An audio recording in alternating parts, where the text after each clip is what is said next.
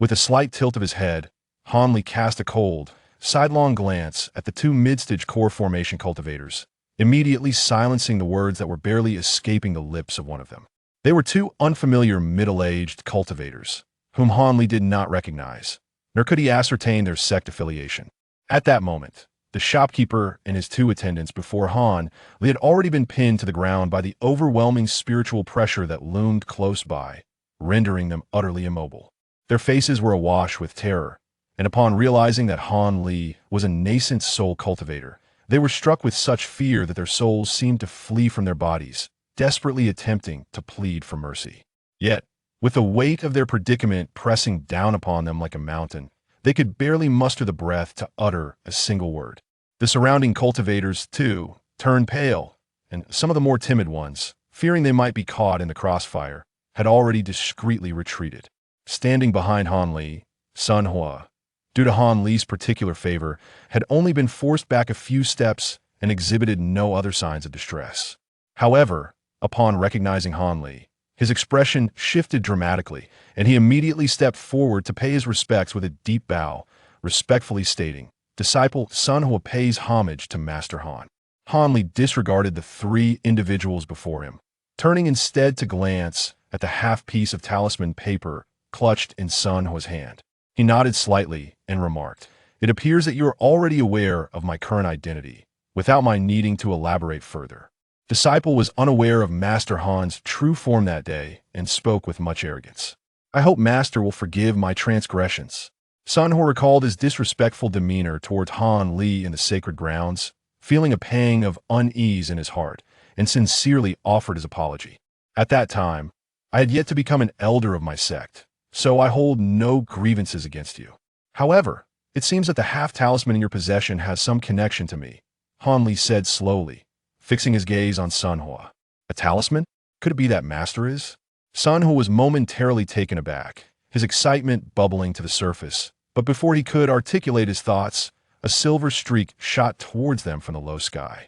"We shall discuss this later," Han Li interjected, raising a hand to halt Sun Hua's words, narrowing his eyes at the approaching light.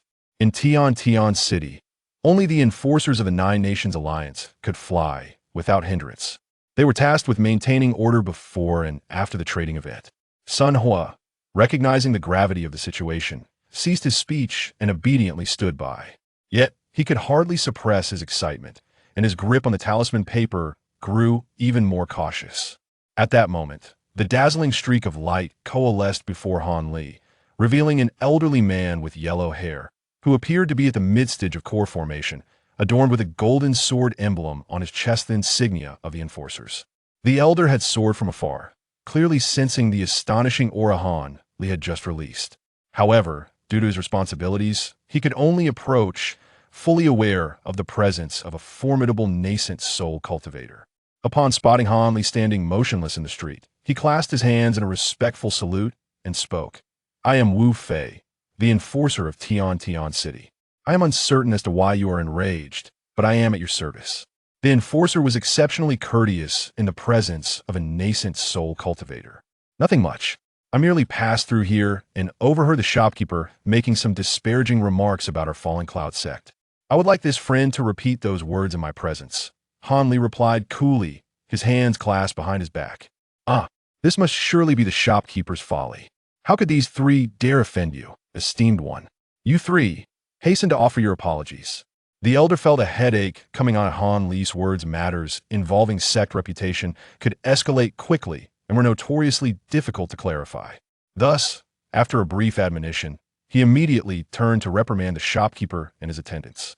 With Han Li having withdrawn his spiritual pressure, the three individuals were finally able to shakily rise from the ground.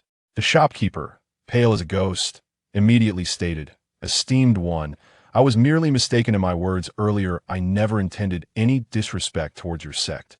As for the fire cloud talisman that was damaged, I shall forego any compensation, considering it an apology to you." Upon hearing this, Han Li's brow furrowed, and rather than easing, his expression darkened further. "Do you think I stand here to take advantage of you? Allow me to first examine whether the fire cloud talisman in that box of yours is truly crafted by a master. If it is, I shall naturally compensate you with spirit stones for this disciple of my sect. But if it is not Han Li's lips curled into a sinister smile. No need for you to inspect it. My fire cloud talisman is merely an ordinary talisman. I willingly accept the punishment. The shopkeeper, quick-witted, hastily confessed before Han Li could even reach for the wooden box. Hearing this, Han Li fell silent, merely casting a glance at the enforcer beside him. The elder, recognizing the situation, understood exactly what to do and slightly bowed, saying, "Rest assured, esteemed one, I shall mete out a severe punishment to this shopkeeper for his impropriety and ensure you receive a proper explanation. Since you have said so, I shall leave this matter in your hands. I have no time to concern myself with such trivialities. Sunhua, come with me." Han Li concluded indifferently, his figure flashing as he suddenly appeared beside Sunhua, and then, with a dazzling flash of yellow light, both of their figures vanished into thin air. The nearby cultivators gasped in astonishment. Few had ever witnessed such a miraculous earth escape technique. Seeing this, the elder finally felt a sense of relief. However, he turned back to the shopkeeper and his attendants, who were equally relieved but now bore icy expressions as he scolded them. "You three, follow me. Relate the events of just now to me in detail. This matter cannot simply be brushed aside." Upon hearing this, the shopkeeper's heart sank once more, and he instantly donned a mournful expression. In a secluded, deserted stone chamber, Han Li and Sunhua materialized within the protective yellow light. "Let us settle here. Present that half piece of talisman paper for me to examine," Han Li said, casting a meaningful glance at Sunhua. "Yes, master," Sunhua replied without hesitation, promptly offering the talisman paper with both hands. Han Li accepted the talisman with one hand, glancing over it briefly before silently flipping his other hand, producing another half piece of talisman paper. Then, under Sunhua's unwavering gaze, Han Li aligned the two pieces together, the torn edges fitting perfectly without a single gap. The last vestige of doubt in Sunhua's heart vanished without a trace, and he unhesitatingly bowed deeply to Han Li once more. Sunhua pays homage to his master. Han Li's expression remained unchanged as he nodded, his hand glowing with a red light. The two pieces of talisman paper turned to ash and disappeared without a trace. Sunhua was taken aback, but quickly regained his composure. Noticing this, Han Li felt satisfied with his disciple's resolve. "It seems you truly are a descendant of Sun Ergo. However, do not rush to call me master just yet. First, tell me which generation of his descendants you are," Han Li inquired calmly. "I am the 7th generation descendant of my ancestor," Sunhua replied without a moment's hesitation. "Years ago, Sun Ergo vowed that the Sun family would serve me as their master for generations to come. However, due to certain special circumstances, I was not present in Tiannan at that time. Thus, your Sun family has never truly served me, nor have I provided any protection for you. Now that you, as a descendant of the Sun family, have entered the realm of cultivation, the vow made back then may no longer hold. Yet, considering the connection to your ancestor, I shall offer you two choices. The first is that I grant you some benefits directly, such as pills or magical artifacts.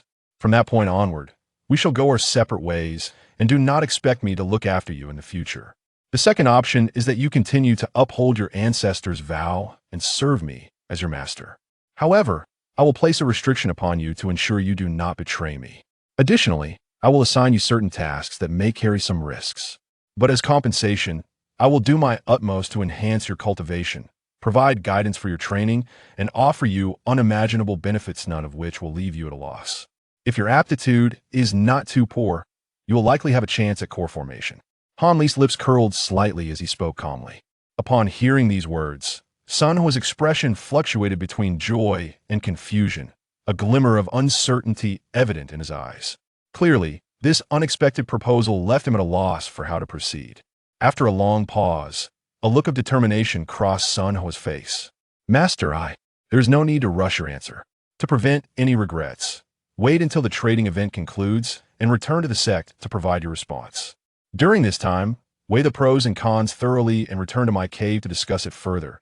Han Li unexpectedly interrupted Sunhua's words, speaking calmly. Disciple obeys. "Thank you, master, for your understanding." After some contemplation, Sunhua felt this approach was more prudent and quickly agreed. "Very well. I have other matters to attend to. Take care of yourself." Han Li's expression softened as he nodded. In a flash of yellow light, he vanished once more. Sunwood did not leave immediately, but instead lowered his head in contemplation for quite some time before letting out a long sigh and slowly departing. Meanwhile, Han Li had already appeared before the loft of his residence, lifting his gaze to the pitch-black night sky, a strange expression flickering across his face. Chapter 681. Soulstones and Ancient Puppet Techniques. As Han Li entered the pavilion, he was greeted by a pair of bright, sparkling eyes and a graceful figure rising to acknowledge him. Her elegant form subtly revealed beneath her attire. Han Li raised a hand to signal her to rise, saying, "There is no need to wait for me here in my absence, during the trading event. It would be inconvenient for us to be together. You may act independently." He then presented her with a pair of spirit heart tokens, instructing, "Adorn one of these upon your person, should you encounter any urgent or perilous situations. Simply channel your spiritual energy into it. Not only will it create a protective barrier, but I will also sense it from 1,000 miles away." Having spoken, Han Li produced a pair of azure jade pendants from his possession, handing one to the young woman. "Thank you for your generous gift, my lord," Mu Peeling responded, momentarily taken aback, her delicate face flushing slightly as she accepted the pendant and secured it at her waist. After instructing Mu Peeling to retire to her quarters, Han Li ascended to the second floor of the pavilion.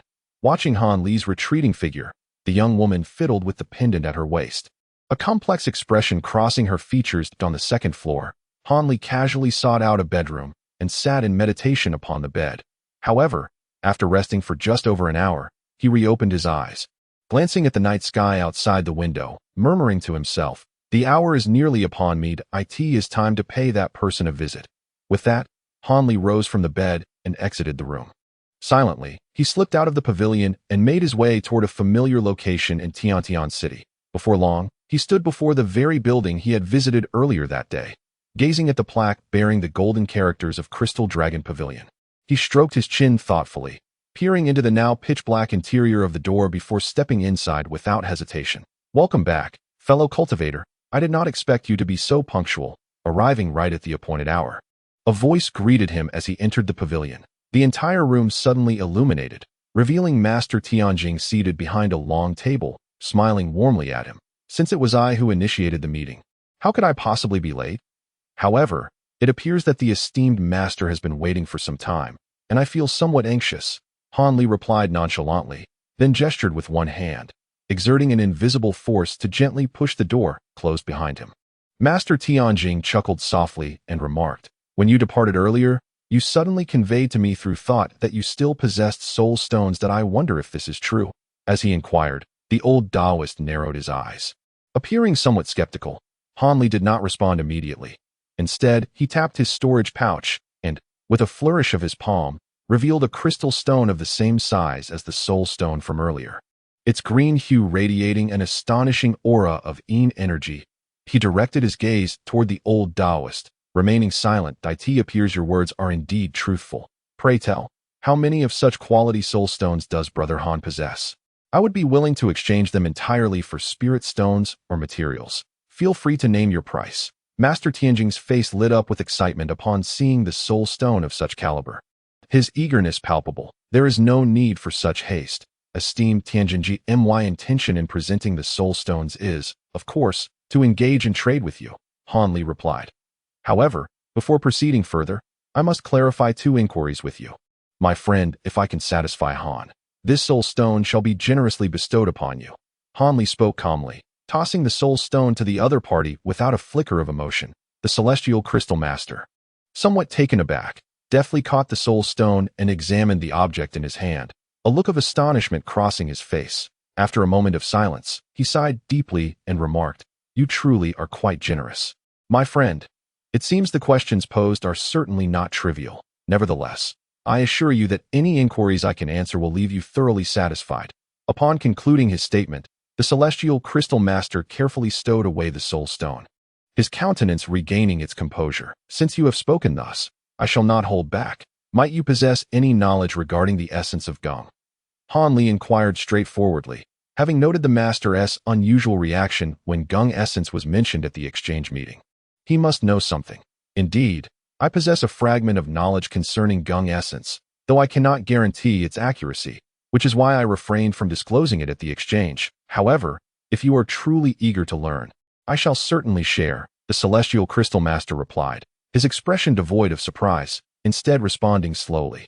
Even if the information proves erroneous, I am still inclined to hear it. Please, do not hesitate to share, Hanli said with a hint of a smile. Fully aware of what to expect that in truth, even if I remain silent, you would likely come to know in a few days, according to a dear friend of mine who oversees matters at the auction house. There may indeed be a piece of Gung essence slated for auction during the trading fair. However, my friend mentioned that the owner of the Gung essence seems inclined to exchange this item for others instead of committing to the auction just yet, rendering the situation somewhat uncertain. Nevertheless, should this piece of Gung essence indeed be auctioned, I fear that those sword-cultivating sects would go bankrupt in their fervent bidding for it. Your hopes may be rather slim. Remarked the celestial crystal master that a mere 3,000-year-old red essence mushroom fetches a price of 100,000 spirit stones. Thus, an item as rare as Gung essence, which is encountered but once in hundreds of years, would naturally command an astronomical price. If it were to be auctioned, it would likely soar even higher, Hanli said, his expression gradually sobering as he bore a wry smile. He was self-aware enough to recognize that while his wealth was considerable, it paled in comparison to that of entire sections. After a moment of reflection, Hanli adjusted his mood and calmly responded, "Regardless, I appreciate your forewarning, Master. This allows me to prepare some spirit stones in advance. By the way, do you happen to know the identity of the Gung essence's owner? I wish to pay a visit beforehand. I am not entirely certain of the individual's identity, only that he is a nascent soul cultivator from the Nine Nations Alliance, currently residing in a small hill outside the Western Gate. You should be able to find him with some effort," the old Taoist said, stroking his long beard with a smile. "Thank you for your guidance, Master. That will suffice regarding the Gung essence. Now, I would like to inquire about something related to the Soul Stone, and I hope Celestial Crystal Brother might enlighten me." Hanli nodded, suddenly donning a mysterious expression. "What do you mean by that, my friend?" "I am somewhat perplexed." The originally kind and benevolent old Taoist, upon hearing Hanli's words, exhibited a dramatic change in expression, his eyes gleaming with intensity as he solemnly inquired. "To be frank, my fellow Taoist, I possess some knowledge of puppet crafting techniques. Furthermore, I have encountered the remnants of ancient puppet beasts within the lairs of certain ancient cultivators. Among these remains, I discovered the soul stones concealed within. If I am not mistaken, these soul stones should be the key to the ancient practitioner's puppet techniques. It appears that the true person has collected these soul stones, likely having acquired the methods for forging ancient puppets. I wonder if my assumptions hold any merit? If so, would you be so kind as to enlighten me further?" Hanli fixed his gaze upon the old Taoist, unwavering in his intensity. However, the moment these words escaped his lips, a heightened sense of vigilance surged within him. Although it seemed improbable, he remained wary of the possibility that the old Taoist might react with fury and strike out. Listening intently to the preceding dialogue, the true person of Heavenly Crystal maintained an expressionless demeanor, yet his gaze grew chillingly cold as he fixed his lips in silence upon Hanli. Observing this, Hanli became even more cautious. Yet his countenance remained unchanged. He once again rummaged through his storage pouch and produced a palm-sized jade box. Lifting the lid, he placed it upon the table before the old Taoist, revealing two crystals that were noticeably larger than the previous soul stones. The true person's icy visage finally shifted, astonishment flickering in his eyes. "Such large soul stones. How did you acquire them? Are there more?" the old Taoist queried with a deep, solemn tone. In response, Hanli smiled at the true person but offered no answer. "Humph, I can address your question, Han Taoist. However, as a condition of exchange, you must also disclose how you came by these soul stones," the old Taoist stated, tapping his finger twice upon the table, his gaze fixed coldly upon Hanli.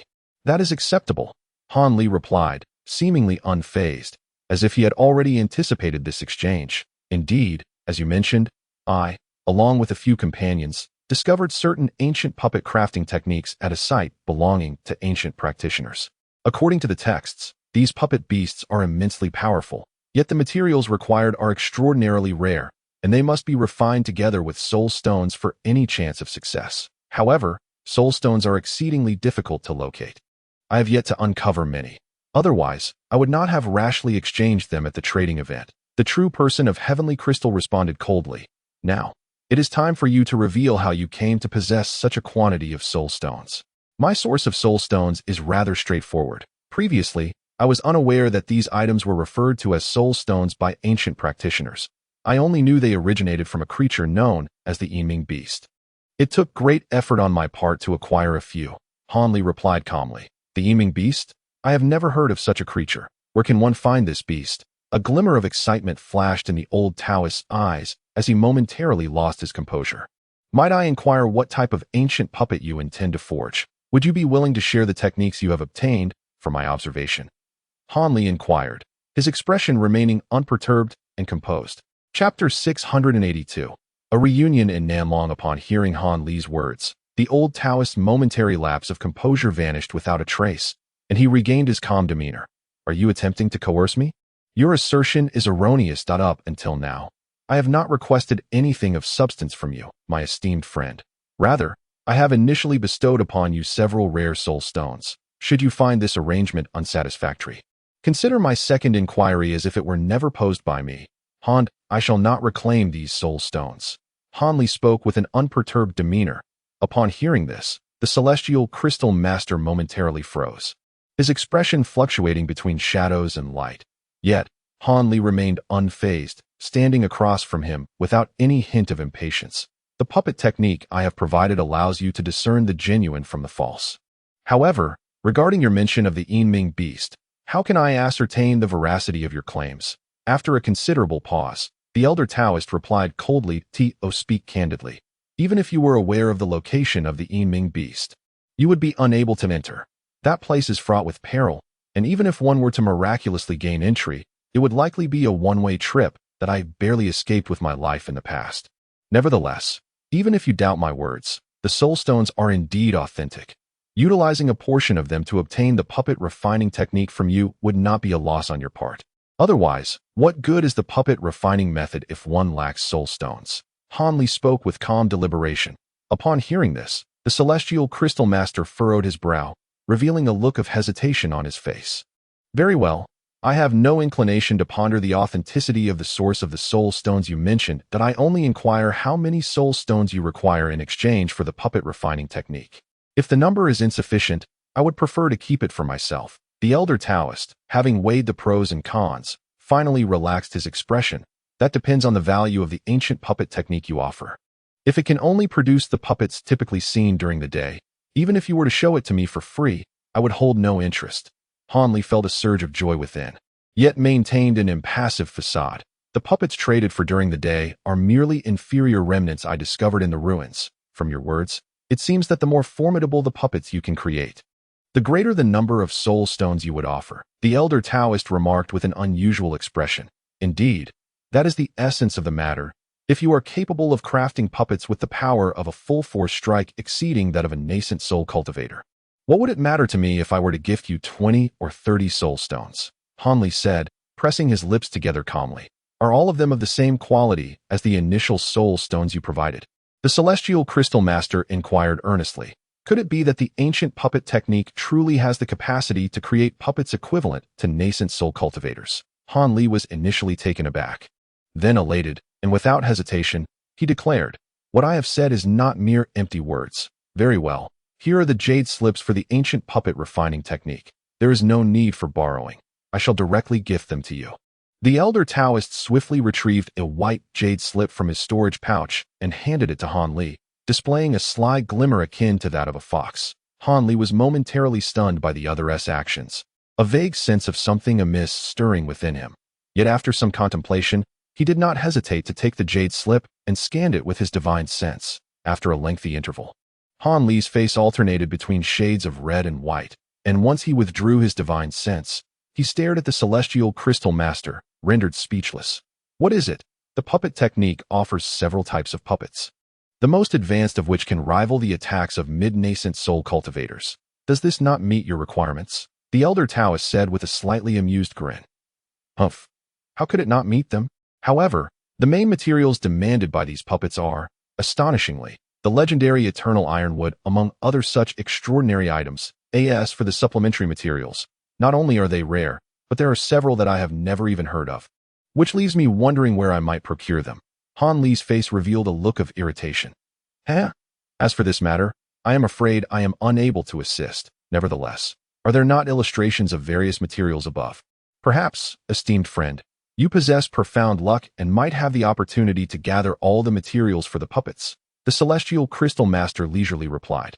Has the esteemed Taoist already gathered the materials mentioned above? Otherwise, why would you be scouring for soul stones everywhere? To Han Li's surprise, the anger on his face swiftly dissipated, and he immediately countered. When did I ever claim that I intended to personally forge the puppets? I merely discovered 2 semi-finished high-tier puppets within the ruins that by infusing the soul stones into them. They can be utilized without my further involvement, the Celestial Crystal Master stated without a trace of embarrassment.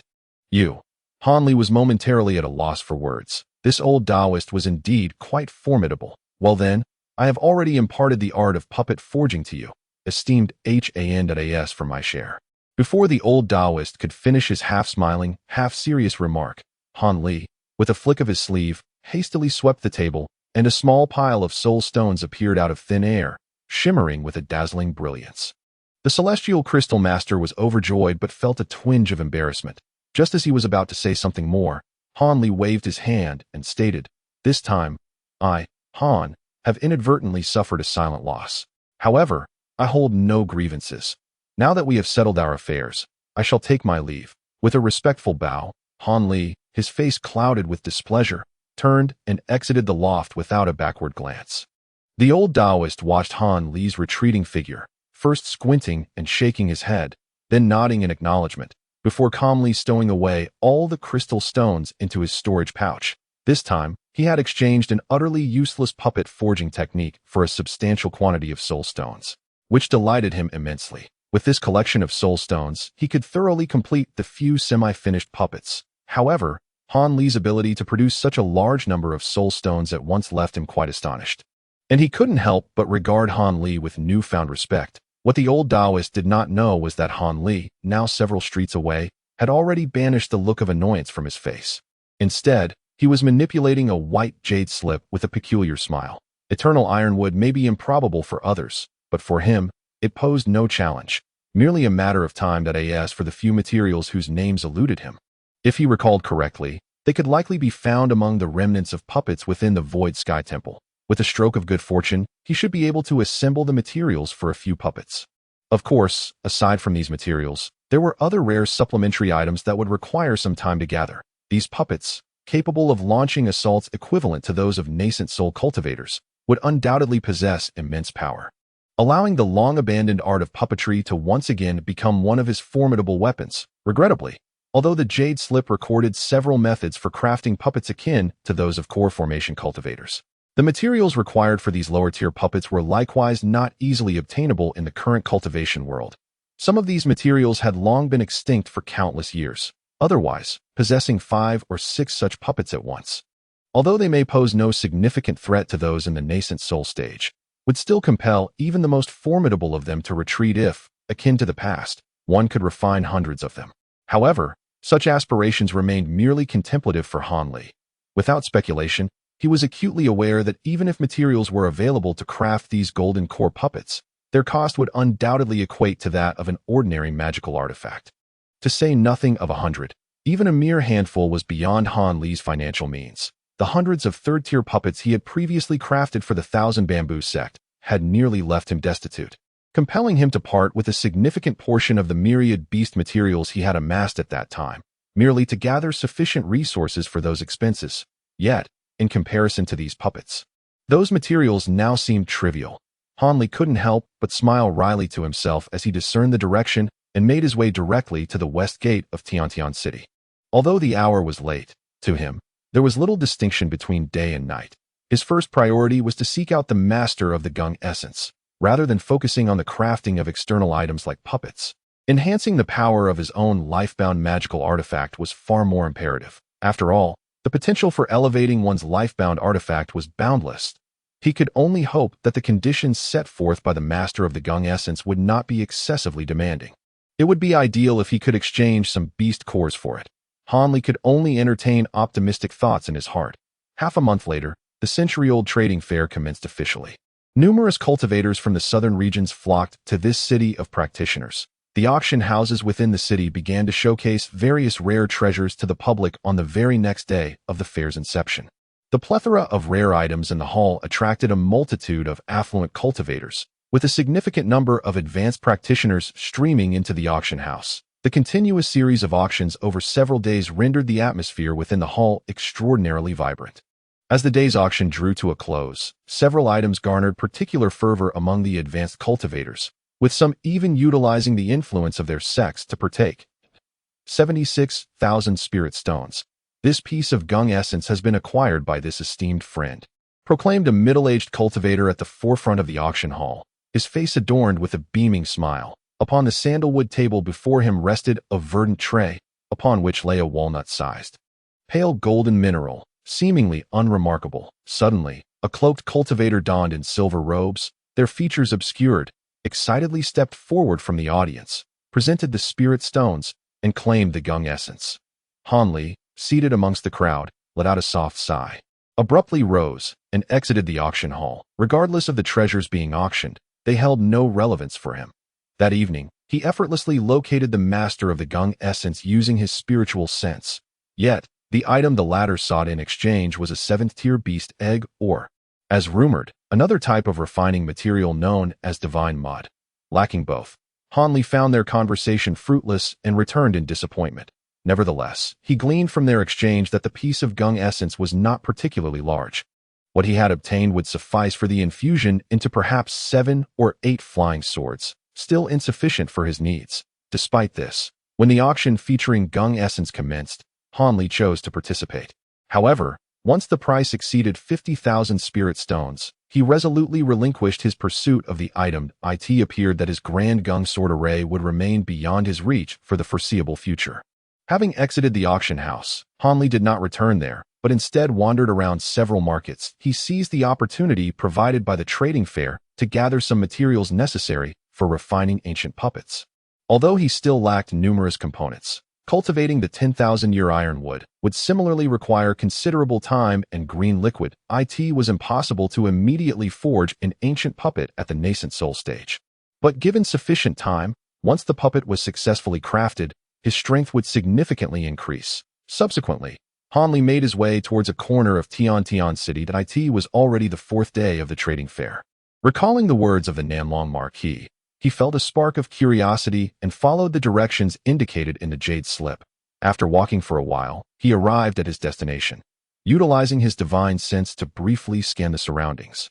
He stood before a seemingly ordinary stone house. On the surface, it appeared to be merely 2 solitary connected rooms, utterly unremarkable. Approaching, he hesitated briefly. However, before he could raise his hand to knock, the door creaked open of its own accord. Surprising him, a man adorned with a jade crown and a purple robe, sporting a long beard, emerged with a smile. Daoist Han, you have finally arrived. Allow me to introduce a few fellow cultivators for your acquaintance, he said warmly. The Nanlong Marquis seemed to have anticipated Han Li's arrival, greeting him with a beaming expression as soon as he stood before him. Chapter 683. A secret meeting. I apologize for keeping you waiting, Your Excellency, Han Li said, exchanging a few polite words. However, the scene inside the room left him momentarily stunned. It was utterly empty, devoid of anyone. Yet, a sweep of his divine sense revealed the fluctuations of hidden restraints within. Simultaneously, the Nanlong Marquis noticed Han Li's actions. He smiled faintly and remarked, "This little trick of mine cannot possibly escape your keen perception, Daoist Han. Please, follow me." As he spoke, the Marquis formed a hand seal, and a stream of golden light shot forth from his sleeve. Following the golden light, a seemingly inconspicuous section of the floor suddenly shimmered with white light, and an illusion faded away, revealing a dark stone staircase. Without further ado, the Nanlong Marquis descended, and after a slight frown, Han Li followed suit without hesitation. The staircase was short. Almost as soon as he stepped in, he found himself in a modest underground hall, illuminated intermittently by the soft white light of a few moonlight stones, casting the surroundings into a flickering clarity. Inside, 7 or 8 cultivators were present, 6 seated, while 1 man and 1 woman stood side by side, seemingly together. Upon noticing the entrance of the Nanlong Marquis and Han Li, all eyes turned towards them. Itsu. exclaimed the standing man, his face paling dramatically at the sight of Han Li. His tone suggested a recognition of Han Li. Taken aback, Han Li's gaze sharpened, landing on the features of this late-stage core formation man. What met his eyes was a striking silver mask. Observing this, Han Li initially stood in a daze before a hint of derision crept upon his lips. This man was none other than the young master of the Ghost Spirit sect, who had once pursued him to desperation. The same silver mask adorned his face, yet beneath it, the youthful arrogance had faded, replaced by a touch of weariness and a flicker of anger. To unexpectedly encounter an old acquaintance here was indeed a surprise for Han Li. How is this possible? You have condensed into a nascent soul. The young master of the Ghost Spirit sect, whose voice has become somewhat hoarse compared to the past, speaks with an unmistakable tremor of fear that is perceptible to anyone. What is the matter? Do you know this Taoist friend? A man clad in black robes, seated before Wang Chan, suddenly inquired coldly. Second uncle, this is the Huangfeng Valley cultivator surnamed Han I mentioned to you. It was he. No need to elaborate. The middle-aged man, adorned in a black garment and possessing a refined appearance, interjected decisively, a flicker of surprise crossing his face, only to be replaced by a frown.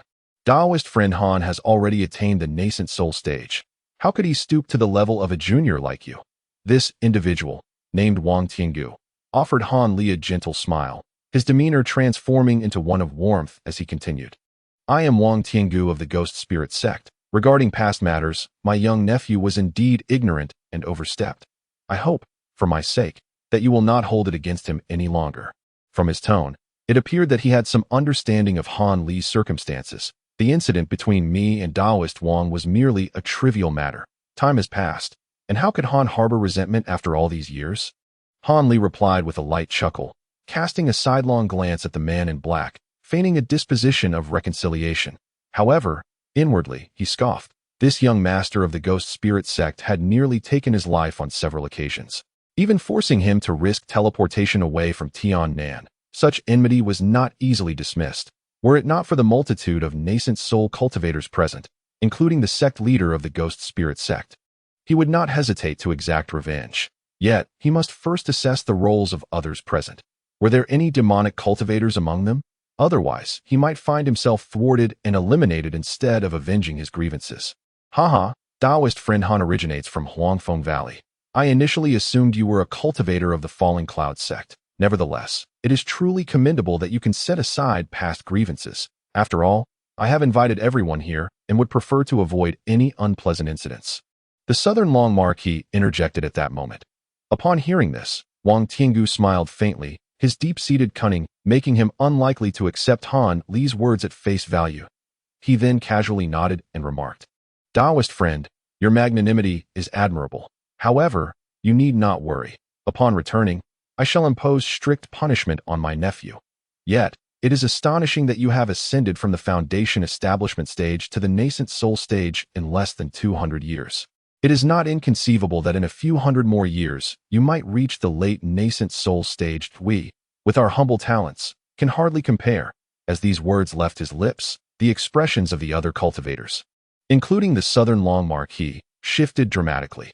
Han Li inwardly cursed the situation, feeling a surge of animosity towards this ghost spirit cultivator. While the statement seemed to praise him, it inadvertently placed him in the crosshairs of scrutiny.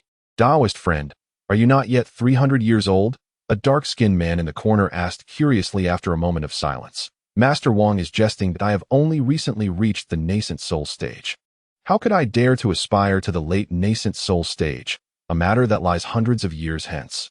Han Li replied nonchalantly, his gaze sweeping across the room. It was then he noticed that, aside from Wang Chan, the stunningly beautiful young woman beside her also possessed cultivation at the late core formation stage, standing side by side with Wang Tiangu.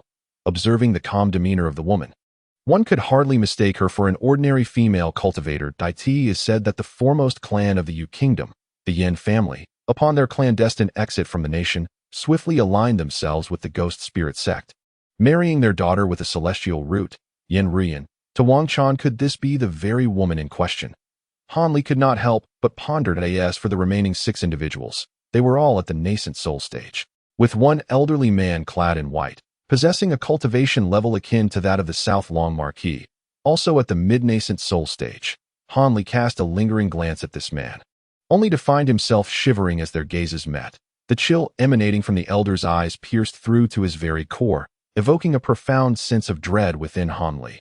Yet, he maintained an air of composure, slightly tilting his head to feign a casual avoidance of the elder's gaze. The elder, noticing this, allowed a faint smile to grace his lips at this moment.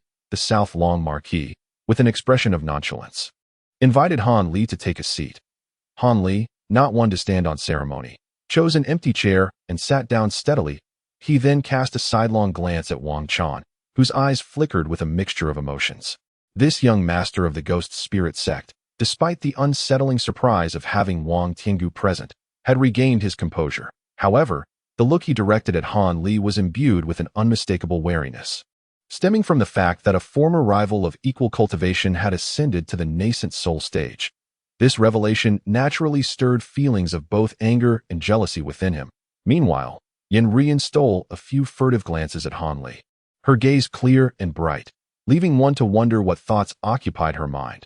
Observing this exchange, Han Li let out a cold chuckle, choosing to disregard the the initiator. The South Long Marquis stood in the center, his expression turning serious as he spoke in a deep voice. Some of you are affiliated with righteous sects, others hail from demonic factions, while some are solitary cultivators. Yet, there is one commonality shared by all present. Your spiritual awareness is remarkably potent. This is precisely why I have extended an invitation to each of you to gather here. While some among you may already be aware of the circumstances, the majority remain uninformed. Therefore, I shall recount the details once more, after which we can decide whether to partake in this matter. Should anyone wish to abstain, I shall not impose at this juncture. Han Li's spirits were lifted, recognizing that the crux of the discussion was at hand. As for the others, that was one thing.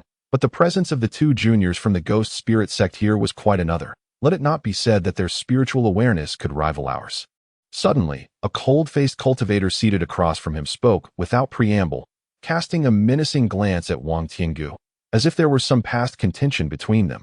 Han Li's heart stirred at this revelation.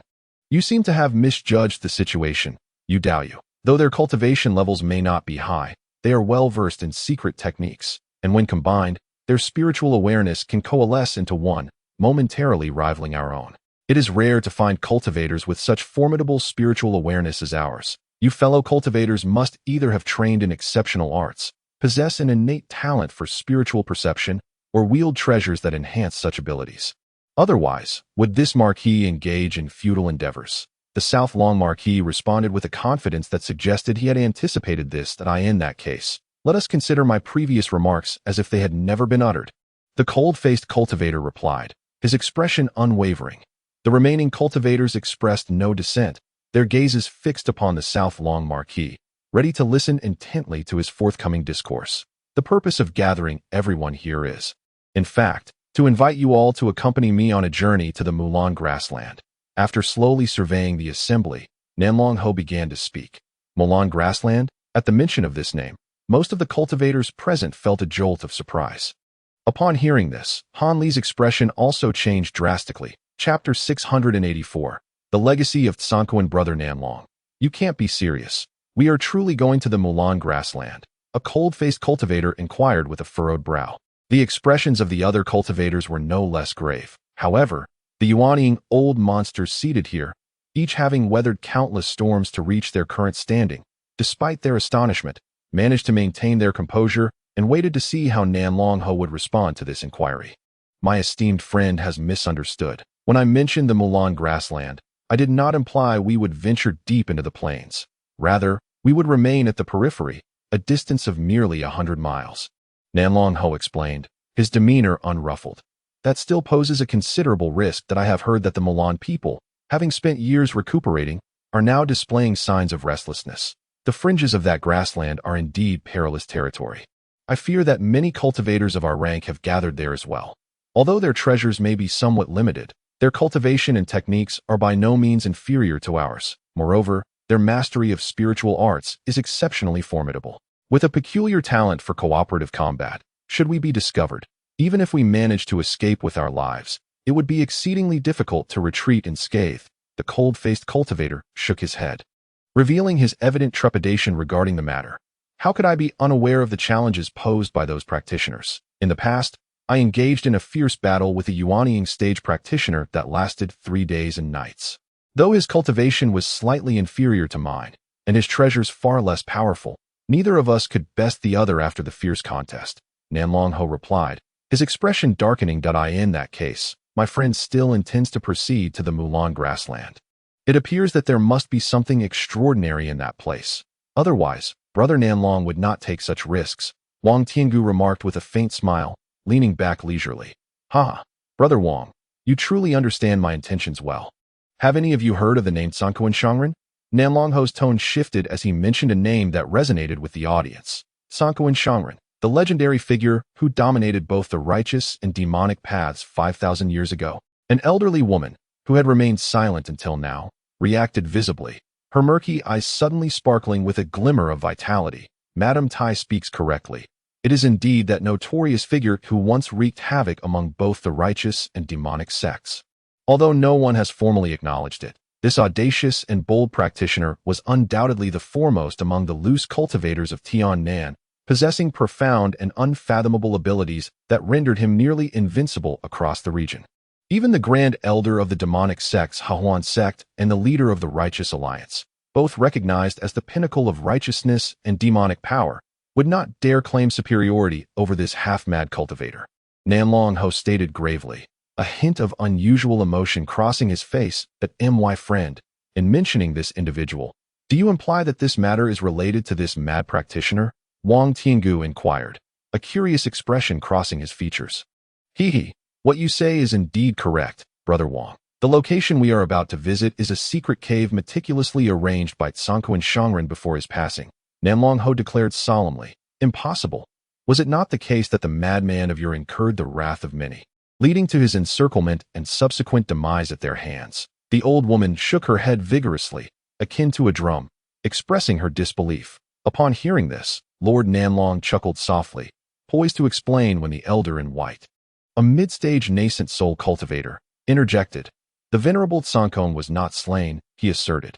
Rather, he was compelled to self-detonate 2 of his puppeteers and, employing cunning stratagems, managed to escape. The cultivators who besieged him were unaware of this fact, believing instead that they had vanquished both the venerable Sankon and one of his incarnations. However, this confrontation left Sankon gravely weakened, severely impairing his celestial powers. After several years of recuperation, he vanished without a trace from his original abode. It was only when Taoist Nanlong and I discovered his final resting place that we learned from the remnants of information that, following his disappearance, he had drawn the attention of the abyss of demonic descent, daringly infiltrating it, and astonishingly became the first to emerge alive from its depths, surviving the abyss of demonic descent. How could this be possible? The old woman exclaimed sharply, her face alight with excitement. The others, including Han Li, gasped in astonishment. They were taken aback not only by the shocking revelation, but also by the need to discern its truth, exchanging glances filled with disbelief. Even if this were indeed the case, what connection did it have to the Mulan grassland? Could it be that the venerable Sankong had buried the treasures he obtained from the abyss in a hidden cavern there? The dark-featured cultivator, after a moment of contemplation, scoffed and inquired, seemingly dismissive. Though Taoist Bing's words are not entirely unfounded, they do capture the essence of the matter. The elder in white continued without a change in expression. According to the information left at the venerable Sankong's final resting place, he appears to have lingered in the abyss for several years, yet shortly after his emergence, he entered into eternal rest. It remains uncertain whether this was due to the recurrence of old injuries or if he sustained new wounds within the abyss. However, it is likely that he brought forth numerous treasures. For those artifacts that could captivate even the foremost wandering cultivator of that time must be extraordinary in nature. Furthermore, considering that he was able to dominate over numerous cultivators merely by virtue of his status as a wandering cultivator, his secret arts and treasures are indeed formidable. Several of us truly wish to venture into the Mulan grassland, Lord Nanlong remarked, stroking his long beard, his countenance unchanged. With so many of us nascent soul cultivators together, ordinary cultivators cannot possibly obstruct our path. Besides, should we encounter unforeseen circumstances, we can simply split up and break through separately. If one is unwilling to take this modest risk, then I kindly request those who are hesitant to excuse themselves. The two of us shall seek others to accompany us. However, allow me to clarify one matter, the elder in white added impassively.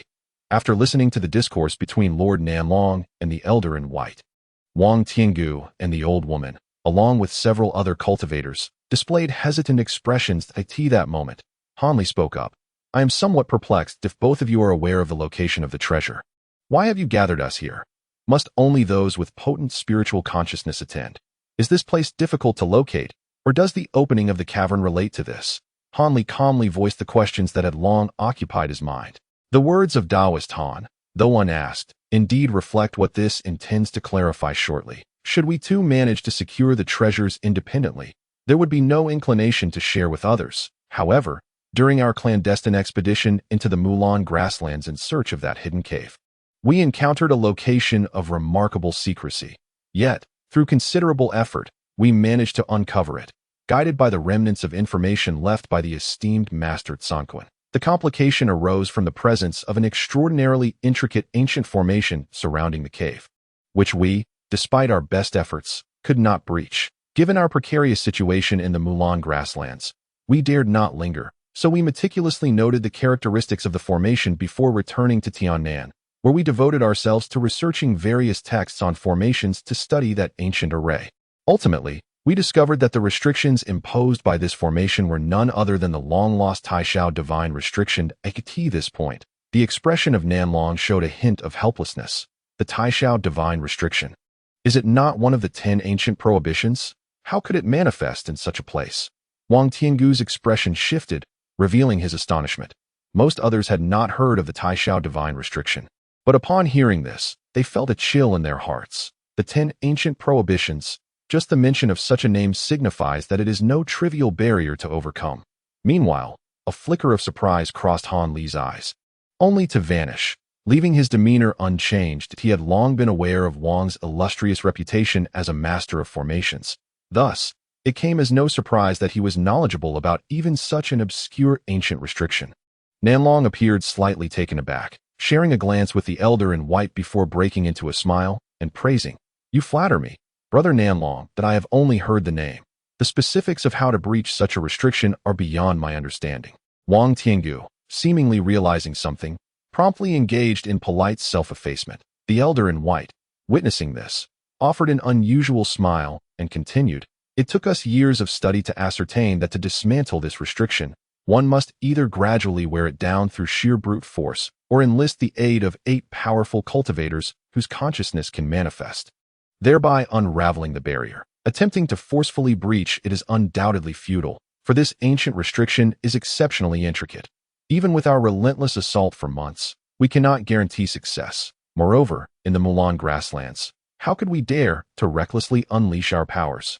However, if we were to use consciousness manifestation to dismantle this restriction, as long as your esteemed friends possess sufficient strength of consciousness, the formation could indeed be dismantled within a day. Upon hearing this, all present in the hall came to understand why Nanlong and his companions sought their assistance. Perhaps other mid-stage Yuanian cultivators could match their strength of consciousness and cooperate to dismantle the barrier.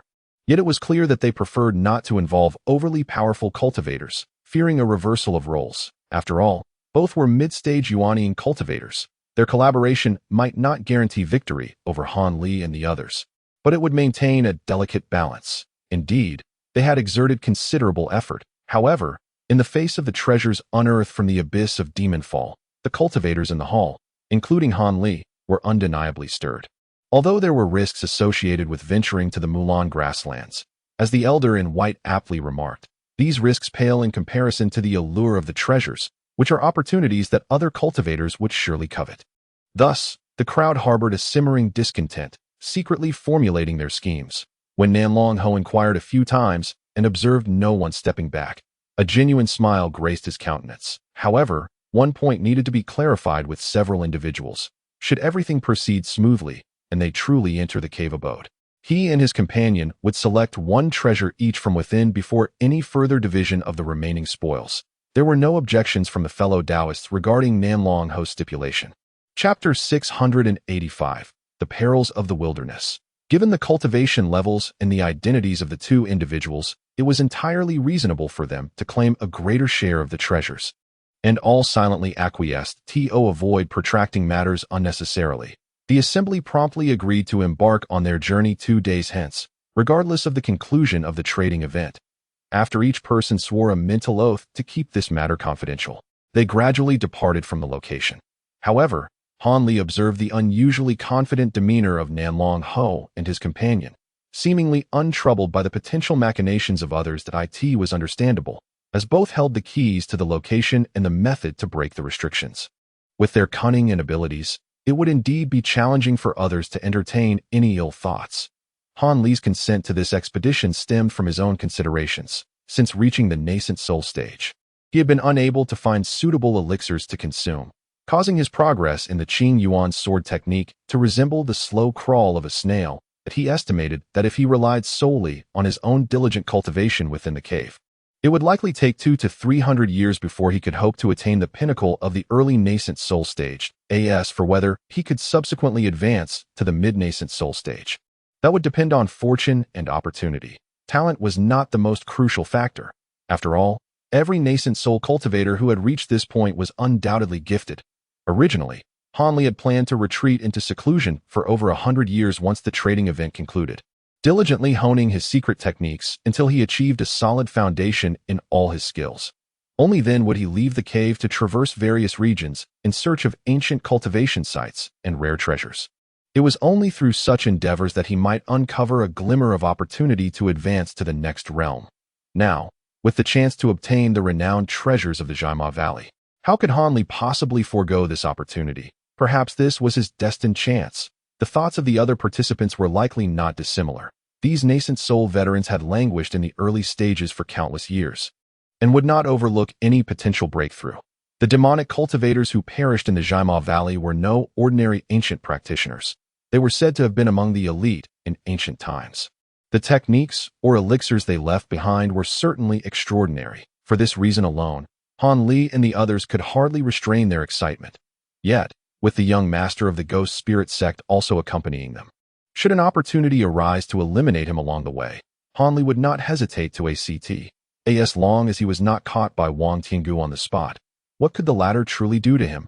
It was important to note that the demonic path and his current alliance with the heavenly Tao were inherently adversarial. As Han Li contemplated these murderous thoughts, he strolled along a broad stone street towards his residence. Unbeknownst to him, just a few streets away, Wang Tiangu ambled along at a leisurely pace, with Wang Chan and Yin Rian silently trailing behind. Upon returning, relay to me the details of your grievances with this individual. From the look on his face, it seems he still harbors resentment towards you. Henceforth, you and your spouse should not stray too far from my side. Guard against a potential ambush. Wang Tiangu leisurely instructed. Indeed, second uncle. Little did he expect that a momentary lapse in judgment years ago had led his nephew to establish a formidable enemy. The fact that this individual could so swiftly transcend the barriers of Jin Dan and Yuan Ying was truly astonishing to him. Wang Chan replied respectfully, yet the thought of Han Li having already attained the status of a Yuan Ying cultivator filled him with a sense of suffocation and profound despondency. Humph, you need not be overly disheartened. With the supreme power of blood spirit, the two of you need not truly fear this lad. Once blood spirit breaches the 7th layer, both you and Ru Yin shall be able to coalesce your Yuan Ying. At that time, it will be difficult to ascertain who troubles whom. However, during your journey to the Mulan grassland, you both must exercise greater caution. Even if I should have pressing matters that necessitate my departure, you must not find yourselves alone. Together, you should be capable of safeguarding yourselves. Wang Tiangu remarked with a cold smirk. Thank you for your guidance, second uncle. Wang Chan felt considerably reassured by Wang Tiangu's words and hurriedly expressed his gratitude. Hee. Among your brothers, I hold the highest expectations for you.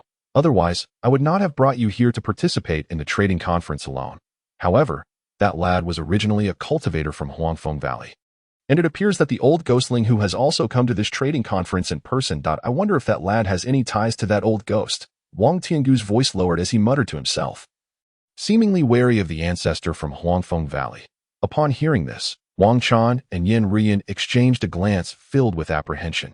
After returning to his residence, Han Li, having rested for a night, spent the following day hastily procuring all the materials he still needed. He then cautioned Mu Peeling about his intentions and prepared to entrust her to Lu Luo for the return journey. Upon hearing that Han Li planned to leave before the conclusion of the trading conference, Lu Luo was naturally taken aback. However, noting that Han Li did not wish to elaborate, he refrained from inquiring further and readily agreed. This significantly enhanced Han Li's regard for brother Lu. With one day remaining, Han Li chose not to venture anywhere and spent the entire day meditating and refining his qi within the loft. When the appointed time arrived, he calmly departed the loft and made his way alone to a small mountain located 1,000 miles south of Tiantian City. Upon arrival, he found the Southern Long Marquis and the old man in white waiting there without any disciples in tow. Notably, the Southern Long Marquis had even changed from his purple robe and jade crown into a simple pale yellow scholar's attire. In the subsequent 2 to 3 hours, the remaining individuals gradually arrived. However, the trio from the Ghost Spirit sect, led by Wang Tiangu, arrived in unison.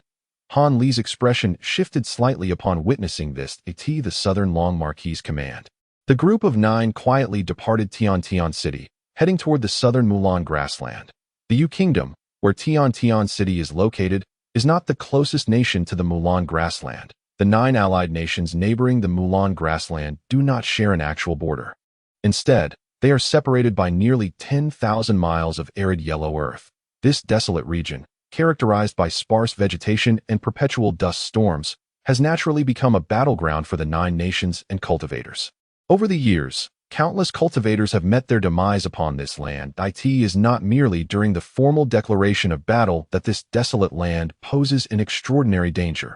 Even in times of tranquility, it remains a perilous domain. For a multitude of reasons, numerous cultivators and sorcerers from both sides roam this territory. Some do so with the audacity to kill and plunder, while others seek to transcend their cultivation bottlenecks amidst the thin veil between life and death. Regardless of the motivations, one fact remains constant. Those daring enough to venture into this realm possess considerable confidence in their own abilities, surpassing the average cultivators of the same tier by a notable margin. Among these individuals, those at the foundation establishment stage are most prevalent, with occasional skirmishes involving those at the core formation stage. Whenever these formidable beings appear, the lower-tier cultivators quickly retreat, fearful of being caught in the crossfire. As for the ancient beings at the nascent soul level, they seldom grace such trivial conflicts with their presence. Thus, when Lord Nanlong led Han Li and his companions into this area, none paid them any heed. Treating the barren expanse as if it were inconsequential to Tio Han Li and the other nascent soul cultivators, a distance of 10,000 miles could be traversed in merely half a day's time. Allowing them to proceed at a leisurely pace, Lord Nanlong and the elderly gentleman in white took the lead, while Wang Tiangu and 2 others brought up the rear, with Han Li and the rest flying in a scattered formation in the middle. Along the way, they encountered a few lower-tier cultivators, whom they chose to disregard, silently soaring above them. That it was uncertain whether by mere coincidence or fate, but after nearly half an hour of flight across the wilderness, the elderly gentleman in white abruptly halted his pace. "Brother Yun, what has transpired?" Lord Nanlong inquired. Momentarily taken aback, he and the elderly gentleman had been alternating in extending their divine senses to monitor their surroundings. Hence his question. It seems as though a strong wind has arisen ahead. "Something feels amiss," the elder named Yun replied, his gaze narrowing and expression grave at a strong wind. "Is it not normal for this place to experience some breeze?" Lord Nanlong responded, perplexed, before extending his own divine sense to probe the distance. He understood that the elder would not make such a statement without cause. The others, including Han Li and the elderly woman, had also caught wind of the exchange and, after exchanging glances, resolved to take action. Although they had yet to truly enter the Mulan grassland, it was prudent to exercise caution. Being individuals of considerable divine sense, they felt it was far more reassuring to investigate personally rather than rely solely on others' observations. That as Han Li and the others extended their divine senses forward, expressions of astonishment and uncertainty surfaced on their faces. The wind was not simply unusual, it was undoubtedly problematic. Far from being a natural occurrence, the elderly woman, retracting her divine sense, remarked with a darkened countenance. Chapter 686. The emergence of sorcerers. What Han Li's divine sense perceived was an overwhelming yellow wind sweeping across the landscape. Towering over 100 feet high, displacing sand and stones in its wake with a ferocity akin to a dragon unleashed, he felt a surge of alarm within. However, his formidable divine sense, nearly on par with that of late-stage nascent soul cultivators, allowed him to extend his perception over 100 miles, a privilege that set him apart from the others who could only observe from afar. He activated the great yin decision within him. His divine sense solidified and delved into the swirling sands. Yet, as soon as the consciousness entered the swirling sands, it became heavy and indistinct, only able to vaguely sense a distance of a few dozen zhang. Delving deeper yielded the same effect, akin to being enveloped in mist. Han Li was struck with astonishment. He heard the voice of the old woman, followed by the cold-faced cultivator of the Yu surname, retracting his consciousness and speaking. Indeed, this is the wind spirit technique of the Mulan people. The sorcerers I once battled employed this very technique, which manifests an overwhelming aura of worldly dust. When this technique is unleashed, it not only obstructs our probing as cultivators, but also the swirling sands and fierce winds within possess remarkable efficacy in shielding and ensnaring foes, proving exceedingly troublesome. However, I have never witnessed such a staggering spectacle. It seems as though the range of this technique has been expanded 100-fold or 1,000-fold. Quite peculiar, Nanlongho spoke. His expression darkened. The Mulan people. Upon hearing this, the expressions of the others shifted slightly. Wang Chan and Yin Rian turned pale at once. Yet, given their lower status and cultivation here, they naturally refrained from interjecting. What Brother Nanlong said is indeed correct. Only a sorcerer's technique could render the winds and sands so astonishing. Moreover, considering the potency of this technique, one cannot fathom how many sorcerers might be concealed within. It is entirely possible that there are beings of equal rank among them. The elder in white spoke with equal caution. How can this be?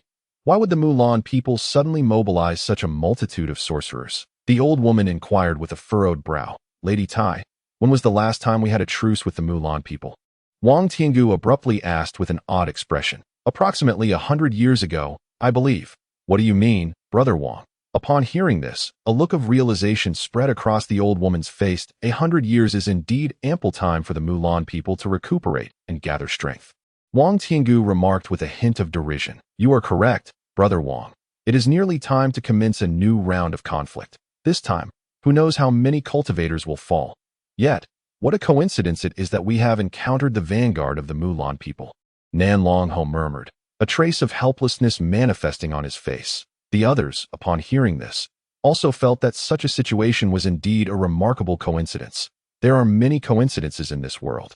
There is no need to be overly astonished. However, at this juncture, we only have two paths before us. The first is to retrace our steps and avoid a head-on confrontation with the vanguard of the Mulan people, seeking other opportunities for treasure in the future.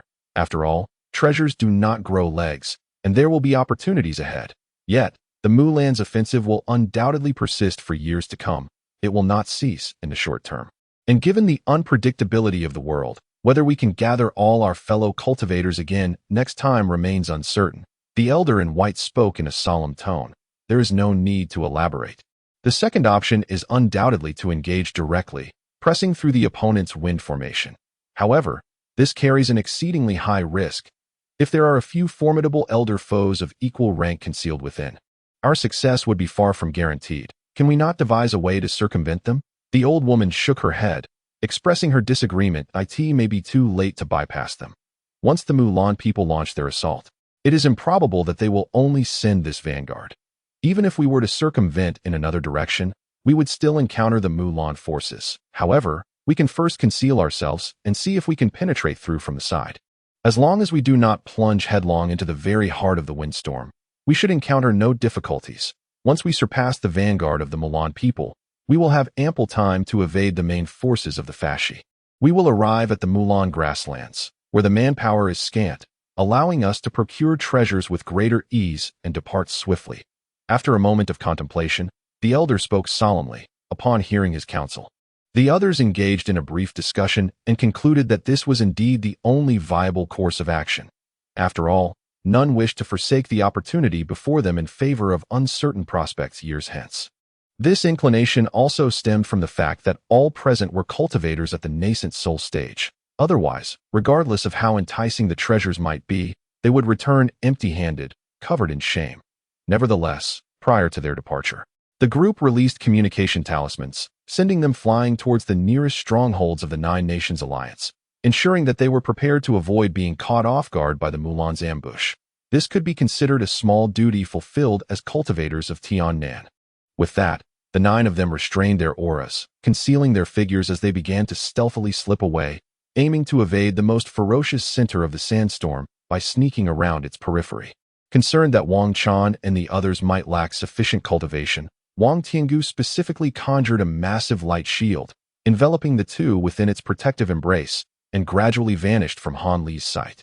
Han Li, observing this, couldn't help but smirk slightly at the corners of his mouth. With his spiritual sense, there was no way the movements of Wang Tiangu and the others could truly escape his perception. The distance of over 100 miles was traversed in the blink of an eye. The gray and yellowish sandstorm loomed ominously from the horizon, like a malevolent spirit emerging from the skies. Before the sand arrived, powerful columns of wind howled towards them.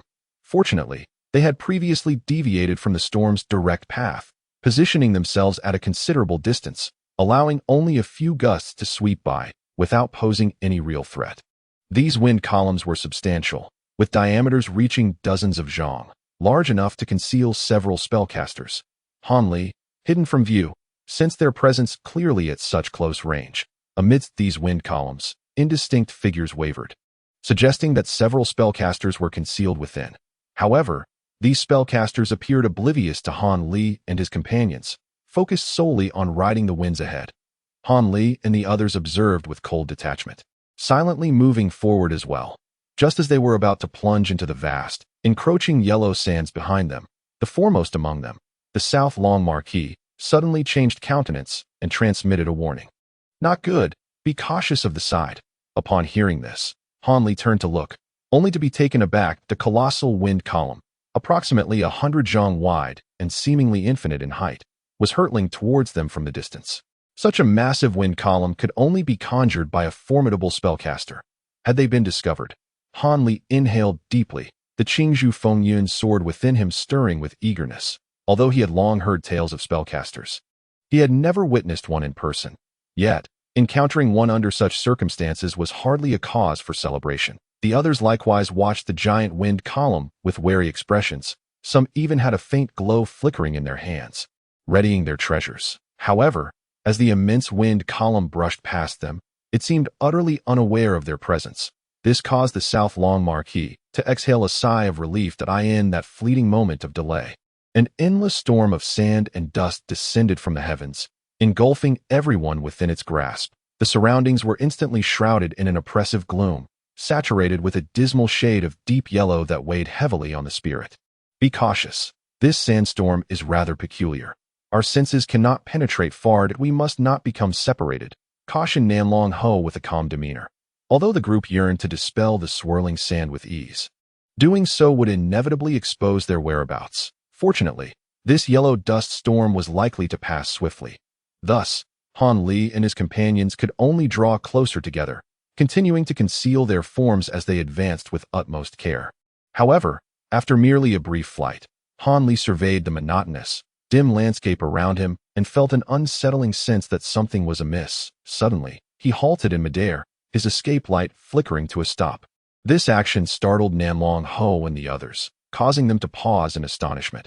"Han Daoyu, why have we stopped?" inquired the elderly woman, her brow furrowed with displeasure. "Have you not sensed anything unusual?" "My fellow Taoists," Han Li replied, his expression devoid of emotion. "What do you mean by that?" questioned the dark-skinned man, who swiftly approached Han Li, his surprise evident. Upon hearing this, Wang Tiangu and the white-clad elder exchanged glances, their faces reflecting a similar expression of doubt. In truth, if I hadn't mentioned it, some of you would have likely noticed we have traversed a considerable distance through this sandstorm, yet we have encountered not a single spellcaster. It is not just that. These spellcasters must be congregating at the storm's center. Moreover, the scenery around us has remained unchanged. What does this signify? Surely, you all must comprehend, Han Li stated, his countenance grim. "Someone is employing a barrier to ensnare us," murmured the dark-skinned man, his expression equally grave. His eyes gleamed with determination as he scanned the surroundings relentlessly. "Han Daoyu is likely correct. I, too, find this situation rather strange. It seems we have indeed been detected." and they are casting spells against us. It appears we have no choice but to engage in a fierce battle.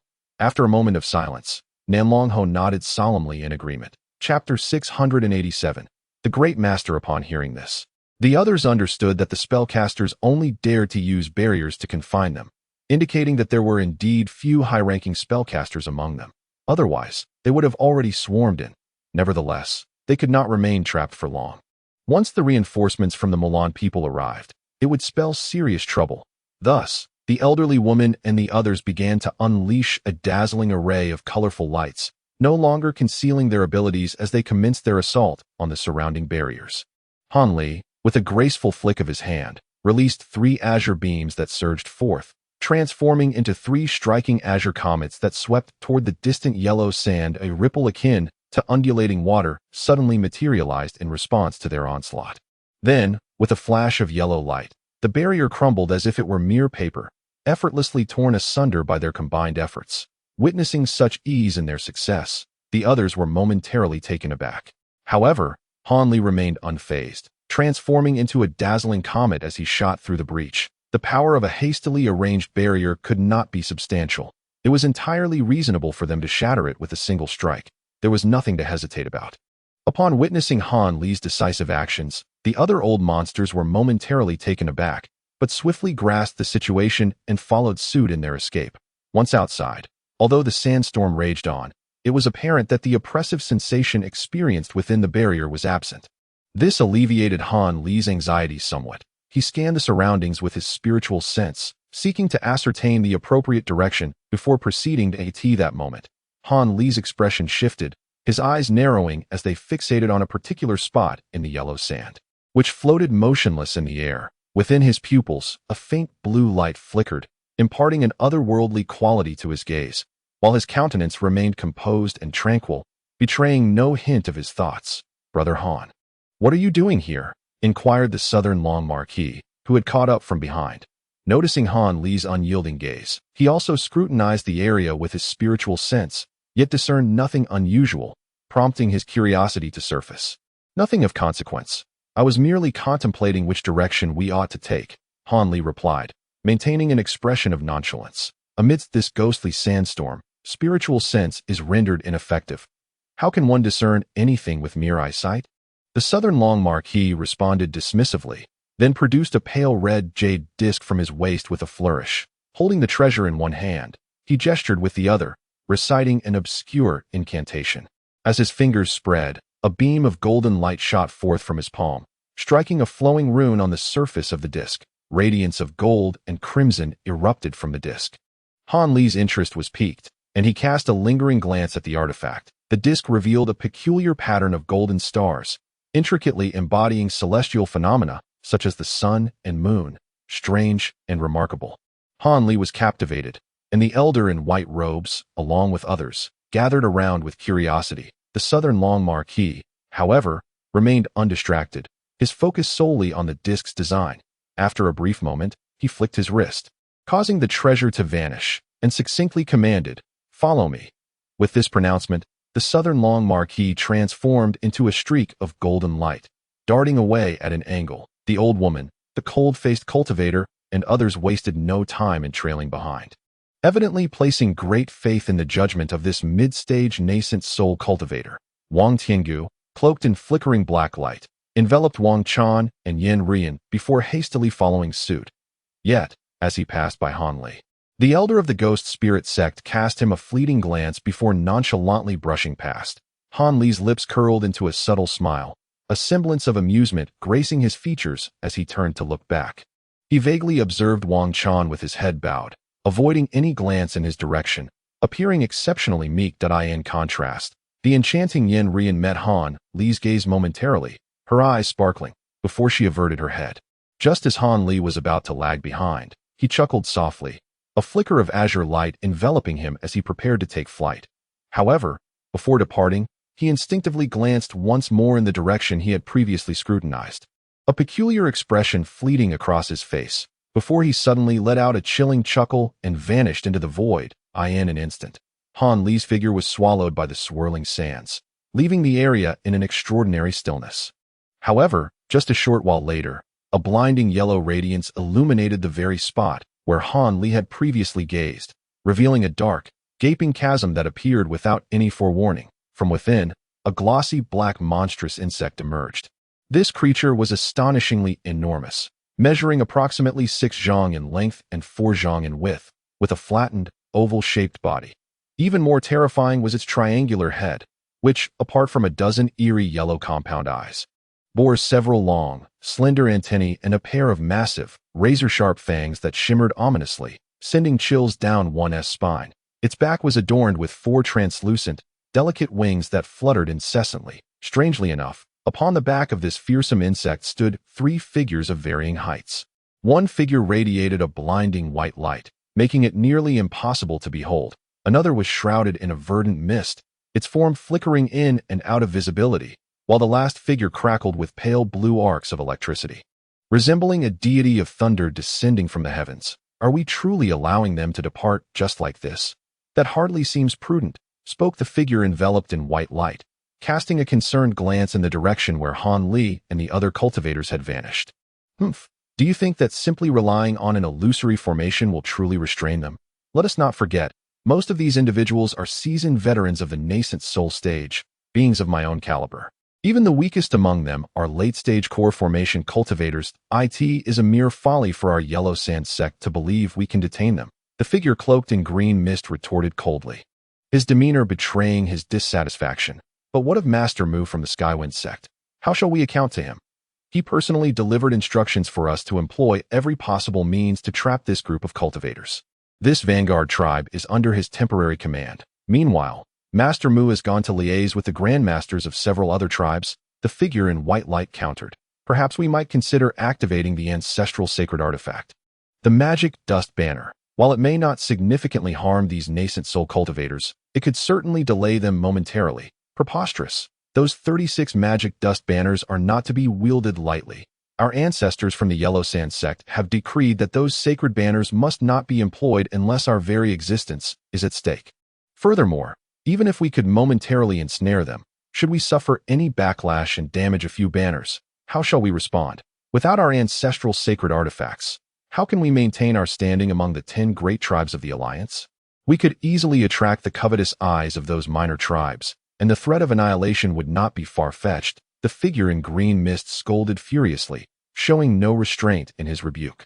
Disciple was reckless. My gratitude to the Grandmaster for the reminder. The figure in white light quickly apologized, a sheen of cold sweat upon his brow. Considering you have only recently ascended to the rank of Master, I shall let this pass, but let it not occur again. In any case, we have made attempts. It is merely that these individuals possess formidable powers that we simply cannot contain them. The figure continued, that Master Mu does indeed have an excellent plan.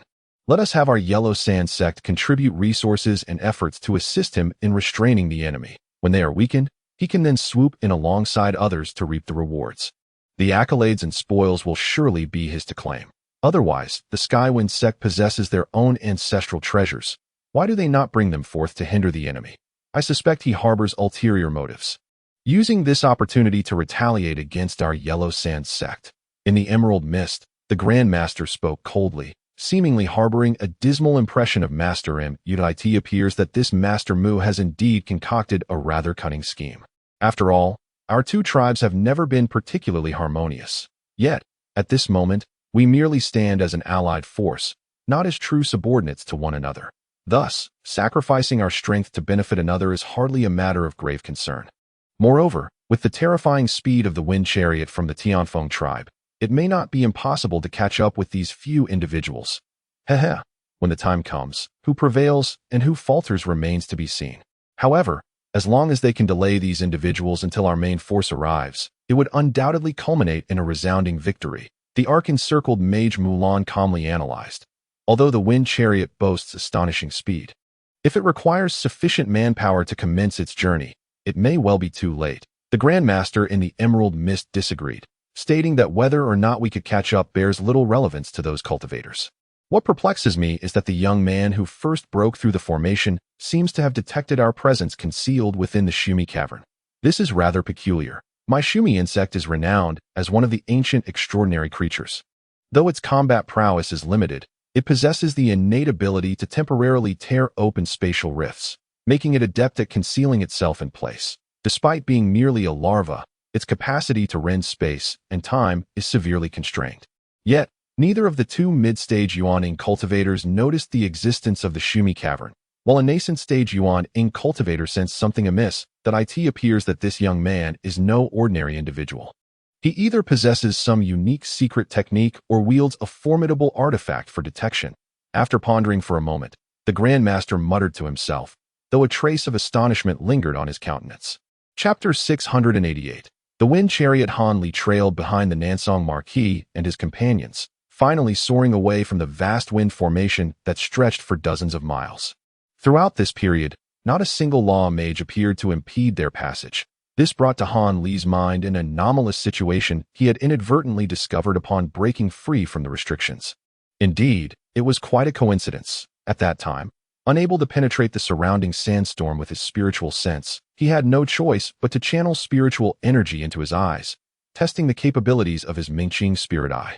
After all, he had already polished his eyes with the Mingqing Spirit Water numerous times. The results were about to be revealed. To his astonishment, the originally murky sandstorm became effortlessly transparent under the sweep of his spiritual eye, filling him with immense delight. However, he soon found himself bewildered, for amid the sandstorm not far away, he discerned a rounded black shadow, with a diameter exceeding 10 zhong. Startled, he felt his spiritual energy dissipate, causing the black shadow to vanish. What remained visible to the naked eye was merely the endless swirling sand. In a moment of shock, he employed his spiritual eye once more, and the shadow reappeared in its original position, as if it had never been absent. This time, however, Han Li intensified the spiritual energy in his eyes, and the shadow gradually became clearer, revealing indistinct human forms swaying within. Yet, even with further infusion of spiritual energy, he could only perceive this degree of clarity. It seemed this was the limit of his Mingqing Spirit Eye's capabilities. Nevertheless, Han Li now comprehended that there were indeed individuals nearby employing their powers to conceal themselves and spy on them. Although the nature of this astonishing power remains a mystery, capable of deceiving even those at the nascent soul stage, it is evident that only the sorcerers could possibly be present here. It appears that the adversaries are acutely aware of their formidable presence and prefer to remain in the shadows, observing with a cold detachment rather than confronting them directly. Thus, Han Li feigned ignorance and chose to depart without revealing their existence. It seems these individuals lack the audacity to obstruct them further. Upon leaving the tumultuous sands, Han Li and his companions promptly activated their escape light, transforming into a streak of brilliant colors as they soared through the air at full speed. It is worth noting that while they had eluded the vanguard of the sorcerers, the main force would soon arrive, should they fail to escape this desolate expanse of yellow earth within a short span. Their lives could truly be at stake, whether faced with a solitary high-ranking sorcerer or a multitude of them converging upon them. They would find themselves overwhelmed. Hence, Nan Longho and the others remained silent, solely focused on accelerating their flight. With their profound cultivation, they managed to glimpse a hint of green on the distant ground merely half a day later, finally reaching the edge of the Mulan grassland. At last, a sigh of relief could be breathed. It seemed this time, they had encountered danger without dire consequences. Observing the situation, Nan Longho let out a long breath, revealing a hint of a smile as he slowed his pace. After such an extended period of expending mana, even he felt the strain. The others, too, were not faring much better and followed suit in decelerating. Indeed, having reached this point without incident, even if the Milan people regretted their actions, they could not possibly catch up with them now. The dark-featured man spoke lightly, clearly believing they had escaped peril. However, one must not grow complacent. Within the sorcerers, there are numerous formidable individuals possessing astonishing abilities. Just as the elderly man in white began to speak, he suddenly paused, a look of confusion crossing his face as he glanced back. Han Li felt a stir in his heart and was about to utter something when, from the distant rear, a piercing explosion echoed ominously. In an instant, the strange shriek intensified. Everyone's expression shifted dramatically as they turned to look back. There, at the far edge of the horizon, a white light flickered. A seemingly small orb approaching at an astonishing speed that left them astounded. This velocity was truly inconceivable. This is bad. It is the wind chariot of the sorcerers. Those aboard must surely be sorcerers of our own rank. Otherwise, they would not dare to pursue us. The elderly man in white recognized the approaching entity at a glance, his expression shifting to one of alarm and fury. Within it were 5 sorcerers, all of whom were at the nascent soul stage like themselves. That it seems their intention is not to defeat us, but rather to entangle us, stalling for reinforcements to arrive. After scanning the surroundings, Wang Tiangu's countenance darkened as he spoke. That we cannot afford to engage them in battle. With 5 sorcerers on their side, we cannot hope to defeat them in a short time. Moreover, once combat ensues, escape will become impossible. We should separate and act independently, employing our respective abilities. Here are a few jade slips, one for each of you, containing a designated rendezvous point. After parting ways, we shall reconvene here in 3 days. With great haste, Nanlong Ho hastily concluded his discourse and swiftly retrieved several identical jade slips from within his robes, tossing one to each person present. In that brief moment of delay, the wind chariot in the distance became distinctly visible. Dear friends, take care of yourselves. That we shall meet again in 3 days, Nanlong Ho proclaimed. Without further ado, enveloped in a golden radiance, he shot forth at an angle. The elderly man in white, with a grim countenance, transformed into a streak of white light, departing in a direction entirely different from that of Nanlong Ho. The elderly woman and her companions, upon receiving the jade slips, remained silent, promptly activating their secret techniques to disperse. The man with the black visage erupted in several feet of faint yellow spiritual flames, plunging headlong into the ground, vanishing from sight as he executed the earth escape technique. The elderly woman, meanwhile, brandished a shimmering silver object in her hand, revealing a resplendent silver hairpin shaped like a white crane. Breathing a breath of spiritual energy onto the treasure, a white feathered spiritual crane materialized, enveloped in white mist. In a flash, the elderly woman, trembling slightly, stood atop the crane, which let out a long cry before they soared over 100 yards away. The cold-faced cultivator of the Yu clan radiated silver light, and after forming a hand seal, merged with an unknown treasure, transforming into a silver-scaled dragon that ascended into the sky, disappearing into the clouds. Wang Tiangu, Wang Chan, and Yen Ruyan, employing some mysterious technique, coalesced into a thick beam of black light and swiftly sped away. In the blink of an eye, the trio had diminished to a mere black dot, their speed truly astonishing. Han Li was not slow either, nearly simultaneously with receiving the jade slip from Nanlong Ho. A crimson glow materialized, and a scarlet cloak appeared before him. After identifying a direction, he resolutely infused a significant amount of spiritual energy into the cloak. A humming sound emanated from the garment as crimson light flared forth. Han Li transformed into a burst of blood-red light, shooting away with a speed hardly inferior to that of the others. He even had the leisure to glance back at the pursuing wind chariot. Although it remained at a distance, Han Li, with his formidable spiritual sense, discerned its peculiar form with clarity. The chariot appeared bizarre indeed.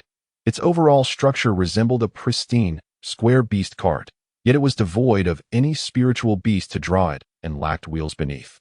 Instead, from either side of the cart, 2 dark red wooden wings, each extending 7 or 8 feet, stretched out, adorned with floating runes, and vibrant 5-colored luminescence flowed across them. Upon closer inspection, Han Li was startled to discover that the wind chariot was entirely crafted from an unknown beast's bones, exuding a faint aura of malevolence. Due to the obscuring white light, he could only vaguely see that several individuals were seated within.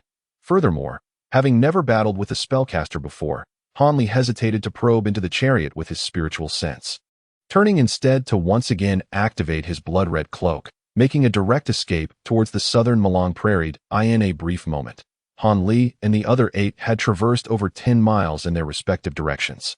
The wind chariot, however, closely pursued them to the very spot where they had separated, prompting Han Li to involuntarily glance back at the vehicle. Suddenly, the wind chariot came to a halt, and after a few flashes of white light, 4 figures of varying attire disembarked from the chariot.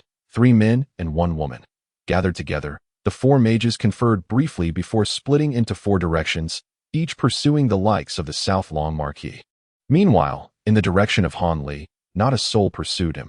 Observing this, Han Li felt a sense of relief, but just as he was about to exhale deeply, a sudden thought struck him, and he inwardly exclaimed that it was not good. Almost simultaneously, the previously halted wind chariot erupted in brilliant white light, hurtling towards Han Li with alarming speed. The piercing sound of its approach was akin to a maddening melody drilling into the mind, causing Han Li, enveloped in bloodlight, to grimace. However, with a cold snort, Han Li's aura began to radiate intensely, becoming dazzlingly bright. His speed of evasion surged by a third, and the blood-colored cloak began to emit a low, resonant hum. The two luminous entities, bloodlight in the lead and white light in pursuit, maintained a distance of over 10 miles, engaging in a cat-and-mouse chase. While the mage's wind chariot was indeed astonishingly swift, Han Li's blood-colored cloak was no ordinary artifact that a stalemate ensued, with neither party able to close the gap. Moments later, they entered the vast grasslands, and soon the two luminous forms vanished from sight at the edge of the prairie. Delving deeper into the expanse, Chapter 689, an initial test of divine powers with the remarkable speed of both Han Li and the wind chariot. A brief interval passed.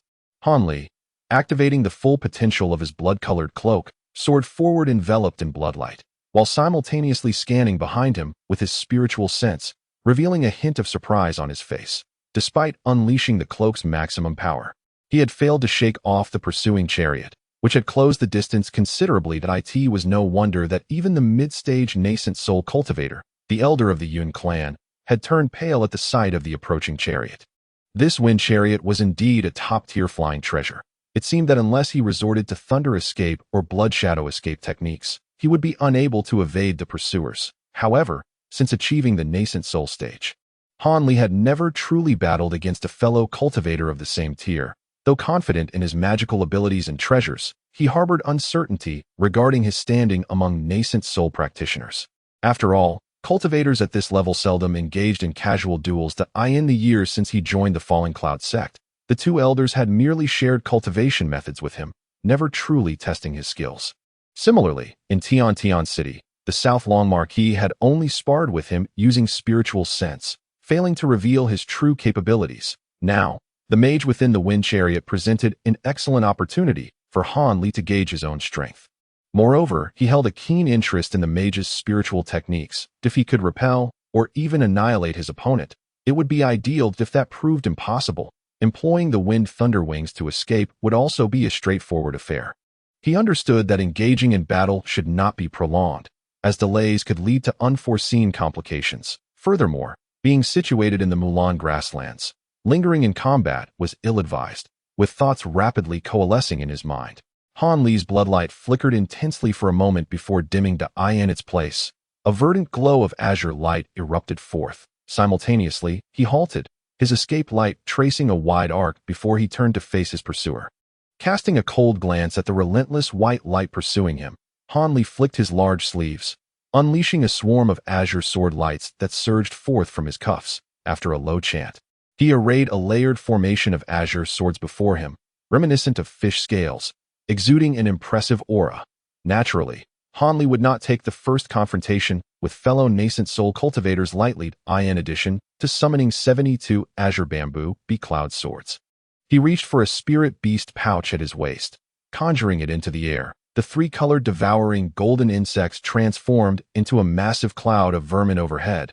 But as Han Li recited his incantation, all the insects spiraled and then charged downward in a direct assault. The glint of brilliance flashed in Han Li's eyes as he raised both hands, unleashing 2 azure spells into the swarm of insects.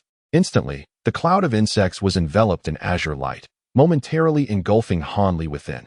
However, moments later, the three-colored insect carapace manifested on Han Li's body, appearing ancient and crystal-like, shimmering with a faint azure glow. Coincidentally, as Han Li lingered, the wind chariot behind him rapidly closed the distance, allowing the spellcaster within to witness the astonishing spectacle of the insect armor forming around Han Li. The once reckless pursuit of the flying chariot abruptly slowed, coming to a halt when it was still over 100 yards away from Han Li. Without displaying any emotion, Han Li cast a glance and chose to ignore them, seizing the opportunity to flip his hands. In one palm, a flower basket materialized, while in the other, a small bell emerged. Without further ado, he hurled the small bell towards his adversaries. It shimmered with silver light, swelling in the wind to transform into a colossal object several zhang in size. Charging aggressively towards them, simultaneously, with a thought, the 72 flying sword phantoms flickered before him, multiplying into over 200 azure sword lights. Han Li then issued a low command, and a melodious chant rose. As all the sword lights flickered in unison, they coalesced into a massive azure rainbow wave over 100 zhang long, rolling forth towards the opposition with the intent of obliterating the wind chariot alongside the silver bell. The silver bell, which had been summoned first, was now beginning to unleash its power as it hovered above the flying chariot. It spun rapidly, its deep chimes resonating one after another, sending visible pale, silver waves rippling outward from the bell's center, descending upon the wind chariot below. Han Li believed that if the spellcaster within the chariot was unprepared, this strike would surely inflict significant damage. After all, although the silver bell remained the same ancient treasure, its power had nearly doubled following Han Li's substantial advancement in cultivation, far surpassing its efficacy during the core formation stage. Of course, the spellcaster within the flying chariot could not simply endure this attack. The wooden wings of the wind chariot stirred slightly, propelling the vehicle backwards several zhang, just escaping the coverage of the sound waves. Following this, a brilliant white light erupted from the chariot, and a figure suddenly soared from within the radiance. Hovering above the flying vehicle at that moment, the pursuing azure rainbow had also reached its target, striking down with ferocious intensity. The figure atop the flying chariot, however, remained composed, raising a single hand that a surge of blue light erupted, and a deep blue barrier manifested several zhang above their head. As the azure rainbow collided with the barrier, a resounding explosion reverberated through the air. Although the barrier shimmered and trembled incessantly, it remained intact for the time being. From a distance, Han Li, with half-closed eyes, noticed a change in his expression at this moment. The sorcerer began to chant incantations, and as he opened his mouth, a slender blue thread was ejected, swiftly transforming into a colossal blue python that burst forth from the luminous screen, fiercely colliding with Han Li's azure sword light. Instantly, the intertwining of azure and cerulean radiance produced a thunderous roar. At this juncture, the sorcerer lifted a hand, directing a spell toward the wind-driven vehicle below. The flying carriage rapidly morphed and shrank to the size of a palm, autonomously shooting toward the sorcerer's hand, which he nonchalantly stowed away in his storage pouch. He then raised his gaze towards Han Li, revealing a gaunt and brooding visage. Han Li narrowed his eyes. The figure before him was an elder of over 60 years, with peculiar green tattoos etched along his cheeks, clad in an unusually designed blue brocade robe. What astonished Han Li, however, was not merely the elder's appearance, but the astonishing fluctuation of spiritual energy emanating from him. He was a peak early-stage nascent soul sorcerer, on the cusp of advancing to the mid-stage. It was no wonder he had effortlessly parried Han Li's 2 waves of assault. Han Li discerned that the layer of blue light was not conjured from thin air, but was emanating from a fist-sized orb cradled in the sorcerer's hand. As for the blue python, a sweep of his divine sense revealed it to be entirely composed of spiritual power, lacking any material form. This realization instilled in Han Li an additional measure of trepidation. His expression turned icy as he began to activate the ancient treasure in his other hand, which shimmered with white light, preparing to unleash its might. "Hold," the elder interjected, his voice slightly stiff. "Though your abilities are commendable, you seem rather hasty that I have yet to speak, yet you launch an attack without hesitation." Han Li furrowed his brow. What is there to discuss between cultivators and sorcerers? Nonetheless, he gestured towards the silver bell, commanding the ancient treasure to cease its assault, allowing it to hover motionlessly in the air. The spiritual glow of the flower basket in his hand similarly dissipated. He was curious to hear what the sorcerer wished to convey. "While your assertion holds some truth, at our level of cultivation, it is not always necessary to engage in a life-or-death struggle. If your response can satisfy me, I, may yet spare you," the elder replied with a chuckle, seemingly unconcerned. "Response? I have nothing to divulge to you. Rather, I have a few inquiries for you," Han Li retorted, a sardonic smile gracing his lips. He could easily surmise the nature of the elder's questions. With so many nascent soul cultivators appearing in this place, it was only natural for anyone to feel puzzled. It appeared that the elder was rejecting his goodwill. Upon hearing Han Li's words, the elder's countenance darkened. With a cold snort, Han Li suddenly pointed lightly toward the high heavens. The previously entangled azure sword light coalesced into a massive sword, approximately 20 to 30 yards long, materializing in the in a series of blindingly swift slashes. The blue python was swiftly severed into several segments, and the enormous sword, without hesitation, descended with the intent to cleave both the luminous screen and Elder Mu into ashes. Upon witnessing this scene, a fleeting expression of malevolence crossed the face of the elderly man with the surname Mu. Without further ado, he raised one hand, summoning a fist-sized treasure orb into the air. He then opened his mouth, releasing a surge of vital energy that enveloped the surface of the orb. The treasure orb flickered with a cerulean glow and began to spin rapidly in midair, emitting spirals of blue threads that coalesced into a vast net beneath the luminous veil in the blink of an eye. Simultaneously, the old man recited an incantation, and with a series of intricate hand gestures, a brilliant blue aura erupted from his body, forming a colossal sphere of azure light that hovered above his head. The enormous sword had already descended, colliding violently with the luminous barrier they anticipated by Hanli. The massive sword, composed of over 200 beams of sword light, was not something the barrier could withstand easily. Consequently, a thunderous crack resounded as the barrier was effortlessly cleaved in twain, and the giant sword proceeded to slice through the vast net below. However, what unfolded beneath was surprising that as soon as the giant sword made contact with the net, it shimmered with blue radiance, revealing an unexpected resilience. Despite several ferocious strikes from the sword, the net did not shatter. Instead, under the elder's command, it began to envelop the sword in layers, ultimately ensnaring it within, though not entirely immobilized. Hanli found himself momentarily trapped and unable to extricate himself. Furrowing his brow, Hanli was about to cast another spell when the elder seized the initiative. A fleeting glint of cold malice crossed his features as he rapidly formed a series of bizarre hand seals. Simultaneously, a flurry of colorful spells shot forth from his hands, striking the luminous sphere above him.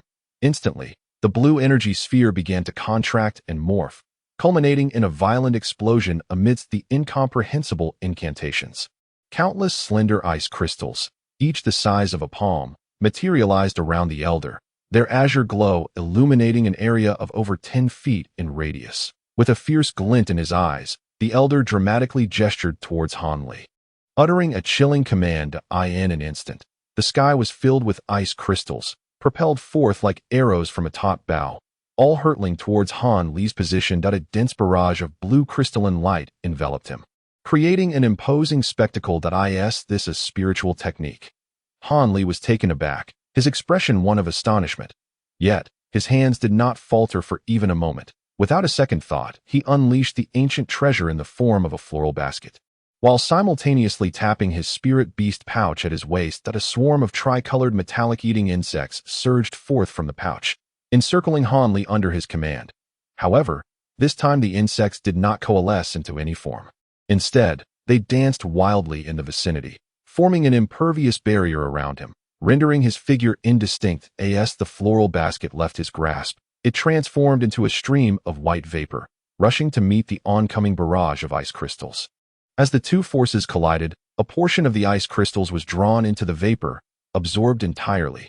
Witnessing this, the remaining ice crystals, seemingly sentient, diverged to either side and swiftly arced towards the insect barrier surrounding Hanli. A series of muffled thuds echoed continuously as they struck the shield. The diamond-shaped ice crystals, enveloped by the insectoid shield, hesitated momentarily before tearing through it, one after another, plunging into its depths. The insect shield subsequently returned to its original form, remaining eerily silent within, as if nothing had transpired. The elderly man of the Mu clan was taken aback by this spectacle. His technique, resembling the ice rain spell from the elemental arts practiced by cultivators, appeared to be merely a more copious version. However, in truth, these ice shards were manifestations of the profound, chilly essence he had cultivated himself, not only sharp and lethal, but also imbued with an extraordinary coldness. An unsuspecting cultivator, despite having protective artifacts to withstand the initial onslaught, would find it impossible to endure the frigid aftermath once the ice shards shattered. Yet now, with the shards having disappeared into silence, he could not help but feel astonishment. The elder hesitated for a moment, intending to probe the interior of the insect shield with his spiritual sense, when a resounding crash suddenly echoed above him. He felt a deafening buzz in his ears, and before he could react, darkness enveloped his vision, nearly causing him to plummet from the sky. In a fit of alarm and anger, the Mu elder hastily rubbed his hands together and struck his body forcefully. A layer of white protective aura materialized around him. Steadying himself, he looked up to see that a massive silver bell had inexplicably appeared overhead, the source of the earlier thunderous sound that moment. The bell shimmered with silvery light, and a second resounding clang reverberated, this time not aimed at the vigilant elder, but releasing concentric waves of sound directed at the adjacent blue net and the struggling green sword ensnared within. This posed a grave danger. The elder, momentarily stunned, quickly realized the peril and attempted to cast a counterspell, but he was evidently a step too late. The blue net was torn asunder by the faint silver sound waves, and the giant sword broke free from its constraints, descending mercilessly upon the elder. Even before the blade reached him, the overwhelming pressure assailed him. Despite his protective barrier, he dared not withstand such a formidable strike. His complexion paled, and he staggered backward, retreating several dozen yards under the blue light. Narrowly evading the sword's lethal arc without further hesitation, he beckoned to the orb hovering in the sky, which promptly shot down to hover above him. After expelling a surge of vital energy, he erected a shimmering shield to safeguard himself, then turned his grave gaze toward his opponent. His expression shifted to one of alarm as he beheld the insect shield disintegrating amidst a buzzing cacophony, transforming once more into a cloud of insects swirling above Han Li. Han Li, meanwhile, held a small azure ice flower of several inches in size in one hand, regarding the elder with a calm demeanor. When their eyes met, the icy glint in Han Li's gaze sent a chill down the elder's spine. Yet, a moment later, his attention shifted away from Han Li, fixating intently on the delicate ice flower in the latter's grasp. His face revealing a mixture of astonishment and uncertainty. The ice flower sparkled brilliantly under the sunlight, radiating an exquisite beauty. Yet, the elder displayed no interest in its aesthetic. What preoccupied him was the astonishing icy spiritual energy he sensed emanating from the flower. Despite the considerable distance between them, having practiced ice elemental techniques for centuries, he found the sensation both unfamiliar and inexplicably awe-inspiring. Leaving him inwardly shaken in an instant, the elder pursed his lips and, with a grim expression, spoke. "Is it true that the spiritual technique I just unleashed was thwarted by you using this object? What treasure is this? Might you be willing to enlighten me?" Fellow cultivator, upon hearing this, Han Li could not help but chuckle softly. "Treasure? Perhaps one could consider it as such. As for what it is, if you are willing to share the details of the spiritual technique you just employed, I might be inclined to divulge a thing or two." That after his light-hearted laughter, Han Li spoke nonchalantly. "What? As a cultivator, you find yourself intrigued by the techniques of our spellcasters? How interesting." The shock on the elder's face began to fade, returning to a chilling demeanor. However, Han Li discerned an undercurrent of trepidation in the elder's shifting gaze towards the ice flower in his hand, prompting a faint smirk to appear on his lips, reflecting an air of indifference. The elder observed Han Li's expression keenly, his heart swelling with rage. After a cold snort, he slapped his storage pouch at his waist, and with a flicker of black light, a peculiar object suddenly materialized in his hand, a small, dark mountain that appeared rather unassuming. Han Li was taken aback. Before he could scrutinize the object further, the elder began to chant incantations. He then tossed the miniature mountain into the air, and immediately, it glimmered with black light, expanding rapidly to a size of several dozen zhong, continuing to grow larger. Witnessing this spectacle, Han Li gasped in astonishment. Without a moment's hesitation, he pointed at the azure giant sword, which responded with a melodious hum, transforming into a streak of azure light and shooting directly towards the mountain, delivering a powerful strike to its peak. With a thunderous roar, debris flew in all directions, and brilliant light erupted as the azure and black energies collided. Han Li narrowed his eyes and observed the top of the black peak, which had been cleaved into a gash approximately 7 to 8 zhong long and a zhong deep. Yet it was evidently far from sufficient to split the mountain in two. However, to his astonishment, the gash began to close at a visible rate, and before he could deliver a second strike, it had already mended more than half of its damage. This moment, the mountain had swelled to over 100 zhong in size, resembling a true miniature mountain. Even with Han Li's boldness and composure, the sight of the towering black peak before him made his eyelids twitch involuntarily, and his expression darkened significantly. It was not difficult for him to surmise that if he were struck directly by this mountain, no amount of protective barriers would withstand its force, and he would be utterly crushed. Han Li swung his giant sword several more times at the peak, but to no avail. The elder let out a sinister chuckle before pointing at the mountain with one hand. With a swift whoosh, the mountain suddenly appeared directly above Han Li, then came crashing down with tremendous force. Han Li was taken aback, unable to fathom how such a colossal object could employ a teleportation technique. As thunder echoed behind him, he vanished without a trace in a flash of silver light. Moments later, at a distance of several dozen zhang, Han Li reappeared, now adorned with a pair of silver-white thunder wings. Ah! The elder was taken aback by the sudden disappearance of Han Li. His expression shifted dramatically, and he instinctively retreated, increasing the distance between himself and Han Li, his demeanor one of extreme caution. His gaze remained fixed on Han Li, filled with astonishment that at this moment, the elder of the Mu clan finally comprehended a crucial truth. His opponent was no ordinary cultivator at the initial stage of the nascent soul realm. Possessing such a remarkable teleportation ability, there was no way he could possibly retain the other party, and it seemed he was destined to return empty-handed. After all, with his cultivation level, he could only utilize such a colossal Black Peak's teleportation power a mere handful of times. Each casting would substantially deplete his spiritual energy, and he dared not overexert himself. Chapter 691. Icebound. Just as the Mu elder was filled with astonishment and began to entertain thoughts of retreat, Han Li gazed upon the Black Mountain. Such a peculiar and astonishing artifact could not possibly have been forged by the elder. It was most likely a remarkable ancient treasure left behind by a bygone cultivator. Given the power of this treasure, Han Li believed that even a late-stage nascent soul cultivator would not emerge unscathed from a direct strike by this mountain if it could be seized. It would immediately remedy his own shortcomings in offensive power. Moreover, he felt a burgeoning interest in the wind-controlling device held by the elder. Contemplating this, Han Li's gaze shifted to the elder, his expression gradually growing cold, with a glimmer of lethal intent surfacing deep within his eyes. Although their skirmishes had been few, he was confident that he had gained a general understanding of his opponent's techniques. Perhaps it was simply the elder's misfortune. The very techniques he practiced and the spiritual arts he employed were predominantly of the ice attribute. For Han Li, who had absorbed the Qianlan ice flame, this posed little threat. The numerous ice shards that had assailed him moments ago were effortlessly transformed into ethereal ice flowers by his Qianlan ice flame.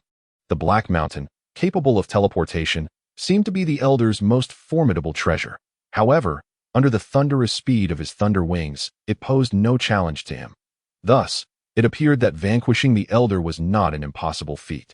With this resolution in mind, Han Li hesitated no longer. With a flick of his hand that cradled the ice flower, a flicker of blue light ensued, and the ice flower swiftly morphed and melted into a ball of blue flame, roughly the size of an egg, floating uncertainly in his palm, exuding an enigmatic aura. With his other hand, he pointed towards the colossal sword and the silver bell suspended in the air. Following this, a rumbling thunder erupted from behind him, and with a slight movement of his wings, he vanished from sight. The next moment, when he reappeared, he was within 100 zhang of the elder, cradling the blue flame. The colossal sword and the silver bell, meanwhile, radiated brilliant light, transforming into two beams of energy, one silver and one azure, hurtling towards the elder. The colossal sword suddenly disassembled mid-flight, reforming into hundreds of azure sword chi, each about a foot long, raining down in a torrential cascade, ensnaring the elder amidst the onslaught. The azure light flickered incessantly, as the sword chi fiercely struck against the elder's protective light barrier. The silver bell emitted a series of resonating silver sound waves, causing the barrier to quiver violently. This relentless barrage took the elder by surprise, yet he remained composed, in addition to channeling a substantial amount of spiritual energy into the jewel atop his head to fortify his protective barrier. He swiftly formed a hand seal. His blue spiritual light shimmered, and with a swirl, it transformed into several crystalline ice shields, each several feet in size, delicately rotating and encasing him within their protective embrace. With the safeguard of these ice shields, the elder felt a sense of reassurance. He promptly gestured towards the distant Black Mountain, commanding it to transform into a black rainbow that shot back towards him with great speed. Indeed, he harbored an equal measure of trepidation towards Han Li's instantaneous teleportation, his eyes gleaming with intensity as he incessantly scanned the surroundings, fearful that Han Li might suddenly materialize nearby to launch a surprise attack. Truly, he was deserving of his reputation as a nascent soul stage cultivator. Possessing a wealth of experience in combat, the thunderous roar resonated once more.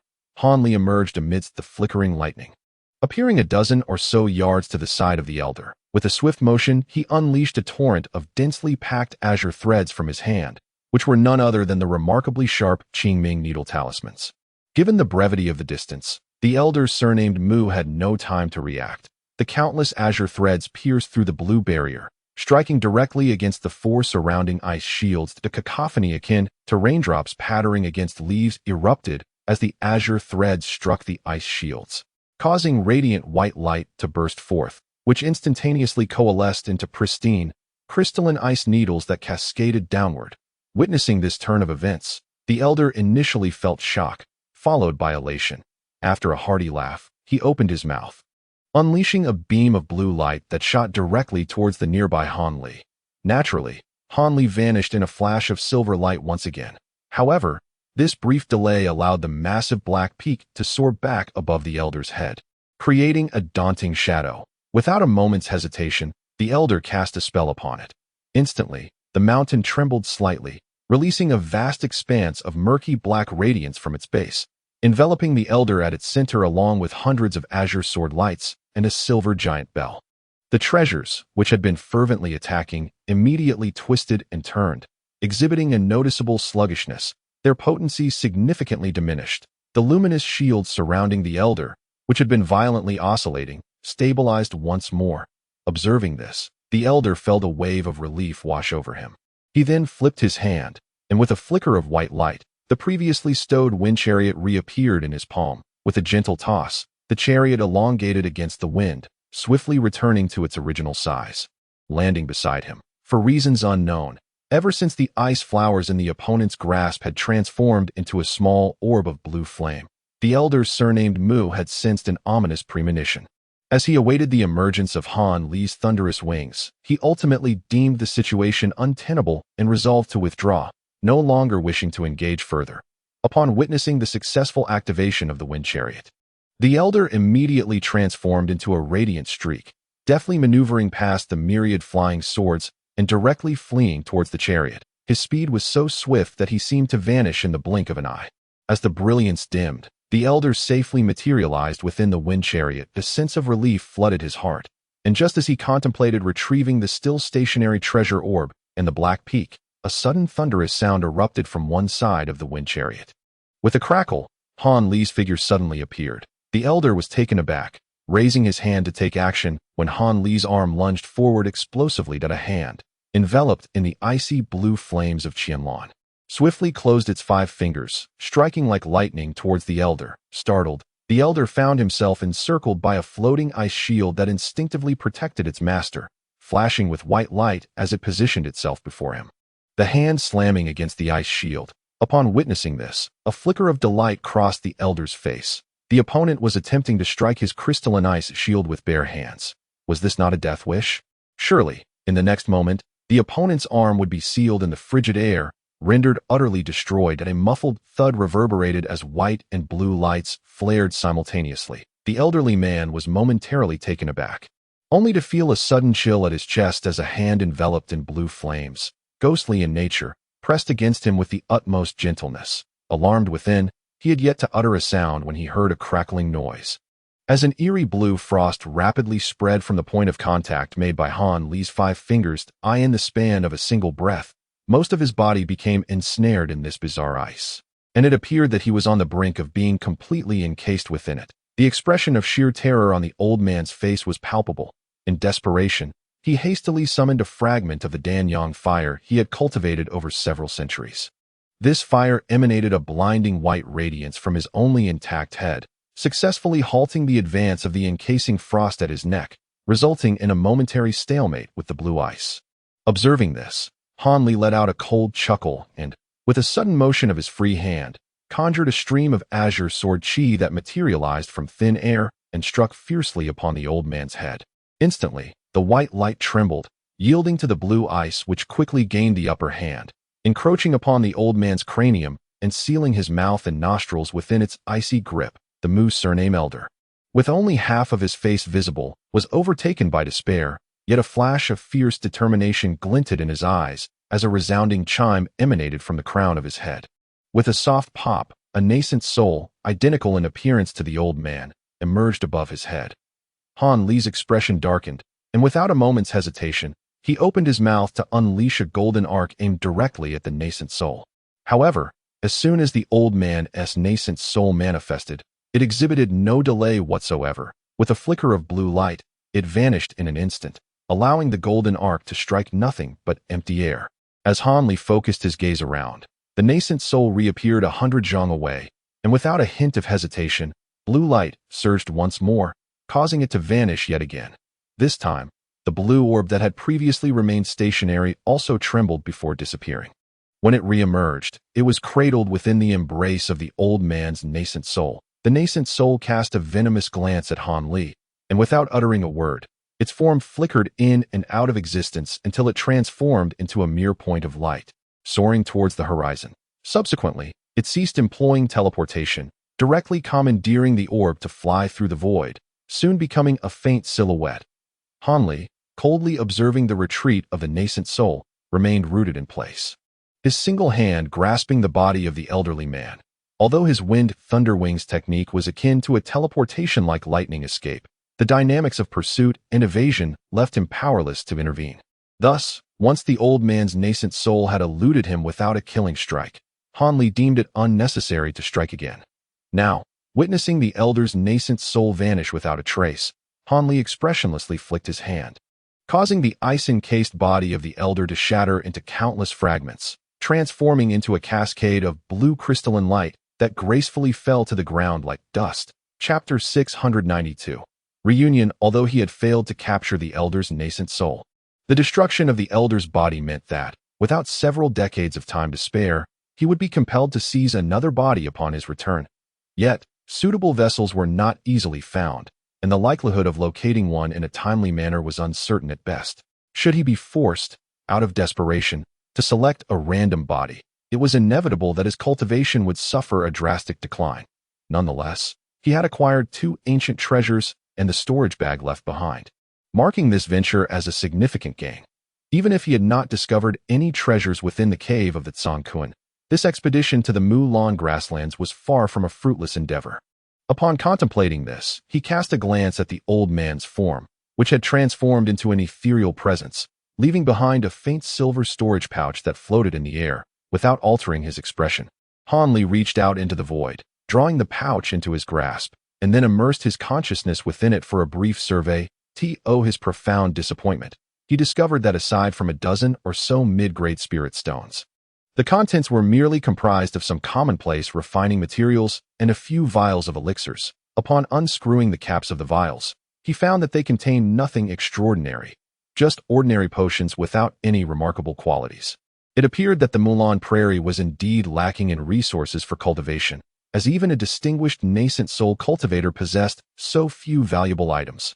Most dishearteningly, the jade slips he had hoped to find were entirely absent from the pouch. With a mixture of curiosity and a sigh of resignation, Han Li had initially anticipated uncovering some secret techniques for swiftly casting powerful spells, but it seemed that such prospects were not forthcoming in the near future. Stowing the storage pouch away, Han Li lifted his gaze, his attention now fervently fixated on the distant towering peak. Although the original owner of this treasure, the old man of the Mu surname, had long since fled in his nascent soul form, the Black Mountain remained unchanged, its surface shimmering with spiritual light. Narrowing his eyes slightly, Han Li gestured gently towards the treasure, which, now unclaimed, emitted a flickering radiance, swiftly diminishing in size and soaring directly towards him. When it landed in Han Li's palm, it had transformed into a palm-sized miniature mountain. Curiously, he weighed the small mountain in his hand. It was surprisingly light.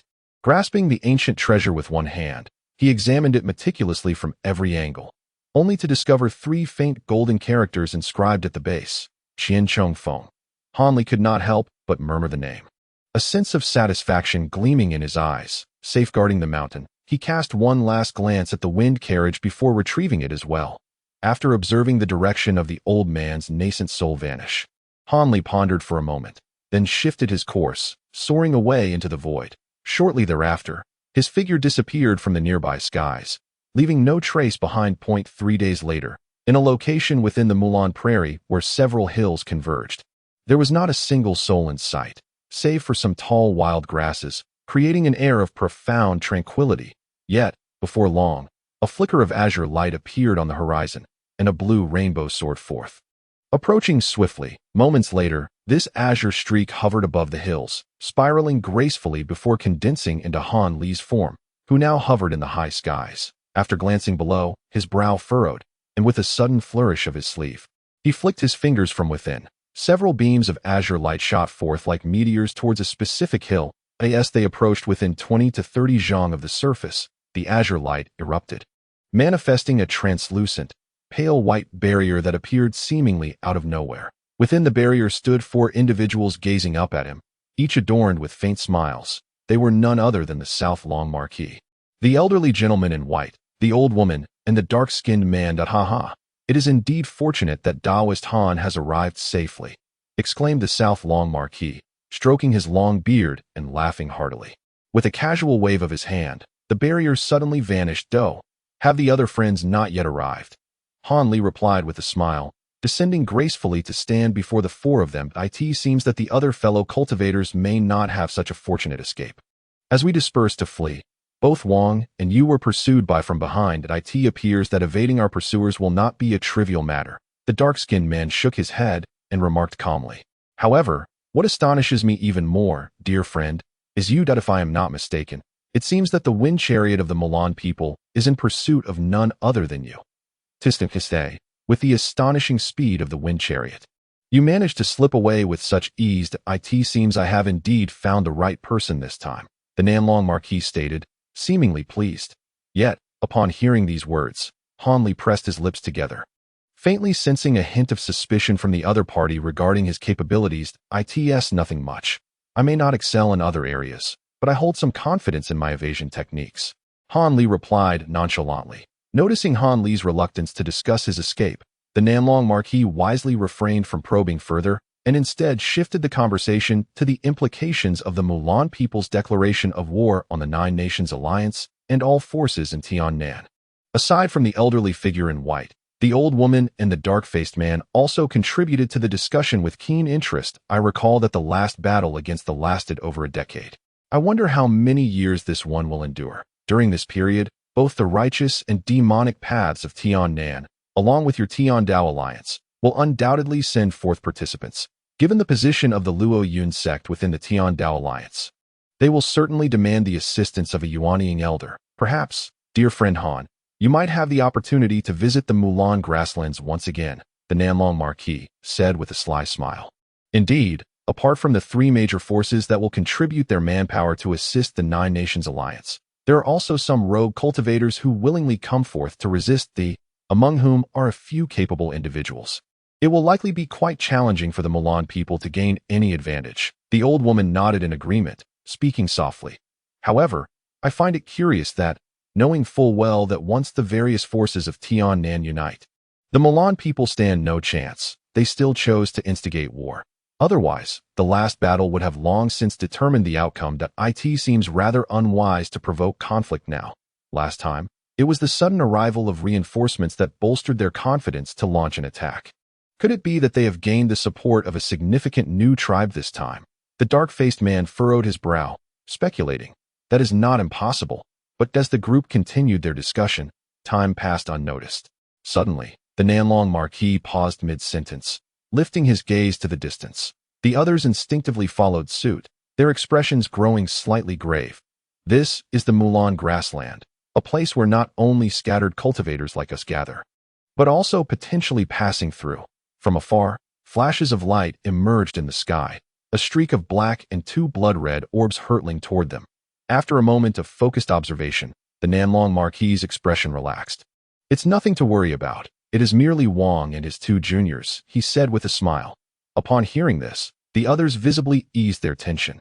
Indeed, moments later, the lights drew closer, revealing Wang Tiangu and Wang Chan among their number. This time, the Nanlong Marquis did not hesitate to remove the restrictions from the air, allowing Wang Tiangu and the others to land atop the hill where Han Li and the others were gathered. Oh, dear friend Han, you arrived even earlier than us. This truly surprises me. Upon encountering Han Li amidst a few others, Wang Tiangu displayed a semblance of surprise, his expression betraying a hint of astonishment. It appeared that this cultivator from the Ghost Spirit sect had also witnessed the scene of the wind chariot pursuing Han Li, perhaps even relishing in it for a while, merely a stroke of fortune.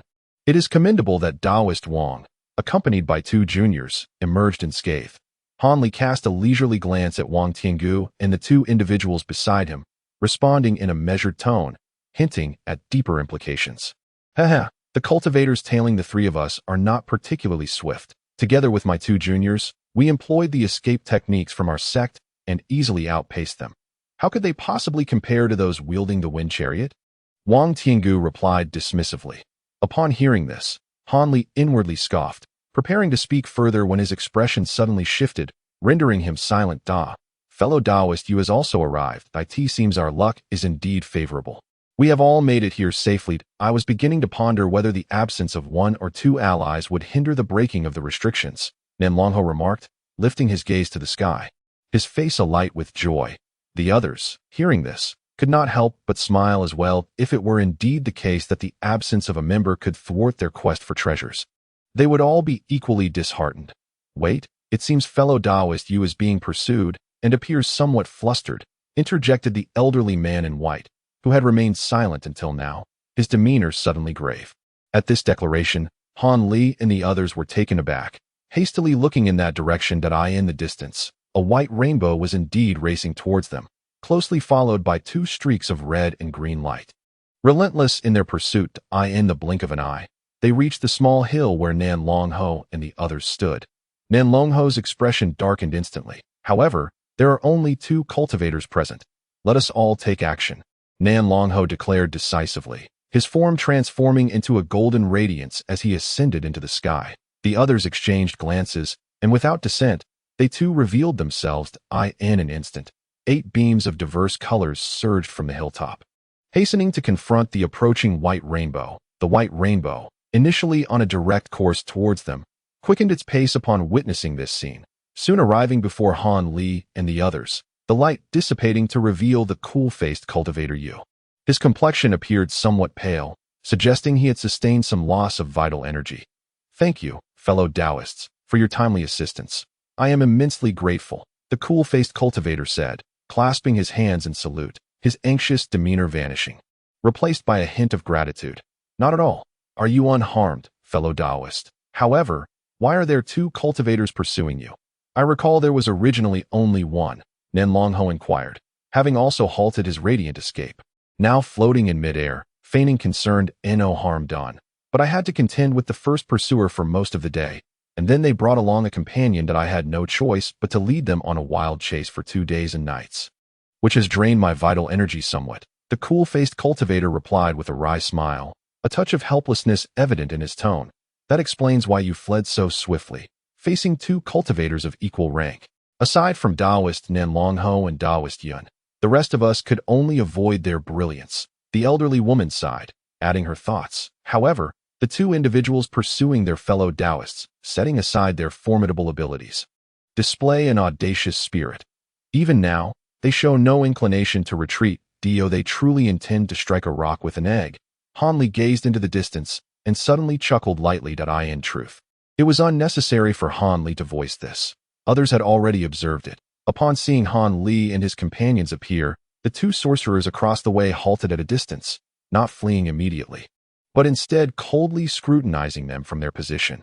Yet, under the influence of Han Li and his companions' potent spiritual awareness, the features of these 2 individuals were distinctly revealed. One had a golden complexion, adorned with a feathered crown and clad in coarse linen, while the other bore a fierce countenance, dressed in green robes, both being early-stage nascent soul sorcerers. Seeing this, the southern Long Marquis let out a cold snort and addressed the 2 across the way in a frosty tone.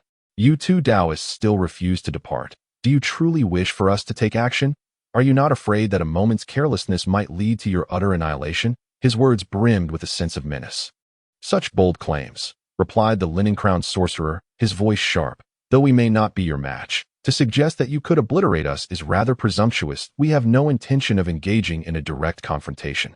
If we merely delay for half a day, do you truly believe you will have the chance to leave this place? It would be wiser for you to surrender willingly now. Who knows? Perhaps this master might grant you the favor of reincarnation. The Southern Long Marquis, his anger boiling, responded with a sardonic laugh. Delay for half a day? Do you think we are made of clay? At the same time, a radiant golden light emanated from him, making it nearly impossible to gaze directly at him. Perhaps we cannot. Perhaps we can. With so many high-ranking cultivators arriving at the Mulan grassland. As the hosts, we must ensure you receive an appropriate welcome, remarked the green-robed sorcerer, his expression devoid of emotion. Humph, it seems you two will not shed tears until you see the coffin. Yun, let us take action. The Southern Long Marquis's expression darkened as he turned to the elder in white. However, upon hearing this, the elder's face revealed a trace of helplessness. He had initially intended to conserve his energy until the proper business was concluded. Yet, they could not allow these two to follow them indefinitely. Action was inevitable. The elder sighed softly as soon as he spoke. He opened his mouth, and a silver emerged, the size of a fist, radiating a brilliant light as it spun slowly before him at a distance of several feet. The two sorcerers across the way immediately retreated slightly, their bodies enveloped in a rising aura, their expressions guarded as they watched the elder. The Southern Long Marquis, without uttering a word, flicked his sleeve, and a golden flying sword shot forth from his robe. Han Li and his companions silently gathered their energy, gradually advancing forward. At that moment, a sudden flash of red light appeared in the distant sky behind the two sorcerers. A streak of fire rushed towards them. The Southern Long Marquis and his companions, who were on the verge of launching their assault, paused in surprise, their actions coming to an abrupt halt. The two sorcerers also noticed the unusual occurrence behind them. However, the linen-crowned sorcerer maintained his composure and waved at the firelight. As a result, the red light circled above his head before steadily descending into his hand, where it burst apart, flames erupting in his palm. This was indeed a transmission talisman that had flown in from an unknown origin. What? The linen-crowned sorcerer swiftly scanned with his spiritual sense and exclaimed in shock, even from hundreds of feet away.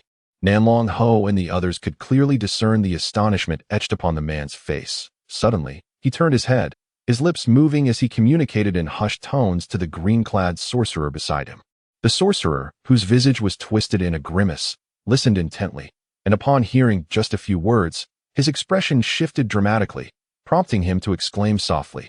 The two then scrutinized the group of cultivators, their gazes ultimately settling upon Han Li, their countenance growing grave.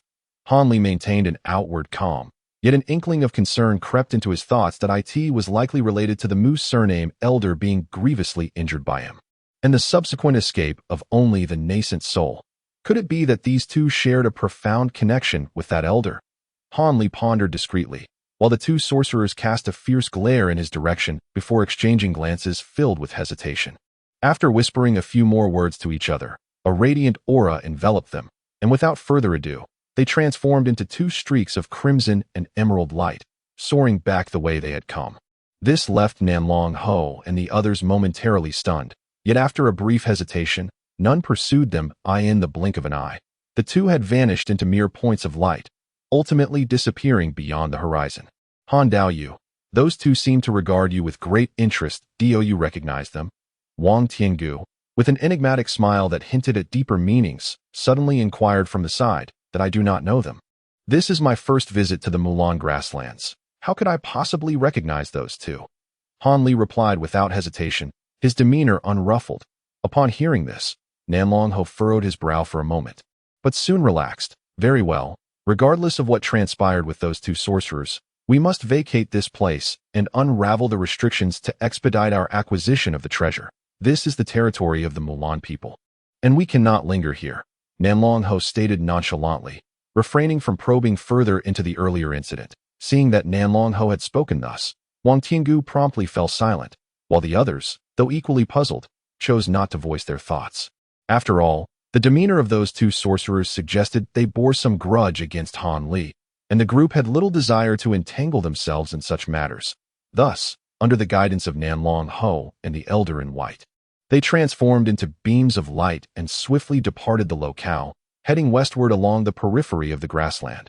Half a day later, the group of cultivators arrived before a stark, barren stone hill. This mountain, only a few hundred feet high, bore no vegetation, its surface dominated by massive, gray-white boulders. Upon sighting this hill, Han Li and the others displayed expressions of astonishment. Could the cave abode of the celestial being truly reside within this unassuming stone formation? The area was bereft of spiritual energy. Had it not been for Nanlong Ho's guidance, they would have been utterly incapable of locating this place. All right, this is my friend Yun, and I will first dispel the outer restrictions. You all must stay close, Nanlong Ho instructed gravely. Addressing Han Li and the others, he and the elder in white then stepped forward, each producing a small flag from within their garments, facing the hill. These two flags, each only a few inches in size, were remarkable. One shimmered with a brilliant green light, crystalline and exquisite, while the other glowed with a hazy yellow hue, faint runes dancing upon its surface, indicating it was anything but ordinary. Observing Nanlong Ho's actions, Han Li and the others instinctively held their breath, intently watching as the two began their incantations. They spoke softly, their incantations flowing steadily from their lips, while simultaneously, the two small flags began to emit a radiant glow and tremble as if eager to take flight. Go. Almost in the same instant, Nanlong Ho and the old man in white released their hands, sending the small flag darting forth. After a flash of brilliance, the flag swiftly vanished into a certain stone on the surface of the rocky mountain, disappearing without a trace. Moments later, everything returned to normal. With no disturbances whatsoever, a hint of perplexity arose on the faces of Han Li and the others, as the old woman lightly cleared her throat, preparing to inquire about something. Suddenly, the ground beneath them began to tremble violently, causing most of the people to sway unsteadily. However, what followed caused Han Li's expression to shift and his heart to race with alarm. Chapter 694. Thunderfire Cone. As the earth beneath them shook violently, a slender fissure opened up vertically from the peak of the small mountain to its base, as if the mountain were about to split in two. Han Li and the others gasped in astonishment, their apprehension towards the formidable powers of Nanlong Ho and the old man growing significantly. Yet, despite their shock, they managed to maintain a calm facade, each observing the unfolding scene with an air of composure. However, what lay within their minds remained a mystery known only to the heavens. Among them, the least seasoned, Wang Chan and Yen Rian, stood pale and silent behind Wang Tiangu, their expressions betraying their trepidation. After casting a cold glance at the two, Han Li withdrew his gaze, realizing that prior to claiming the treasure, he would have no opportunity to act against Wang Chan. The incantations of Nanlong Ho and the old man in white continued unabated. After a brief interval, the mountain finally split apart, revealing a massive chasm over 10 zhang wide. From within this crevice emerged a staircase of green stone leading deep into the earth. Let us proceed, the old man in white called out with a flicker of excitement, leading the way into the depths. In contrast, Nanlong Ho, the initiator of this venture, merely smiled faintly as he followed behind. Observing this unfolding scenario, Han Li's heart stirred. It seemed the old man in white was not to be underestimated, for even Nanlong Ho appeared to regard him as a leader in this endeavor. The other individuals also seemed to sense something amiss. After exchanging knowing glances, they, being the cunning lot that they were, chose not to speak of it, instead maintaining their expressions as they followed suit. The staircase was lengthy, flanked by luminous white moonstone. Yet, the further they descended, the more frigid the atmosphere became. Soon, the group ventured into the depths of the mountain, approximately 100 zhang below the surface. The moonstone no longer emitted a gentle white light, but had inexplicably transformed into a ghostly green hue, casting an eerie shadow over the passage and imbuing it with a chilling aura. Upon witnessing this change, Han Li furrowed his brow and instinctively distanced himself from the black-faced cultivator ahead, ensuring that he would have time to react should any unexpected occurrences arise. In truth, it was not only Han Li. The other seasoned practitioners, aside from Nanlong Ho and the old man in white, wisely adopted the same precaution, widening the gap between them to over 10 zhang. Although Nanlong Ho and the old man were acutely aware of the other's wariness, they feigned ignorance and strode forward without a hint of dissatisfaction.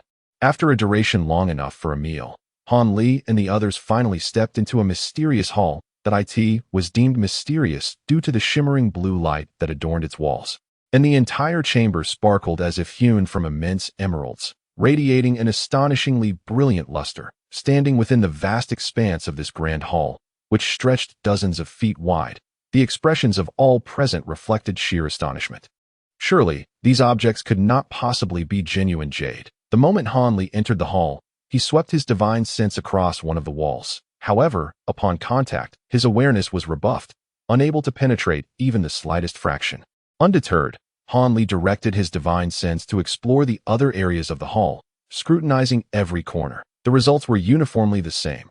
Pondering this, his gaze shifted to the others. Wang Tiangu and the Yu surname cultivators similarly furrowed their brows, clearly sharing his sentiments and finding the situation somewhat daunting. Could this truly be the site of the magnificent divine restrictions? It seemed that the South Long Marquis had not exaggerated after all. Just as Han Li was deep in thought, the entire hall suddenly began to tremble violently, followed by a series of resounding crashes from behind him. The elderly woman and her companions were startled and quickly turned to look, only to discover that the entrance had vanished without a trace, replaced by walls shimmering with the same azure light. The hall had transformed into a veritable trap. South Long, what does this mean? The dark-faced man inquired, his expression darkening upon witnessing the scene. Wang Tiangu and the others also displayed wary expressions, their gazes fixated on the South Long Marquis and the elder in white, their eyes flickering with uncertainty. You are all being overly cautious. This is merely the external restrictions activating on their own. Sealing the mountain once more at it was the same when we visited last time. As long as we remain in the hall for 3 days, we can wait for the restrictions to weaken sufficiently before separating the mountain again that we shall not be trapped here. Furthermore, if the outer restrictions are closed, we need not fear those cultivators discovering us from the outside. The South Long Marquis stated calmly, showing no signs of surprise. Upon hearing this, the dark-faced man and the others appeared somewhat skeptical. Yet their expressions relaxed. In that case, it seems I was rather hasty, the dark-faced man said, cupping his fists in a gesture of apology. No matter, let us hasten to break the restrictions. This is the very place where my companion Yun and I returned empty-handed last time. The magnificent divine restrictions are not easily undone. The South Long Marquis chuckled, feigning indifference. Are these restrictions truly so difficult to dismantle? Recently, I acquired a treasure specifically designed to counter various restrictions and barriers. Perhaps it would not be necessary to go through such trouble. Simply invoking this treasure may suffice to break the restrictions, the elderly woman remarked, a sudden smile illuminating her wrinkled face, surprising the others. Oh, if Madame Tai possesses such a wondrous artifact, it is certainly worth a try. Our method of unraveling the restrictions with divine sense does not guarantee success, the elder in white replied without hesitation, a glimmer of delight in his eyes. Indeed, my friend Yun is welcome to proceed with her spell. We shall not impede her, the South Long Marquis added, equally exhilarated, since both esteemed friends have consented. I shall not be impolite. However, should fortune favor us and the restrictions be dismantled, may I have the privilege of selecting treasures alongside the two of you? The elderly woman chuckled slyly, her murky eyes suddenly sparkling with intent, revealing her true motives. Upon hearing this, the cold-faced cultivator and Wang Tiangu exchanged glances, their expressions shifting slightly as they awaited the responses of the South Long Marquis and the elder in white. A look of surprise flickered across Nan Long Ho's face, but after glancing at the elder, he suddenly addressed everyone in the hall, whether it be Lady Tai or any other fellow cultivators. As long as you can dispel the restrictions here, you shall have the privilege to select a treasure after my companion, and I have made our choices. What do my fellow cultivators think? Upon uttering these words, Nan Long Ho deliberately observed the expressions of Han Li and the others. As a result, Han Li and Wang Tiangu appeared indifferent, while the dark-faced man and the cultivator with the surname Yu exhibited displeasure, yet refrained from voicing any objections, tacitly acquiescing to the proposal. With a smile, Nan Long Ho decisively turned to the elderly woman and said, since there are no objections from the other cultivators, Lady Tai, you may proceed. Then I shall give it a try. The elderly woman thought to herself with hidden delight, for she held considerable confidence in her treasure, as long as it was not an invisible restriction like an illusionary formation. She felt she had a good grasp of the situation. Otherwise, she would not have risked inciting the ire of her companions by hastily bringing this matter up. The woman named Tai extended her hand into her voluminous sleeve and retrieved an object a few inches in size. This item was narrow at the front and wide at the back, entirely crimson, resembling a sharp cone. Ignoring the others, she opened her mouth, and a dazzling beam of light erupted onto the tip of the cone. Instantly, the object flashed with red light, and a wave of scorching heat radiated from it, engulfing the entire hall in an instant. Having witnessed many wonders, Nanlong Ho and the elderly man in white immediately recognized the significance of this object and instinctively took a few steps back. Casting several glances at the elderly woman's cone, upon contact with the heat wave, Wang Chan and Yin Rian's expressions drastically changed. They hastily activated a blood-red protective shield, enclosing themselves within, their faces betraying their alarm. Despite their late-stage core formation cultivation, they found themselves parched and overheated, unable to withstand the heat wave for even a moment. But a flash of white light accompanied by a faint crackling sound emerged from the cone.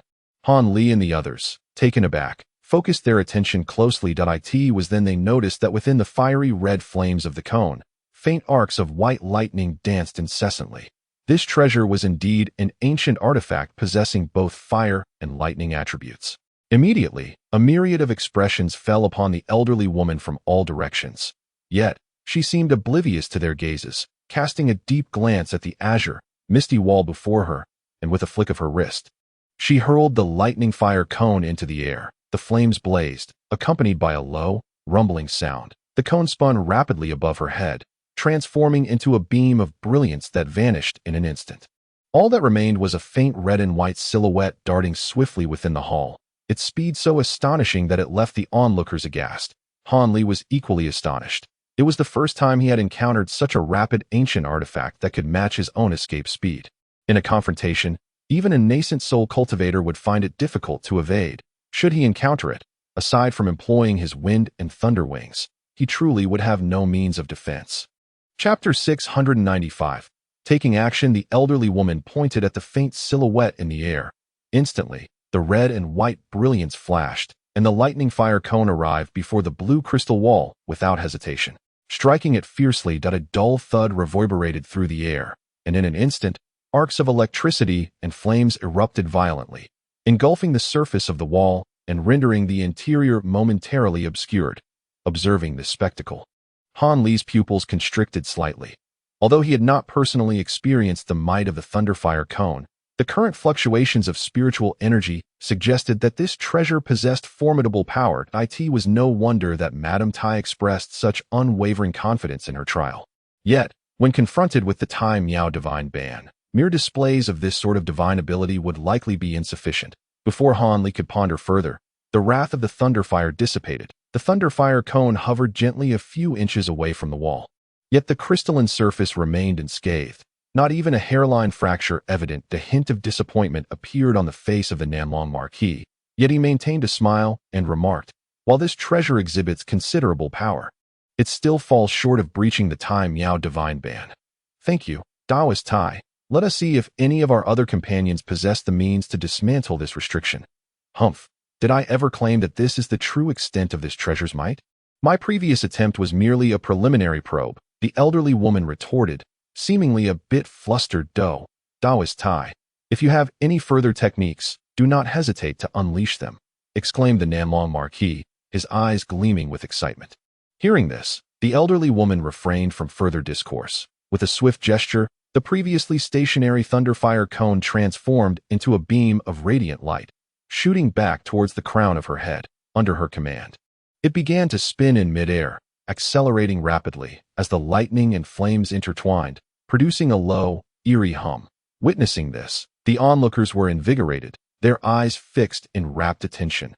Moments later, the arcs of electricity and crimson flames of the Thunderfire Cone appeared to merge into a singular entity, transforming into a bizarre scarlet arc, which danced erratically upon the surface of the now ethereal Thunderfire Cone, creating a most uncanny spectacle. At this sight, Han Li felt a stirring within, as if a vague realization was dawning upon him, and a contemplative expression crossed his face. The others, too, exhibited astonishment, their estimations of the Thunderfire Cone's power significantly heightened.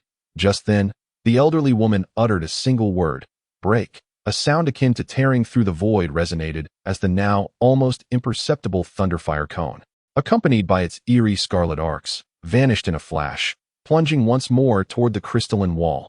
This time, rather than a thunderous explosion, a soft pop echoed, with the aid of its rapid rotation and the crimson arcs. The Thunderfire cone merely encountered a slight obstruction from the crystalline surface before it plunged deep into the wall. Although its speed diminished considerably upon entry, it continued to rotate vigorously under the elderly woman's control. Advancing steadily at this moment, the white-clad elder and the Namlong Marquis displayed expressions of delight, while Wang Tiangu and the other cultivators revealed flickering glimmers of light in their eyes, betraying their tension. It remained uncertain whether they hoped for the elderly woman to successfully dismantle the ban or secretly wished for her failure. Observing this, Han Li couldn't help but smirk inwardly, the corners of his mouth curling slightly in a sardonic manner. Although Han Li's expression went unnoticed by others, it was inadvertently caught by Yen Rian, who, in a moment of surprise, revealed a hint of confusion in her bright eyes as the Thunderfire cone, which had burrowed itself a foot deep into the crystalline wall, faced imminent obliteration. The wall, which had previously shown no signs of disturbance and appeared stable, suddenly erupted with a brilliant blue radiance. To the astonishment of the onlookers, innumerable fine strands of scorching white light emerged from within the wall, ensnaring the advancing Thunderfire cone with countless bindings. Subsequently, these luminous threads flickered violently before tightening with tremendous force. With a resounding roar, the Thunderfire cone erupted in an instant, its brilliance vanishing as quickly as it had appeared. Leaving the crystalline wall in a state of tranquility once more, the elderly woman turned pale at once, her expression transforming into one of profound anger and shock. The Thunderfire cone was a treasured ancient artifact that she had painstakingly acquired. To see it so easily destroyed was an unbearable blow, causing her heart to surge with heat as if she might spit out blood from the anguish. The other spectators were left speechless, their hearts racing in fear. Among them, Yen Rian glanced at Han Li with an expression of surprise, her face betraying a contemplative demeanor. Fortunately, the elderly woman was not just any ordinary person. After her weathered face fluctuated between shades of red and white several times, she took a deep breath, managing to quell the turmoil within her. "That I must apologize to my fellow Taoists for this incident. Truly, the divine restrictions of the 10 great ancient seals are formidable. I find myself unable to unravel them. However, perhaps other esteemed Taoists possess the means to break this barrier." She turned her head and spoke with a wry smile, signifying her resignation as she took a few steps back. The joy on the face of the Namlong Marquis had long since faded. Upon hearing her words, he could only sigh and say, "Taoist Tai's efforts have come to naught. What a pity. I wonder if any other Taoists are willing to give it a try." After speaking, he cast a few glances at Wang Tiangu and others. After all, Wang Tiangu's reputation as a master of formations was quite significant in the realm of cultivation. However, witnessing the fate of the elderly woman's artifact extinguished any earlier eagerness among the others. Who would dare to risk their treasures in such perilous endeavors when a living example lay before them? Wang Tiangu, standing in a corner of the hall, remained silent. He was acutely aware that although he had some understanding of ancient formations, he had never encountered restrictions of such a high caliber as the 10 great ancient seals, let alone devised a method to dispel them. Thus, he had no intention of making a fool of himself. Yet, it was at this moment that Han Li, who had remained quiet until now, spoke calmly to Dai Han, "May not possess remarkable talents, but I wish to give it a try. May I inquire how my esteemed fellow Taoists feel about this?" Han Li's seemingly casual remark took Wang Tiangu and the elderly man by surprise. The Namlong Marquis, too, exhibited an expression of astonishment, but quickly responded affirmatively. "Of course, Taoist Han. Please proceed." Han Li, not one to be polite, stepped forward without hesitation, approaching the crystalline wall that the elderly woman had failed to breach. Witnessing this, Wang Chan, standing behind Wang Tiangu, was taken aback, and a cold smirk of derision flickered in his eyes behind his mask as he subtly relayed a few words to Yen Rian beside him. Yen Rian listened to these words. Her expression remained faint and unperturbed, as if she were somewhat indifferent that as for Wang Tiangu. Although his demeanor was unchanged, deep within his heart, he held no belief that Han Li could dismantle this restriction. Standing before the crystalline wall, Han Li did not act immediately. Instead, he raised a hand, extending a finger, and with a slight adjustment of his spiritual power, a slender beam of azure light manifested from his fingertip. The light flickered, sweeping across the surface of the crystalline barrier, yet it bore no effect. As if the jade-blue wall was utterly unscathed. Undeterred, Han Li enveloped his entire palm in a layer of azure spiritual energy. Then, spreading his fingers, he pressed his palm against the crystalline wall. Subsequently, he stood motionless, as if attuning to something. Han Li's peculiar actions left the cultivators behind him in a state of perplexity, their minds rife with doubt. However, none dared to intrude upon Han Li's focus. Unbeknownst to them, Han Li, with his back turned, had faint blue light flickering in the depths of his pupils as he gazed intently into the heart of the crystalline wall, seemingly straining to discern something. This observation consumed no less than a quarter of an hour. Although the others did not exhibit impatience, nor did anyone voice a prompt, at that moment, Han Li exhaled deeply, and the blue light in his eyes vanished in an instant. Without hesitation, he slapped his waist pouch with one hand, then flipped his palm, producing a plethora of items. The crowd, upon seeing this, was momentarily taken aback, for it was a collection of over a dozen array flags of various colors. What was his intention? Did Han Daoyu also possess expertise in the art of formations, perhaps intending to break the array with an array of his own? Had he previously discerned the intricacies of this profound divine restriction? The elder in white, after a brief pause, inquired with an expression of intrigue. That it is not that I have discerned any intricacies. I merely conducted some research into such ancient formations before, Han Li nonchalantly replied. However, he soon opened his mouth and exhaled a breath of azure essence towards the array flags in his hand. As the light flickered, all the flags soared from Han Li's grasp, and under the impetus of his consciousness, their tips aligned with the surface of the crystalline wall, floating motionless in midair. Chapter 696. Breaking the restriction, and the scroll. Han Li formed hand seals with both hands, and the dozen or so array flags faced the crystalline wall. Moments later, these array flags arranged themselves into a peculiar configuration, appearing chaotic yet seemingly imbued with hidden significance.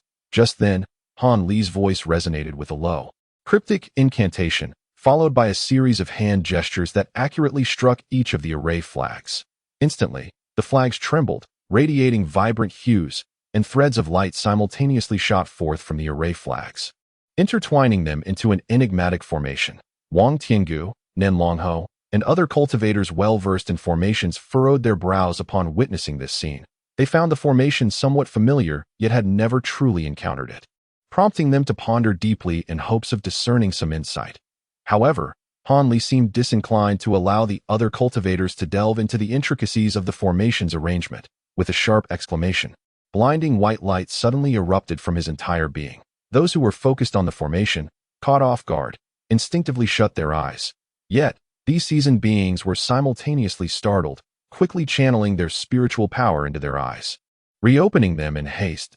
As a result, astonishment spread across the faces of those present. It was evident that the array of flags inscribed upon the surface of the crystalline wall had, unbeknownst to them, been seamlessly embedded within the wall itself, as if it had been born from the very structure. This revelation brought forth expressions of great joy from both the Marquis of Nanlong and the elderly man in white, significantly boosting their confidence in Han Li. Wang Tiangu's countenance shifted slightly, though he quickly regained his composure. Behind him, Wang Chan's masked eyes revealed a complex mixture of surprise, leaving him momentarily stunned.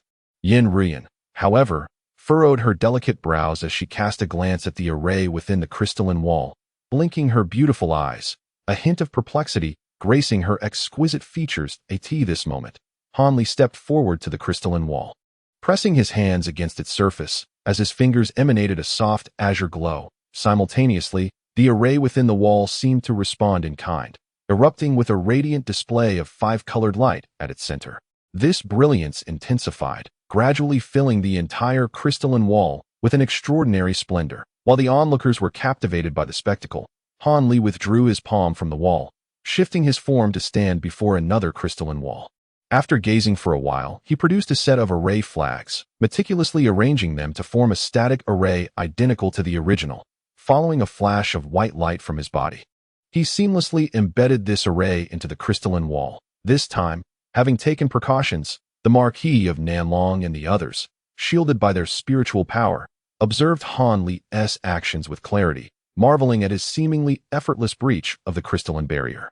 Han Li employed the same method to methodically complete the arrangements on all four walls, a task that naturally consumed a considerable amount of time, taking no less than half an hour. However, the other cultivators displayed no signs of impatience. They understood that dismantling such an intricate ancient seal was no trivial endeavor, and thus a longer duration was entirely expected. Moreover, Han Li's composed demeanor instilled a great deal of confidence in those present. Otherwise, the Marquis of Nanlong and the elderly man in white would not have so readily allowed Han Li to take his time. Upon completing his preparations, Han Li moved to the center of the hall. With a single hand gesture, he revealed a verdant green array plate. Without hesitation, he unleashed several intricate hand seals into the plate, causing the brilliance emanating from the array and the four crystalline walls to flicker erratically. Their rhythm initially chaotic before synchronizing into a unified glow, expanding and contracting as one, without even glancing at the surrounding light. Han Li lowered his head slightly and uttered a single word, break. At the utterance of this command, the brilliance surged dramatically, emitting a piercing hum that crescendoed into a cacophony reminiscent of 1,000 birds in flight. With a thunderous roar, the radiant light shattered, plunging the entire hall into an overwhelming darkness. It was only then that the Marquis of Nanlong and the others realized that the crystalline walls had vanished without a trace, replaced instead by ordinary stone walls. On one of these stone surfaces, a grand door, towering 7 to 8 zhang and spanning 3 to 4 zhang in width, was prominently embedded. Think that my friend Han possesses such profound mastery over the art of formations. Successfully dismantling this seal. Haha, excellent. As promised, once my companion Yun and I have selected our treasures, you shall have the privilege to choose one first, the Marquis of Nanlong exclaimed, his eyes gleaming with excitement. Upon the sight of the stone door, the elderly man in white was equally adorned with a beaming smile, his gaze ablaze with fervor. Brother Nanlong, let us delve into the treasures that lie within. Surely there are no more restrictions inside, are there? The eager practitioner of the Yu surname expressed with a hint of concern. Fear not, there will be none, assured Nanlong Ho confidently. According to the words of the esteemed Song Kun, this abode possesses only 2 layers of restrictions. With that, he took decisive strides forward, his flowing sleeves brushing lightly against the stone door, which effortlessly swung open. Witnessing this, the last remnants of anxiety dissipated among the gathered practitioners, who followed Nanlong Ho into the portal. What is this? Exclaimed the elder woman in astonishment as she beheld the scene beyond the stone door.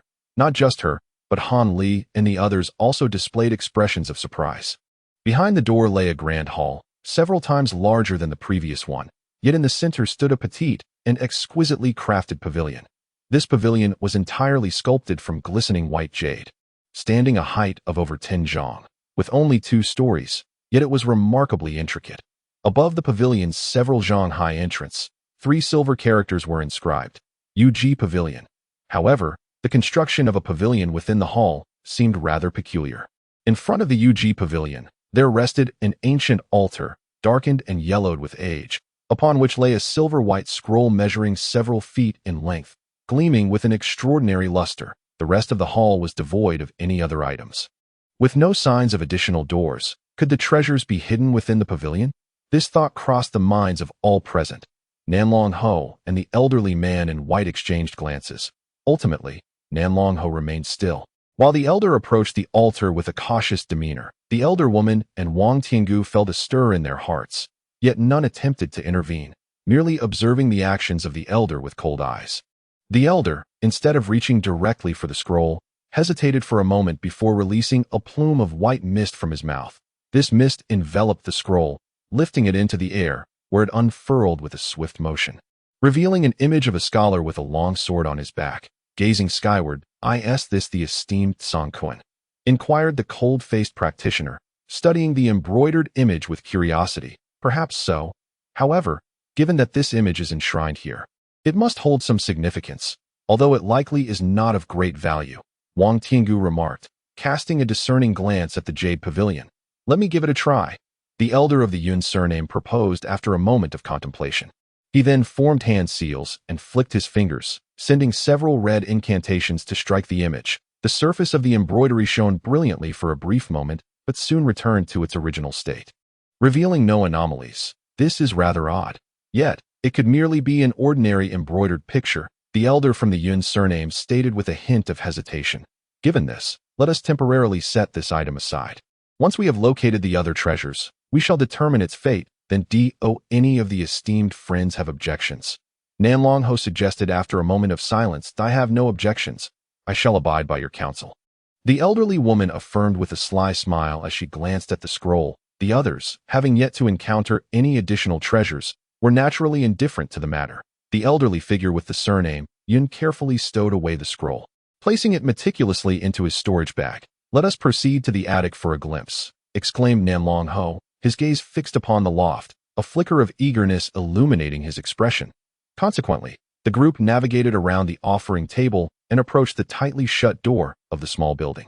This time, Nanlong Ho, unable to contain his anticipation, thrust the door open, which creaked in response. Before Han Li and the others could step inside, a dazzling radiance of spiritual light burst forth, momentarily blinding them until they regained their senses.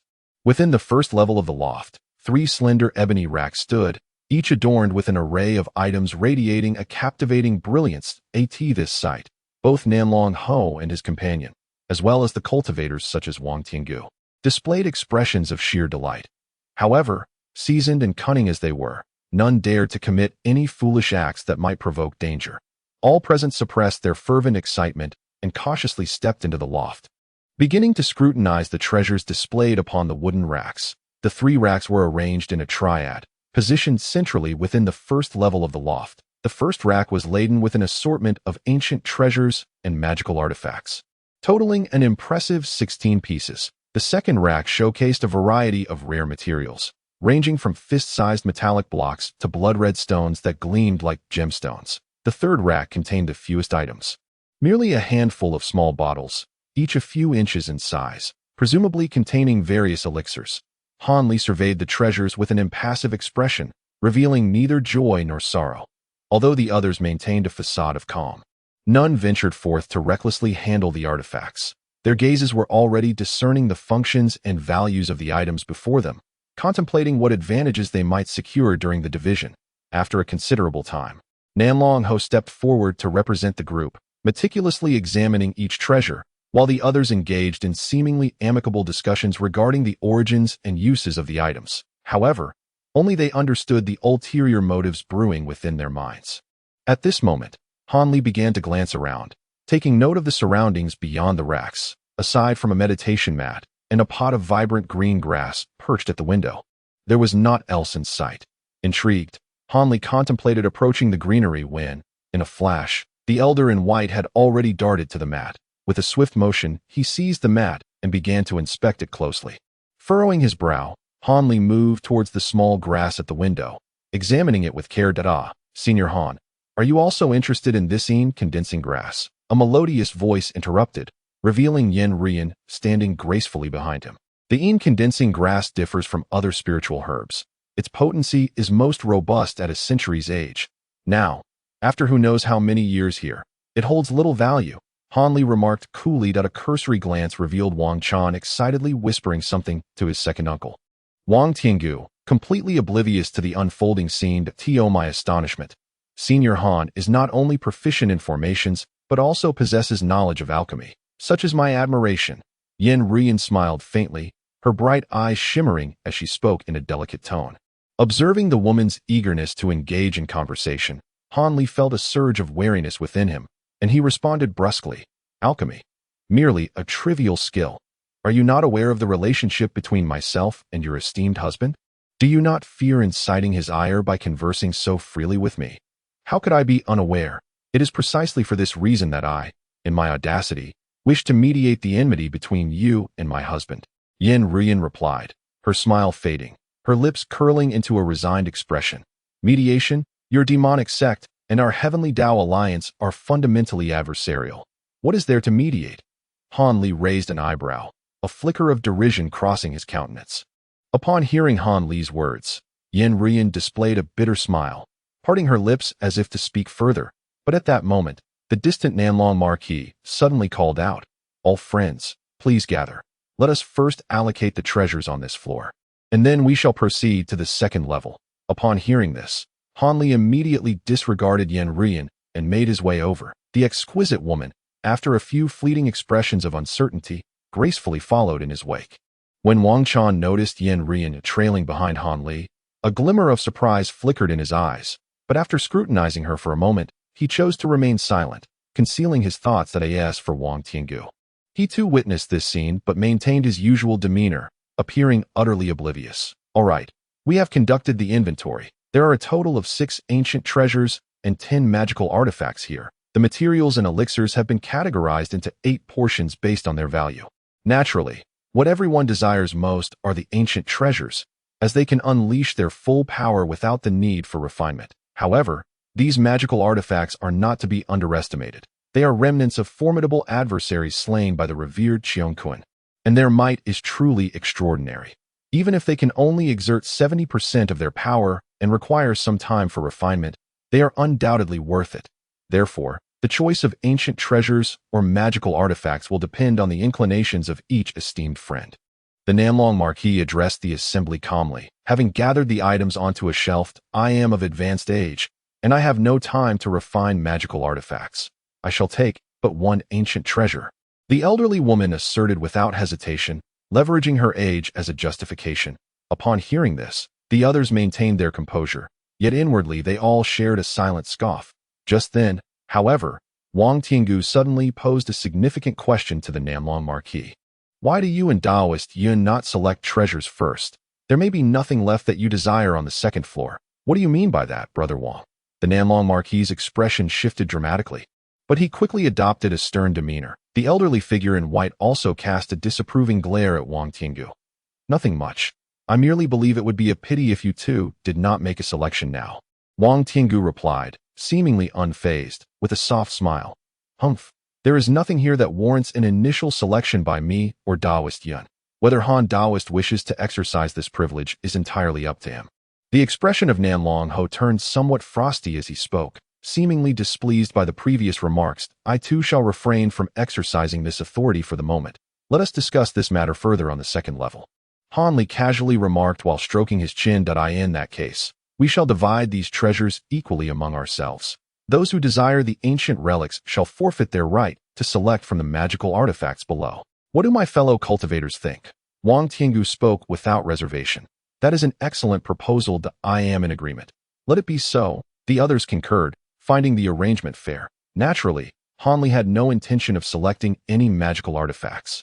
In the end, it was the white-clad elder and the cultivator named Yu who relinquished their claims to the ancient relics, opting instead for 2 preferred magical artifacts and collecting their share of materials and elixirs. As for the ancient relics, Han Li and the others acted simultaneously, each claiming one for themselves. Han Li's acquisition was a bamboo-like ancient relic, the potency and abilities of which remained unknown to him. However, he carelessly stowed it away in his pouch, along with his share of materials and elixirs. After Han Li and the others each took another magical artifact, the items on the first level were thoroughly divided. Regarding the mat, Han Li noticed that it had been carelessly discarded by the white-clad elder, who no longer cast a glance at it. Clearly, it was not of good quality. A few individuals approached the Yinning grass, examining it closely, but upon recognizing its origins, they too lost interest. Observing this scene, Han Li couldn't help but chuckle bitterly to himself. It seemed no one was a fool. These ancient Yuaning cultivators would not miss the opportunity to scrutinize every item within the loft. After all, beyond the obvious treasures, there was a strong possibility that hidden secrets lay within this loft. After a thorough search yielded no unexpected delights, the group relinquished their efforts and proceeded to the second level. Upon entering the second level, Han Li, like the others, was momentarily taken aback. The moment he stepped inside, a fragrant waft of sandalwood enveloped him. Raising his gaze, he immediately beheld a shrine positioned in the corner facing the staircase, where a striking golden statue of a 3-headed, 6-armed demon god resided. Its countenance fierce and lifelike. In front of the shrine stood a small crimson furnace, from which wisps of white mist ascended. The source of the sandalwood fragrance, the fact that the celestial Kuan had chosen to venerate a demon god, astonished Namlong Ho and the others greatly. However, upon seeing the 3-headed, 6-armed statue, Han Li's heart raced uncontrollably. The likeness of this statue was strikingly similar to the beast depicted on the copper plate he had long suspected to be a fragment of the venerable saint, its furious eyes wide open, all 6 arms raised skyward. Without a moment's delay, Han Li shifted his gaze from the shrine and hastily surveyed the other corners of the second level to the left of the shrine. At a distance of several zhang, he spotted an unassuming wooden desk accompanied by a chair, atop which lay an array of items including an ink stone, a brush, and bamboo slips. Correspondingly, on the opposite side of the shrine stood a jade bed, its blue hues radiating a chilling aura, even from such a distance, suggesting it was carved from some form of cold jade. At the head of the jade bed, 3 jade boxes of varying sizes were lined up side by side. Drawing attention, it appeared that the second level was, in fact, the private chamber of the celestial Kuan. A shadow flickered, and the elderly man in white suddenly approached the icy jade bed, reaching out to seize one of the jade boxes. "Hold on." As this voice rang out, another figure arrived at the jade bed, casually flicking a black beam of light that shot straight towards the back of the old man's hand. "What do you mean by this? Do you wish to spar with me?" The elder of the Yun clan, with a swift motion of his wrist, evaded the ambush. Yet, in his astonishment and anger, he glared menacingly at the individual. Chapter 698. Schemes. The assailant calmly replied, "Brother Yun, why the haste? I merely wish to confirm whether you, my Taoist friend, are solely interested in the contents of the box while relinquishing your right to select other items. The contents of the box are something I, Yun, must examine first. If they prove to be of no use, am I then expected to make a selection?" The elder of the Yun clan regained his composure, but spoke sharply while fixating on Wang Tiangu. "If I recall correctly, we agreed to allow both of you Taoist friends to select 2 treasures first, and then the remainder would be divided. You truly believe that after choosing these 3 jade boxes, there will be enough left for us to share?" Wang Tiangu displayed no signs of fear. Instead, he glanced at the solitary 3 jade boxes on the jade bed and calmly stated, "What do you intend to do? Do not hesitate to speak plainly. You wish to renege on our agreement?" Nong Longho stepped forward, aligning himself alongside the elder, his gaze sweeping over the 3 individuals from the ghost spirit sect, his expression growing increasingly ominous. "I have no intention of breaking my word. However, the treasures on this second level are indeed scarce, given that the contents of these jade boxes cannot be directly perceived with divine consciousness. It is evident that they likely contain the most valuable treasures within the building. Perhaps the profound techniques of the Tsang Kuan master and secrets pertaining to the abyss of demonic descent are concealed within. Under such circumstances, do you still wish to assess the value of the items in the boxes before deciding what to take? Do you not find this somewhat excessive?" Wang Tiangu smiled gently, his demeanor unruffled. "Excessive? All I know is that you gentlemen initially promised us the right to select treasures first, as for the scarcity of items. What does that have to do with us?" The elder of the Yun clan contorted his face, coldly retorting, "Such words cannot be uttered. The items on this second level are still available for your priority selection. However, there is no need to open the boxes for a detailed appraisal. If you are uneasy, you are free to choose other items, such as the cold jade bed before you, which is indeed a rare treasure, particularly valuable for practitioners of the in-cold attribute." The elderly woman unexpectedly interjected to offer assistance. Upon hearing this, Nong Longho's expression turned even darker. He suddenly stepped forward, unleashing a formidable aura that compelled Wang Tiangu and the elderly woman to retreat half a step, their faces shifting with surprise. The gap in cultivation between the mid-stage and early stage of the nascent soul realm was not trivial. Is there anyone who believes Wang Daoist's words hold merit? Feel free to step forward. One can only assume that Brother Wang's boldness is not solely supported by Lady Tai. Nong Long's eyes narrowed, emitting a cold glint as he surveyed the others. "Nong Long, there is no need for anger. Wang's assertions are not without reason. Surely, you cannot deny us a single drop of broth." The dark-faced cultivator, after a moment of silence, unexpectedly spoke up with a calm demeanor. The monk with the surname Yu inadvertently furrowed his brow, hesitating for a moment before quietly positioning himself behind Wang Tiangu. It was as if he had forgotten the previous discord between himself and Wang Tiangu. Instantly, apart from Han Li, the cultivators in the loft divided into 2 factions, standing in opposition to one another. The South Long Marquis and the elder of the Yun surname observed this, with their expressions drastically changing. It seemed that you few had long since formed a united front. It remains unknown when you had conspired together. Throughout this journey, you should have had no opportunity to do so. After quickly regaining his composure, the South Long Marquis inquired, "To say we are united would be an exaggeration. My fellow Taoists and I merely convened briefly before our departure to discuss a few strategies for self-preservation and responses to unforeseen circumstances. The current situation is precisely one of the scenarios we anticipated." which is why we are compelled to contend with you, South Long Taoist. Wang Tiangu replied leisurely, as if unaffected by the tension. The South Long Marquis fell into a heavy silence, his face shrouded in frost. Before his gaze fell upon Han Li, Taoist Han.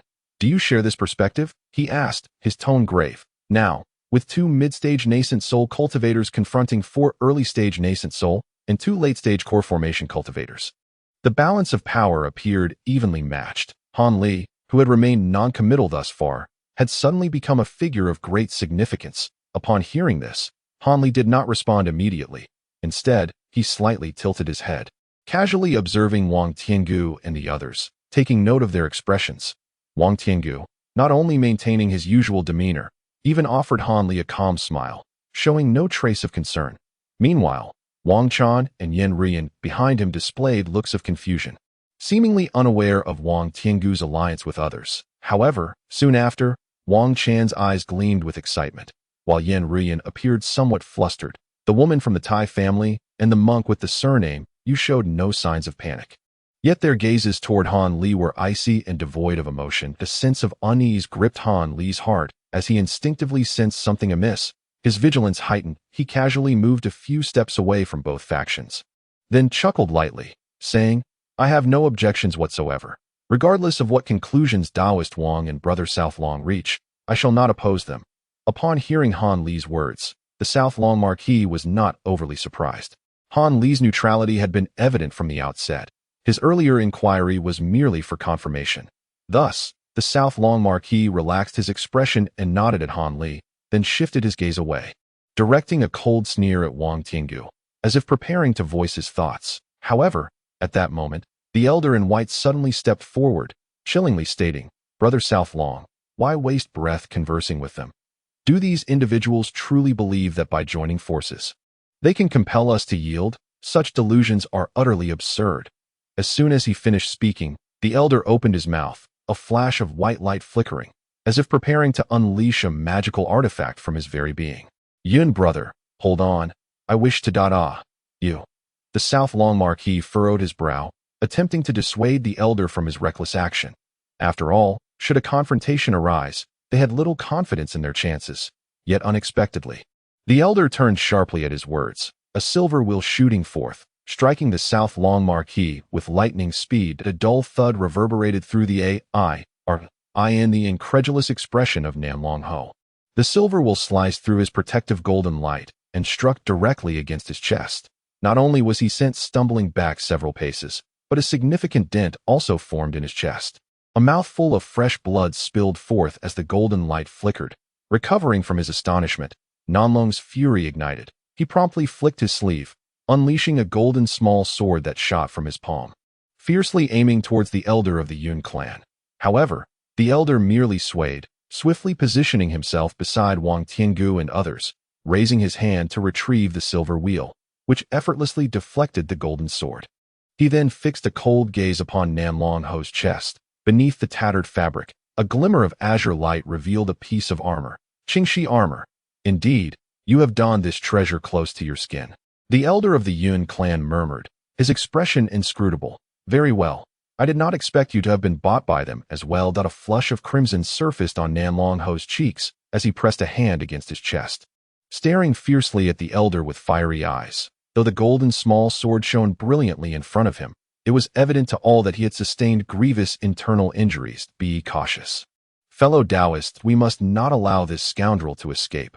Otherwise, with his cultivation, we could find ourselves in dire straits, the elder of the Yun clan remarked, disregarding Nam Long Ho entirely, as if they had become mere strangers on the road. Rest assured, with so many of us present, he is gravely wounded. He will find it impossible to flee, the cultivator of the Yu clan said with a sinister smile, before releasing a misty white, flying knife artifact. At that moment, Wang Tiangu turned towards Han Li with enthusiasm, saying, Han Taoist, if you are willing to join forces with us against this scoundrel now, any treasures he possesses shall also be yours. His sincerity was palpable, seemingly unconcerned about the past grievances between Han Li and Wang Chan joined forces. Han Li, still reeling from the earlier spectacle, exhaled deeply upon hearing this. Yet, as his gaze shifted, it fell upon the staircase. At the very moment the elder had launched his ambush against Nan Long Ho, the old woman had silently stood guard there. Had it not been for her, he would have long since fled. The walls of the Jade Pavilion flickered with white light, evidently warded by some formidable restriction, making escape impossible. Han Li had no faith in Wang Tiangu's proposition of collaboration. Surely, once Nan Long Ho was dealt with, this elder of the ghost spirit sect would not hesitate to eliminate another adversary. Otherwise, when they had conspired to join forces, he would have been included from the outset. It seemed that from the very beginning, he had been designated as Nan Long Ho's sacrificial pawn. With these thoughts in mind, Han Li maintained his composure, preparing to respond with a few words, only for Nan Long Ho to sneer first, saying, "Han Daoist, you cannot truly believe such superficial tricks. While I am uncertain how Wang Daoist has managed to rally so many, even my friend of over a century has been drawn to their side. You and I joining forces may still afford us a glimmer of hope. Should we be picked off one by one, our demise is all but assured." Chapter 699. The Eastward Shift of Calamity. As Nan Long Ho spoke, he casually brushed his hand against his chest, causing the previously concave area to instantly return to normal. The expressions of Wang Tiangu and his companions subtly changed. However, the elder with the surname Yun remained unperturbed and calmly remarked, "There is no need for concern, my friends. He is merely employing a secret technique to temporarily control his injuries. It does not imply he is entirely unharmed. Nonetheless, what is there to discuss with this young man surnamed Han? Let one person engage him while the rest eliminate Nan Long Ho first." After delivering this cold statement, the elder nonchalantly pointed at the silver wheel before him. The magical artifact immediately transformed into a silver rainbow that soared above his head, subsequently showering him with a cascade of silver light that enveloped his entire form. Within the silver glow, the elder appeared almost ethereal, clearly aware of Nan Long Ho's deep-seated animosity towards him. Thus, he sought not to achieve merit, but merely to avoid blame. Wang Tiangu furrowed his brow, seemingly finding some merit in this reasoning. He then turned to the cultivator surnamed Yu beside him and said, "You, my friend, shall handle this young man for the time being. There is no need for a desperate struggle. Simply entangle him for a moment. Once we deal with Nan Long Ho, his demise will be imminent." Wang Tiangu finally ceased to conceal his murderous intent towards Han Li, casting a chilling glare in his direction. Suddenly, a towering black aura erupted from his body, enveloping him in darkness and rendering him exceedingly enigmatic. The elderly woman and the dark-faced man, witnessing this, also unleashed their magical artifacts, slowly encircling the area. "Rest assured, this fellow Han Daoist is in my capable hands." The cultivator surnamed Yu chuckled. As a misty white jade rui slipped silently from his sleeve, he then stepped forward, adopting a smile that straddled the line between amusement and menace as he faced Han Li. For him, entangling a newly advanced Yuaning cultivator was a trivial task, far safer than confronting Nan Long Ho, a mid-stage Yuaning cultivator, directly. Han Li fixed his gaze upon the cultivator surnamed Yu, remaining motionless, but his heartbeat intensified the moment the elderly woman departed from the staircase. His hand, concealed within his sleeve, firmly grasped an ancient treasured AT that moment. Nan Long Ho suddenly swept his hand backward, sending forth a burst of golden radiance that enveloped the 3 jade boxes on the jade bed behind him, drawing them back into his grasp. Without a moment's hesitation, Nan Long Ho flung one of the jade boxes towards Han Li. This unexpected maneuver took everyone by surprise, leaving no one with the opportunity to intervene. The jade box was effortlessly caught by Han Li, who blinked in bewilderment. "Since you have not conspired with them, this jade box is a gift from me. Should it indeed contain the secrets of the Devil's Abyss, you may escape with it, and it would be your fortunate destiny," Nan Long Ho stated, hands clasped behind his back, his tone laden with implication. Upon hearing this, Wang Tiangu and the elder with the surname Yun exchanged alarmed glances. Han Li lowered his gaze to the jade box in his hand, pursed his slightly dry lips, and felt a sudden urge to laugh uncontrollably. Yet, relying on his remarkable composure, he managed to suppress it. It was truly absurd that something coveted by all the cultivators in this hall was being offered to him so readily. Nan Long Ho's actions, undoubtedly, were not born of goodwill, given the assertive demeanor of Wang Tiangu and his companions regarding the jade box.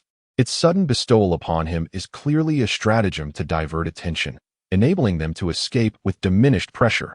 Nevertheless, this individual demonstrates a commendable ability to relinquish attachment, willingly parting with the coveted treasure, revealing a hint of the true nature of a formidable leader. Yet, now that the treasure is in his possession, with a cold chuckle, Han Li nonchalantly flicked his hand, causing the jade box to vanish from sight. Safely stowed away in his storage bag, Chanter, you too assist friend you. Ensure that the fellow surnamed Han does not slip away with any cunning. The skirmish here is sufficiently handled by us old-timers.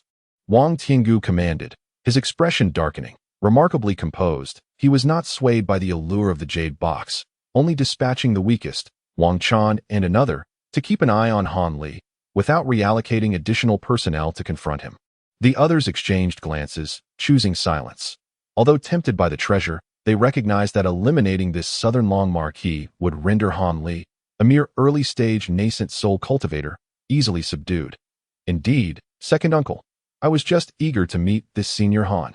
Wang Chan replied, a glint of malice flashing in his eyes as he smiled sinisterly.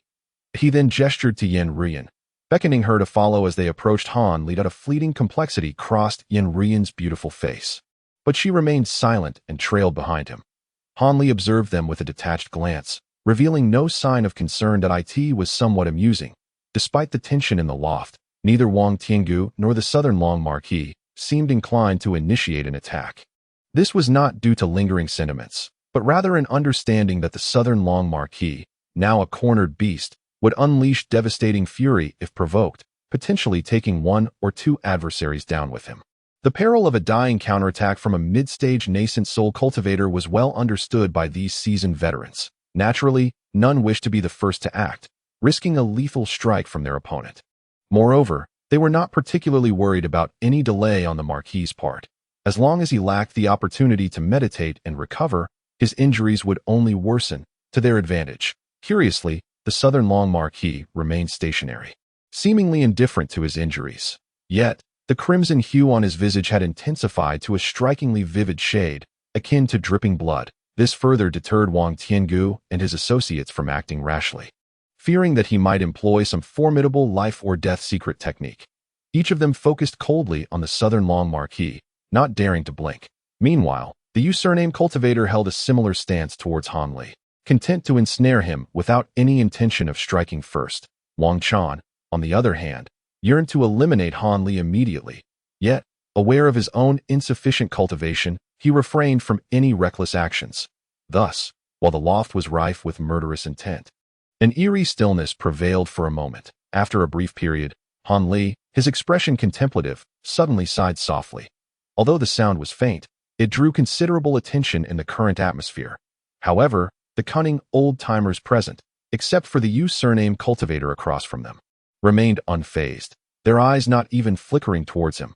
Wang Chan, with a sneer, curled his lips, a trace of mockery evident in his gazed eye. In their minds, Han Li would naturally only strike after Nan Longho made his move. It was the only way for him to seize a minuscule chance amidst the chaos. Yet, to everyone's astonishment, after a sigh, Han Li indeed took action. With an unwavering demeanor, he raised his hand, and a dark object materialized within it. The surname cultivator squinted, unable to discern what it was before Han Li unceremoniously tossed it into the air. The object spun wildly, and in an instant, it expanded dramatically, transforming into a colossal form nearly 7 or 8 zhang tall, resembling a giant wall that abruptly separated the two parties. The surname cultivator finally discerned that it was, in fact, a small mountain, its surface glistening ominously, the nature of the treasure unknown. However, after a moment of surprise, he remained composed, pointing assertively at the jade rui talisman before him. Instantly, the jade rui emitted a resonant hum, followed by a burst of white light, within which a massive white tiger materialized. Although the tiger appeared somewhat indistinct, it immediately opened its gaping maw, unleashing a brilliant beam of white light as thick as a bowl, which shot forth and struck the dark mountain above. The thunderous roar echoed, as the white radiance swiftly engulfed a significant portion of the small mountain. At the same time, Wang Chan reacted without hesitation, performing a hand seal that conjured forth a dense crimson mist, enveloping his figure entirely. Concurrently, a nauseating stench of blood filled the entire pavilion. Yen Rian, her expression impassive, also executed a similar hand gesture, causing a comparable blood-colored mist to emanate from her, though this time devoid of any foul odor, instead exuding a peculiar, sweet fragrance that rendered those nearby drowsy and disoriented. Observing this, the username cultivator felt increasingly at ease, controlling the white tiger from the jade rui to release another beam of light, while simultaneously reaching for his storage pouch with one hand, from which a small, pale blue gourd appeared. Just as he intended to summon the gourd, he suddenly heard what seemed to be a faint rumble of thunder from across the way, startling him and heightening his vigilance. Without a moment's delay, he performed a hand seal, conjuring a dense white protective barrier that appeared before him. Almost simultaneously, a silver arc of electricity flickered beside him, revealing Han Li's figure, now equipped with wings. Hovering perilously close to his protective barrier, the username cultivator's expression shifted dramatically. However, drawing from his considerable combat experience, he swiftly raised the blue gourd in his hand, unleashing a brilliant blue arc of electricity that shot forth from its mouth. Yet, in that very instant, Han Li showed no intention of evading. Instead, he blankly opened his mouth and gently blew out a slender strand of blue flame, as delicate as silk, erupted from his lips, effortlessly piercing through the white barrier and shooting directly towards the username cultivator. The protective barrier, it seemed, was powerless against the seemingly ephemeral blue flame. Consequently, he did not even have the opportunity to evade, as the exceedingly fine blue flame struck his neck in the blink of an eye. With a crackling sound, blue ice abruptly formed, and in a mere breath, he was transformed into a crystalline, shimmering statue of blue ice. Such was the fate of the unfortunate username cultivator, Han Li. Having absorbed the lessons from his previous encounter with the Mu clan sorcerer, deliberately directed a wisp of the Qianlong ice flame to strike directly at his opponent's neck. First, he aimed to encase the head in ice, before dealing with the body, leaving the adversary utterly bereft of any chance to react or cast a spell. This tactic, indeed, proved to be a resounding success. However, just as Han Li transformed his opponent into an ice statue with the Qianlong ice flame, a blue arc of electricity shot forth from a gourd, striking Han Li in an instant. Before it could even make contact with Han Li's form, a thunderous roar erupted, and a faint golden electric net suddenly materialized around him. As the golden light flickered, the blue arc was swiftly absorbed by the electric net, vanishing without a trace at that moment. Han Li, without a hint of hesitation, leaned forward and seized the blue gourd with a swift motion. The entire sequence, from activating the wind thunder wings, to encasing the Yu clan cultivator in ice, to snatching the treasure, transpired in the blink of an eye. Meanwhile, Wang Chan, who had just finished unleashing his protective blood qi, had intended to rush forward to assist the Yu clan cultivator. Yet, after taking merely 2 steps, he bore witness to the swift defeat of the Yu clan member, leaving him aghast as Han Li turned to regard him coldly.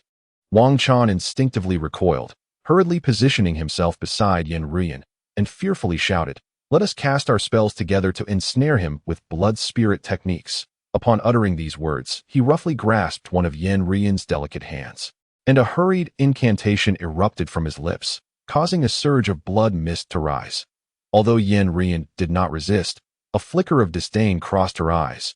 After a moment's hesitation, she too began to chant a melodious incantation, her blood mist seamlessly blending with Wang Chan's, coalescing into a swirling mass of purplish blood light. The figures of Wang Chan and Yen Ruyan vanished within the purple mist, from which emerged chilling cries, reminiscent of wailing ghosts and howling wolves, as if some monstrous entity lurked within. Han Li observed this scene with an impassive expression, yet a hint of derision curled at the corners of his mouth. I did not expect my fellow Daoists to possess such extraordinary abilities. If we unite our strengths, perhaps we truly stand a chance against them. The voice of the Southern Long Marquis resonated with unexpected joy. At Han Li's remark, he cast a fleeting glance towards that direction. The Southern Long Marquis and his companions had yet to make a move, but Wang Tiangu and the Elder in White were both dumbfounded, their faces etched with astonishment. In contrast, the Southern Long Marquis displayed an expression rife with both surprise and delight, as Han Li's recent actions had ignited a glimmer of hope for escape.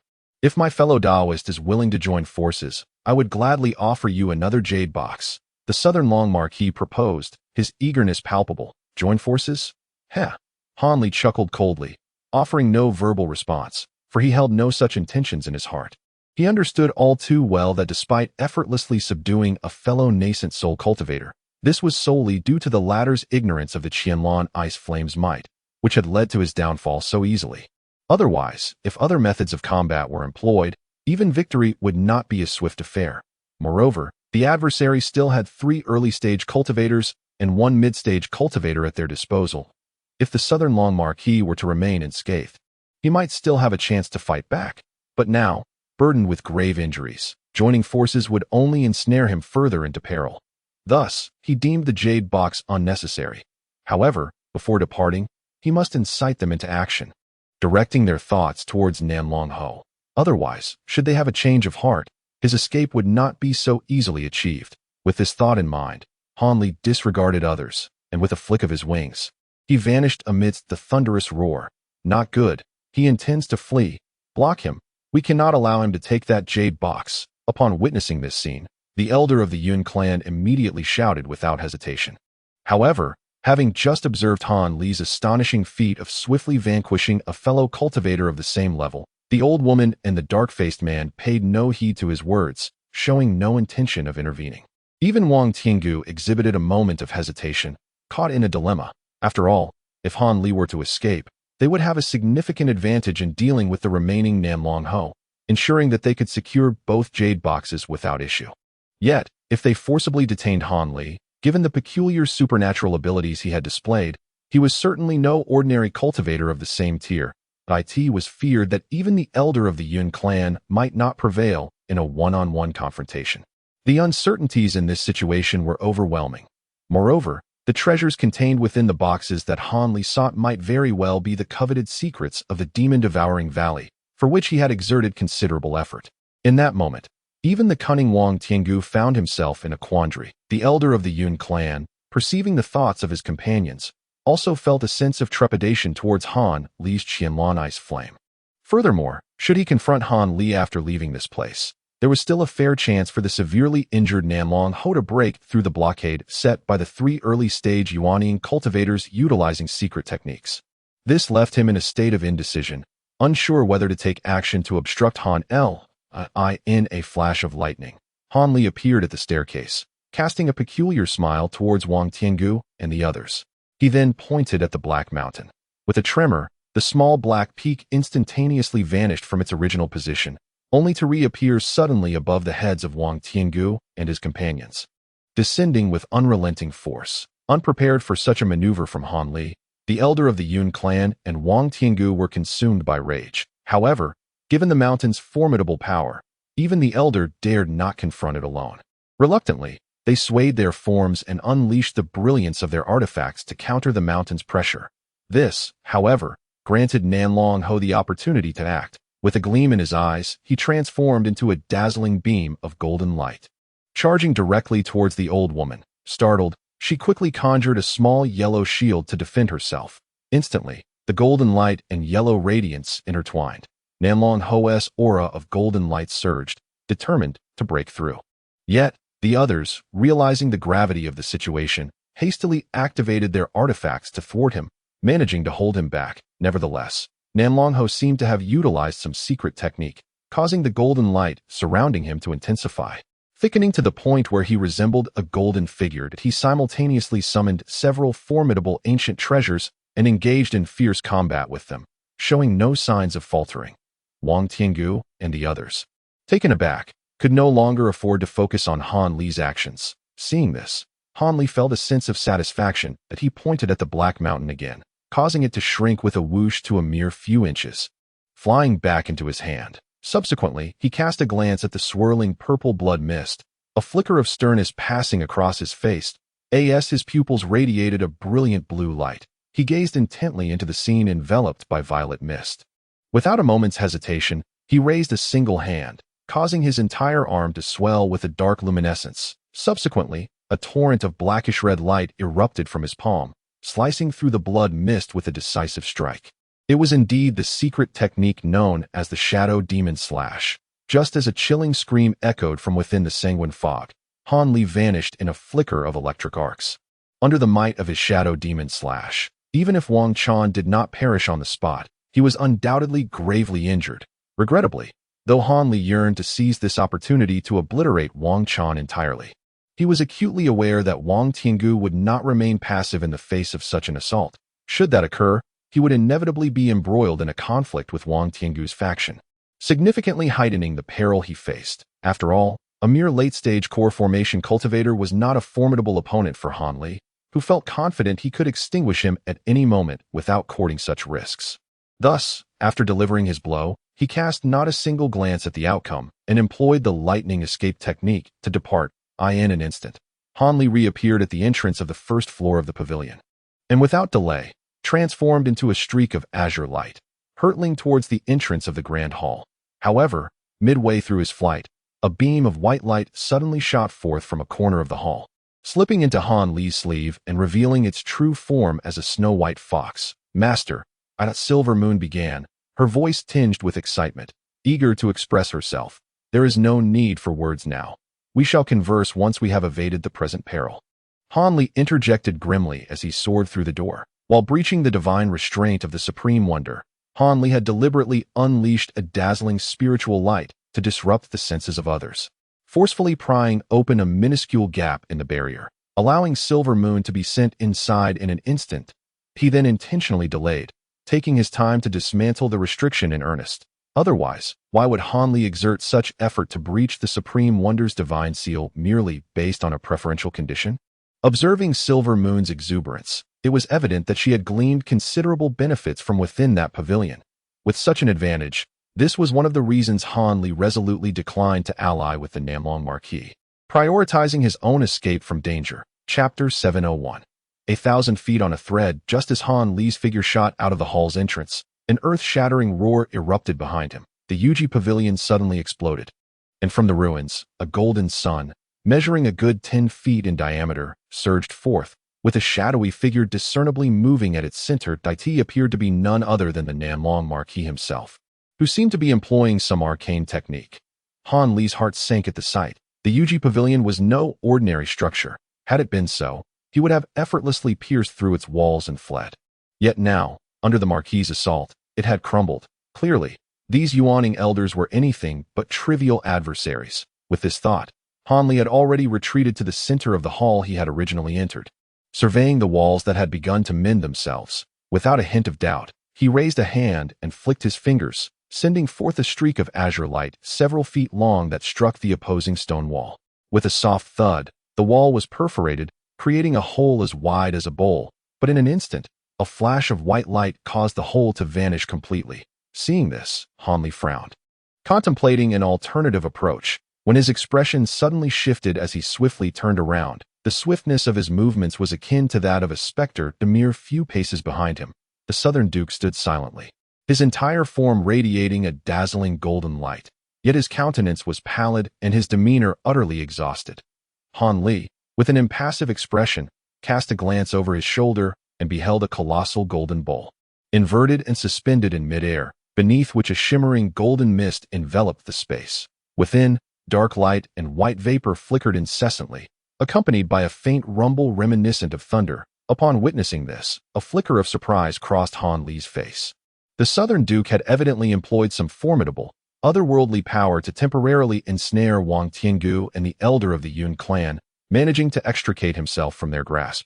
The outer barrier could only be swiftly undone with the use of a mountain opening banner. "My dear friend Han, I possess but a single mountain opening banner. Thus it will require some time that I would greatly appreciate your assistance in delaying them, for although my ancient treasure is potent, it cannot confine them for long. They may escape at any moment." The Southern Duke forced a smile, producing a small, rapidly spinning yellow flag with a single hand, and then began to chant an incantation, seemingly convinced that Han Li would comply without question. After a moment of contemplation, Han Li did not hesitate. He swiftly struck his storage pouch with one hand, summoning a verdant array disc that had once been utilized to dismantle the Tai Miao divine seals. Wordlessly, he deftly inscribed several azure runes, exhaling upon them. These runes gently descended upon the array disc, causing it to radiate a brilliant blue light. Han Li formed a series of intricate hand seals and coldly intoned. Except for the wall directly facing the Southern Duke, the previously vanished blue crystal barrier reemerged, sealing the grand entrance of the hall once more. "Can you manipulate the Tai Miao divine seals?" The Southern Duke, witnessing this scene, momentarily faltered in his incantation, a glimmer of astonishment in his voice. The power of the barrier I can manifest is but a fraction of its original strength. It will similarly fail to contain them for an extended period. It would be prudent for you, Southern Duke, to open a path before they break free. However, Hanli did not display any semblance of triumph. Instead, he spoke with grave seriousness. Upon hearing this, the Southern Duke realized that the crystalline walls indeed appeared considerably dimmer than before. His expression shifted from elation to resolve as he flung the small flag, which transformed into a beam of yellow light that vanished into the wall, his incantation resuming. Concurrently, a thunderous explosion erupted from within, and the blue light of the crystal wall, set by Han Li, flickered erratically, with the sound of violent detonations resonating from beyond. It seemed that Wang Tiangu and his companions had already begun to dismantle the Southern Duke's ancient treasure and were launching a ferocious assault on the crystal wall. Han Li cast a glance at the stone wall, now faintly glowing with a white light, then at the flickering blue crystal barrier. After a moment's hesitation, he summoned a spirit beast pouch with a flourish. Instantly, a swarm of three-colored devouring gold insects surged forth. Han Li swiftly performed a hand seal, invoking the insect armor technique, and the insect cloud spiraled wildly around him before enveloping him in the tricolored armor. The Southern Duke, witnessing Han Li's display of magic, briefly flashed with a look of intrigue. Yet, with the urgency of their escape pressing upon them, he naturally refrained from inquiring further. After a brief moment, just as the crystalline wall flickered erratically, appearing on the verge of collapse, a resounding tremor emanated from the stone wall opposite. The wall before them finally split apart in a dazzling white light, revealing a staircase. Upon witnessing the scene, the Southern Duke was enveloped in a flash of golden light, instantly transforming into a golden rainbow that shot forth from his original position. Han Li, trailing behind, also vanished in an instant after a flash of his thunderwing. The next moment, he materialized before the Southern Duke, his figure appearing in the middle of the passage, only to be followed by a sharp cracking sound emanating from below the passage. Han Li's expression shifted, and with another movement of his thunderwing, he arrived at the entrance of the staircase in the blink of an eye, then unleashed his lightning escape technique, vanishing into the distance with remarkable speed. Just as Han Li had traversed several hundred zhong, a piercing shriek resonated from the passage, followed by the dazzling golden rainbow that swiftly departed. This golden rainbow, after a slight swirl at the exit, echoed the Southern Duke's cold, resentful voice. Remember this. You would do well to avoid falling into my grasp in the future. Otherwise, I shall ensure your utter annihilation. Upon uttering this curse-like proclamation, the golden rainbow radiated blinding brilliance before becoming indistinct. As a silvery escape light shot forth from within the passage, the golden rainbow abruptly transformed into an exceptionally slender thread, darting away into the distance in an instant, its speed so swift that it vanished without a trace in the blink of an eye. At that moment, Han Li was also flickering as a small black dot on the horizon. What kind of escape technique are these two employing to be so swift? Following the emergence of the silver light, a dark glow shot forth, coalescing into a figure who solemnly inquired. It was none other than Wang Tiangu. The Southern Duke had employed the unique secret art 10,000 feet in a single thread. Originally devised by the master Song Kuan, which required a tremendous expenditure of vital energy and even blood essence, enabling instantaneous travel over vast distances, this technique could condense the escape light into a thread-like form, completely concealing one's aura, making it impossible for others to trace that. In truth, he had not ventured far.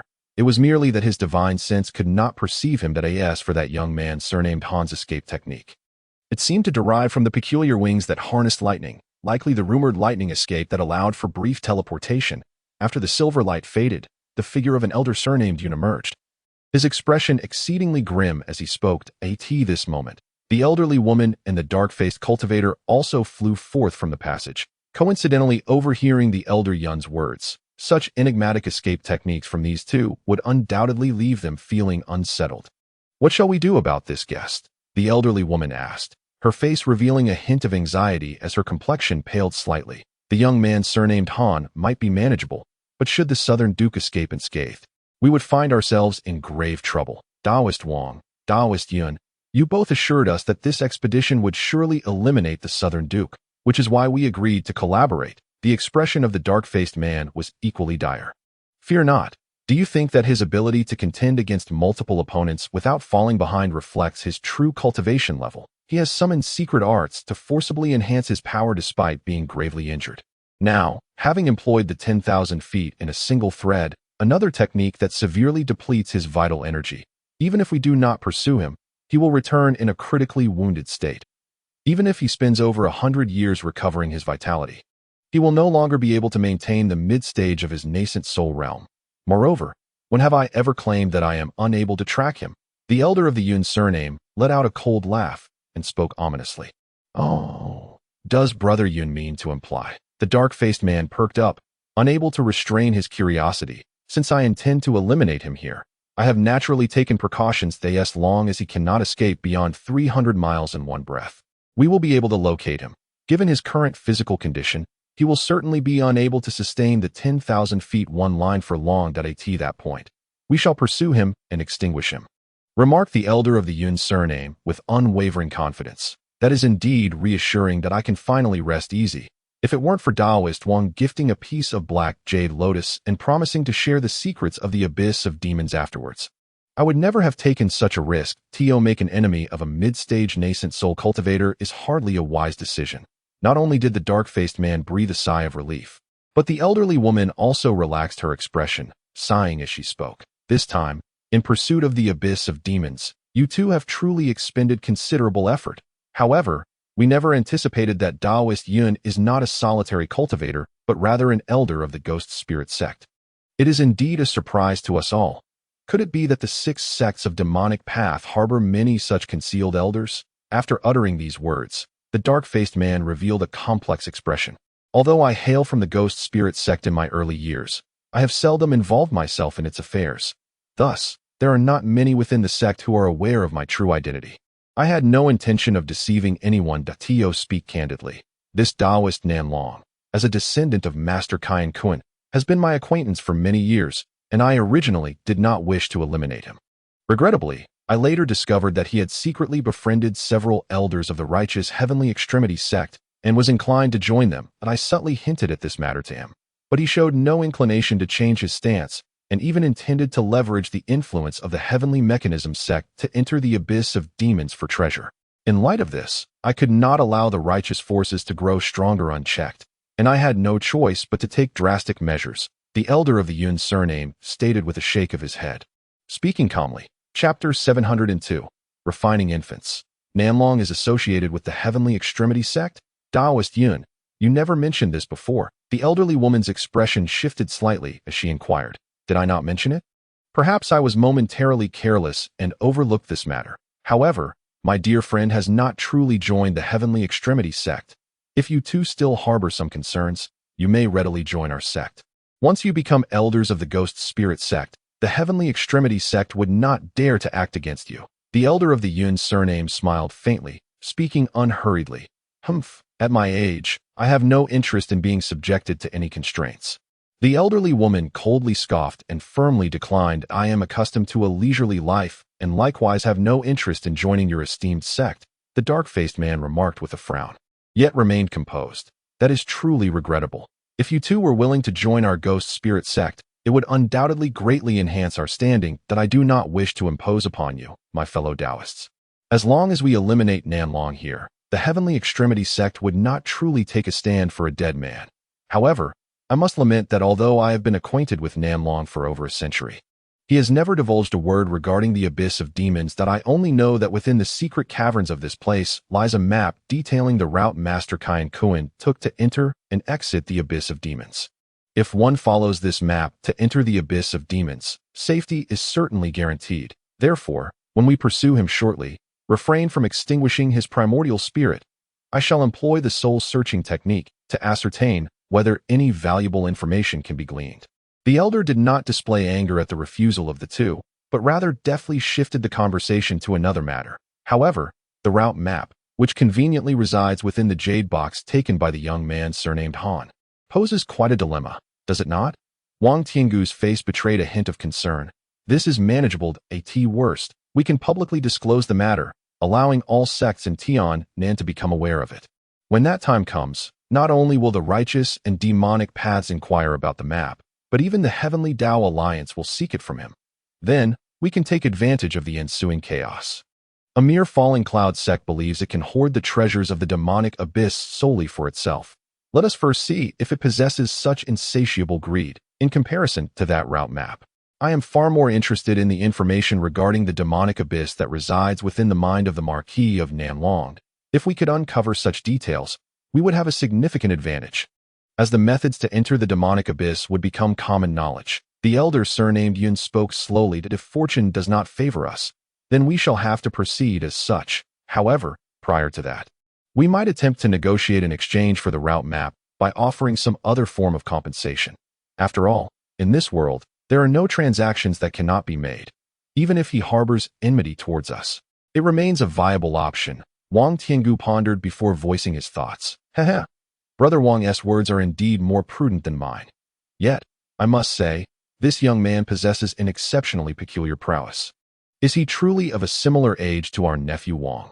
Yet, from what I observe, his combat experience is far more cunning than that of us old-timers. Even friend you fell into his trap. In a one-on-one confrontation, I doubt I could prevail against him. The elder surnamed Yun exhaled deeply, muttering to himself that I inquired of Chon'er, and it appears this individual was merely an ordinary disciple of Huangfeng Valley. With cultivation at the foundation establishment stage, how he has achieved such remarkable prowess is a mystery. However, were it not for his unexpected strength and his penchant for causing disruption, how could we, in our combined might, have allowed the Marquis of Nanlong to escape so effortlessly? Wang Tiangu's eyes flickered, revealing a trace of regret, clearly recalling how Han Li had utilized the Black Mountain to attack and ultimately used the Tai Miao Divine Band to obstruct them. Upon hearing this, the elderly woman and the others could only manage a rueful smile. At this juncture, let us return and unseal Friend Yu. With Friend Yu's cultivation at the primordial spirit stage, there is still hope. Additionally, I harbor some concern for my young nephew. When that young man Han departed, he released a black-red light that bore an uncanny resemblance to the blood demon I practice. I wonder if it poses any grave danger. Wang Tiangu then suggested. Very well, since we are currently unable to sense his presence, let us return and assess the situation. Once my friend from Nanlong's secret technique loses its efficacy, we can pursue him without delay. The elder surnamed Yun concurred. Thus, the group once again summoned their escape light and soared into the passage. In the blink of an eye, they returned to the ruins of Yuji Pavilion. There, they beheld Yan Rian half squatting, appearing utterly at a loss, while Wang Chan lay motionless on the ground nearby. What transpired? Has Chon'er sustained a grievous injury? Upon witnessing this scene, Wang Tiangu's voice turned cold as he inquired. Though it was evident he remained remarkably composed. No, but my husband's leg. Yan Rian hesitated, a look of anxiety etched upon her face. Wang Tiangu took a few steps forward and cast a glance, only to furrow his brows tightly.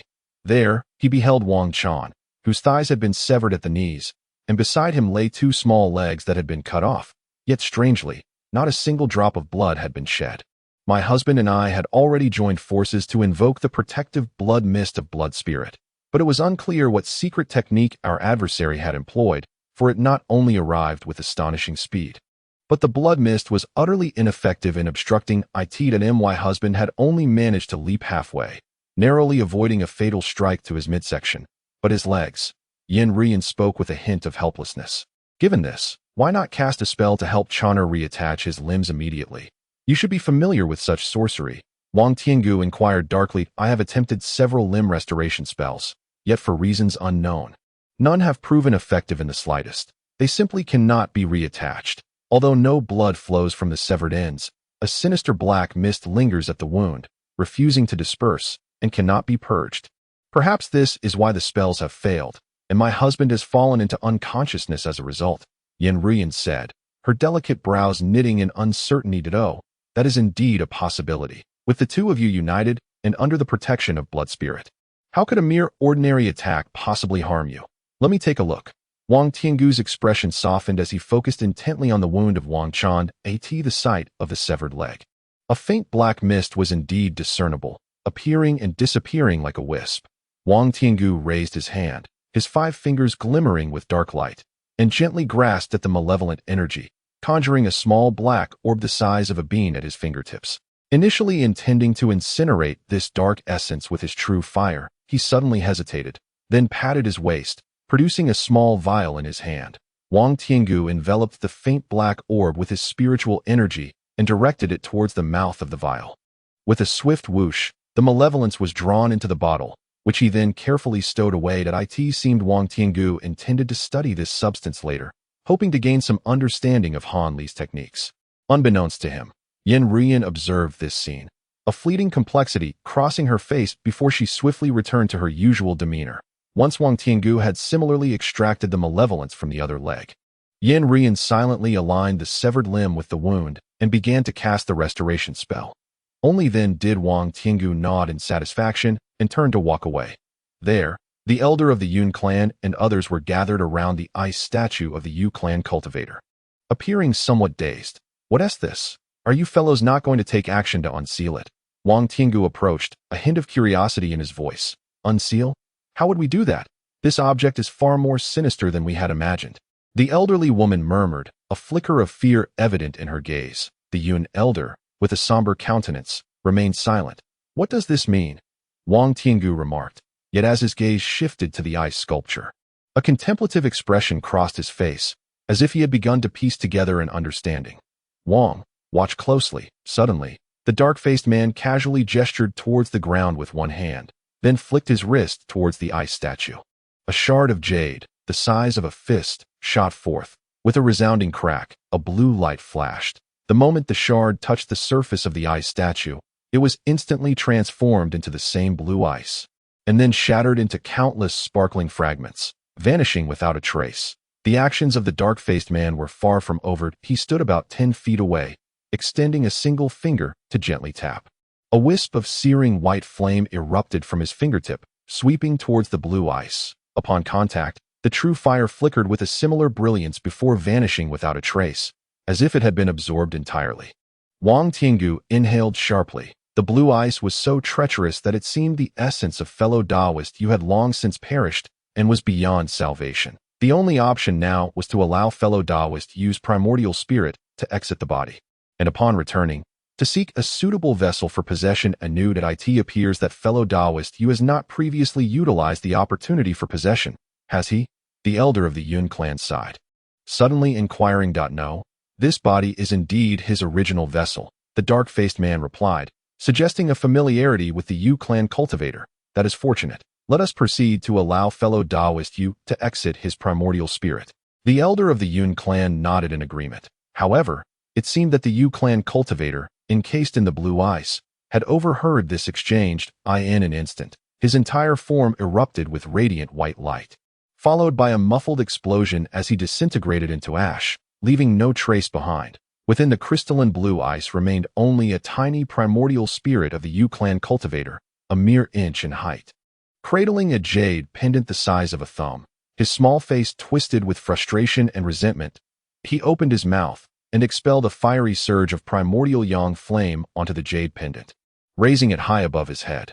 Instantly, 2 feet of red and white flames erupted around him, and without a moment's hesitation, he charged forward, intent on breaking through the ice. "Hold on." The elder of the Yun clan seemed to have realized something and hurriedly called out to stop him. Yet, his warning came too late. As the Yu clan cultivator's primordial spirit collided forcefully with the blue ice, what unfolded next sent a chill down the spines of the onlooking cultivators. The seemingly formidable red and white flames ignited upon contact with the ice wall, engulfing it in a blazing inferno that transformed into blue flames, consuming both the red and white fire along with the primordial spirit in one fell swoop. In an instant, the red and white flames morphed strangely into blue fire. The primordial spirit emitted a heart-wrenching wail, surging madly upward into the air. However, it could only soar a mere dozen yards before it began to writhe and howl in agony within the blue flames. Moments later, silence fell, and the primordial spirit was refined into a sphere of white light within the fire. Once the white light dissipated, the Yu clan cultivator was utterly extinguished from existence, both form and spirit annihilated. Chapter 703. The treasure within the box. After utilizing the thunder escape technique to traverse 100 miles in one breath, Han Li paused momentarily to reorient himself, donning a crimson cloak that transformed him into a shimmering sphere of bloodlight. Upon flying over 1,000 miles, he observed a throng of tens of thousands of mundane Murans below and felt a stirring in his heart, prompting him to halt. During his time at the Falling Cloud sect, He had conversed with the silver-haired elder about the conflicts between the Murins and the cultivators of Tian, and he understood that while the ordinary Murins could not cultivate spiritual techniques, the Murins would still organize numerous able-bodied commoners into temporary tribes during their offensives, seizing the opportunity to capture various spiritual stone resources while the Tian and cultivators were distracted.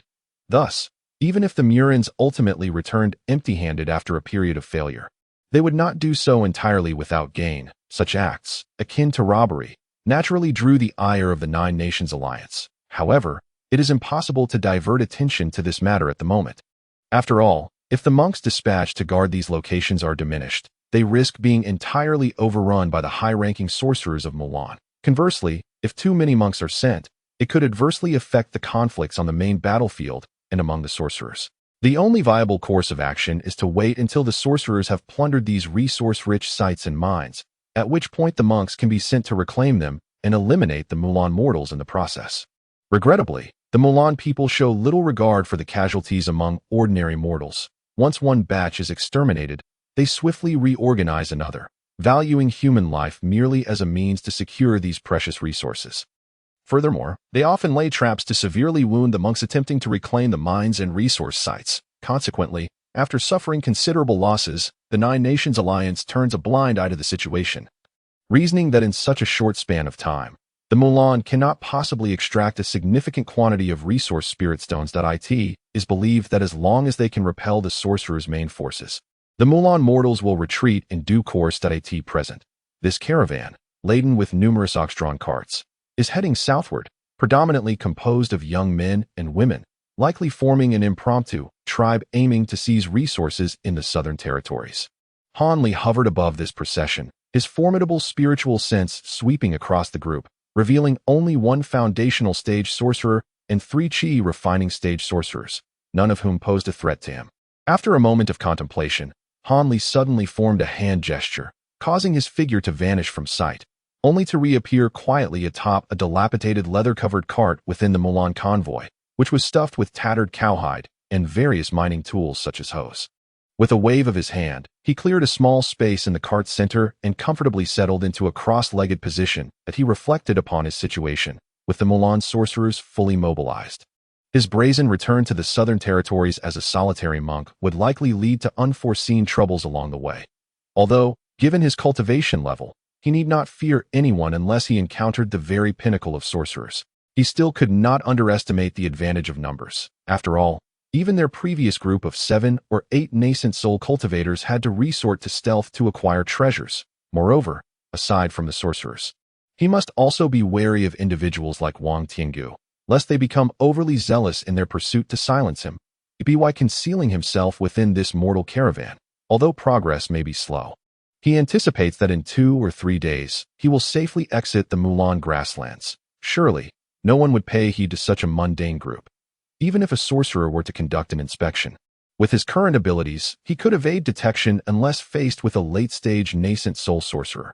Once he enters the wilderness, beyond the influence of the Mulan, he can return to the southern territories unimpeded. Now seated within the cart, he could clearly hear the conversations of several Mulan individuals outside. Their language, though somewhat distinct from that of the southern Yin people, was familiar to Han Li, who had studied relevant jade slips beforehand. With his potent spiritual sense, he had absorbed a considerable amount of knowledge within just a day or two. Thus, he could comprehend their discussions, which primarily revolved around how many spirit stones and resources they could seize during this expedition to the south, and whether there was a chance to gain favor from those masters and rise to prominence. Between the words, the Murins were filled with a profound reverence and awe for those practitioners of the law. As if there existed a faith akin to worship, it seemed that for the ordinary Murins, even dying for these practitioners would be a matter of remarkable honor. Upon hearing this, Han Li let out a quiet sigh, and with a swift motion of his hand, a faint azure light enveloped the interior of the carriage, sealing it completely. The voices of the Murins vanished in an instant. Inu, now do share your findings. From your initial excitement, it seems you must have uncovered quite a few treasures. Han Li remained still, yet with a flick of his sleeve, a small white fox darted out, spiraling before landing gracefully before him. I cannot be certain whether they are indeed treasures. The master should be aware that while there are numerous ancient artifacts, I refrained from touching any of them due to the inability to conceal their spiritual energy after employing the art of evasion. However, I did seize half of the jade boxes you all fiercely contended over. Initially, I intended to take most of them, but I feared that such a small quantity might raise suspicions. Hence, I only appropriated 3. The little fox half squatted on the ground, its laughter light and airy. Then, it opened its mouth and emitted 3 resplendent jade boxes, which landed steadily before Hanli. Hanli glanced at the jade boxes, and with a motion towards his waist, another identical jade box appeared in his hand. The celestial Kuan left behind 6 jade boxes in total, and I have acquired 4 of them. It seems my calculations were correct this time. Hanli gently caressed the lid of the jade box and spoke with a faint smile. However, Master, your audacity is indeed remarkable. You dared to act covertly in the presence of so many Yuanian cultivators, allowing me to venture in first. Weren't you afraid of being discovered? Inu sighed, a hint of trepidation in her tone. What is there to fear? At worst, I could activate the blood shadow evasion and escape in an instant. Besides, what I did was with utmost assurance of success. The spiritual light I released to disguise your entrance was effective, wasn't it? No one detected any anomalies. I initially harbored some concerns that you might not be able to conceal your form well after obtaining the treasures, which would be disastrous if those ancient beings caught wind of it. Yet, it seems your evasion technique surpasses my expectations. Hanli smiled faintly, glancing at the white fox with a knowing look. You jest, Master. Our Silver Moon Wolf clan's evasion techniques, while indeed remarkable, primarily rely on the jade boxes themselves to mask spiritual energy. Otherwise, whether we could evade the perception of those ancient beings remains uncertain. Inu's expression did not change, yet she spoke with a cheerful demeanor. Hanli smiled gently, choosing not to pursue the matter further. However, as his hand rested upon the jade box, it suddenly shimmered with azure spiritual light. He exerted a slight pressure with his fingers, causing a glimmer of white spiritual light to manifest on the surface of the jade box, only to be swiftly overwhelmed and consumed by the abundant azure light. With a soft click, the lid was effortlessly opened. Inside lay a pale blue jade slip. Hanli gazed at the slip for a moment, exhaling softly before taking it into his hand, a hint of solemnity crossing his features as he immersed his consciousness within it. The little fox fixated on Hanli's face, its dark eyes spinning with curiosity, displaying a keen interest. As time gradually elapsed, Hanli's expression remained unchanged, consistently embodying an air of indifference. This prompted Inu to blink her eyes in curiosity. Feeling somewhat perplexed, after a full quarter of an hour, Hanli's demeanor shifted as he withdrew his spiritual consciousness, furrowing his brow in contemplation. Yet, moments later, his brows relaxed, and with a sense of tranquility, he carefully stored away the jade slip, reaching for a second jade box without uttering a word about the contents of the first. Inu's curiosity intensified, but she tactfully refrained from pressing for further details. The second jade box was opened in a similar fashion. Inside lay a dainty ring, unremarkably dark and lacking luster. Is this an ancient treasure? Inu inquired, a hint of astonishment in her voice. Not quite. It appears to lack substantial spiritual energy, Hanli observed, his expression tinged with uncertainty. He then extended his hand, effortlessly pinching the ring between his fingers to examine it closely. The material seemed peculiar, yet it likely represented nothing more than an ordinary magical artifact. Its specific utility remained elusive. After scrutinizing it multiple times and scanning it with his spiritual consciousness, Hanli concluded, just a magical artifact? Disappointment flickered in Inu's eyes. Fear not. Since Master Tsankong has deemed it worthy of being placed in a box, it undoubtedly possesses some unique purpose. It may prove invaluable in the future. Hanli remarked nonchalantly, betraying no sign of dismay. Master, let us see the remaining 2 jade boxes. I wonder what treasures they may hold. The little fox chimed in, tilting her head in eager anticipation. Chapter 704. Encountering an old friend. Within one jade box rested a small green porcelain vial, while another contained a fist-sized, purplish object. Casually opening the green vial, Hanli brought it to his nose and inhaled, only to be met with an intensely acrid scent that caused his complexion to change drastically. In alarm, he hastily resealed the vial, casting it a wary glance before cautiously storing it away in his storage bag.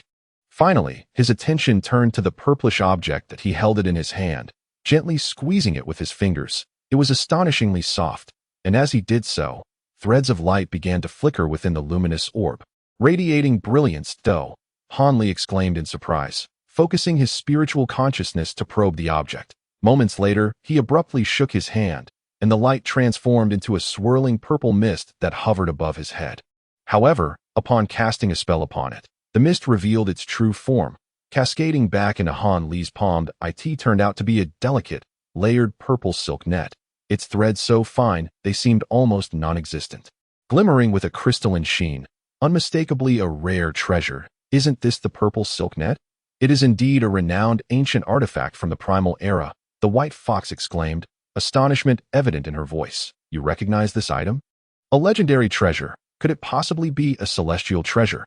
Han Li inquired, excitement flickering in his eyes. Not quite. While the purple silk net is among the top-tier ancient treasures, it pales in comparison to the celestial treasures. However, in terms of defensive capabilities, it is indeed extraordinarily useful. Depending on the potency of its crafting, this treasure, once deployed, can effectively shield an area spanning hundreds to even thousands of feet, making it a rare defensive artifact of considerable range. It is said that the exquisite purple cloud pouch possesses the extraordinary ability to envelop all living beings within 100 miles, rendering them impervious to harm. Whether this claim holds any truth remains uncertain. Undoubtedly, this treasure is also remarkably adept at ensnaring foes, capable of autonomously unleashing the Jade Yang True Fire, which is sufficient to obliterate formidable adversaries. Inu spoke of it, as if it were a cherished family heirloom. Inu, you seem to possess considerable knowledge about this purple cloud pouch. Could it be that you have encountered it before? A fleeting expression of disappointment crossed Han Li's face, yet he weighed the purple net in his hands and asked with a peculiar expression. Upon hearing this, Inu fell silent, and after a long pause, she managed a wry smile, saying, Master, upon your words, I realized that in the remnants of my memory, before I was refined into a spirit tool, there seemed to exist such an ancient treasure known as the purple cloud pouch. Hence, my understanding of it is so profound. As she spoke, a glimmer of contemplation sparkled in her eyes, as if recalling something. But she soon shook her head, dejectedly abandoning the thought. Given the formidable nature of this purple cloud pouch, it is strange that there are no records of the esteemed Song Kuan using this treasure against foes. It appears highly likely that it was obtained from the Abyssal Demon Valley. Regrettably, among the 4 jade boxes we possess, there is no information pertaining to the Abyssal Demon Valley. It seems that any relevant materials might fortuitously reside within the 2 jade boxes of the Southern Long Marquee. It is indeed a pity, Han Li remarked with self-deprecation. Though there was little genuine dismay evident upon his brow, he was acutely aware that while uncovering the secrets of the Abyssal Demon Valley could potentially grant him access to its treasures in the future, it would similarly render him a target for many formidable beings. Should the news leak, he could only imagine how many ancient entities and powerful factions would come knocking at his door. The balance of benefits and drawbacks in this matter is truly complex. Master, is there nothing within that jade slip? Inu finally could not help but inquire further. That jade slip contains records of Song Kuan's techniques and supernatural powers. Although I am unable to cultivate the primary technique, moon-gazing decision, there are several secret arts and insights into cultivation that I can certainly draw upon. They will prove quite beneficial to me. Since Inu had asked, Han Li felt no need for concealment and replied nonchalantly. Upon hearing this, Inu sighed, appearing somewhat dispirited at that moment. Han Li gathered all the items and, after instructing Inu, closed his eyes and entered a meditative state. Inu, without hesitation, curled up closely beside Han Li, her glossy, dark eyes gazing into the empty corner, lost in thought. The caravan of the Mulan people progressed steadily, while Han Li and Inu remained at ease within the carriage for 2 days and nights. During this time, the convoy encountered 2 groups of sorcerers for inspections. However, after Inu roused Han Li, he cast a minor spell, causing these lower-tier sorcerers to depart empty-handed. This carriage was specifically designated for transporting inconsequential items, and none of the Mulan commoners had shown any interest in peering inside. Consequently, as soon as the caravan exited the Mulan grasslands, Han Li, accompanied by Inu, discreetly departed from the group, taking an alternate route into the wilderness, heading directly south, relying on the strength of his spiritual sense. Han Li could detect the presence of sorcerers from over 100 miles away, allowing him to effortlessly evade unnecessary troubles, successfully traversing the desolate terrain and entering the prosperous territory of the 9 Nations Alliance's Fengyuan Kingdom. Fengyuan country is one of the 3 nations closest to Mulan, where numerous cultivators of the 9 Nations Alliance are typically stationed at several sacred mountains along the border. However, in the few days since Han Li entered Fengyuan, he encountered not a single cultivator along the way. Instead, he sensed the presence of several patrolling sorcerers. That it was evident that under the full-scale surprise attack from the Mulan sorcerers, the 9 Nations Alliance had suffered initial setbacks and had temporarily retreated. The true battle between the two sides had likely yet to commence. Han Li did not dwell on this matter, preferring to forge ahead along remote and desolate paths after several peaceful days had passed. One day he transformed into a streak of azure light. Just as he soared past an unnamed hill, he suddenly halted, turning his gaze to the side, his expression shifting to one of surprise, followed by a hint of uncertainty. Through his earlier perception, he had sensed a violent fluctuation of spiritual energy not far off, accompanied by a faint but ominous aura, indicating that formidable cultivators were engaged in a fierce battle nearby. Given the scale of the conflict, it was almost certain that it was a clash between cultivators and sorcerers. Upon further scrutiny, he discerned that one of the magical energies was extraordinarily powerful, belonging to a nascent soul stage practitioner, while the remaining 4 or 5 were at the core formation level, evidently joining forces to confront the nascent soul cultivator. Among the core formation cultivators, he detected 1 or 2 presences that felt vaguely familiar, though he could not immediately recall their identities. After a moment's deliberation, his curiosity got the better of him, and he stealthily accelerated towards the source of the commotion.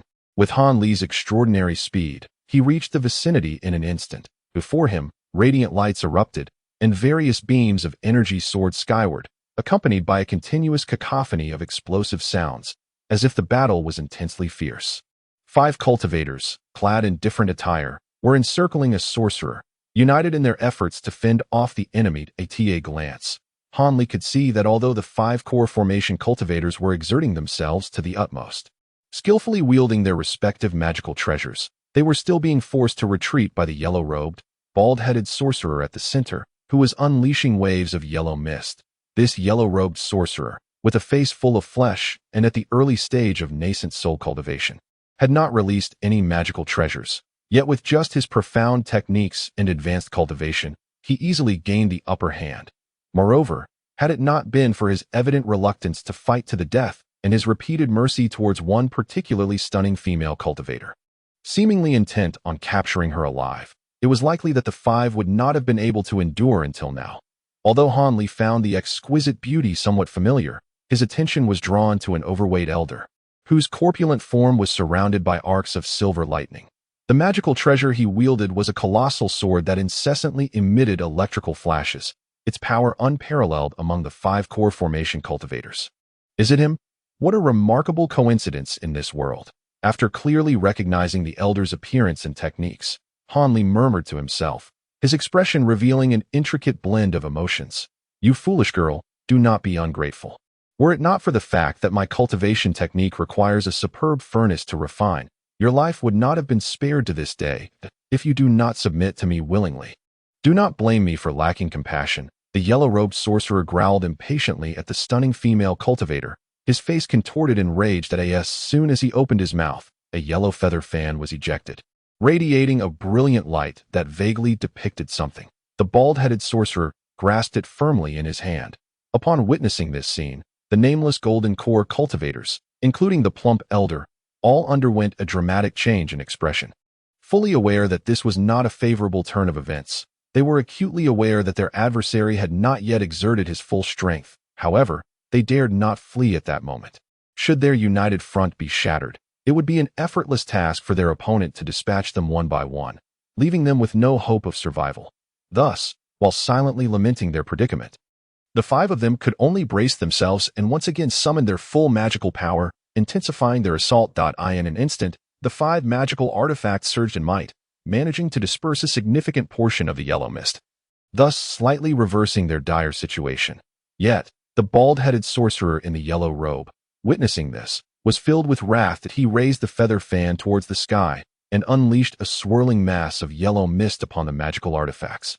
Simultaneously muttering incantations, the fan trembled in response to the chant, gently fanning towards the group before him.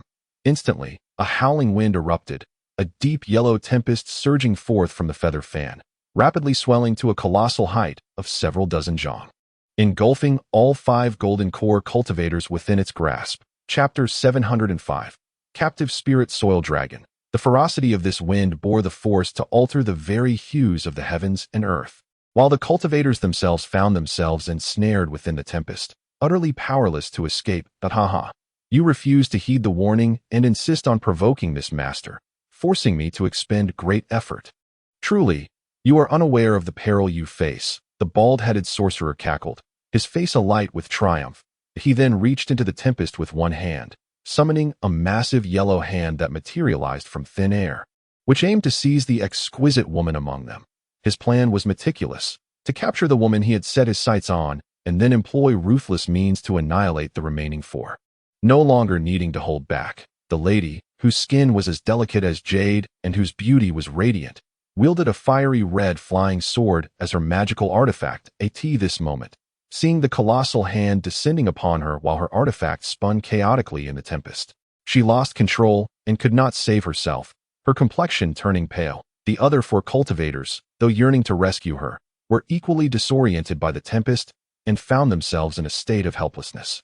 Only the plump elder, possessing the deepest cultivation, fared slightly better. In his anxiety, he managed to raise one hand with great effort, releasing an arc of lightning several feet long that struck the side of the giant hand. However, this attack was as ineffective as a drop in the ocean, yielding no results whatsoever.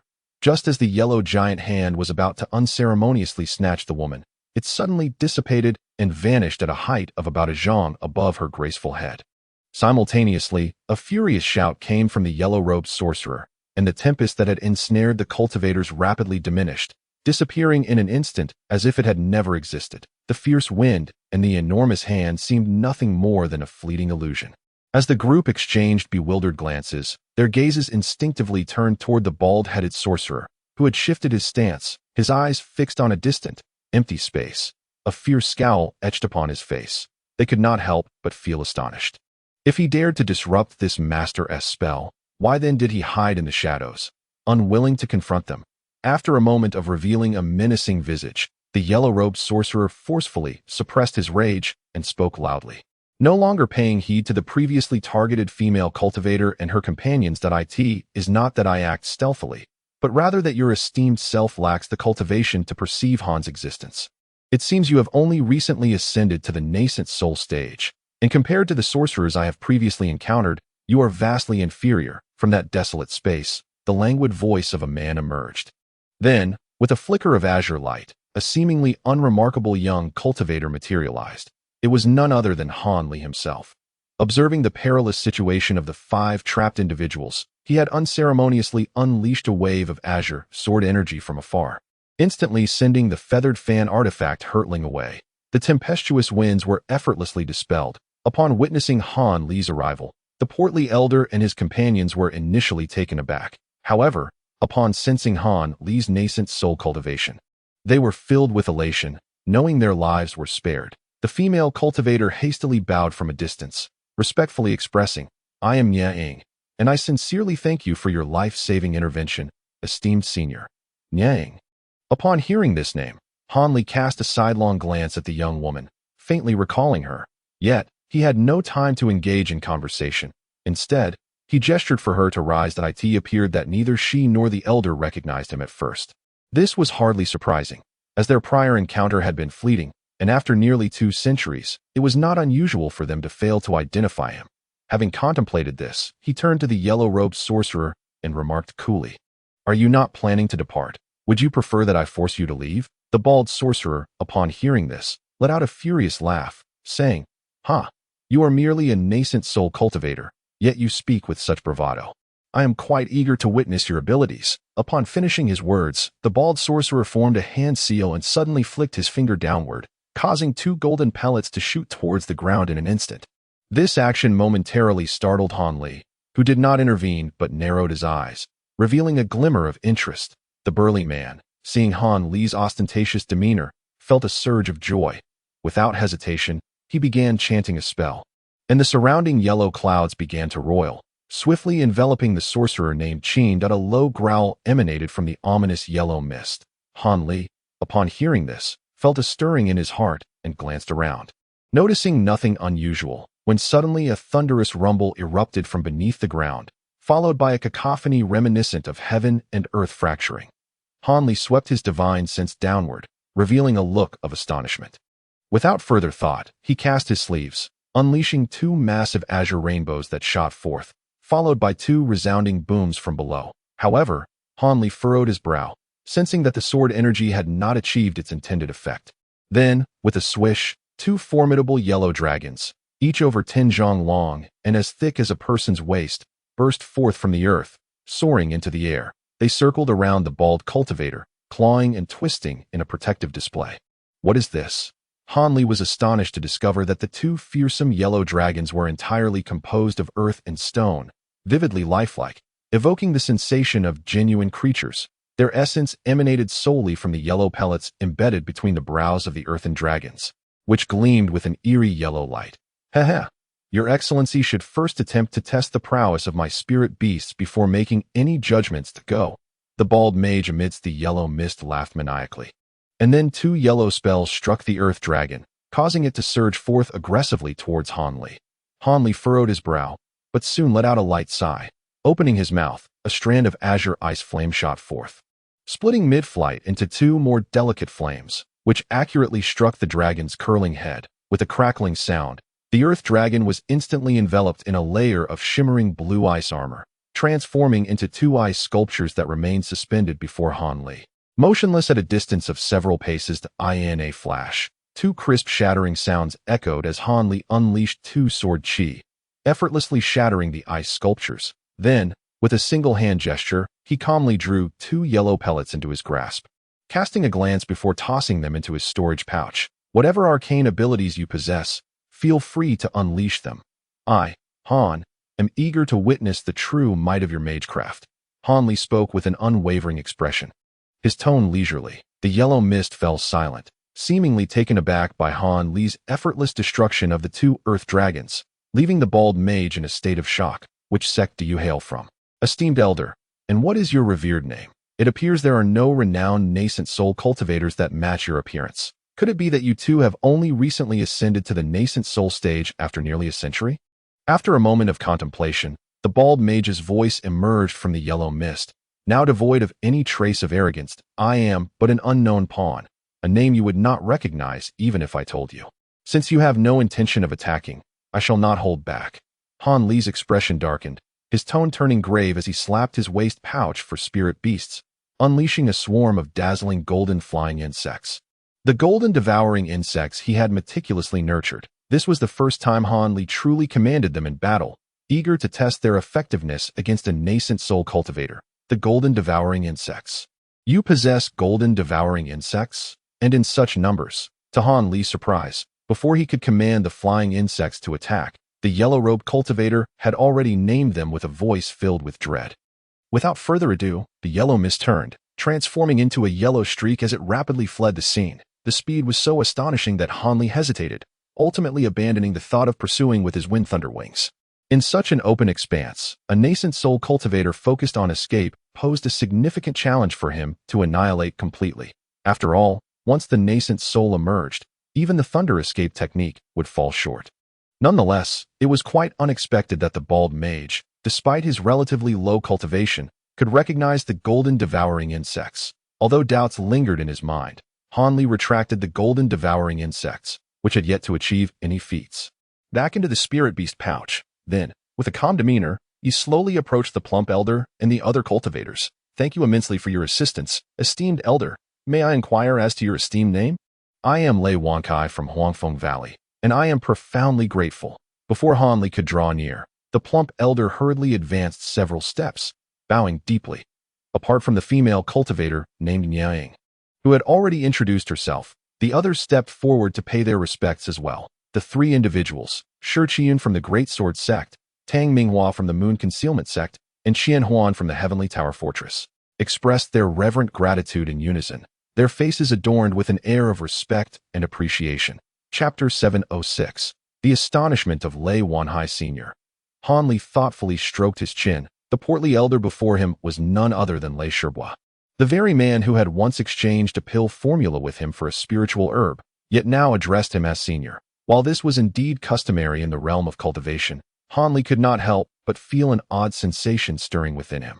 As for the breathtakingly beautiful woman named Niaing, she was the very sister who had once crossed paths with him and had defended the Lei Lingjin Murong brothers. Although Hanli had not personally interacted with her, he was well aware of her extraordinary talents and unparalleled grace, for countless male disciples had harbored affections for her in the past. To his surprise, after all these years, she had also achieved the Golden Core stage.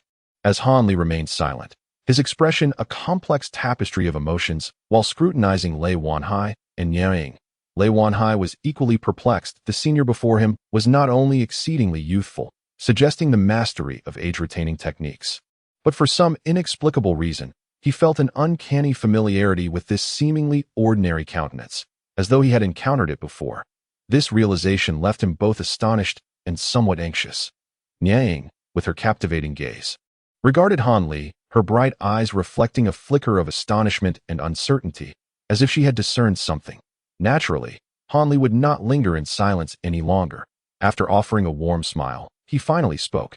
It seems that after our parting all those years ago, Lei Shirbua truly does not recall my humble self. Nevertheless, the pill formula you graciously bestowed upon me has indeed been of great assistance. Shirbua? Pill formula? You are. Upon hearing Hanli refer to him as Shirbua, Lei Wanhai's jaw dropped in astonishment, leaving him momentarily speechless. Yet as he recalled the mention of the pill formula, a realization struck him, rendering him stammering in shock. The others present were equally dumbfounded, unable to comprehend how this Yuan Ing stage senior could suddenly address Lei Wanhai as Shirbua. Only Niaing, after a moment of astonishment, scrutinized Hanli anew and, with an expression of disbelief, exclaimed, "You are the disciple of Li Shirshu." Hanli, Han Shidi, her voice held an incredulous note. Hanli, taken aback, remarked, "I did not expect Taoist Nia to remember me." Unbeknownst to him, during his qi refining stage, his low profile and modest cultivation level had left few aware of his existence. However, after surviving the blood trial and successfully establishing his foundation under Li Huayuan's tutelage, many discerning individuals began to take note of him. Niaing was among them, when the 6 demonic sects invaded the state of Yu, and he vanquished numerous adversaries of the same tier. His reputation soared among the lower-tier disciples. Although they had never met face-to-face, the impression he had left on Niaing had deepened significantly. Now, with Hanli's appearance unchanged from their previous encounter, she instinctively recalled the once-renowned Han Shidi, exclaiming in astonishment, "You truly are the Han Shitzi of your." Lei Wanhai swallowed hard, his gaze somewhat dazed as he stared blankly ahead. Although it is said that in the realm of cultivation, all manner of bizarre occurrences may transpire, it is not uncommon for exceptionally gifted practitioners to ascend swiftly from the status of disciples to that of their elders. Yet, the transformation of a mere foundation establishment junior into a formidable figure of the nascent soul stage is indeed a spectacle that even someone as well-versed as Lei Wankong could not immediately comprehend. Master Lei, there is no need for astonishment. However, this is not the place for discourse. Let us continue our conversation on the road, Hanli remarked calmly, surveying his surroundings. That as for the title of master, I could never presume to accept such an honor. Since Senior Han has already advanced to the nascent soul stage, you are indeed my senior. I shall heed your every instruction. After his complexion shifted through several shades of red and white, Lei Wankong finally managed a wry smile as he spoke, his tone still imbued with the initial respect, showing no hint of disregard, regardless of Han Li's former status, now that his cultivation had vastly surpassed Lei Wankong's. The latter dared not accept such a designation lightly. The other 3 practitioners, having grasped the nuances of the relationship between Han Li and Lei Wankong, exchanged glances filled with a mix of bewilderment and intrigue. Han Li, upon hearing their words, displayed no sign of surprise. After a moment of contemplation, he nodded in acceptance. Since friend Lei has stated it thus, I shall not stand on ceremony that we must depart at once. Your speed of escape may be somewhat lacking, so allow me to assist you.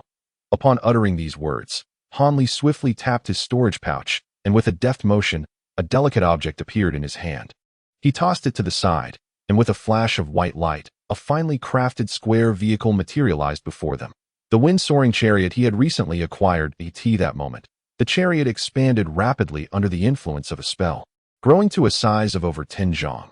Please, step aboard.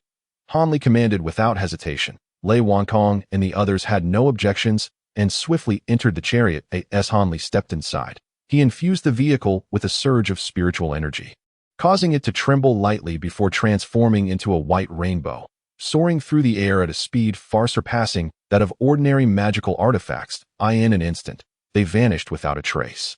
Witnessing the astonishing speed of the wind-soaring chariot, the others were filled with joy, knowing that with this vehicle, pursuers would find it impossible to catch up. The anxiety that had lingered was finally alleviated. My friends, it seems that Fengyuan Kingdom has largely fallen under the control of the Mulan people. What brings you to this place, especially being confronted by a high-ranking sorcerer? You must understand that had it not been for the remoteness of this location, even my intervention would not have guaranteed an easy escape. Han Li inquired casually as he piloted the chariot. The five exchanged glances, each reflecting a myriad of emotions. Lei Wankong, clearly the leader among them, hesitated momentarily before responding. Senior, you may not be aware, but we are not here of our own volition. That we originally received orders from our alliance to undertake an important mission here. Unfortunately, we were delayed for several days in a certain location, and upon our exit, we discovered that the Fengyuan Kingdom had already been invaded by the Mulan. Left with no choice, we had to select a secluded route to make our retreat. However, along the way, we encountered some low-ranking practitioners and were compelled to silence them. To our astonishment, there happened to be a formidable Yuan Ing stage practitioner nearby. After we had just slain the last of the low-ranking practitioners, this ancient monster discovered us and began to pursue us. Although we were aware that we were no match for him, splitting up would only hasten our demise, leaving us with no choice but to fight for our lives. Were it not for the fortuitous encounter with Senior Han, we would have likely met our end. As Lei Wanshe expressed his gratitude, he cast a few scrutinizing glances at his former junior. To be honest, even at this stage, he still felt as though he were trapped in a dream. Upon hearing this, Han Li lost interest in pursuing further inquiries and merely responded with a faint acknowledgement. However, after a brief pause, he inquired again, Friend Lei, how is my master, Li Huayuan? Senior Han, junior brother Li perished over a century ago during a conflict with the Mulan practitioners. His wife, having failed to attain the golden core, also passed away shortly after her time came. Lei Wanshe replied candidly. Were any of my fellow disciples able to achieve the golden core? Han Li asked, his body trembling slightly, a shadow of sorrow crossing his face. None. Although there were 2 or 3 disciples with promising potential who reached the false core stage, ultimately, their fortunes were insufficient, and they did not attain the golden core. Lei Wanshe sighed. Upon hearing this, Han Li fell into a deep silence. The figures of Yu Kuan, Song Ming, Zhong Wei, and Nyang flashed through his mind, along with the memories of their past interactions. After a moment, he exhaled deeply. Since these fellow disciples had not achieved the golden core, there was no need for further inquiry. They had likely also succumbed by now. Reflecting on the events that transpired in Huangfeng Valley, it seemed as though they were merely remnants of a distant dream. The low-ranking disciples in Huangfeng Valley had undoubtedly changed multiple times since then. Senior Han, do you have any intention of returning to Huangfeng Valley? Niang suddenly asked. Return to Huangfeng Valley? I have no such interest. I am currently an elder of the Heavenly Tao Alliance's Falling Cloud sect, and my circumstances here are quite satisfactory that I do not plan to return, Han Li replied nonchalantly, raising an eyebrow slightly. Upon hearing Han Li's response, disappointment flickered across Nie Ying's face, while Lei Wanshe's expression shifted between uncertainty and complexity. The other 3, unfamiliar with Han Li, dared not interject. I wonder if the senior knows Xiao Chui'er? Nie Ying hesitated before asking. Xiao Chui'er, of course, I know her. Do you know that little girl? Han Li responded, momentarily taken aback, as an image of a peculiar, spirited young girl surfaced in his mind. Chapter 707. News from Nangong regarding the little girl he had introduced to Huangfeng Valley all those years ago. The subsequent thought of the old man, Master Ma, flashed briefly through his mind, evoking a sense of desolation. Given the old man's age, it was impossible for him to have achieved the golden core. This person, who had the most distant connection to him in Huangfeng Valley, had likely turned to dust long ago. That little girl, the current Xiao sister, is no longer a mere child. She has long since married and entered the golden core stage several decades ago. Niang spoke with a delicate balance of joy and reproach, a subtle smile gracing the corners of her lips. Ah, she has also entered the core formation stage. This truly took me by surprise. After a moment of dazed contemplation, Han Li let out a light chuckle that I had previously heard junior sister Xiao mention on several occasions the circumstances under which the senior had welcomed her into the sect. Junior sister Xiao has always held deep gratitude towards senior Han, often thinking of him fondly. Niang gently remarked, "My decision to guide her into Brother Ma's tutelage was merely a spontaneous choice, prompted by her commendable aptitude. Now, with everything having changed, what is there left to see?" Han Li's smile faded, and he spoke with a calm demeanor. Witnessing such persuasion, Han Li continued to exhibit an unwillingness to return to Huangfeng Valley. After exchanging a silent glance, Nia Ying and Lei Wankai could only manage a wry smile. The reasons behind Han Li's reluctance to return were not lost on the two. They had their suspicions.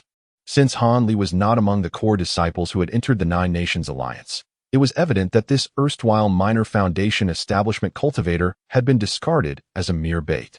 It was no wonder he exhibited such indifference towards Huangfeng Valley, showing not the slightest inclination to return. Just as the two were feeling somewhat helpless, Han Li, after a brief moment of silence, suddenly turned to the middle-aged cultivator from the Yinhua sect and inquired slowly, "Is there a female cultivator named Nangong Wan in your sect? What has become of her?" Han Li's demeanor took on a somber tone. "Ah, Senior is acquainted with Master Nangong." The middle-aged cultivator, named Tang Minghua, was initially taken aback, but soon responded respectfully. "Master Nangong is currently stationed within the sect and is quite well." "Master?" Han Li exclaimed, momentarily surprised, unable to conceal a hint of joy in his voice. "Has she also advanced to the nascent soul stage?" "Master Nangong successfully condensed her nascent soul over a century ago. She is now one of the elders of our sect." The middle-aged cultivator replied, his demeanor becoming increasingly attentive. "Are you an old acquaintance of Master Nangong?" His eagerness was palpable, for forming a connection with a nascent soul cultivator would surely yield countless benefits in the future. "Old acquaintance, one might say that I once received great kindness from your esteemed master, and I have long wished to see her again. Regrettably, I have been occupied all these years and have not had the opportunity." Han Li sighed, a fleeting look of nostalgia crossing his face as he murmured, "Hee. Although Master Nangong seldom receives guests, if the senior truly wishes to meet her, it would not be difficult in 3 months. Master Nangong will hold a dual cultivation ceremony with Elder Wei from the Huai sect, formalizing their bond as dual cultivation partners. This celebration was originally meant to be attended only by high-ranking cultivators within the alliance. However, since Senior Han is an old acquaintance of Master Nangong, if you were to attend, our sect would certainly." Dual cultivation ceremony. Han Li's mind buzzed, rendering him incapable of processing any further words that he abruptly turned, his voice chillingly inquiring. "Indeed, Elder Wei Liqing of the Huai sect has managed to condense his nascent soul in just under 3 centuries, possessing profound and unfathomable abilities that it has taken considerable effort for our sect and the Huai sect to bring about this fortunate union." The icy expression on Han Li's face startled the middle-aged cultivator, who, amidst a whirlwind of peculiar thoughts, found himself compelled to divulge every detail under Han Li's piercing gaze. Witnessing this scene, Lei Wankai and the others exchanged glances filled with intrigue. It is evident, even to a fool, that Han Li's relationship with Nangong Wan of the Yin Yu sect is rather significant. Otherwise, why would Han Li exhibit such a profound reaction upon hearing of this matter? However, what surprised everyone next was the cold expression that crossed Han Li's face. After fixing his gaze on the middle-aged cultivator for a moment, he vanished in an instant. Instead, his voice softened and became more amicable as he spoke. "Daoist Tang, there is no need for alarm. I harbor no ill intentions. It is merely that upon learning that a former object of my affections is to become his wife, I find myself somewhat agitated. Since I am aware of this matter, it is only natural that I shall attend my friend's joyous occasion." Upon hearing Han Li's candid words, the middle-aged cultivator let out a sigh of relief, repeatedly expressing his welcome. Yet, Han Li merely offered a faint smile, choosing not to elaborate further. Lei Wanhai and the others also relaxed their expressions. After all, the 6 sects of the Yu Kingdom were nearly a unified entity, and none wished to provoke any unnecessary conflict. Subsequently, Han Li casually inquired about various matters concerning the 6 sects of the Yu Kingdom, none of which were of great importance. The 5 men readily provided him with the information he sought. However, when Han Li heard that the esteemed ancestor of Huangfeng Valley, Ling Hu, was nearing the end of his life, he furrowed his brow, yet quickly relaxed as if nothing had been amiss. By the way, does your esteemed sect have a cousin named Nangong Ping, who is also a cultivator of the Yenyu sect? Hanli seemed to recall something and casually asked, Nangong Ping, I have not heard of such a person. The middle-aged cultivator responded, slightly puzzled. Nangong Daoist has always practiced in solitude. I've never heard anyone mention a cousin. Upon hearing this, Hanli was momentarily taken aback. However, after taking a deep breath, he quickly pressed on. This Nangong Ping should be a core formation cultivator of your esteemed sect. Could it be that you have overlooked her? Hanli's voice grew urgent. If such a person truly exists within our sect, how could I be unaware of her? The cultivator replied with a wry smile, nearly swearing to affirm his words. Daoist Tang is correct. If our sect possessed a female cultivator of core formation, we would certainly know of her. There is indeed no such person that I wonder from where the esteemed elder has gathered this information. Lei Wanhai could not help but interject, displaying an expression of astonishment. It is nothing. Perhaps I have made an error, Hanli replied, yet his face was marked by an unusual expression, mingled with a hint of confusion. With Hanli's acumen, he naturally understood that Nangong Ping was none other than Nangong Wan herself, who had altered her appearance. It was no wonder she had not acted with malice towards him that day. And her peculiar demeanor during their parting now made sense. In the ensuing time, Hanli seemed to lose all interest in further conversation, silently guiding the wind carriage forward with a somber countenance. The others, perceiving Hanli's displeasure, dared not engage in loud conversation within the carriage. As a result, a profound silence enveloped the vehicle. After a brief period, upon reaching a desolate hilltop, Hanli brought the wind carriage to a halt. I shall part ways with you here, my fellow Taoists. We are but a day's journey from the border of Fengyuan Kingdom. It is a safe place. Han had other pressing matters to attend to, so he did not continue to see them off. Hanli stood on the carriage, calmly ushering people away. Lei Wanche and the others naturally did not dare to say much, after expressing their heartfelt gratitude for the life-saving assistance. They swiftly took their leave from the wind-steering carriage. Hanli said not a word more, immediately shifting direction as he guided the vehicle through the air, vanishing without a trace in an instant. Lei Daoyu, is it true that this senior Han was indeed a disciple of your Huangfeng Valley in those days, and even a junior of yours, an older cultivator from Tianke Castle, upon witnessing the disappearance of the wind-steering carriage, could no longer contain himself and turned to confirm with Lei Wanche once more. What? Do I seem like one to deceive with falsehoods? Lei Wanche frowned, responding with irritation. Although he had been saved by Hanli today, the younger generation of that time had all surpassed him in cultivation, and he had suddenly become an authentic senior, who would feel particularly pleased under such circumstances. Brother Lei need not be angry. I merely find it somewhat peculiar. If what you say is true, then this senior Han should be of a similar age to Dao Yunya, shouldn't he? Dao Yunya, may I ask how many years you have cultivated to attain your current realm? The Qian surname cultivator from Tianke Castle did not show anger. Instead, he turned to Nia Ying with a serious inquiry. That I have cultivated for over 200 years to reach my current early-stage golden core cultivation. Nia Ying replied, her expression shifting slightly as if she understood what the other party was hinting at. Then this senior Han must also be just over 200 years old to have condensed into a nascent soul. Do you all comprehend what this signifies? The Qian surname cultivator stroked the few sparse hairs on his chin, speaking with solemnity. Are you suggesting that the robust man from the Great Sword sect could not help but exclaim? Indeed, this individual very likely has the opportunity to break through to the God transformation stage. The last recorded occurrence of a God transformation cultivator appearing in Tiannan was tens of thousands of years ago. Although he vanished from the cultivation world shortly after entering the God transformation stage, during his brief existence, he swept through Tiannan without any rivals. The entire region, whether righteous, demonic, or neutral sects, was almost entirely unified under his might. No one possessed the strength to contend with a God transformation cultivator, even if the opponent was merely at the initial stage, the Qian surname cultivator stated gravely. Chapter 708. Han Li's determination. Although this senior Han has ascended to the nascent soul stage in a remarkably short time, the prospect of reaching the God transformation stage remains an elusive endeavor.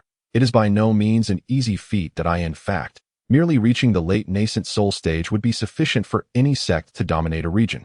He added thoughtfully. Niang pondered for a moment before breaking into a charming smile. There might indeed be a glimmer of possibility.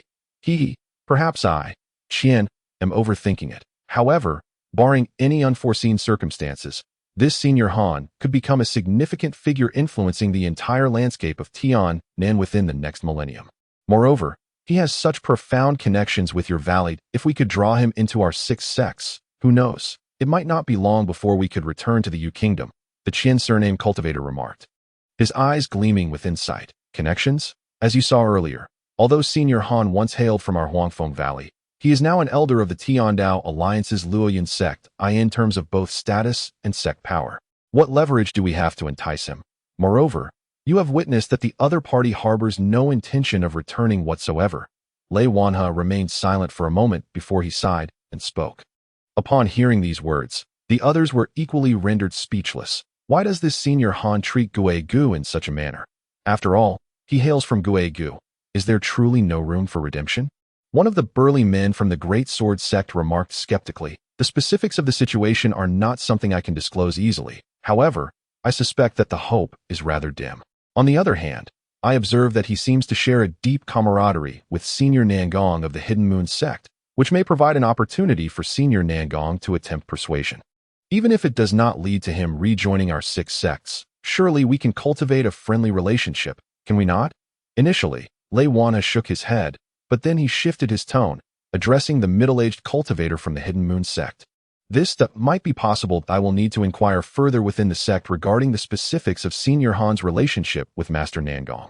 Tang Minghua spoke with a hint of uncertainty. Forget it. Matters concerning the courting of Yuanying stage cultivators are not within our purview. Let us leave everything to the esteemed elders to handle. Senior Han is expected to appear at the grand ceremony in 3 months. That we should hasten back to the alliance. This place hardly qualifies as safe. Lei Wanhe suddenly glanced around, his brow furrowing. The others, startled by his words, lost interest in further discussion, and the 5 of them transformed into 5 beams of escaping light, swiftly departing. Yet, despite Lei Wanhe's seemingly casual demeanor, he grew increasingly troubled on the way. How could he possibly explain this matter to the venerable Liu within the sect? Should he directly mention that a disciple he had once forsaken has now emerged as a formidable presence? One who bears considerable resentment towards Huangfeng Valley due to past events? Wouldn't that directly implicate his esteemed uncle in wrongdoing? With a heavy heart, he sighed helplessly several times, resigning himself to silence as he pressed on. For the wind chariot was far too conspicuous. After traveling a distance and leaving Lei Wanhe and the others far behind, Han Li leisurely stowed away the chariot and proceeded with ordinary escaping light.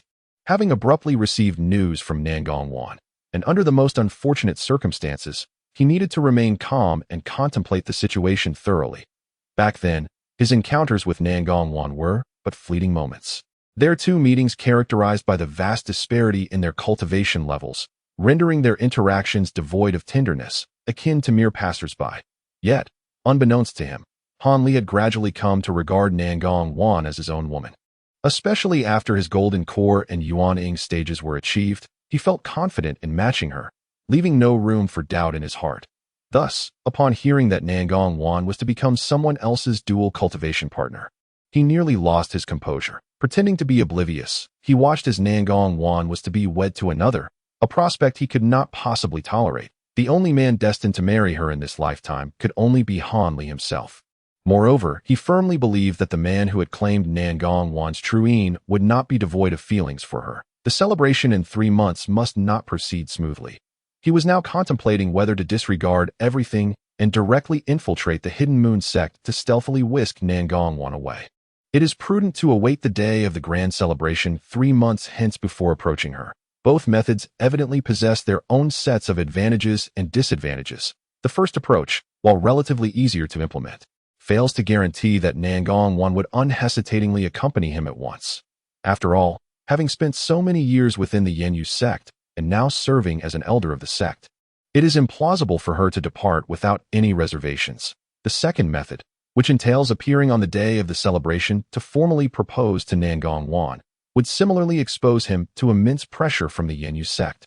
The 6 sects, and even the 9 Nations Alliance, presenting formidable challenges. However, should he manage to resolve each issue, he could openly be with Nangong Wan, free from any lingering concerns. Of course, there exists a simpler, albeit perilous, alternative, to discreetly eliminate Wei Liqing, the man who intends to marry Nangong Wan. Should he succeed, all obstacles would naturally dissipate. Yet, this approach is fraught with danger, as the Hawaii sect is not an ordinary minor sect, but one of the two largest sects within the Nine Nations Alliance. The sect boasts several elders at the nascent soul stage, whose strength far surpasses that of the likes of the Luo Yun sect. If Wei Liqing remains within the confines of his sect, no matter his capabilities, it would be nearly impossible to eliminate him without detection. Moreover, even if he were to succeed in such an endeavor, exposing his own identity would lead to dire consequences. Despite his status as an elder of the Luo Yun sect, as Han Li advanced steadily, he pondered his strategies repeatedly. Ultimately, for the sake of caution, he resolved to adopt a compromise between these various methods. His first step would be to arrive at the Yan Yu sect and seek a meeting with Nangong Wan to ascertain her true feelings. If she harbored significant concerns or other undisclosed reasons for not wanting to accompany him, he would then attempt to visit the Hawaii sect before the celebration in hopes of finding an opportunity to discreetly eliminate Wei Liqing, thus removing any future complications. Should he find no suitable opportunity to act, he would then resort to formally proposing to Nangong Wan on the day of the celebration, regardless of the outcome. He was determined to take her away by force. Throughout his life, he had seldom experienced true emotion, often prioritizing reason over sentiment. Yet this time, deep within, he could not bear the thought of relinquishing Nangong Wan to another.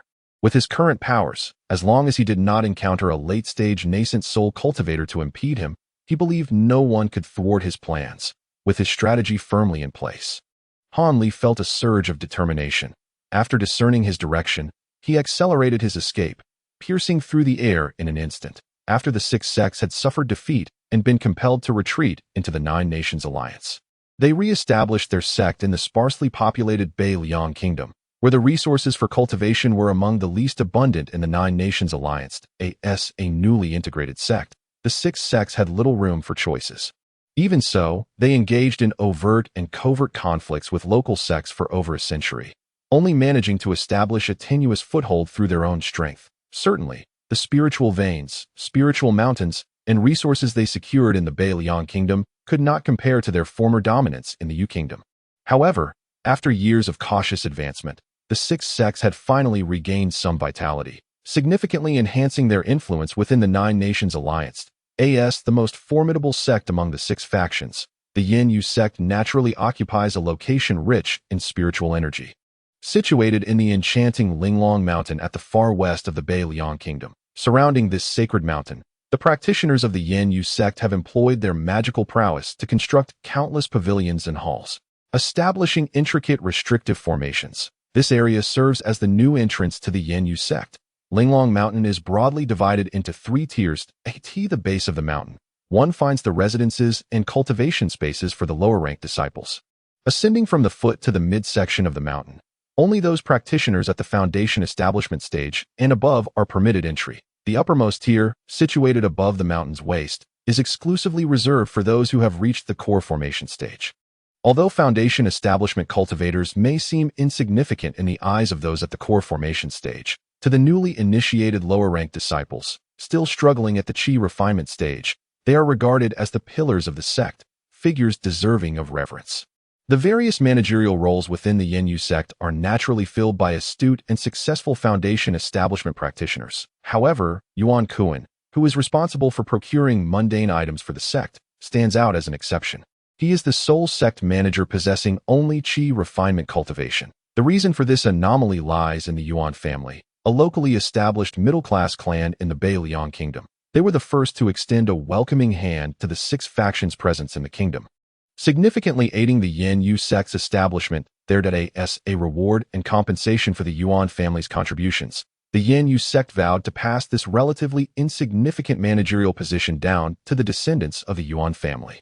Coincidentally, Yuan Kuan happens to be the nephew of the current head of the Yuan family, and with little promise in his own cultivation, he was reluctantly appointed to this role after his family's head personally intervened. Fortunately, despite his lack of cultivation prowess, Yuan Kuan excels in handling mundane affairs with remarkable efficiency, allowing him to gradually solidify his position. Nevertheless, in the realm of cultivation, status is predominantly dictated by one's level of cultivation, and thus the lower-ranked disciples of the Yan Yu sect do not extend him much respect. Other Foundation establishment managers often regard him with disdain. Yet, Yuan Kuan remains unfazed by their contempt. He adeptly navigates the complexities of social hierarchy, either wielding the authority of his position or humbly ingratiating himself, thereby enjoying a carefree existence within the sect. One day, Yuan Kuan found himself in the nearest mundane town to Linglong Mountain. Accompanied by two disciples whose cultivation was slightly inferior to his OWNAS per usual, they visited several shops to procure daily necessities. Unbeknownst to him, after visiting just 2 or 3 shops, a faint yet formidable divine sense emanated from a nearby tavern, circling around him and ultimately coiling around his form, fixating on this mere chi refinement cultivator. Chapter 709. Transformation and Ascension into the Mountain. Before long, Yuan Kuan successfully gathered all the items he needed and, with his 2 subordinates, departed the small town.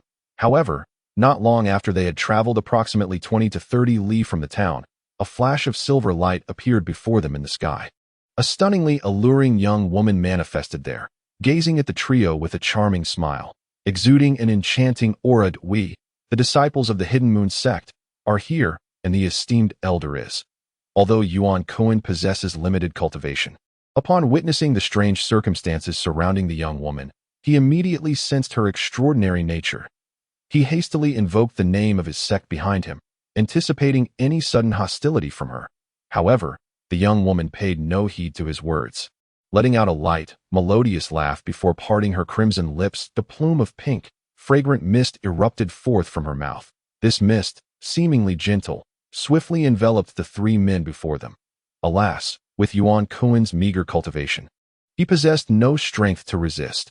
After inhaling a hint of the ethereal fragrance, he succumbed to a deep stupor. The 3 men tumbled to the ground, unconscious. The young woman, undeterred, flicked her long sleeves, unleashing a cascade of white mist that swept over them and drew them close. After casting a brief glance at the 3 with her sparkling eyes, she beamed with delight, her entire being aglow in silver light, and together they soared away, vanishing in an instant. After traversing over 10 miles in a flash of white light, they landed in a secluded grove of trees, far from civilization. There, beneath a great tree, sat a young man in a blue robe, his expression devoid of surprise or joy, as he meditated with closed eyes. The white light suddenly appeared before him, and as it retracted, Yuan Kuan and the others lay silently at his feet. The young woman gracefully descended from the sky, standing respectfully beside him, and said, "Master, I have brought them as instructed. They claim to be cultivators from the Hidden Moon sect, so I trust we have not erred in our search. There were no disturbances caused, I hope?" The young man opened his eyes. His demeanor calm as he inquired. He was, of course, Han Li, who had journeyed tirelessly for most of the month to reach the northern Liang Kingdom, intent on discreetly seeking out Nangong Wan. He had no desire to make a grand entrance, preferring to avoid unnecessary complications. Thus, he needed to glean specific details regarding the Hidden Moon sect, leading him to linger in the small town for a day in search of its disciples. Having ascended from the ranks of lower-tier cultivators, Han Li was acutely aware that the lower-tier disciples of these sects had yet to fully detach from the mundane world. Naturally, the towns closest to their sects were the favored haunts of these lower-tier disciples, which made them easier targets for his inquiries. With his formidable spiritual sense, Han Li could detect all cultivators within the town, none of whom could escape his scrutiny. Initially, Han Li had set his sights on another disciple from the Hidden Moon sect who was at the chi refinement stage. However, upon the emergence of Yuan Kuan, clad in the garb of an overseer, Han Li swiftly altered his focus. Higher-ranking disciples of the Hidden Moon sect were privy to more information. He ensnared a thread of spiritual sense around Yuan Kuan. As soon as Yin Yu and the others exited the town, he had them abducted and brought to this grove for a quiet wait. Rest assured, Master, with their cultivation levels, they were easily subdued without drawing the attention of other cultivators. Yin Yu replied, sensing Han Li's displeasure and refraining from jesting. Indeed, you performed well this time. Your fox spirit is adept in illusions. Utilize this ability alongside my dream induction technique, compelling him to divulge all without his awareness. Han Li remarked coldly, casting a neutral glance at Yuan Kun. To your command, Master.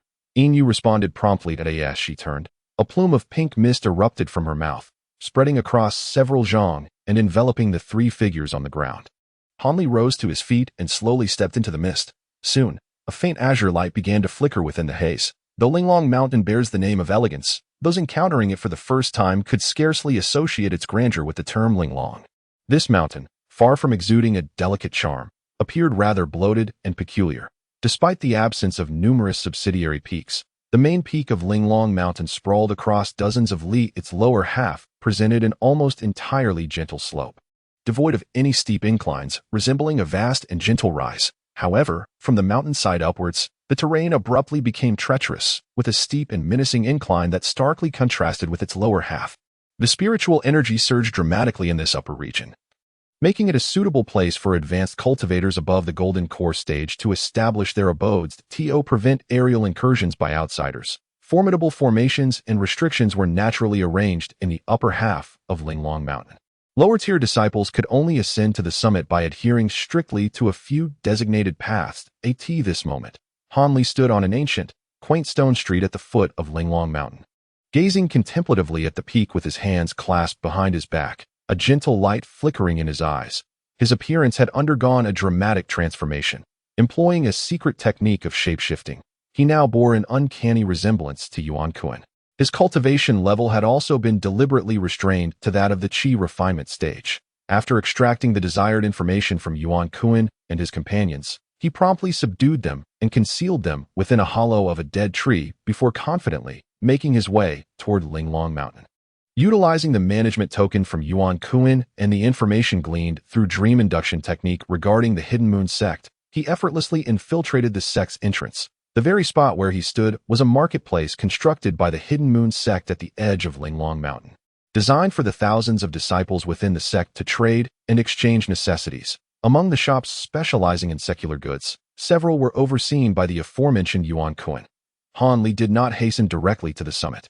Instead, he leisurely delivered the goods procured by Yuan Kun to these shops. Only after receiving the courteous farewells from the shopkeepers did he step out onto the street of the marketplace and cast a distant glance at the peak. According to the memories of the three disciples, Nangong Wan, due to her impending marriage, had not engaged in intensive cultivation and was rarely seen by others. Even higher-ranking disciples within the sect found it challenging to gain an audience with this esteemed ancestor. As for how Nangong Wan consented to become the dual cultivation partner of Wei Liqing from the Huai sect, these three disciples, of relatively low status, were entirely oblivious to the details, leaving Hanli slightly disappointed. Nevertheless, from their recollections, it was evident that Nangong Wan, being the youngest female cultivator at the Golden Core stage in the Hidden Moon sect, was exceptionally beautiful and admired by lower-tier disciples. With many male disciples secretly harboring affections for her, to his surprise, Yuan Kun was among them. Despite having only seen Nangong Wan 2 or 3 times over several decades within the sect, he had become utterly infatuated with her. Upon hearing that Nangong Wan was to marry another, the steward Yuan quietly mourned for quite some time. When Hanli accessed the memories of the other, he found himself at a loss for words. After delivering the items, Hanli proceeded to handle a few minor matters with the nonchalance characteristic of Yuan Kun. Fortunately, this steward Yuan was not particularly well-liked within the sect, having formed no significant connections with others, thus revealing no apparent flaws. After a little more than half a day, Hanli noticed the sky darkening and felt that the time was about right. He ascended the mountain at a leisurely pace, adhering to Yuan Kun's usual habits. Although Yuan Kun's cultivation was only at the Qi refining stage, his position as a steward granted him residence in an inconspicuous little loft on the second tier of Linglong Mountain.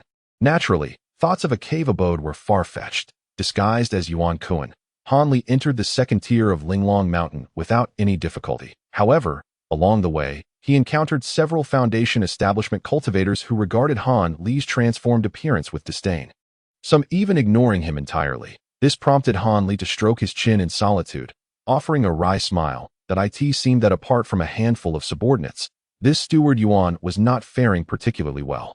Once on the second tier, Hanli bypassed Yuan Kun's modest loft and instead levitated along the mountain path towards the summit.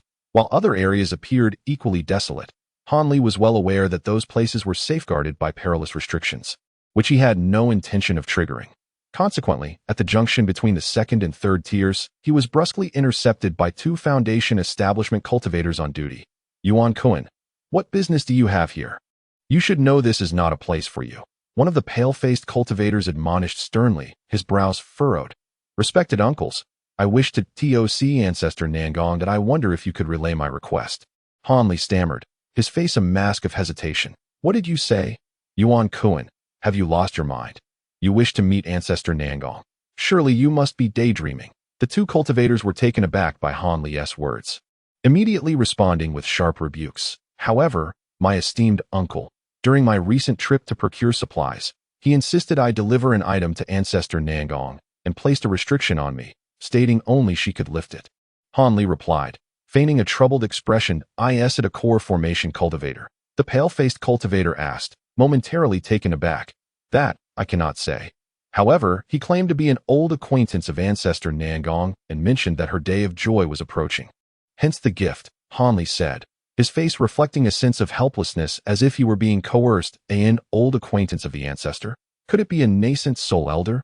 The other, a rough-looking cultivator, mused in surprise. "That is indeed a possibility. Yet, if this elder has already arrived, why not personally ascend the mountain to present the gift?" The pale-faced cultivator questioned, bewildered after the initial shock. "Who can say? Perhaps this esteemed elder has pressing matters to attend to, or perhaps there are certain inconveniences at play. Yuan Shiji, extend your hand. Let me first examine the restrictions within your body." The rough-handed cultivator, having speculated for a moment, spoke to Han Li without reservation. Han Li, having anticipated this, calmly extended one of his arms. Simultaneously, a surge of spiritual power coursed through him, manifesting an unusual magical restriction. The cultivator grasped Han Li's wrist, sensing for a brief moment, before a look of astonishment spread across his face. The fair-skinned cultivator, intrigued by this, placed two fingers upon Han Li's arm, only to have his expression similarly shift in shock shortly thereafter. "Indeed, there are formidable restrictions placed within your body. Judging by the complexity of these restrictions, it is highly likely that they were imposed by a nascent soul cultivator. However, based solely on this, we cannot easily allow you to ascend the mountain. You must first present the congratulatory gift from that elder. One of us will assist you in delivering it. We shall ascertain whether it is truly from your acquaintance, Master Nangong. Only if Master recognizes you and is willing to meet shall you be permitted to ascend. Do you understand, Yuan Shiji?" The fair-skinned cultivator's expression grew serious, yet his tone softened. Upon hearing this, Han Li's face fell, but after a moment's contemplation, he nodded in agreement. "Very well. However, it is imperative that my uncle conveys to Master the matter of the restrictions placed upon me." Han Li retrieved a long wooden box from his storage pouch and handed it to the other party, adding with concern, "Please ensure that you clearly communicate the existence of the restrictions to Master." A faint silver restriction talisman was affixed to the lid of the box, and from the fluctuations of spiritual energy, it appeared to be quite significant. Clearly, this precaution was taken to prevent any prying eyes during transit. "Understood. You may wait here patiently. Junior Brother Ma, I shall return shortly." The fair-skinned cultivator initially spoke to Han Li with impatience, then issued a reminder to the other cultivator before taking the wooden box and soaring away on his flying instrument. Han Li was left to stand in place, waiting in silence. Although he was confident that Nangong Wan would certainly wish to see the contents of the box, he could not shake a sense of unease as the moment approached. He engaged in casual conversation with the remaining Foundation establishment cultivators, responding to their inquiries with vague answers. However, when they inquired about the appearance of the elder who had entrusted the congratulatory gift, Han Li deftly deflected with a statement that the individual was cloaked, rendering their gender indiscernible. After what felt like an eternity, the fair-skinned cultivator finally returned, empty-handed. "Master Nangong has confirmed that the individual is indeed an old friend of his. You may accompany me to meet Master, and the restrictions will be lifted in due course." The fair-skinned cultivator spoke briskly, beckoning Han Li to follow him up the mountain. Han Li's heart swelled with joy, though he maintained an outward appearance of excitement as he closely followed the fair-skinned cultivator toward the mountain's summit. Be cautious. Do not stray from the path. The restrictions here are far more formidable than those in the mid-levels. Even I would find no escape if ensnared, the fair-skinned cultivator warned coldly while leading the way. Han Li naturally responded affirmatively. Just then, a blue light shot toward them, and the fair-skinned cultivator, seemingly recognizing the source of the escape light, halted respectfully to the side, standing with hands clasped in reverence. In an instant, a shimmering light appeared before the two individuals, revealing a middle-aged cultivator clad in ominous brocade. Sun Shurji, how could you bring a chi-refining disciple to the summit? Are you not aware of the rules here? The brocade-clad cultivator coldly remarked, casting a furtive glance at Han Li, his expression devoid of warmth. Master Lan, my disciple is here by the orders of Ancestor Nangong, hence his presence on the mountain. Otherwise, I would not dare to act so boldly, the fair-skinned cultivator hurriedly explained, evidently filled with trepidation towards the brocade-clad figure at that moment. Han Li had already scrutinized the man with his spiritual sense. The brocade-clad middle-aged man was merely a cultivator in the early stages of the core formation realm, not someone to be overly concerned about. Though he thought this internally, Han Li maintained an outward demeanor of utmost respect. Reluctant to speak freely, Ancestor Nangong wishes to see this individual. What is the matter? Enlighten me, the brocade-clad cultivator inquired, momentarily taken aback, before expressing his curiosity. The situation is as follows. This disciple, Yuan, the fair-skinned cultivator, either out of respect or believing the matter insignificant, recounted Han Li's circumstances once more. Ancestor Nangong's old friend has been placed under a restriction. The brocade-clad cultivator's brow furrowed slightly, his gaze suddenly sharp as a blade, landing upon Han Li. Allow me to examine the restriction upon you, he commanded without courtesy.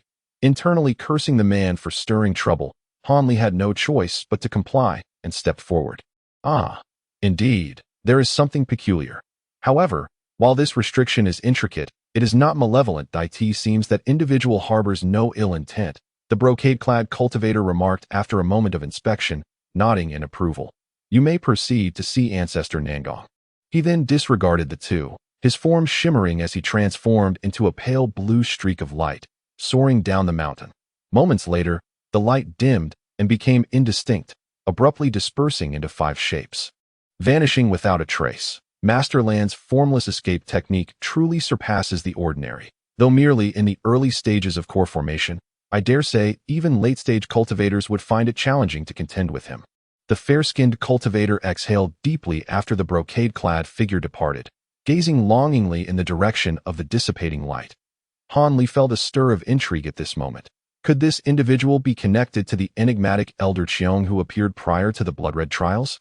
Might he be a disciple or descendant of Elder Qiong? Han Li pondered, slightly taken aback at this juncture. The fair-skinned cultivator relaxed and resumed guiding Han Li forward on their flying artifact. Han Li subsequently set aside thoughts of the brocade-clad cultivator.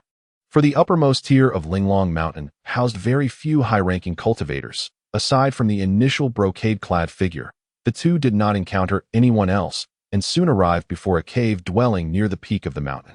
This is the secluded retreat of Ancestor Nangong. Be cautious in your responses when addressing him. Who knows what other benefits he might bestow upon you, aside from assisting you with the restriction. The fair-skinned cultivator spoke with a hint of envy. He then turned and respectfully announced at the entrance, I report to you, Ancestor, that I have brought the disciple. I understand. Let that disciple enter on his own. You may withdraw for now. A voice, both familiar and unfamiliar to Han Li, drifted softly from behind the stone door, and soon the golden light flickered on the entrance, causing the stone door to swing open of its own accord. Without hesitation, Han Li stepped inside. To his surprise, standing just beyond the stone door was a striking young female cultivator clad in a short-sleeved yellow robe, appearing no older than 16 or 17, yet already possessing the foundational skills of early-stage cultivation. Follow me. The Master Ancestor is waiting for you in the hall. The young cultivator assessed Han Li, disguised as Yuan Kuan, and upon finding nothing exceptional about him, she coldly uttered these words before turning to lead him deeper into the cave dwelling. Taking a deep breath, Han Li silently followed her. Nangong Wan's cave was not particularly large. The enchanting young woman guided Han Li through a short corridor and across a few modest rooms until they arrived at the so-called hall.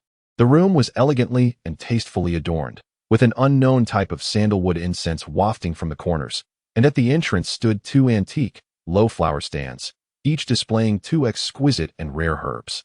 Glistening with vibrant green, in the center of the hall sat a small, square wooden table, flanked by 2 pale green rattan chairs. Occupying one of these chairs was a young girl in white, her raven hair cascading gracefully as she lowered her gaze to examine a shimmering silver sword. Beside her, on the wooden table, lay a half-opened wooden box, now empty. Chapter 711. Heart of the past the moment the girl in white spotted Han Li's entrance. She placed the silver sword back into the wooden box and gently lifted her head that a visage that had haunted Han Li's dreams countless times materialized before him. Her slightly pointed chin, delicate nose, and enchanting, crystalline eyes were all so familiar and heart-stirring, evoking an indescribable warmth from deep within his heart, as if they had shared hundreds or thousands of years together. That moment. All thoughts of mindset and incantations vanished from Han Li's mind, allowing the passionate feelings he had once experienced to flood his chest instantaneously. Nangongwan noticed Han Li's unabashed gaze upon her. She was momentarily taken aback, then a flicker of contemplation crossed her beautiful eyes, causing her delicate brows to furrow slightly. You may leave now that I wish to speak with this person alone. Nangongwan calmly instructed the young cultivator in yellow, tilting her chin slightly. Yes, Master Ancestor. The yellow-robed girl was momentarily stunned but quickly bowed her head in compliance before quietly exiting the hall, vanishing from sight. Han Li waited until the girl had completely disappeared from the doorway, then glanced around, using his spiritual sense to scan the vicinity, confirming that no other cultivators were present nearby. Only then did he focus his attention back on Nangongwan. Without uttering a word, he formed a hand seal, and suddenly a series of cracking sounds erupted from within him, followed by an abrupt surge in his stature, his features shimmering with a greenish glow. Han Li revealed his true form. It truly is you, Han Li. A complex expression flitted across Nangongwan's exquisite features, though she did not seem overly surprised. She merely sighed softly. You knew I would come. After regaining his original appearance, Han Li was at a loss for how to address her, ultimately stumbling into uttering a rather mundane remark. As soon as the words left Han Li's mouth, he felt a pang of regret, scratching the back of his head in annoyance. Just call me Wanner, she said. Upon witnessing Han Li's bewildered expression, Nangongwan's visage blossomed into a radiant smile, her laughter light and enchanting. Her bright eyes sparkled with an alluring charm. Wanner. Han Li's heart leapt with joy as he couldn't help but call her name softly. The unease that had initially gripped him began to dissipate. It was evident that she harbored feelings for him, as her emotions were clearly manifest. For a moment, Han Li was entranced by her exquisite beauty, lost in admiration. What is there to admire about me? Am I truly more captivating than your newly acquired concubine? Nangongwan remarked, a hint of color rising to her cheeks as she tilted her head slightly, speaking in a nonchalant tone. Concubine? So, you are aware of that? Han Li responded, his surprise evident as he sensed her displeasure. Humph, how could I not know about the new elder of the Falling Cloud sect? A Yuan-ing cultivator who advanced after over 200 years. Nangongwan lowered her head slightly, glancing at the polished azure stone floor, her demeanor revealing a trace of petulance. At the cultivator surnamed Tang whom you encountered a few days ago. Han Li pondered for a moment before responding with a semblance of clarity. You aren't as dim-witted as I thought. Indeed, it was that disciple Tang who sent me a sound transmission talisman through a special channel. When I received the talisman, I could hardly believe it. You, who had vanished for years, have become a Yuan-ing cultivator. I immediately sought out recent information regarding the Falling Cloud sect. I had always paid little attention to such matters, although I was a bit late. I finally gleaned the general details of your situation, from your sudden appearance, becoming an elder of the Falling Cloud sect, to your departure en route to the trading event. I am somewhat aware of it all. And that concubine of yours is still in Tiantian City and has yet to depart. Nangongwan tossed a strand of hair over her shoulder, casting Han Li a sidelong glance, her expression a playful blend of amusement and charm. I distinctly instructed her to return to the sect with another elder. That seems something delayed her, Han Li stated, scratching his nose, a hint of embarrassment flickering across his face as he attempted to explain. Enough of that. There's no need for further discussion. That I bear no grievances regarding your choice of concubine. After all, am I not also to be married? Nangongwan interjected abruptly, her expression dimming, suddenly appearing exceedingly fragile. What is the meaning of this? Are you truly intending to marry that person? Han Li's expression shifted, his voice deepening as he cautiously inquired, before I answer that, Wanner wishes to ask you something. Did you come here to prevent my marriage to him, or did you simply wish to see me and then depart? Nangongwan bit her crimson lip, her starry eyes glinting with curiosity. Of course, I have come to take you away. I want you to be my wife. Han Li, no one shall dare to come between us without first seeking my consent, Han Li declared resolutely, his words brimming with unwavering determination. You have some nerve. When did I ever agree to marry you? Nangong Wan retorted, her cheeks flushed with embarrassment, softly huffing in playful indignation, her demeanor irresistibly alluring. Han Li chuckled softly, choosing not to respond. Even as a novice in matters of the heart, he understood that it was best to remain silent at such a moment. After a moment, as the blush on Nangong Wan's face gradually faded, she composed herself and spoke earnestly. Do you know, during the blood trial in the Forbidden Land all those years ago, the very first thought that crossed my mind after I gave you was to mercilessly cleave you, a mere chi refining stage cultivator, into countless pieces, and then use the vermilion bird ring to scatter your ashes, in vengeance for the grievances you caused me. After all, I had guarded my purity for over a century, only to have it shattered by your actions. How could I not harbor extreme hatred? In hindsight, I truly came perilously close to losing my life back then. Han Li rubbed his nose, revealing a somewhat bemused expression. Of course, if it weren't for my inexplicable moment of compassion in sparing you, do you think it would have been so easy to take advantage of a golden core cultivator like me? At this point, although a faint blush still lingered on Nangong Wan's face, she reproached him with a hint of irritation. Han Li merely smiled wryly, choosing not to respond further, with a slight alleviation of the resentment in her heart. Nangong Wan continued, her lips parting delicately. After our separation, upon returning to my sect, for reasons unknown, whether practicing my cultivation methods or meditating in seclusion, I could never escape your shadow. Moreover, your presence became increasingly vivid and frequent. It was then that I realized you had become a demonic obstruction in my life.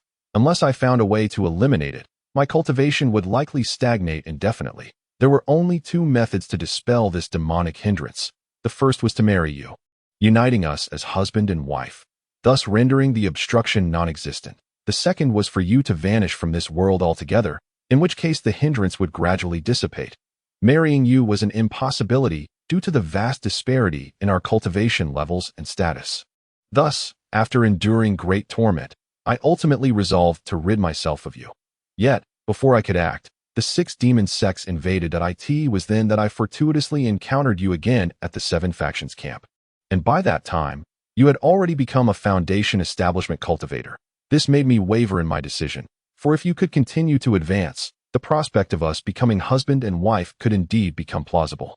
Little did I know you had harbored murderous intentions towards me at that time. When I first saw you, your face concealed, I was overwhelmed with excitement. However, your indifferent demeanor doused my enthusiasm, leaving me disheartened for quite some time. Han Li paused, momentarily stunned, before murmuring a bitter laugh. Hearing this, Nangong Wan smiled faintly, and without waiting for a reply, continued. Subsequently, due to the betrayal of the spirit Beast Mountain, the 7 factions suffered a great defeat. Each sect prepared to evacuate their core disciples from the kingdom of Yu. As the youngest golden core cultivator, I was originally among the first to leave. However, through a correspondence with a dear friend from Huangfeng Valley, I caught wind of the escape plan devised by ancestor Linghu. Realizing that you might find yourself in peril in that moment, perhaps possessed by some spirit, I was consumed by a singular thought, to return and save you. Yet, by the time I arrived, it was already too late. The battle had concluded, and most of the disciples who had served as bait had been slain, with only a small number of cultivators managing to break free. I was left unaware of your fate. With no other choice, I had to return to the sect and assist the remaining disciples in a fierce battle against the forces of the demon path. In a dire turn of events, I was grievously wounded by a cultivator at the Foundation establishment stage. As I attempted to escape, I was relentlessly pursued by several younger adversaries. You are undoubtedly aware of what transpired thereafter. The individual known as Nangong Ping does not exist in this world. It was merely a guise I adopted. It is not that I wish to conceal my true identity from you. But as a cultivator at the Foundation establishment stage, it would be rather inappropriate for me to confess that I had come specifically to rescue you with the intention of marrying you. Moreover, having absorbed a significant portion of your cultivation, I felt even more hesitant to reveal my true self. However, I did propose that you accompany me back to the Hidden Moon sect. Had you merely consented to return with me, I would have unveiled my true form, assisted you in forming your golden core, and then wed you. Who would have thought that you would be so fixated on wealth, or perhaps overly influenced by a sense of masculinity, that you insisted on merely receiving some spirit stones as compensation? This left me at a loss. As Nangong Wan recounted this, a glimmer of amusement danced in her bright eyes, and she shot a fierce glare at Han Li. Yet, Han Li could not shake the feeling that within her flirtatious gaze lay a hint of solace. Unbeknownst to him, had he truly acquiesced to return with her to the Hidden Moon sect? While Nangong might indeed have married him as promised, it was equally likely that her disappointment over his casual acceptance of dual cultivation with other women would have led her to sever any lingering attachment. In such a case, the now indifferent woman would likely seek to engage with any female disciple to appease him. Chapter 712. The Heartbinding Technique. I returned to the Hidden Moon sect, and after our sect established a foothold in the northern Liang Kingdom, I covertly ventured into the Yu Kingdom to seek you out once more. However, the information I obtained was disheartening. It seemed you had been pursued yet again by the Ghost Spirit sect. But the specifics remained elusive. Before long, I was discovered by individuals from the demonic path and had no choice but to retreat to the Nine Nations Alliance. After that, I lost all contact with you, and I feared you had likely perished. My own heartache gradually faded as I fortuitously succeeded in condensing my nascent soul, eventually becoming an elder of the Hidden Moon sect, up until now. Nangong spoke with a calm demeanor as Han Li listened to Nangong's languid narrative.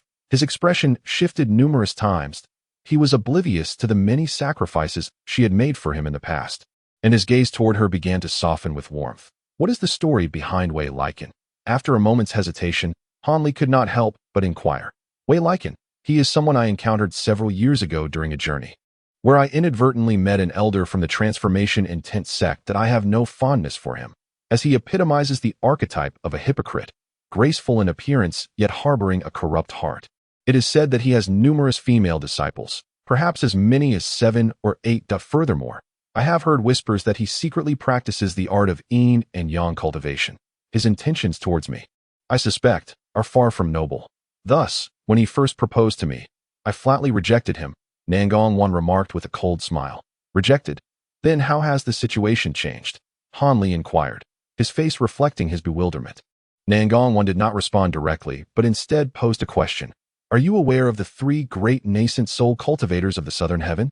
Indeed, I am aware. The righteous and demonic paths, along with the Nine Nations Alliance, each possess a cultivator at the late nascent soul stage, mere steps away from the transformation stage. Otherwise, the balance among the major factions could not have been maintained until now.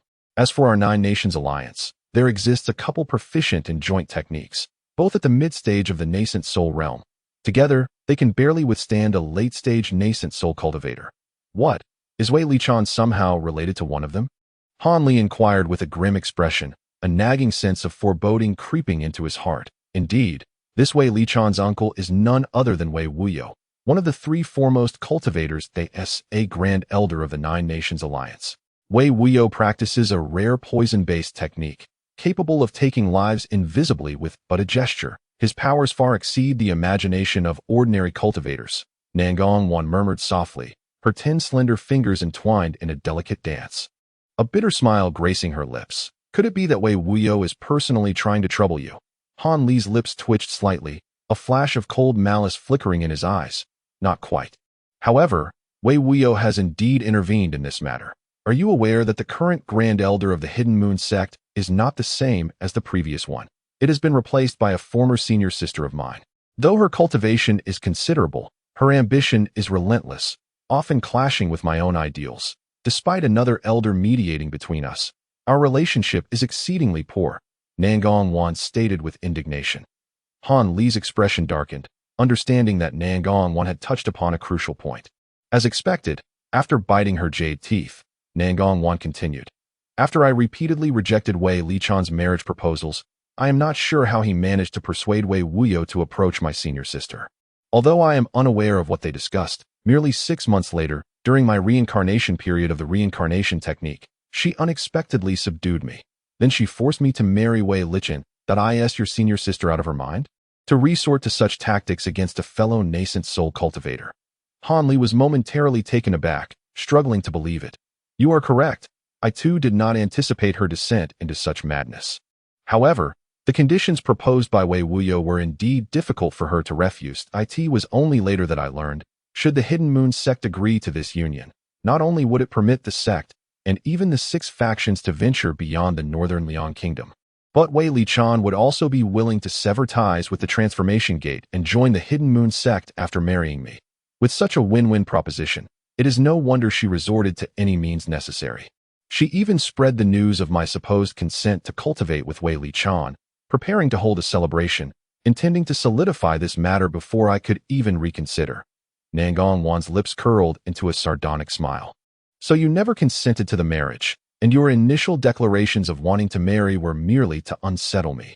Han Li exclaimed with delight upon hearing this. I was just about to inquire. Since you attained the nascent soul stage years ago, why did you not seek me out sooner? Had you come to me a year earlier, perhaps all these troubles could have been avoided. Nangong Wan shot Han Li a glare, responding with irritation that it is not that I did not wish to find you, but rather that I. Han Li paused, intending to explain, but upon reflection, he found the situation rather perplexing. Although he vaguely sensed that Nangong Wan was indeed the one he truly cherished, for reasons unknown, he had never contemplated directly confronting this emotion.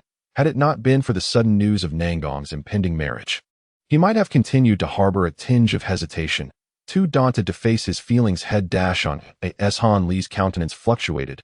Nangong Wan gracefully rose, taking a few steps towards him, and gazed deeply into his eyes, saying, "In truth, my situation mirrors yours. Though my experiences and prowess far surpass those of mere mortals, when it comes to matters of the heart, I too am a novice, feeling both unfamiliar and apprehensive. Even though we have left profound imprints on each other's hearts, we are not ordinary worldly souls. We cannot allow ourselves to burn through our emotions in a fleeting moment of brilliance, only to release them without reserve. For the sake of attaining the optimal state of cultivation, we practitioners must inevitably temper and bury most of our feelings deep within.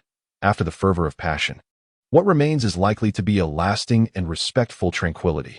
Thus, upon learning of your survival, I felt joy, yet I deliberated for 2 days and nights before ultimately deciding to embrace my true feelings for you." After uttering these tender words, Nangong Wan extended her delicate hand to grasp one of Han Li's. After a moment of silence, he wordlessly placed his other hand atop hers, feeling the softness and smoothness of her palm. A warm sensation blossoming within his heart. Nangong Wan's face flushed, and she quickly withdrew her hands, casting a playful glare at Han Li. Unfazed, he smiled slightly and remarked, "Wanner, although you find yourself ensnared here, given your calm demeanor, you must have devised an escape plan long ago. Otherwise, you would not have remained so devoid of anxiety upon our meeting." Upon hearing his words, Nangong Wan smiled coyly, her starry eyes glinting with mischief as she replied, "You are quite perceptive. Indeed, while I am confined within this cave, only a select few among the higher echelons are aware of my predicament. The ordinary disciples are none the wiser. Otherwise, I would not have received the transmission talisman from that Tang disciple. However, to prevent my escape, they have placed several restrictions upon me. The other restrictions are inconsequential. They are unaware that my reincarnation technique, upon reaching the nascent soul stage, has granted me many extraordinary abilities, rendering these ordinary restrictions ineffective. With a little time, I can restore my original powers. Yet, the heart-restraining spell cast by that senior sister is particularly challenging to break. This spell was meant for use during the grand ceremony. Should I refuse to consent to the marriage, she intends to manipulate me temporarily with this technique, which she embedded with her own blood. The key to this restriction lies in a token of restraint. Unless I destroy this magical artifact, I must remain under its control within 100 miles. Fortunately, our cultivations are not too disparate. This control can only govern simple actions, and any of my magical powers she cannot command. What was your original plan then? Han Li inquired curiously. I originally intended to seize the most opportune moment just days before the grand ceremony, to unexpectedly counter the enchantment and then swiftly escape to a safe distance. As long as I remained outside the range of that restraining token, she would be powerless against me. However, now that you are here, this matter naturally falls into your capable hands. After all, you are the man destined to marry me. Moreover, I have heard that you effortlessly defeated a fellow practitioner of the same rank in the nascent soul stage. Surely, you possess some formidable means." Nangong Wan chuckled softly, speaking with an air of ease. "The heart-binding technique. This restriction is indeed troublesome. Apart from destroying that token, there is no straightforward method to break it." Han Li furrowed his brow, murmuring pensively, "If there truly is no other way, then so be it. We can simply distance ourselves from the Tsanyua sect." Nangong Wan's bright eyes sparkled as she spoke nonchalantly. "No worries. It is merely a restraining token, is it not? It should be in your senior sister's possession. I shall retrieve it for you, and take the opportunity to vent your frustrations. Hanli narrowed his eyes, a glint of cold light flashing before he proclaimed boldly, I was merely jesting, testing your resolve. I did not genuinely intend for you to steal the token. My senior sister has already advanced to the mid-nascent soul stage, her skills and abilities far surpassing those of us early-stage cultivators. It would be best if we quietly slipped away instead. At worst, I can spend an additional decade or so gradually refining this restriction. Nangongwan shook her head, a playful smile gracing her lips as a hint of mischief danced across her delicate features. In his silence, Han Li was reminded of the peculiar and spirited girl he had first encountered. Chapter 713. Setting a trap. Fear not. If success eludes us, we can always retreat later. With me protecting you, even if bound by restrictions, I can still guide you to safety. Han Li smiled, his words laced with confidence. Well, all right. Although I am uncertain of the extent of your powers, your confidence suggests you must possess some means. However, there is no need for you to seek her out directly. My senior sister resides within the heavily fortified Sunset Palace. Instead, let me lure her here, and together we can exploit the power of the restrictions to catch her off guard. Nangongwan gazed intently into Han Li's eyes for a moment, seemingly resigned to the futility of dissuading him, before biting her lip and saying, this strategy is undoubtedly more prudent. However, can the restrictions in your cave still be utilized? Upon my arrival, I noticed that they seemed somewhat incomplete. Han Li paused in surprise before replying with a smile. Fear not. Although several surface-level restrictions have been dismantled by my senior sister, I still possess a highly potent secret restriction that she has yet to discover, which remains at my disposal. Nangongwan smiled radiantly, confidence gleaming in her demeanor. Excellent. In that case, let us proceed as such. I carry several sets of array tools with me. While they may not be extraordinarily powerful, they will serve to create some degree of entanglement. Han Li stroked his chin thoughtfully, and with the array flags, that will only enhance our efforts. There is no time to waste. Grant me a short half-day to dispel the remaining restrictions on myself and restore my magical energy to assist you. You may begin setting up the magical array. Upon hearing Han Li's words, Nangongwan felt an added surge of confidence within her heart. However, if we could manage to subdue your senior sister, would it not enable us to seize control of the Yinhua sect? In such a case, we would not have to make a hasty retreat. Han Li pondered for a moment before inquiring with a hint of perplexity. That may not be feasible. Aside from my senior sister, there is another senior brother in the Yinhua sect who is also a nascent soul stage cultivator. Although he is generally amiable, he would undoubtedly oppose my ascension to the esteemed position of Grand Elder without proper justification. Furthermore, I have no desire for power or authority. All I seek is a tranquil place where I can devote myself to my cultivation, Nangongwan replied, shaking her head after a brief pause. If that is the case, then let it be. If all goes smoothly, you shall accompany me back to the Luoyan sect, regardless of how formidable the Nine Nations alliance may be, or how favored Wei Wuyo might be towards Wei Lycan. They would not dare to offend the Heavenly Tao Alliance and us two nascent soul cultivators lightly in this time of invasion by the Law Masters, Han Li remarked with a nod and a cold smile. Subsequently, he struck his storage bag with one hand, flipping it over to reveal a stack of formation flags and discs. Upon witnessing this, Nangongwan's lips curled into a faint smile as she resumed her seat, closed her bright eyes, and began to weave intricate hand signs with her fingers. Moments later, crimson flames erupted from her pristine white attire, soaring to several feet in height, enveloping her within their embrace. Meanwhile, Han Li was not idle either. With a flicker of his figure, he traversed the periphery of the hall, simultaneously launching the formation flags and discs from his hands. After a dazzling display of colors, they all vanished into various corners of the hall. The arrangement of the formation flags was indeed swift, yet in order to maximize the formation's efficacy, Han Li restricted its power to within the hall and employed exceptionally concealed formations that would be difficult to detect without a meticulous search using spiritual sense. These formation flags and discs were a set he had crafted during his core formation period, which were somewhat inadequate even against core formation cultivators, let alone nascent soul practitioners. Han Li had no expectations in that regard. Instead, after setting up these formations, he contemplated for a moment before suddenly flicking his sleeve, causing a beam of white light to shoot forth and spiral down before him, revealing the white fox transformed from Inu. Master, you called for me. Yet you fear that Lady Nangong may feel jealous. Inu materialized with a beaming smile and spoke in human tongue. Humph, what reason do you, a mere spirit artifact, have to feel jealous? This time we must confront a mid-nascent soul cultivator, and we cannot afford to let them escape. Although we have restrictions to aid us, I still need your assistance. The mid-nascent soul cultivators are not to be trifled with. Without full commitment, success is elusive, Hanli remarked, his brows furrowing as he fixed his serious gaze upon the little fox. Master, how do you intend for me to assist? Inu inquired, her smile fading at his words. Quite simply, you must utilize this treasure at the opportune moment. It is imperative that they do not escape. Hanli then retrieved an item from his storage bag and handed it to Inu. You want me to use this? Inu exclaimed in disbelief as she cradled the object with her paws. Indeed, you will wield this item more effectively than I can. It is better to entrust it to you rather than exhaust my own spiritual energy to use it.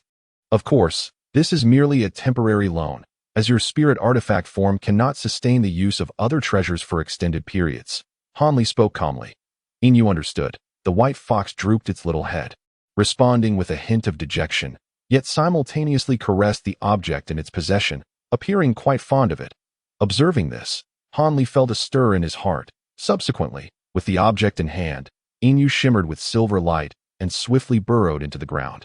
Vanishing from sight, below, Hanli circled the hall a few more times, when suddenly a spark of inspiration flashed in his mind. He raised his head to gaze upwards, contemplating for a moment before abruptly summoning a spirit beast pouch from his person.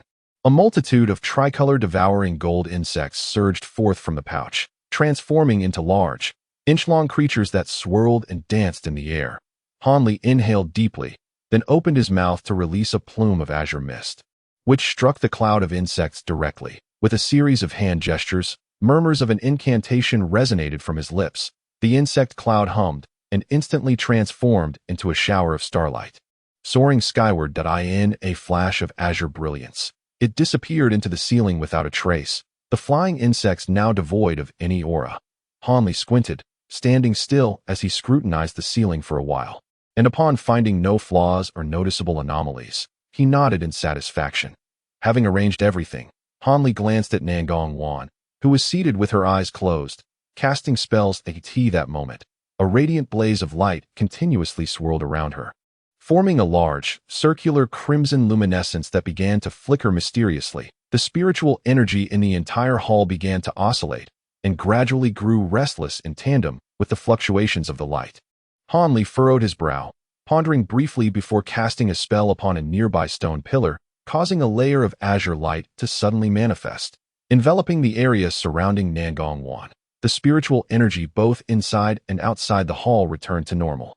Observing this, Hanli smiled. With a gesture, a rattan chair soared towards him, which he caught and placed beneath himself, casually sitting opposite Nangong Wan, silently observing her. Seizing such a splendid opportunity, he naturally took his time to admire the enchanting beauty of the young woman before him. Hoping to alleviate the yearning that had plagued him for years, before long, just as Hanli was lost in thought, a sudden shift occurred. The look of enchantment in his eyes faded, replaced by a shadow of gloom.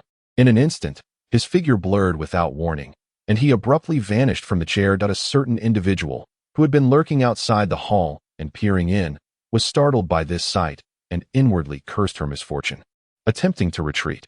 However, it was too late. Hanli's voice, calm yet chilling, resonated behind her. Why are you spying here? Do you not fear the wrath of your master? I wasn't spying. I was merely concerned after seeing my master and you inside for so long without emerging. The girl stammered, her voice delicate yet clear, revealing herself to be the young woman in the yellow robe who had led Hanli in. She now sensed the overwhelming spiritual pressure emanating from behind her, which compelled her to explain with trepidation. Oh, is that so? But since you only wish to take a look, why then conceal yourself and act so furtively? Moreover, the spirit concealment talisman affixed to you is a rare high-grade talisman. How, as a mere foundation establishment cultivator, did you acquire such a treasure? Hanli, hands clasped behind his back, fixed his impassive gaze upon the young woman's slender silhouette. There is no need for further explanation. For now, you shall obediently accompany me. Once your master concludes her work, we shall determine how to deal with you. The young girl was taken aback, still wishing to discern a few more words. Hanli, however, had no patience to continue listening, coldly remarking. Upon hearing this, the girl in the yellow robe finally felt a surge of fear. She abruptly crushed the other talisman tightly held in her hand. And in an instant, a flash of yellow light enveloped her, transforming her into a dazzling streak that shot forth, aiming to escape down the long corridor. Hanli observed coldly, showing no intention of pursuing her. Yet, just as the yellow light traveled over Tinjiang, at a corner, a sudden burst of pink fragrant mist erupted from a nearby wall, enveloping the fleeing light. The girl's escape faltered, her silhouette swaying within the mist before she tumbled down. The yellow light flickered, and from the wall that had released the fragrant mist, a silver moon leapt forth, elegantly swaying its fox tail, cheerfully approaching the girl. Chapter 714. Unmasking and ambush. The Hall of the Setting Sun was not only required to be constructed at the site of the spiritual eye, but also fortified with numerous restrictions. Aside from a few elders, no one could approach this hall without the elder's permission. At that moment, a red light, measuring about a foot in length, shot in from a distance, circling a few times outside the hall's restrictions before swiftly entering without any hindrance. The red light traversed through several layers of barely perceptible barriers, taking a few turns before flying into a side chamber. There sat a strikingly beautiful woman, eyes closed in meditation on a mat, her complexion pale and icy, appearing to be in her 20s, emanating a subtle aura of coldness. The red light instantly arrived before her. Seemingly aware, she slowly opened her eyes, furrowing her brow as she beckoned to the red light. Immediately, the red light transformed into a fireball the size of a fist, landing directly in her palm. The cold woman stared at the flame, expressionless and silent, before suddenly flipping her hand, extinguishing the fireball in an instant. What is this girl up to, seeking to meet me voluntarily? Yet, since her demeanor has softened, perhaps it would be prudent to pay her a visit, the woman murmured to herself. Clearly, she was a decisive individual, as she soon transformed into a white streak of light, swiftly darting out of the Hall of the Setting Sun, heading in a specific direction. Before long, she arrived at the entrance of Nangong Wan's cave dwelling, retracting her brilliance and landing gracefully. She surveyed her surroundings briefly. Everything appeared normal, the restrictions outside the cave still incomplete, showing no signs of anomalies. Only then did she feel reassured, walking directly to the entrance and raising her hand that a white spell was cast upon the stone door, which then opened of its own accord. The pale woman entered without hesitation, unhurriedly. Greetings, ancestor. Behind the stone door, someone had been waiting for a long time. Upon seeing the woman enter, the yellow-robed girl immediately performed a grand bow, her form and visage unmistakably that of the earlier young girl. Your cultivation seems to have advanced since our last encounter. It appears you have consumed the elixir I provided. The icy woman casually glanced at the yellow-robed girl, speaking in a calm tone, then proceeded to walk leisurely into the depths of the cave. Many thanks for the elixir, ancestor. Without it, how could I have progressed so swiftly? The yellow-robed girl lowered her head slightly, responding closely behind. I trust all is well with Nangong Shimi within the cave. With no peculiar behavior, the woman inquired further. None at all. Aside from meeting one disciple today, Nangong Shizu has not taken any other actions. The young maiden spoke with meticulous precision. I have already received the message from your master Lon regarding this matter. It seems that the disciple was to convey some gift. Has he departed? The disciple, merely a low-ranking steward within the sect, took his leave some time ago. However, after receiving the gift, Master Nangong appeared rather displeased. The young maiden continued respectfully, "Do. What kind of gift could provoke such discontent from your master?" Upon hearing this, the girl's expression shifted with curiosity that it was nothing of great significance, merely a silver sword artifact. Yet, upon seeing this blade, Master Nangong seemed somewhat perturbed. The girl replied, lowering her head slightly, while articulating her words with clarity. It is likely a token from a wandering cultivator whom Master Nangong befriended during her travels. That seems rather commonplace. The cold woman initially paused, but after a moment's reflection, a hint of surprise crossed her features. What you say is indeed true. After receiving the silver sword, Master Nangong contemplated for some time before suddenly sending a message requesting to meet with the master. It is quite unexpected that something could sway my junior sister Nangong's decision. The elder sister of Nangong Wan appeared increasingly intrigued. We shall continue to monitor Nangong's every action with the advanced spiritual talisman I provide you.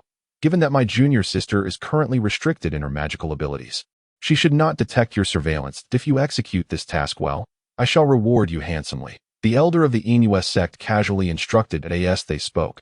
The two had nearly reached the threshold of the hall. "Understood, master," the young maiden in yellow replied in a hushed tone, leading the way to the entrance of the hall. The cold woman intended to adhere to her usual cautious habits and carefully survey the surroundings before entering the hall. However, as soon as she revealed herself at the entrance, the voice of Nangong Wan echoed from within. "Sister, please come in. Regarding the matter you asked me to ponder, I am willing to reluctantly acquiesce. But there is one condition you must first fulfill." Nangong Wan's tone was casual and remarkably calm. Yet upon hearing this, her elder sister's face lit up with surprise, prompting her to hastily stride forward. Exclaiming with delight, "Nangong, you have finally come to a decision. This is splendid.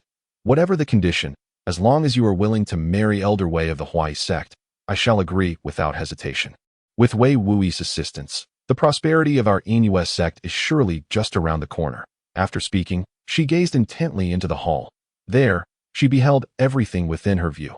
Nangong Wan sat comfortably in a rattan chair, wielding a crudely forged silver great sword, positioned before her, her beautiful eyes scrutinizing it intently, as if the words just spoken had not originated from her at all. Upon witnessing this scene, the cold woman was momentarily taken aback, her steps naturally slowing.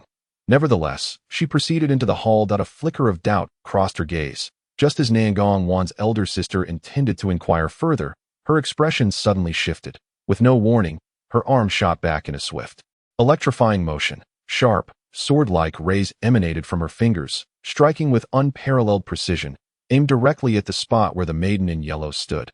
Upon facing this sudden assault, the young maiden unexpectedly lifted her head, revealing an enigmatic smile. In the next instant, she collapsed her form, a flash of yellow light enveloping her as she seamlessly vanished into the azure stone ground, leaving behind only a tattered yellow garment.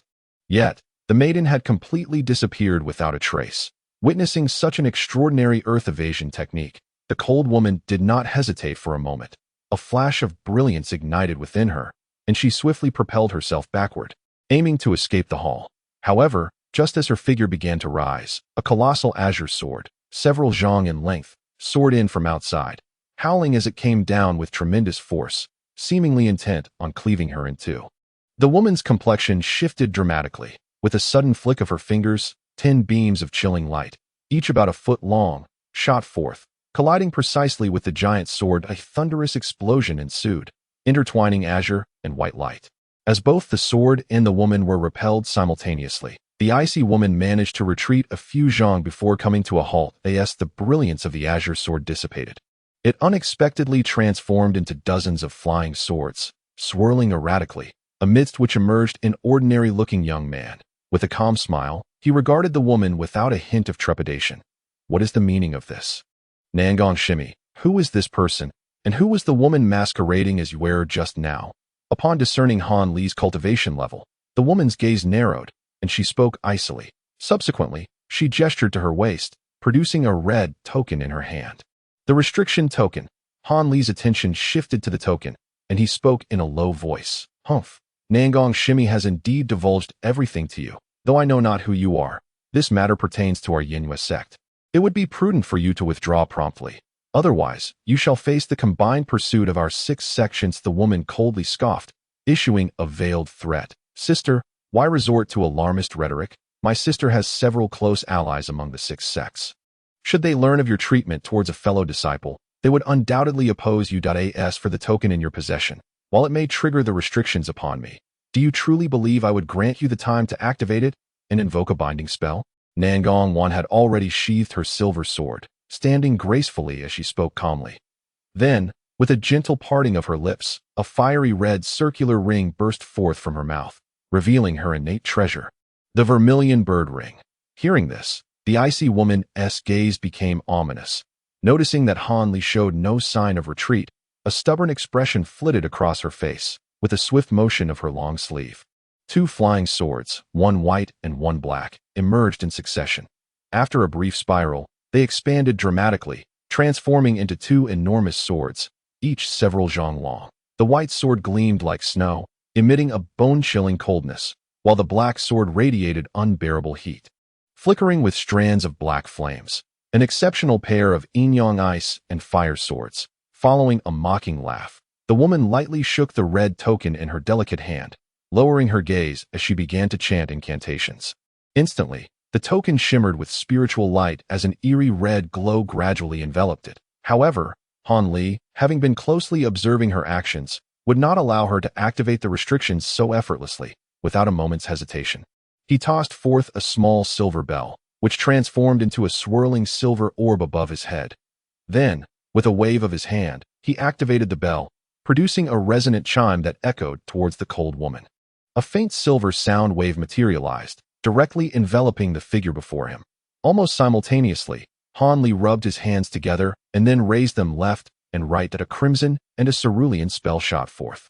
Striking the two nearby pillars, the magical formation laid out in the hall trembled and activated. Chapter 715. The reflective gem and the cycle of divine light waves of red and blue light shimmered around the hall.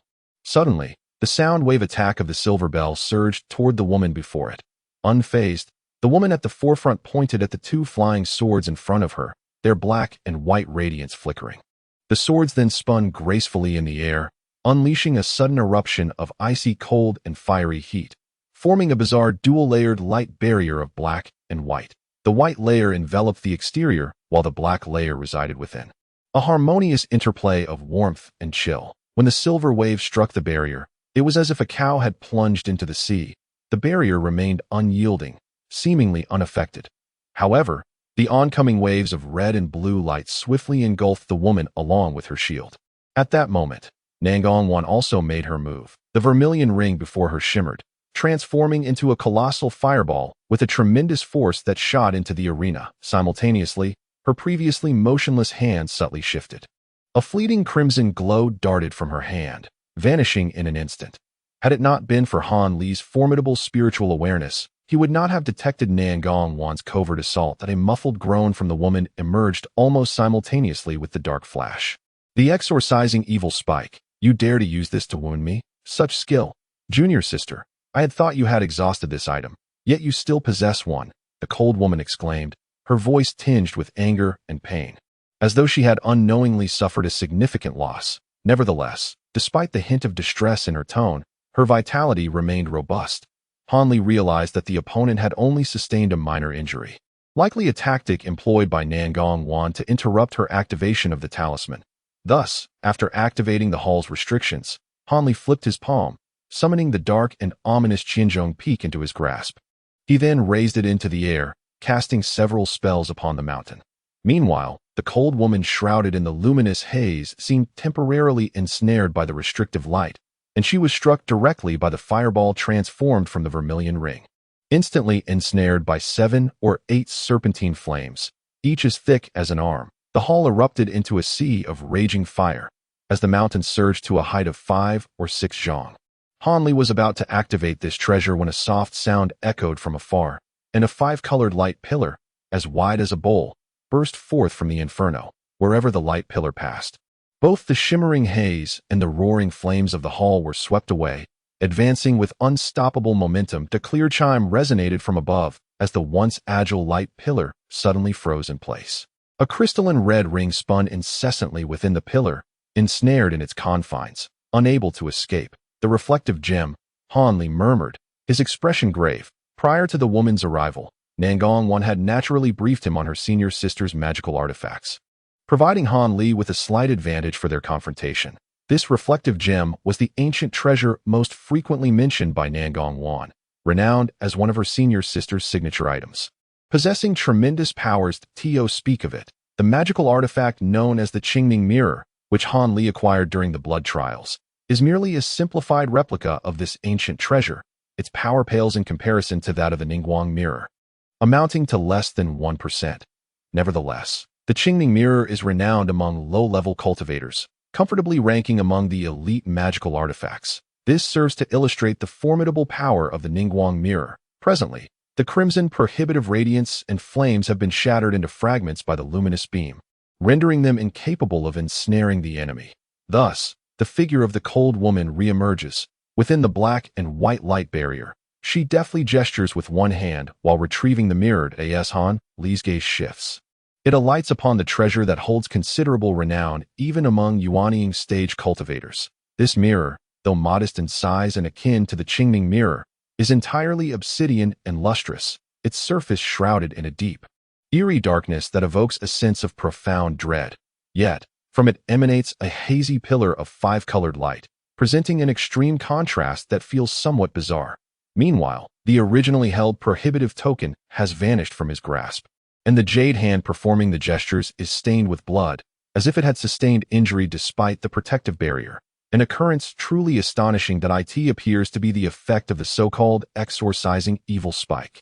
Witnessing Nangong Wan's life-bound magical treasure ensnared by the powers of this mirror, Han Li naturally cannot remain a passive observer. Silently, he points toward the black mountain peak, and the treasure quivers gently before vanishing from its original position, only to materialize above the cold woman's head, descending with an imposing force. Below, the graceful woman lets out a cold laugh. She tilts the Ningguang mirror slightly upward with one hand, while channeling a spell into its surface with the other. Instantly, the luminous pillar within the realm quivers slightly, abruptly splitting to unleash another, somewhat slender pillar of light, which darts toward the descending black mountain peak with lightning speed, attempting to similarly bind this treasure. Having anticipated such a move, Han Li would not allow it to succeed so easily. Without a moment's hesitation, he performs a hand gesture, causing the black mountain peak's descent to momentarily halt. Then, with a swift twist, it releases a torrent of black radiance from its base, colliding with the incoming pillar of light. Initially, the black light engulfs the slender beam, and its residual glow also envelopes the cold woman below. The black and white light barrier surrounding her shudders within the black radiance, causing her spiritual energy to become chaotic, nearly scattering the beam emitted from the mirror. The woman's figure dims within the black light, her expression shifting subtly. Without hesitation, she opens her mouth, expelling a surge of essence onto the mirror's surface. The beam of light directed at the black mountain peak immediately thickens by a third, transforming into a swirling mass of five-colored radiance that gently supports the black mist and small mountain, preventing their descent. The friction between the two generates a muffled explosive sound, creating a momentary stalemate. Observing this, Nangong Wan's spirit is invigorated. She suddenly urges the trapped Zhuke ring, which begins to expand and contract erratically with the sound of a phoenix's cry, desperately striving to break free from its constraints. In an instant, a collaborative confrontation against senior sister Nangong Wan emerges. The abilities of the three are certainly not limited to these actions. Thus, witnessing this situation unfold, all three almost simultaneously take further action. Han Li suddenly yanks at his waist with one hand, summoning a spirit beast pouch into the fray. That a resounding hum erupted, as countless golden, resplendent insects surged forth, coalescing into a grotesque and fearsome cloud of gold. Meanwhile, Nangong Wan uttered a melodious incantation akin to celestial music, and a massive crimson halo suddenly materialized several feet above her head, swirling like the radiance of Buddha, gradually becoming dazzlingly bright. Cycle of rebirth, divine light. Sister Nangong, are you truly willing to risk everything? How dare you employ such a divine art? The cold woman raised a treasured mirror above her head, rubbing her hands together to produce a small, angular emerald flag. However, upon witnessing the halo above Nangong Wan, she could not help but darken her expression. Although surprised by the golden insect cloud released by Han Li, she did not appear overly concerned. Clearly unfamiliar with these nearly mature devouring gold spirit insects, if you do not wish to fight to the death, then relinquish the token that binds the heart-confounding technique and allow us to depart. Nangong Wan said calmly, her demeanor unchanged. Humph, you speak with great bravado. Although the cycle of rebirth divine light is formidable, do you truly believe it can contend with me? The cold woman snorted coldly, a flash of murderous intent crossing her face. She then opened her mouth and spewed forth a small blood-red sword. This sword, merely a few inches in size, was entirely blood-red and translucent, radiating a blinding crimson light. Within its body, a faint wisp of black mist could be seen swirling ominously, adding to its eerie presence. As soon as the small sword appeared, it trembled and buzzed of its own accord, instantly filling the entire hall with a stench of blood. Blood demon sword. When did you acquire this demonic artifact? Sister, Are you not afraid of its backlash? Upon seeing the blood-red sword, the smile on Nangong Wan's face vanished, and she fixed the cold woman with an icy stare. Backlash? Rest assured, sister, now that I have summoned this treasure, it will take but a brief moment to defeat you. There will be no opportunity for the demonic energy to rebound. However, I must ask you one last time. For the prosperity of our sect, do you truly refuse to marry Wei Li-chan? If you remain obstinate, once the blood demon's sword goes berserk, I cannot guarantee that I will be able to control its power. Should you be harmed, do not blame me for not having warned you. The cold woman spoke without courtesy, her confidence in the blood demon's sword unmistakable. There is no need for further inquiries. Even if Wan is willing to sacrifice herself for the Inu sect, I shall never consent. You might as well abandon this notion.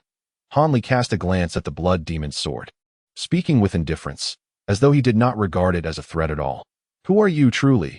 Your cultivation and abilities are not insignificant. You cannot be an unknown individual. Yet, I do not recall such a nascent soul cultivator in my memory. Have you perhaps only recently ascended to the nascent soul stage? Wanner, such a sweet address. It seems my sister's refusal to marry is largely due to you. The cold woman's starry eyes glinted with cold light as she fixed Han Li with a murderous gaze. Chapter 716. Blood Demon's Sword. Who I am matters not. The crux of the matter is, why must you be so obstinate? Hand over the token that binds the heart-confounding technique, AS, for this so-called blood demon's sword. While I am unaware of its nature, I find it insufficiently fearsome. You would do well not to rely on it. Han Li's voice resonated steadily in the hall. You do not pose a threat. Do you truly know what the blood demon's sword is, to speak so arrogantly? Very well, let us first extinguish your life, and perhaps Nangong Shimi will reconsider her stance. The cold woman fixed her gaze upon Han Li and, with a fierce tightening of her lips, uttered these words. Subsequently, she abruptly bit down on her tongue, and a spray of her essence blood splattered onto the humming, crimson small sword. With deft movements, she formed a series of intricate hand seals. The diminutive sword, mere inches in length, surged with a brilliant bloodlight, expanding to 3 feet, its hue a vivid, eerie red, exuding a nauseating stench of blood. The cold woman, unperturbed, reached out with her delicate hand to grasp the hilt of the sword, her entire being radiating with spirit light as she infused her spiritual energy into the blood sword. This is bad. Act quickly. We cannot allow her to strike first.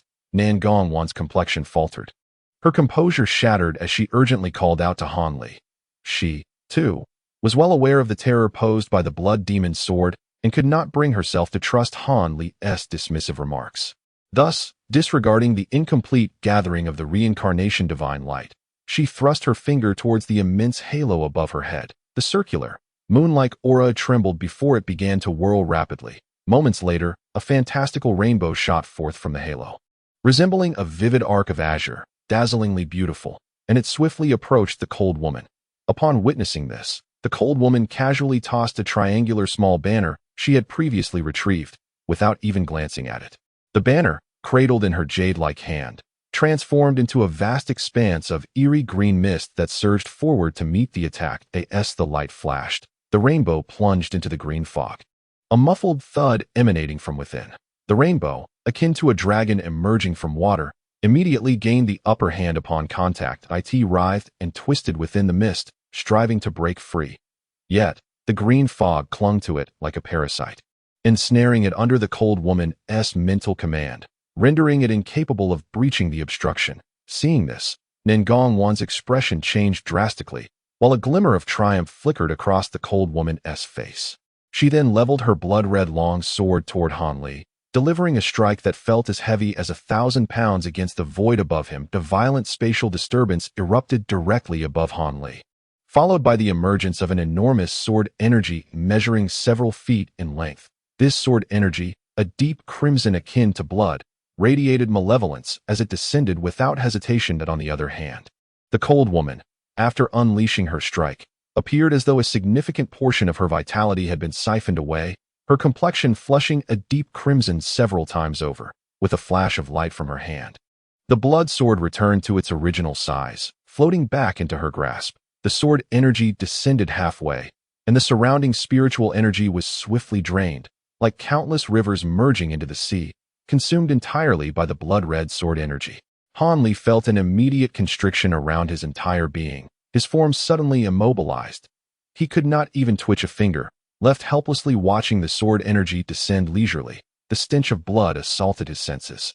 Upon witnessing this scene, Nan Gongwan's face turned as pale as snow, while a mocking expression crossed the cold woman's features, just as both women believed Han Li was on the brink of calamity. He fixed his unwavering gaze upon the descending blood-colored sword energy and took a deep breath. With a thunderous roar, golden light erupted, and a layer of faint golden arcs enveloped Han Li's entire being. The cold woman, momentarily taken aback and unable to react, watched as the blood-colored sword energy sliced into the electric barrier. A tremendous explosion ensued, intertwining the electric light and the blood aura in a chaotic convergence. The seemingly formidable and colossal sword aura, entwined in golden arcs of light, flickered with brilliance, darting left and right. Yet it was unable to sever the seemingly delicate electric arc. Instead, it became ensnared, layer upon layer. Struggling desperately like a fish caught in a net, the restraints upon Han Li dissipated entirely the moment the golden arc, heralding the words of the exorcising evil divine thunder, appeared. That he gazed at the sword aura's golden arc in the air.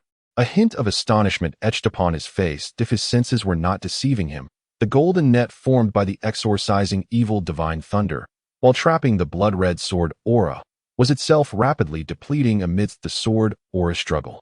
Had he not released nearly a third of his divine thunder reserves, the ability to contain this bizarre sword aura would have been a matter of considerable uncertainty. That it was indeed the first time he had heard of a demonic artifact that the exorcising evil divine thunder could not completely subdue. Nevertheless, if this continued, it would likely result in a situation where both the blood-red sword aura and the divine thunder above would suffer mutual destruction. Naturally, he would not stand idly by and allow such an outcome to unfold. With this thought, Han Li's expression darkened. He raised both hands, and two extraordinarily thick golden arcs erupted from his palms, precisely piercing through the golden net to strike at the blood-red sword aura. Moments later, under the relentless assault of the golden electric arcs, the sword aura emitted a mournful wail before finally dissipating into a small cloud of blood mist, which hung motionless in the air.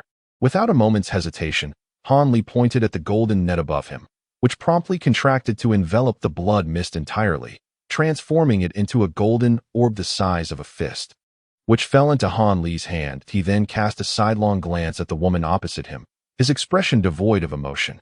The spectacle that had just transpired left the cold woman utterly stunned, her face a mask of disbelief. Even Nan Gongwan stood there, her mouth slightly agape in astonishment. The full-force strike of the blood demon's sword had proven futile, which utterly disconcerted both women, since its eerie emergence in Tiannan. It remained unclear whether the sword was an ancient treasure or a magical artifact. It possessed the ability to be stored within the body like a magical artifact, yet it could not be refined or recognized by its master like one. Almost anyone who acquired this sword could unleash astonishing power in the face of its void-slicing strike. There was practically nothing that could withstand it, other than a hasty retreat. Those who attempted to confront the sword with techniques or magical artifacts would most likely be cleaved in two. However, wielding this sword required not only a significant expenditure of vital blood energy, but also constant vigilance against the backlash of its demonic aura. Prolonged use would taint one's true essence with a trace of demonic nature. And if the accumulation of such malevolence became too great, it could lead to the sword's master being consumed by the demonic energy, resulting in a complete loss of reason and a frenzied demise. Artifacts of this nature were not uncommon in Tiannan, leading the cultivators there to collectively refer to them as demonic artifacts, embodying a love-hate relationship. Yet, Han Li did not wait for the two women to regain their composure. Instead, he emitted a sharp cry, summoning the golden swarm of insects that spiraled in the air, their buzzing intensifying as they surged violently toward the cold woman. This insect assault jolted the bewildered woman back to her senses. In a fit of rage, she unleashed another silver small sword from her mouth and swiftly formed hand seals with both hands. The silver sword radiated a brilliant light, enveloped in dazzling silver brilliance. With a sudden puff, the diminutive silver blade quivered and transformed within the luminescence into countless slender silver threads, piercing through the air with great velocity. These threads surged towards the golden cloud of insects above. Transforming sword into thread, Han Li murmured to himself, his brow furrowing. It turns out that this senior's sister, Nangong Wan, is indeed a sword cultivator. No wonder her treasures are predominantly flying swords. That moment, the silver threads collided with the golden cloud, producing a cacophony of crackling sounds. Countless golden flowers cascaded down from the heavens, significantly thinning the golden cloud. Observing this, Han Li's heart sank. Could it be that the golden-eating insects are still unable to contend with the Yuanian cultivators? Such an expenditure of effort would be in vain. The silver sword threads swiftly penetrated the golden cloud. They executed a sharp turn and once more pierced through the swarm of insects, causing many golden-eating insects to plummet downwards. The cold woman, witnessing this, felt a slight relief in her heart. After several exchanges, it seemed these peculiar flying insects could indeed be eradicated, indicating they posed little threat. Han Li, however, was greatly disheartened. Suddenly, his gaze swept over the fallen insects, and a glimmer of joy crossed his face. He observed that the golden-eating insects, which should have perished, stirred simultaneously, emitting a sharp cry before soaring back into the air, reconstituting themselves into another cloud of flowers, now charging towards the cold woman. That moment, a phoenix's cry resonated from the green mist surrounding her, followed by a radiant light. All the green mist was abruptly dispelled, revealing a crimson round moon. As the moonlight flickered, it descended upon the cold woman. Her expression changed dramatically. In an instant, she pivoted within the light barrier, transforming into a dazzling black and white streak, aiming to pierce through the ceiling of the hall. After their previous confrontation, she finally understood that facing Han Li and Nangong Wan together with her solitary strength would be exceedingly challenging. Thus, she resolved to escape the cave and gather others to subdue the duo. After all, no matter how formidable Han Li and Nangong Wan might be, they could never contend with the multitude of disciples from the Yinhua sect. Furthermore, once outside, she could activate the sect's grand formation to trap them within. Chapter 717. The ring. Nangong Wan's crimson round moon was evidently unable to keep pace, as the black and white streaks swiftly arced to the top of the hall. With a resounding boom, the red light faltered, failing to penetrate, and only a few stone fragments gently descended. The cold woman was momentarily taken aback, not yet comprehending the situation, when she noticed a flash of light from above. That a swarm of tricolor flying insects erupted from above, and with a buzzing sound, they rapidly converged in the center, forming a massive tricolor shield. The cold woman felt a jolt of alarm. Without a moment to ponder, she swiftly waved her hand, producing a silver-patterned talisman between her fingers.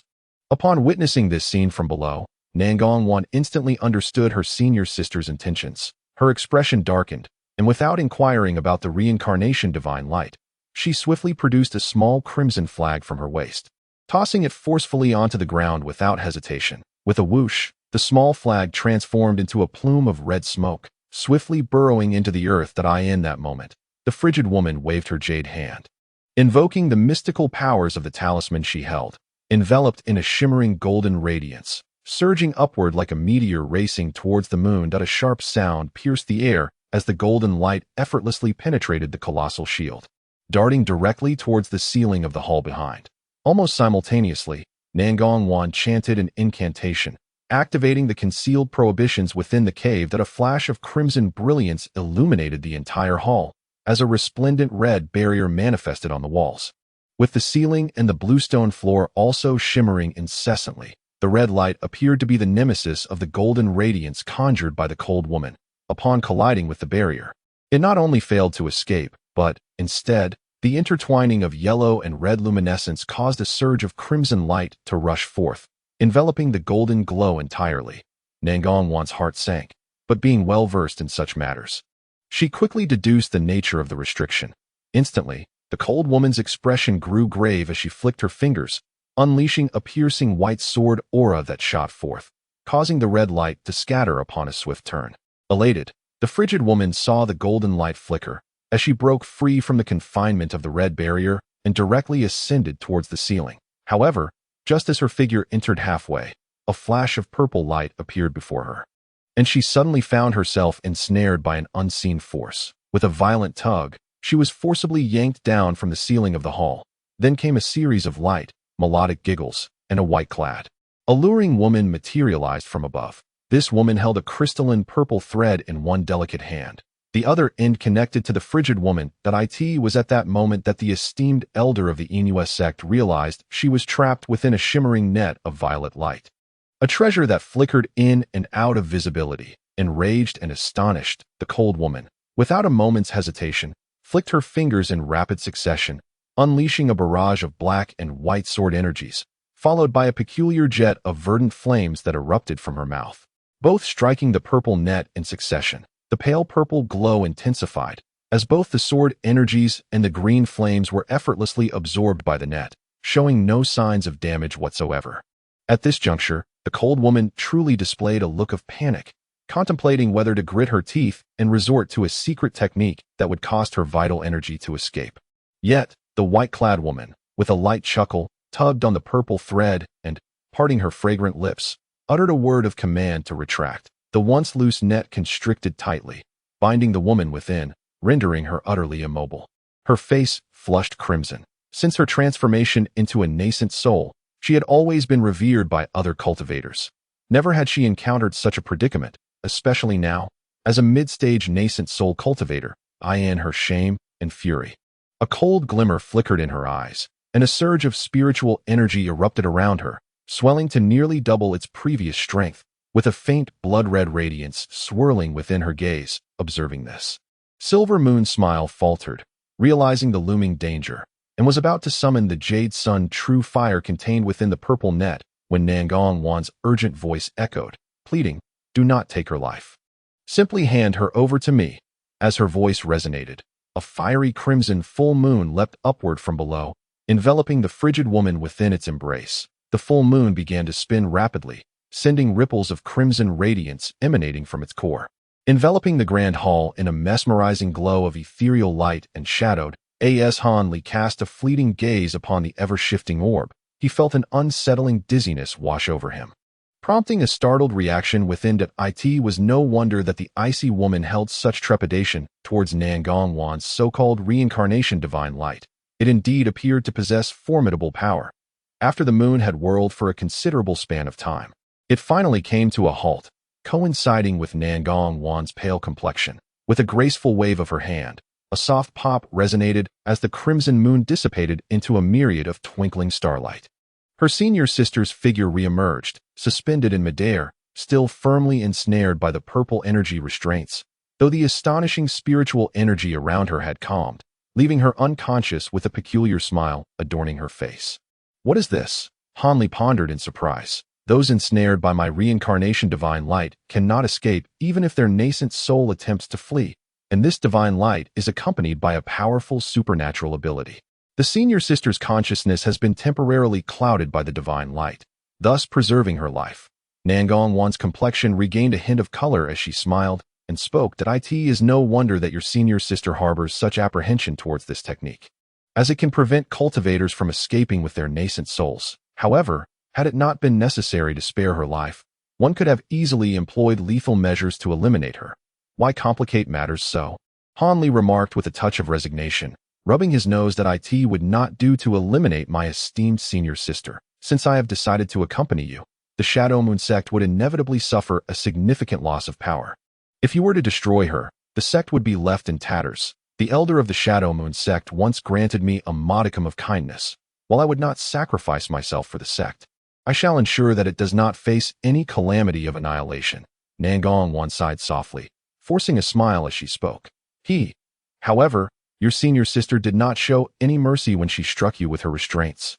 Hanli chuckled bitterly, murmuring to himself, "That is of little consequence. Preserving my senior sister's life is my way of repaying the great kindness I owe to my sect. After I accompany you, I need not remain overly troubled."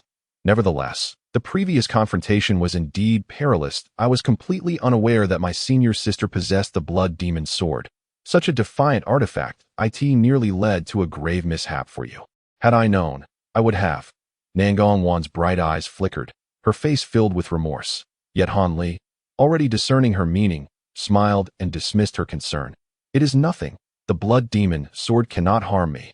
We should promptly retrieve the prohibition token and descend the mountain without delay." Nangong Wan nodded in agreement, showing no signs of dissent. Meanwhile, the silver moon obediently shook her hand, causing the purple energy restraints to loosen and releasing the icy woman from her confinement. Nangong stepped forward without hesitation, deftly employing her jade fingers to place several prohibitions upon the frozen figure before retrieving a verdant storage pouch from her. With a gentle shake, its mouth facing downward, a cascade of items tumbled forth in a flash of radiant light. Observing this, Han Li approached with curiosity. The token for the heart captivation technique was, of course, exceedingly easy to locate. It was swiftly unearthed by Nangong, who beamed with delight as she picked it up. Meanwhile, Han Li's gaze swept over the pile of items, and, with a sudden flick of his hand, an object soared directly into his grasp, a small, exquisitely crafted ring, devoid of luster and pitch black. Furrowing his brow, Han Li scrutinized the item, turning it over several times. "What do you intend to do with this? It appears to be merely an ordinary magical artifact," Nangong remarked, astonished in response. Han Li chuckled lightly. Then, with a swift motion, patted his waist, causing a jade box to materialize in his hand. A flash of azure light illuminated the scene as he opened the lid, revealing an identical black ring nestled within. "Ditto," Nangong exclaimed, her face a mask of surprise. Han Li then placed both rings side by side, and upon closer inspection, they were indeed indistinguishable. After a moment of thought, he showed no hesitation in depositing both rings into the jade box before stowing it away in his storage pouch. Nangong smiled charmingly, seemingly unconcerned, and after a brief contemplation, she disregarded the heap of items and instead approached the still, frigid figure of the woman. A flash of crimson light flickered from her hand as she gently bowed, deftly pressing her delicate palm against the woman's forehead. Closing her luminous eyes, she fell into silence. Observing this scene, Han Li appeared to comprehend Nangong's intentions, a subtle smile gracing his lips as he remained silent in his place. Moments later, Nangong's beautiful eyes fluttered open, and as she raised her hand, a small, blood-red sword materialized in her palm. It was none other than the Blood Demon's sword. This cursed weapon possesses tremendous power, posing a significant threat to both of us. It is best to take it away. I have no intention of wielding it, but given how that golden arc seemed capable of countering this treasure, you should keep it for unforeseen circumstances, she stated, casting but a fleeting glance at the small sword before tossing the cursed item to Han Li. Although Han Li was still unaware of the Blood Demon's sword's precise origins, he understood the dangers posed by its demonic aura and was resolute in preventing Nangong from using such a perilous artifact. As for the remaining items, including the condensing light mirror and a few other ancient treasures, it was evident that Nangong had no intention of taking them, allowing her senior sister to retain some semblance of dignity. The condensing light mirror had accompanied the icy woman for many years, and many in the cultivation world were aware of its existence. Should they take it, they would likely encounter considerable trouble. At that moment, Nangong held the forbidden token between her hands and gently rubbed it. After a flicker of red light, a surge of inky blackness erupted forth, and as she parted her hands, the token dissipated into nothingness. All right, the heart captivation technique has finally been dispelled. However, before we depart, I would like to leave a few words for my senior sister, Nangong declared, her spirits lifted after the removal of the restrictions. Han Li harbored no objections. Consequently, Nangong retrieved a white jade slip from her person, gracefully pressing it against her forehead. A radiant glow emanated from the slip as she immersed her consciousness within. Inscribing her thoughts into the artifact, after a tea's worth of time had passed, she withdrew the jade slip from her forehead, placed it alongside the items strewn on the ground, and returned it to her storage pouch. Securing it to the waist of the cold woman, "Let us be on our way. After enduring the effects of my reincarnation divine light for such an extended period, my senior sister will not awaken without at least a day and night of respite." Nangong smiled at Han Li, her demeanor tinged with a hint of shyness. As Han Li beheld her gentle expression, his heart inexplicably skipped a beat. Grasping her delicate hand, their energies intertwined, transforming into a radiant arc that soared out of the hall. "Let me go to Luoyun sect first. What does this imply?" Atop an unnamed hill at the border of Bailiang Kingdom, Nangong stood beneath an ancient tree, her brows furrowed in concern. That My maid and senior brother Lu from Luoyun sect seemed to linger in Tiantian City for reasons unknown. Though it is likely related to the invasion of the sorcerers, they both share a connection with me. Having ventured out together, I cannot abandon them and return alone without at least checking on them. Standing side by side with Nangong, Han Li inhaled the faint fragrance that lingered nearby and spoke slowly. In that case, I shall accompany you. There is no need for you to leave alone. Nangongwan shot a reproachful glance at Han Li, her discontent evident. Waner, as a Yuaniing practitioner of the Yinhua sect, it is likely that many high-ranking cultivators of the Nine Nations Alliance are familiar with you. Although I have imparted the transformation technique to you, this secret art may still be discerned by those whose cultivation surpasses yours. It would be prudent for you to return to Luoyun's sect. Han Li smiled gently as he spoke. However, you have already offended both our Yinhua sect and the Huai sect that I must admit. I am somewhat uneasy about your return to Tiantian City. Nangongwan's delicate features tightened with worry. Rest assured, you have seen my abilities. While there may be many here in southern Tian that exceed my prowess, only a handful possess the capability to ensnare or extinguish me. Moreover, as an elder of Luoyun's sect, with the invasion of the Mulan people looming, the Nine Nations Alliance would be too wary to provoke me further. I suspect your senior sister will follow the escape plan outlined in your jade slip. Otherwise, she would have difficulty explaining herself to Wei Wuyo. If that is the case, then there is truly little to fret over. Han Li remarked with a light chuckle. Since you are so determined to go, I shall not impede you. However, take care of yourself. For safety's sake, please take this treasure for self-defense. Nangongwan seemed to sense Han Li's resolute intent and refrained from further argument. Instead, she reached to her waist, producing a delicate, silken handkerchief, which she calmly presented to him. What is this? Han Li inquired, sensing an unusual aura emanating from the handkerchief. This is an unknown ancient treasure I stumbled upon during one of my travels. It is remarkably convenient, capable of taking flight for self-defense almost instantaneously. Given the potential dangers you may encounter, it would ease my mind to have you carry it, Nangongwan explained tenderly, akin to a devoted spouse. Han Li fell silent, gazing into Nangongwan's crystalline eyes for a prolonged moment, until her cheeks flushed with a faint hue. He then playfully accepted the item, tucking it away with care. Upon witnessing this, a subtle smile graced Nangongwan's face, but she suddenly recalled something and extracted a radiant red jade pendant from her sleeve, her lips parting slightly. This fire-repelling pendant is a token I frequently carry. Though I am not particularly fond of being entangled in worldly matters, yet, in years past, I whimsically accepted a few named disciples. Although they regard me as their master, they are not disciples of the Yinhua sect. Presently, 2 of them have opened shops in the distant Tiantian city. Should you truly require assistance, you may present this item to them. They will heed your commands. After uttering these words, Nangongwan softly disclosed the names of 2 or 3 individuals. A flicker of warmth surged within Han Li's heart, and a tender expression graced his visage as he silently committed these names to memory. That it seemed he had not experienced the genuine concern of others for quite some time. A month later, Han Li found himself alone in the wilderness. Hovering above the outskirts of Tiantian City, he gazed silently at the colossal city in the distance. After his reluctant parting with Nangongwan, he had hastily journeyed towards the Yu Kingdom. However, en route, he learned of the formal outbreak of war between the cultivator armies at the border of the Fengyuan and Yu Kingdoms. To his dismay, the Nine Nations Alliance faced consecutive defeats. After 3 battles and 3 losses, they were compelled to rely on several powerful defensive formations to barely hold their ground at key locations. Clearly, the Nine Nations Alliance was at a disadvantage. Upon hearing this, Han Li furrowed his brow, but no one seemed to know the particulars of the situation, nor the reasons behind the cultivators' defeats.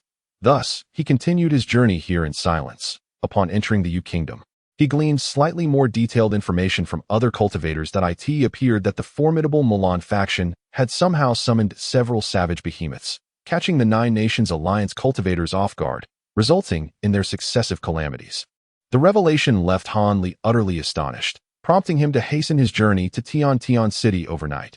Now, while the restrictions on airspace had been lifted in Tiantian City, many of the prohibitive formations of the Shiwan Yeguang array had been reactivated.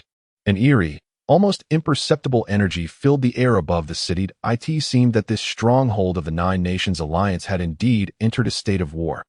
Han Li observed quietly for a moment before his figure shifted, transforming into a streak of azure light that darted towards the city gates. At the entrance, 7 or 8 cultivators stood guard.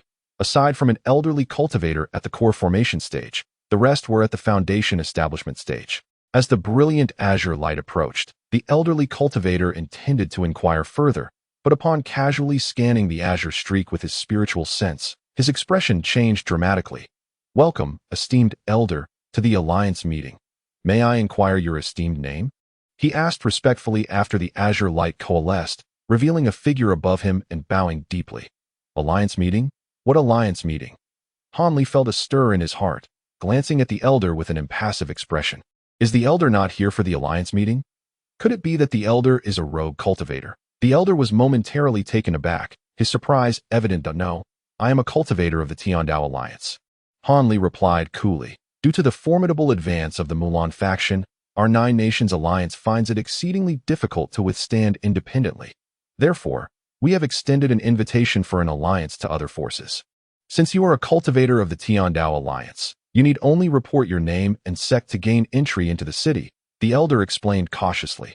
"Luoyan sect," Hanli stated after a brief flicker of his gaze.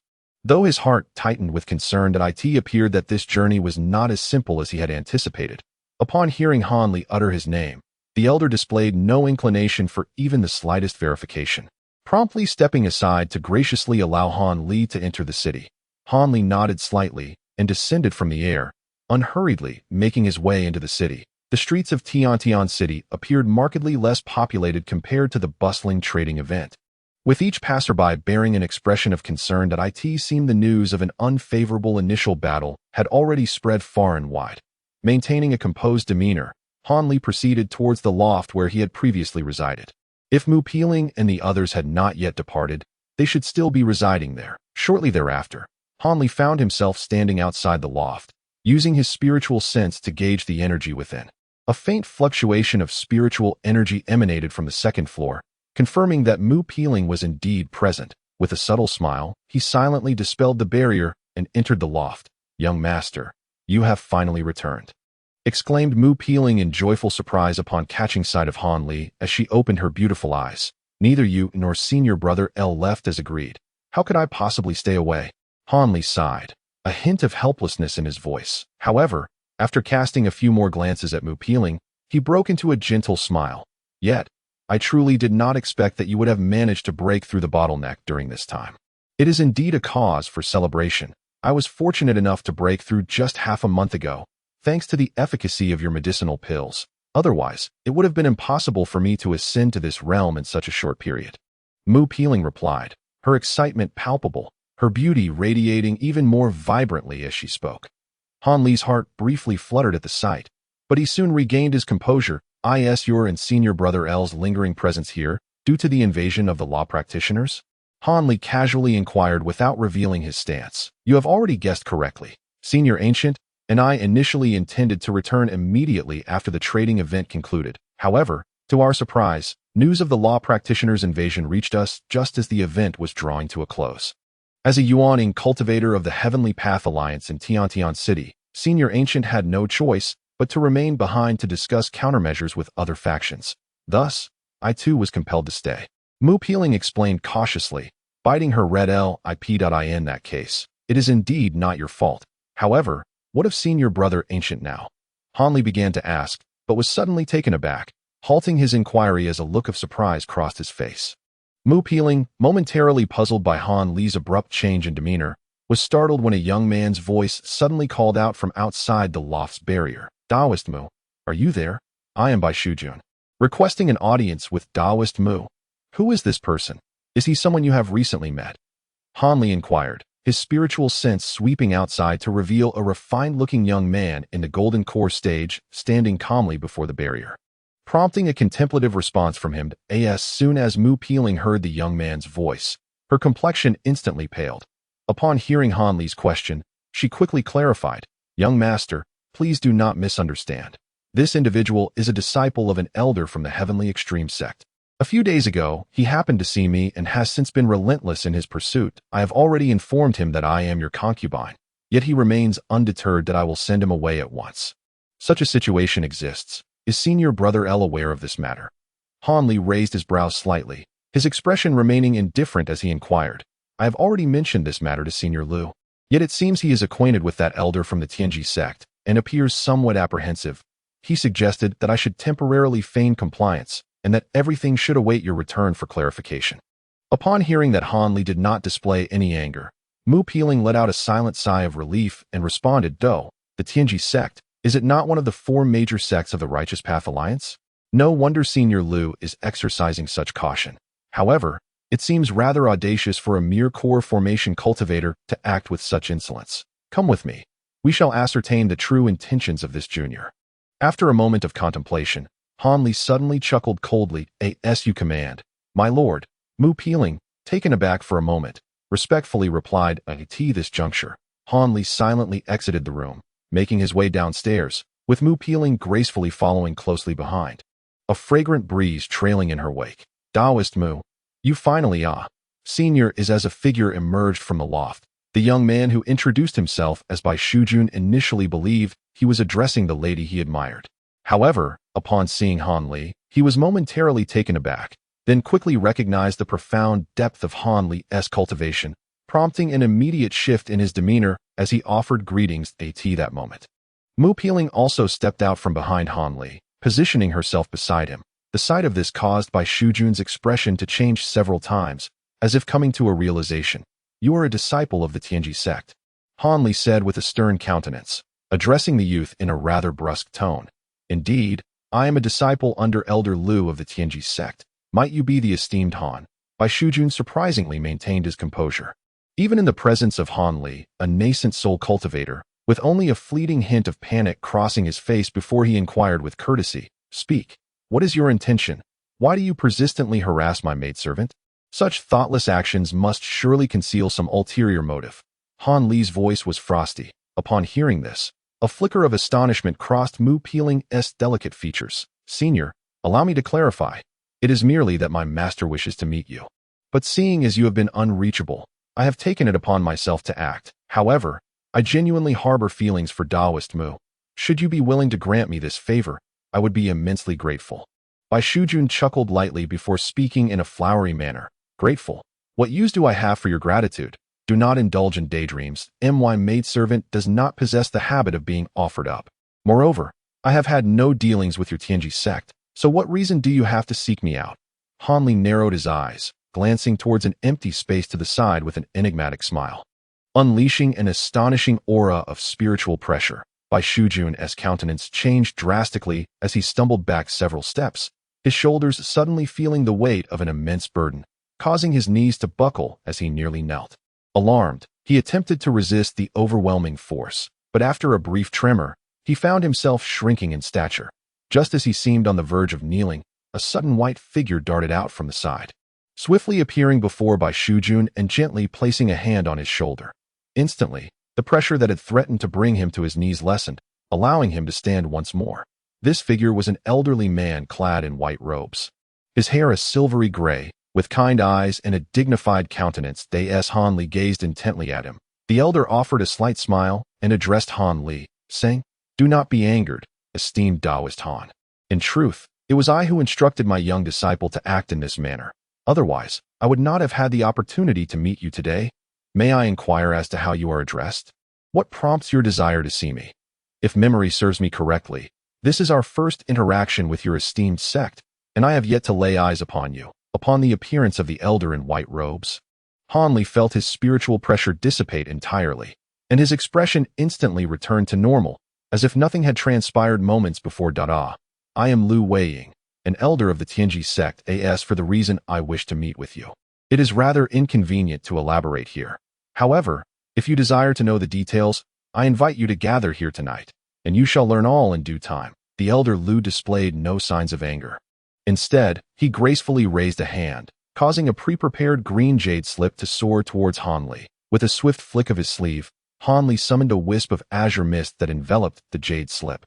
Drawing it into his robe, a brief scan of the object with his divine sense revealed that it contained what appeared to be an address. Han Li did not scrutinize it further. As he lifted his gaze to speak, the Tianji sect elder clasped his hands in a salute and, along with the young man in white, gracefully departed. The frown creased Han Li's brow. The other party seemed to possess some knowledge, yet was misled by a misunderstanding, as if they mistakenly believed he had been concealed in Tiantian City all along. Rubbing his chin thoughtfully, Han Li found himself at a loss for clarity, and thus refrained from pursuing them. After a moment's contemplation, He returned to the loft with Mu Peeling. "Where is senior brother Gu now?" Han Li inquired calmly upon entering the loft, making no mention of the earlier encounter, as if he had instantly forgotten it.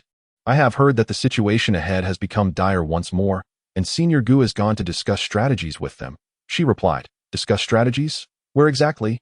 Han Li asked, intrigued. "In the council hall of Tiantian City. It is said that all cultivators who have reached the nascent soul stage from various factions may attend. Might you wish to observe?" Mu Peeling spoke softly. "The council hall?" Han Li murmured, already envisioning the grand edifice located at the heart of Tiantian City. Surrounded by numerous restrictions, it must indeed be the so-called council hall. "Very well. I am keen to understand the situation regarding the spellcasters that I shall visit there first. Remain here and do not wander outside," Han Li instructed, having already formulated a plan. After imparting a few words of caution to Mu Peeling, he departed the loft. The so-called council hall was indeed an imposing structure built atop a massive platform in the center of the city.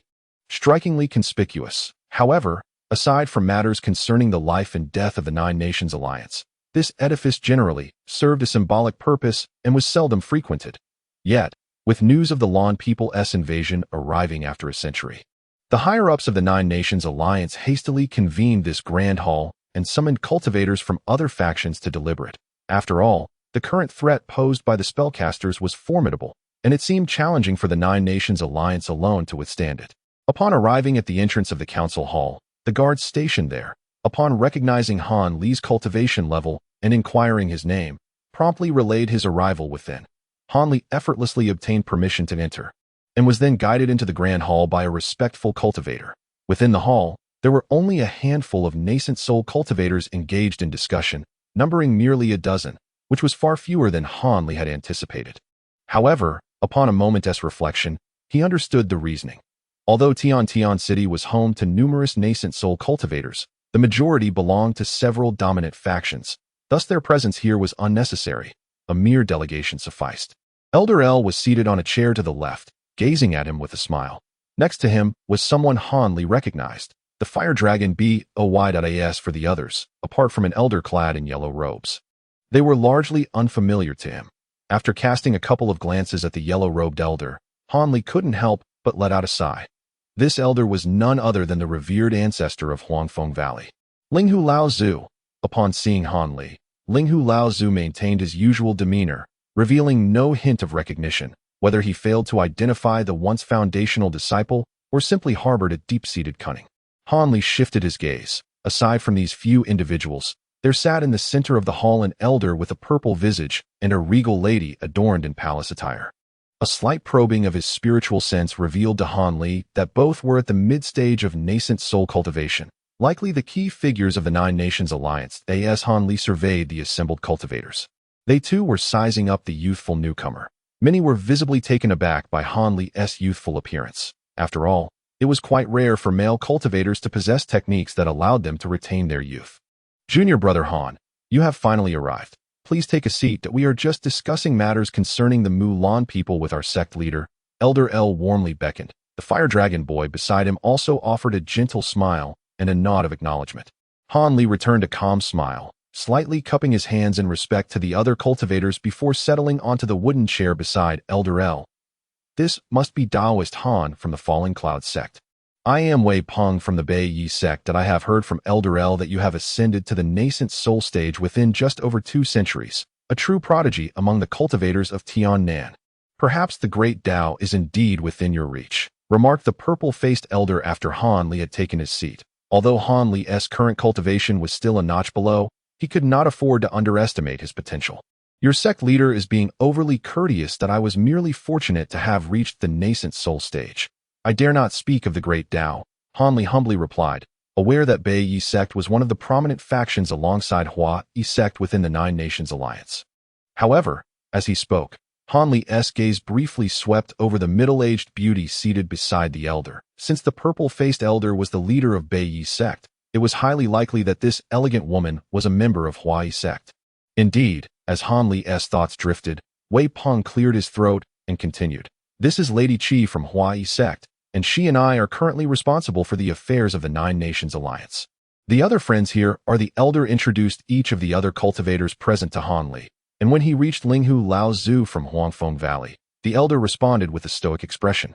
Showing no particular reaction, Han Li's heart stirred slightly, yet he too maintained a composed nod in response. After introducing everyone, Wu Ping's expression turned serious. Daoist Han, your arrival is most timely. We are currently deliberating on the overwhelming strength of the Fa Sure, which far exceeds our earlier expectations. It has come to my attention that Elder Yu and his group have suffered another significant defeat.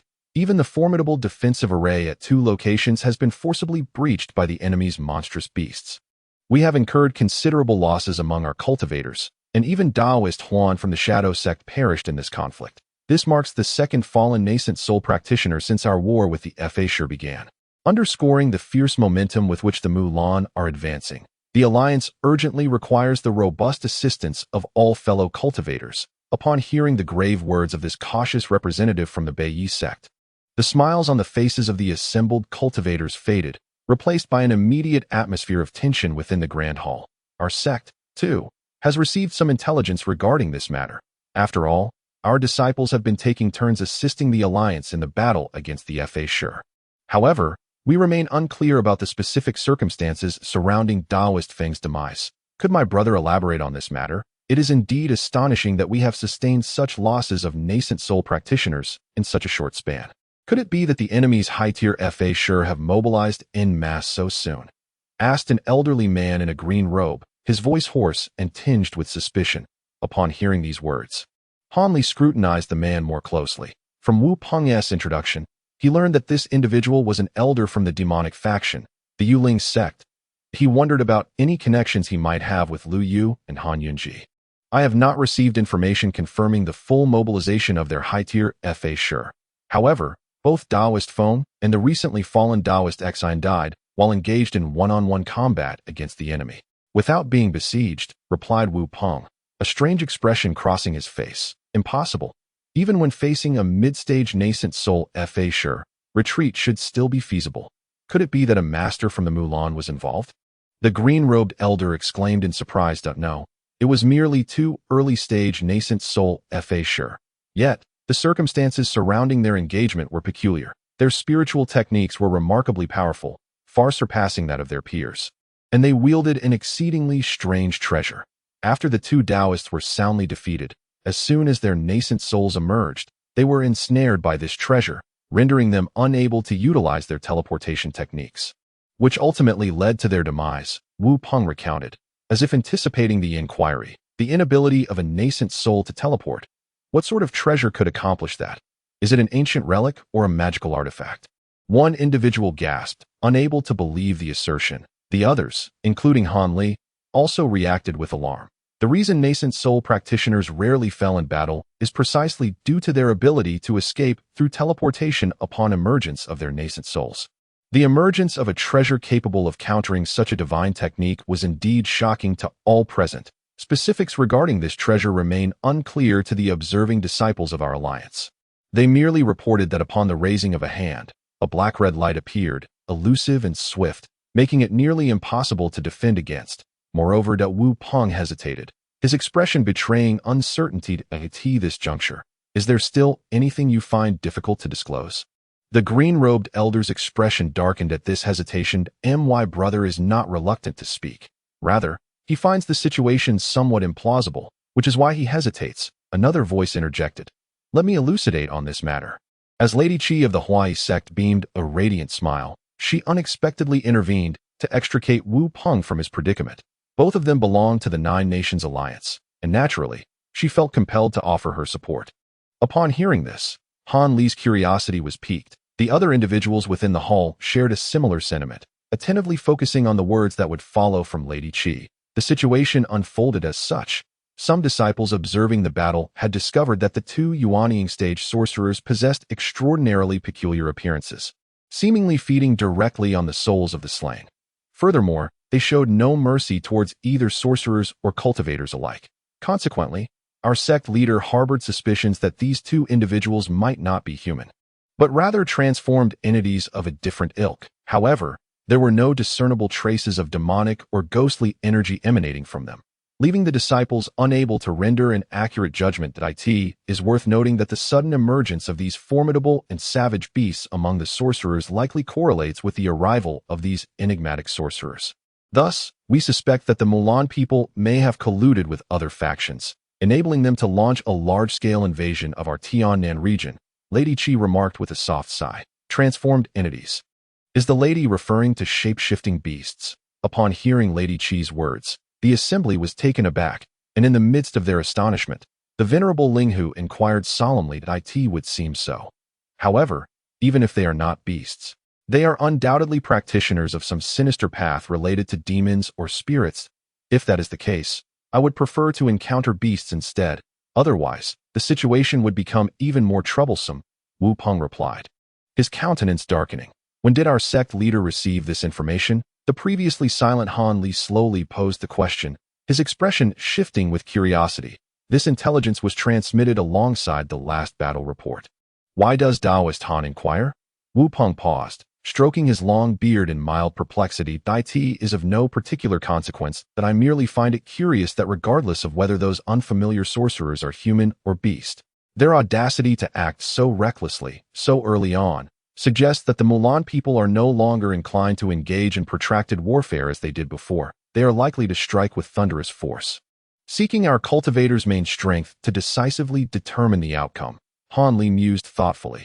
Could it be that a significant upheaval has occurred in the Mulan plains? Upon hearing Han Li's analysis, Wu Peng and Lady Qi exchanged astonished glances.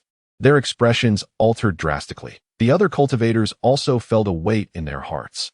They, being seasoned practitioners, fully comprehended the implications of Han Li's words that in the past, the Mulan people's numerous invasions were characterized by a strategy of attrition. With each major conflict lasting from a few years to over a decade, both the cultivators of the Nine Nations Alliance and the Mulan sorcerers strive to avoid decisive battles involving their primary forces. Such confrontations could lead to one side's utter annihilation or mutual devastation, with the latter being the more common outcome. Neither the Tiannan cultivators nor the Mulan sorcerers could endure such substantial losses of vital energy. Particularly, as the Mulan comprised numerous tribes, and the Tiannan cultivators were a coalition of various sects, neither side could achieve true unity. However, observing the Mulan's current aggressive demeanor, it was evident that their approach diverged significantly from past invasions. Coupled with the appearance of those savage beasts and the enigmatic sorcerers, it seemed unmistakable that something had transpired on the Mulan front. What Brother Han has articulated is indeed reasonable. It appears that the Mulan people are behaving unusually. We must not be careless or complacent. One elder noted gravely that it is imperative that all sects of Tiannan mobilize at once, for the second batch of reinforcements must be dispatched immediately. Otherwise, should the Mulan people strike us down one by one, the consequences would be dire. I trust that upon returning, my esteemed companions will convey this matter to their respective sects and urge prompt action. Relying solely on the strength of our alliance will not sustain us for long. After a brief silence, Wu Peng let out a bitter smile and spoke gravely. Chapter 721. The invitation of Linghu. Although the possibility of what Taoist Han has stated is indeed substantial, it is prudent for all but those in the nascent soul stage to keep today's discussions confidential to prevent unnecessary turmoil. However, if the Mulan people are truly resolved to engage us in battle, their highest-ranked divine masters will undoubtedly intervene. These late-stage nascent soul magicians are not ones we can contend with. I shall inform Elder Wei Wuyo of our alliance to see if we can gather the three major cultivators to address this situation. After careful consideration, Lady Qi also offered her counsel. Lady Qi's reasoning is sound. Time is of the essence. Upon our return, we shall immediately send word to our sects. An emaciated elder with a troubled countenance nodded in agreement and spoke affirmatively. The other cultivators, recognizing the gravity of the situation, voiced their unanimous consent. Following this, the assembly deliberated on various pertinent details and resolved to dispatch a contingent of reinforcements to delay the advance of the Mulan forces, thereby granting the major powers of Tiannan the necessary time to mobilize their personnel. Subsequently, the gathering concluded, and the attendees hurriedly departed. Han Li walked alongside the Lu surnamed cultivator and the fire dragon boy. But as they stepped outside the hall, he suddenly changed his expression, furrowing his brow. Is something troubling you, junior brother? The Lu surnamed cultivator inquired, surprised by Han Li's demeanor. That it is nothing that an old acquaintance wishes to see me, and I fear I must attend to that matter. You and Brother Lon may proceed without me. I shall return shortly, Han Li replied, raising his brows, yet quickly adopting a nonchalant tone. Very well. Junior Brother Han may attend to his own affairs. I shall return to inform our companions in the Tiandao Alliance about today's discussions and relay the news back to you. Brother, the Lu surname cultivator nodded, smiling as he spoke. The Fire Dragon boy, however, smirked slightly, a playful expression gracing his features. Observing this, Han Li clasped his hands in a gesture of farewell and gradually walked away in the opposite direction, moving with a pace that seemed both slow and swift. Once outside the Grand Hall, the Lu surname cultivator took a few steps before glancing back toward the direction Han Li had vanished. What troubles you, Brother Lu? You seem somewhat apprehensive, the Fire Dragon boy teased, a knowing smile on his face. Apprehensive? Whatever could I be worried about? The Lu surname cultivator retorted, though his mind stirred with thoughts. If I do not speak, Brother Lu should be able to deduce the truth. Daoist Han hails from Huangfeng Valley, and the old monster Linghu seems to be in a similar predicament as your esteemed elder brother, both nearing the end of their lifespans. Presently, aside from the old monster Linghu, there exists no other nascent soul cultivator in Huangfeng Valley. It is likely that he is already in a state of desperation. After all, if it were a minor sect, it would be of little consequence. However, for a sect as sizable as Huangfeng Valley, the absence of a nascent soul cultivator to stabilize it could lead not only to a decline, but also to the possibility of annihilation. It was evident that someone had transmitted a message to Daoist Han. If it were not the old monster Linghu, it would be a curious matter indeed, remarked the Fire Dragon boy with a dismissive pout. How did Brother Lon come to know of Disciple Han's past origins? I don't recall having mentioned this matter to my fellow Daoist. The cultivator with the surname L did not respond directly. Instead, he pondered for a moment before countering with a question. Why should Brother L need to inform me of this? The sudden emergence of such a youthful new elder within your esteemed sect naturally warrants investigation from our Gujian sect. It is hardly a matter shrouded in secrecy. The truth will be revealed upon inquiry. The boy did not intend to conceal anything and spoke candidly. Upon hearing the Fire Dragon boy's words, the L cultivator found himself at a loss for a suitable reply. However, after some contemplation, he shook his head and remarked, "It is not unusual for Disciple Han to visit old acquaintances. Had he truly wished to return to Huangfeng Valley, he would have done so long ago. Why wait until today?" While his statement held merit, the cunning old fox, Linghu, must possess some compelling reasons for extending an invitation to Daoist Han. The Fire Dragon boy, however, remained unconvinced. The L cultivator fell silent, and after a prolonged pause, a hint of worry crept across his face as he sighed deeply. Let everything unfold as fate intends. If Disciple Han truly desires to return to Huangfeng Valley, could my senior brother and I truly restrain him from doing so? He said with a wry smile. That moment, Han Li was traversing a somewhat secluded street, his gaze darting about as if searching for something. Suddenly, he paused, his eyes settling on a two-story pavilion. The structure was not particularly tall, standing around 6 or 7 zhang, and a small banner hung in front, emblazoned with the character for Tiat was. Indeed, a tea house. Outside stood 2 male cultivators clad in yellow robes, both at the foundation establishment stage, gazing in Han Li's direction. Han Li offered a faint smile as he approached. "Greetings, Senior Han. Our esteemed ancestor is awaiting your presence inside." The 2 men immediately greeted him with respect, their hands clasped. Understood. Han Li nodded and entered without a hint of hesitation. The entire pavilion was eerily quiet, seemingly devoid of occupants. After a moment's hesitation, Han Li ascended to the 2nd floor. Upon peering in, he found the 2nd level equally desolate, save for one individual, clad in a yellow robe with a sallow complexion. It was none other than the cunning old ancestor Linghu, who had just parted ways with him in the Grand Hall. He sat at the center of the 2nd floor, beside an octagonal table, leisurely savoring a cup of tea. Han Li's gaze flickered briefly before he approached without delay, taking a seat directly opposite Linghu, who remained silent, a pre-prepared green teacup before him. Without uttering a word, Linghu gestured with a single hand, causing a teapot resting on the table to float gently into the air. The spout lowered elegantly, filling Han Li's cup with half a cup of tea before the pot gracefully returned to the table. The spiritual tea crafted by this tea house is quite commendable. Perhaps one should indulge in a taste, Linghu remarked, his eyes half closed as he regarded Han Li. Han Li smiled and, without objection, lifted his cup, observing the clear, emerald liquid within. Indeed, it was superior to the average spiritual tea. After taking a sip, he maintained his usual composure and commented, "Haha, it seems that Taoist Han shares a penchant for tea as well, that I have invited you here for a gathering, and it appears I have chosen the right place." Ling Hu gently set down his tea cup, speaking in a leisurely manner. "Your esteemed self summoned Han to this place, not merely to allow me to savor the exquisite tea, I presume. If there is something to discuss, please speak plainly." Han Li, with no intention of beating around the bush, replied calmly. This venerable ancestor Ling Hu had evidently already recognized him, and he surmised the purpose of the invitation. "Since you were so eager, I shall not mince words either. I wonder if Dao friend Han would be willing to return to Huangfeng Valley to assume the position of elder." Ancestor Ling Hu spoke unhurriedly, as if merely discussing a trivial matter. "Return to Huangfeng Valley." Han Li revealed no hint of surprise on his face, merely lowering his gaze to the teacup in his hand, remaining expressionless and silent. "Regardless of the rights and wrongs of the past, I do not wish to dwell on it. That I must inform you, Dao friend Han, that my lifespan is drawing to a close, that I in no more than 20 years, I shall depart from this world. If you are willing to return, Huangfeng Valley would indeed be yours. Surely, you do not harbor lingering resentment over a trifling matter from years ago." A glimmer of light flashed in Ancestor Ling Hu's eyes as he spoke slowly. "The matters of the past no longer concern me. Were I in your position, I might have acted similarly. However, I have now joined the Falling Cloud sect and have no intention of switching allegiance to your valley.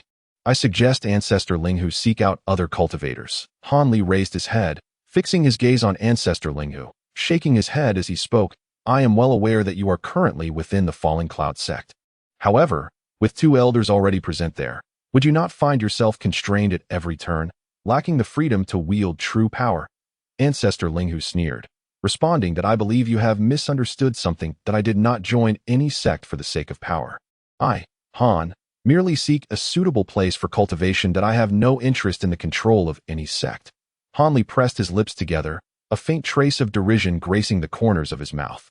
Upon hearing this, Ancestor Ling Hu furrowed his brow momentarily, but soon returned to his usual demeanor. "Dao friend Han, you must not comprehend the immense advantages that come with wielding authority within a sect for cultivation. Not only would you have rare spiritual herbs and materials readily available, but your status in the cultivation world would also be profoundly altered. Furthermore, even if you claim disinterest, do you not feel a twinge of loyalty towards your former sect?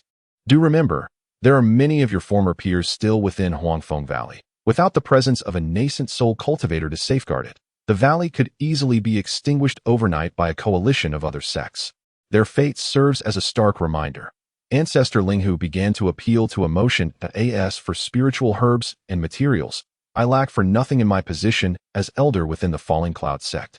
Regarding the status and other hollow titles in the cultivation world, I care little for them. The rise and fall of sects is a common occurrence. Even those long-established sects have seen many cease to exist. Their legacies severed from my former peers. Each follows their own path. I shall not concern myself with their fates." Han Li smiled indifferently, showing no sign of being swayed. Chapter 722. A First Encounter with the Jade Talisman. After hearing Han Li's words, Ancestor Ling Hu furrowed his brow, momentarily at a loss for words, and slowly lifted his teacup. "Dear Dao friend Han, how could I be unaware of what you have just articulated? However, I am not the same as you. The old man has resided in Huangfeng Valley for over a millennium, developing sentiments towards it that far exceed those of an ordinary individual. Naturally, he harbors no desire for the valley to meet its end upon his passing, nor for its legacy to be severed. It appears that my esteemed friend is indeed unmoved by the allure of fame and fortune. However, should you consent to inherit the position of elder of Huangfeng Valley, I would be willing to bequeath some of my possessions to you after my demise, which include numerous treasures I have collected over the years, all of which would greatly benefit your future cultivation," remarked the esteemed Ling Hu ancestor, much to Han Li's astonishment. "Your possessions are to be left to me? If memory serves, you have disciples of your own, do you not?" Han Li responded, his heart momentarily racing. Yet he instinctively narrowed his eyes before calmly inquiring, "My most accomplished disciple has merely reached the mid-stage of the core formation realm. Leaving them such treasures would only invite calamity. Even if you had not appeared, I would have disposed of most of my valuables elsewhere." leaving nothing behind in Huangfeng Valley. Linghu ancestor retorted with a cold chuckle. Han Li stroked his chin, deep in thought that it would be disingenuous to claim he was unaffected by Linghu ancestor's previous words.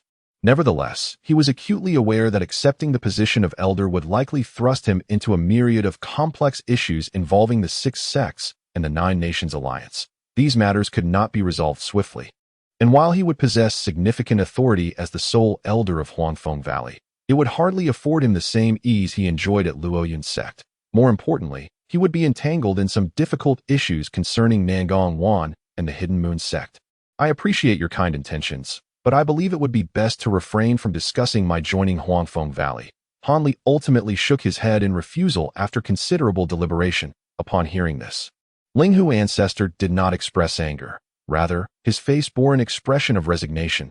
If you are unwilling to accept such terms, it seems you are truly disinclined to wade through the murky waters of our 6 sects.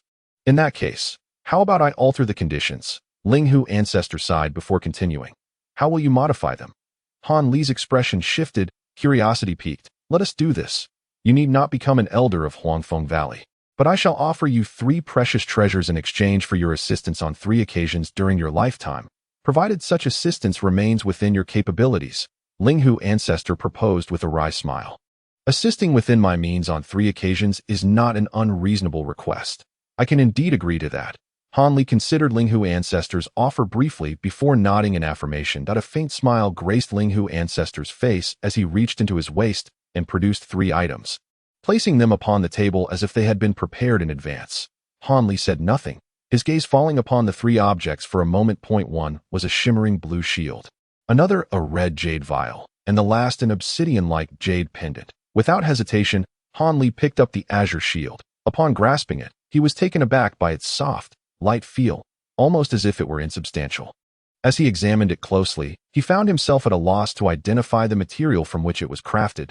This is an ancient treasure I acquired in my earlier years. It has accompanied me for quite some time. I have named it the Blue Light Shield, he declared. This treasure possesses remarkable powers, particularly extraordinary when confronted with fire attribute attacks. You shall soon discover that my words hold truth. Elder Linghu gazed at the shield in Han Li's hand, revealing a hint of reluctance as he spoke. Han Li gently caressed the surface of the shield with one hand before placing it back on the table, fully aware of its exceptional nature. And he believed the other party's words to be sincere. He then picked up the red jade vial. Inside lay the inner core of a 7th-level iron-winged eagle beast, which I personally eliminated during my solitary venture deep into the Mulan grasslands. An exceedingly rare material indeed. Whether for alchemical purposes or other applications, its utility is significant. Elder Linghu continued to elaborate that a 7th-level beast core. Upon hearing this, Han Li maintained an impassive expression, though internally he let out a sigh. While such a core is indeed a rarity in the southern heavens, it was, for him, rather like a double-edged sword. With a slight smile, he opened the vial just enough to glance inside before sealing it again and returning it to its original position, his gaze finally resting upon the last item. This time, however, Elder Linghu wore an enigmatic smile and refrained from offering any introduction. Han Li, his eyes glimmering with intrigue, observed the object resembling a jade pendant in silence. Could this possibly be a jade talisman fashioned by ancient cultivators? After a moment of contemplation, he tentatively voiced his thoughts. Elder Linghu's expression shifted to one of surprise upon hearing Han Li's words. Have you encountered such jade talismans before, Taoist Han? To my knowledge, these talismans, unique to the ancient era, have long been lost in the southern heavens. Few local cultivators are even aware of their existence. The elder inquired with curiosity. Only occasionally have I met a fellow who understood this matter and shared some insights. Han Li replied with a slight smile, downplaying the significance of his knowledge. This talisman was obtained during a perilous adventure where I narrowly escaped with my life. It is undoubtedly extraordinary. Although I have yet to master its proper use, I can only harness a fraction of its power. Nevertheless, even this limited capability is fearsome. I have defeated formidable adversaries using it on several occasions. It must have been crafted with great care by an ancient master well-versed in talismanic arts. As Elder Linghu spoke, he gestured towards the black jade talisman on the table. With a swift motion, the talisman flew into his hand. He then uttered a series of archaic and sonorous incantations. raising his hand as the talisman transformed into a swirl of black light. An icy, bone-chilling wind swept through the tavern, and a bizarre black-red hand suddenly materialized above Elder Linghu's head. This creature, dark and lustrous, with its fingers splayed wide, measured several feet in size, flickering with black, ghostly flames, exuded an inexplicable aura of dread that pervaded the entire establishment. Han Li's expression shifted to one of astonishment, his heart racing. This is the only divine ability I could wield after researching this talisman for over several hundred years. The spectral hand it manifests, unless confronted with treasures of utmost yang and resilience, can grasp nearly anything. Should it seize an object, even moderately powerful artifacts or ancient relics would immediately lose their powers and submit willingly. Even the highest-grade treasures would suffer a significant loss of their spiritual essence and potency. As Linghu the Ancestor spoke, his mind stirred, and the enormous black hand suddenly swelled in size, gently sweeping towards a nearby wooden table. The silent black flames surged past, and before the table could even make contact, it instantly vanished as if it had never existed. Witnessing this scene, Han Li couldn't help but draw in a sharp breath. This phenomenon bore a striking resemblance to the arcane techniques employed by demonic cultivators to manifest their avatars for combat. However, as the black hand emanated from the jade talisman, it naturally lacked the concerns of spiritual fragmentation. The eerie appearance of the dark flames suggested it possessed some other hidden marvel. This jade talisman undoubtedly harbored additional mysteries. Regrettably, with time slipping away, I shall not have the opportunity to unravel this secret. Yet, my young friend, you still have ample hope. Nevertheless, the power contained within the talisman has already diminished significantly, so Han Daoist must exercise caution in its use moving forward. As Linghu the Ancestor spoke, he gestured towards the black hand, which transformed back into a beam of black light, returning to the tabletop and revealing the original form of the jade talisman. A smile graced Han Li's face, though his interest was piqued by the talisman itself. Even if the talisman was not as formidable as Linghu the Ancestor had claimed, he could still glean insights into the ancient cultivator's talismanic knowledge from this relic. Such knowledge would undoubtedly prove invaluable in the future. Once Linghu the Ancestor finished his introduction, Han Li, with a graceful flick of his sleeve, caused 3 items to vanish in an instant.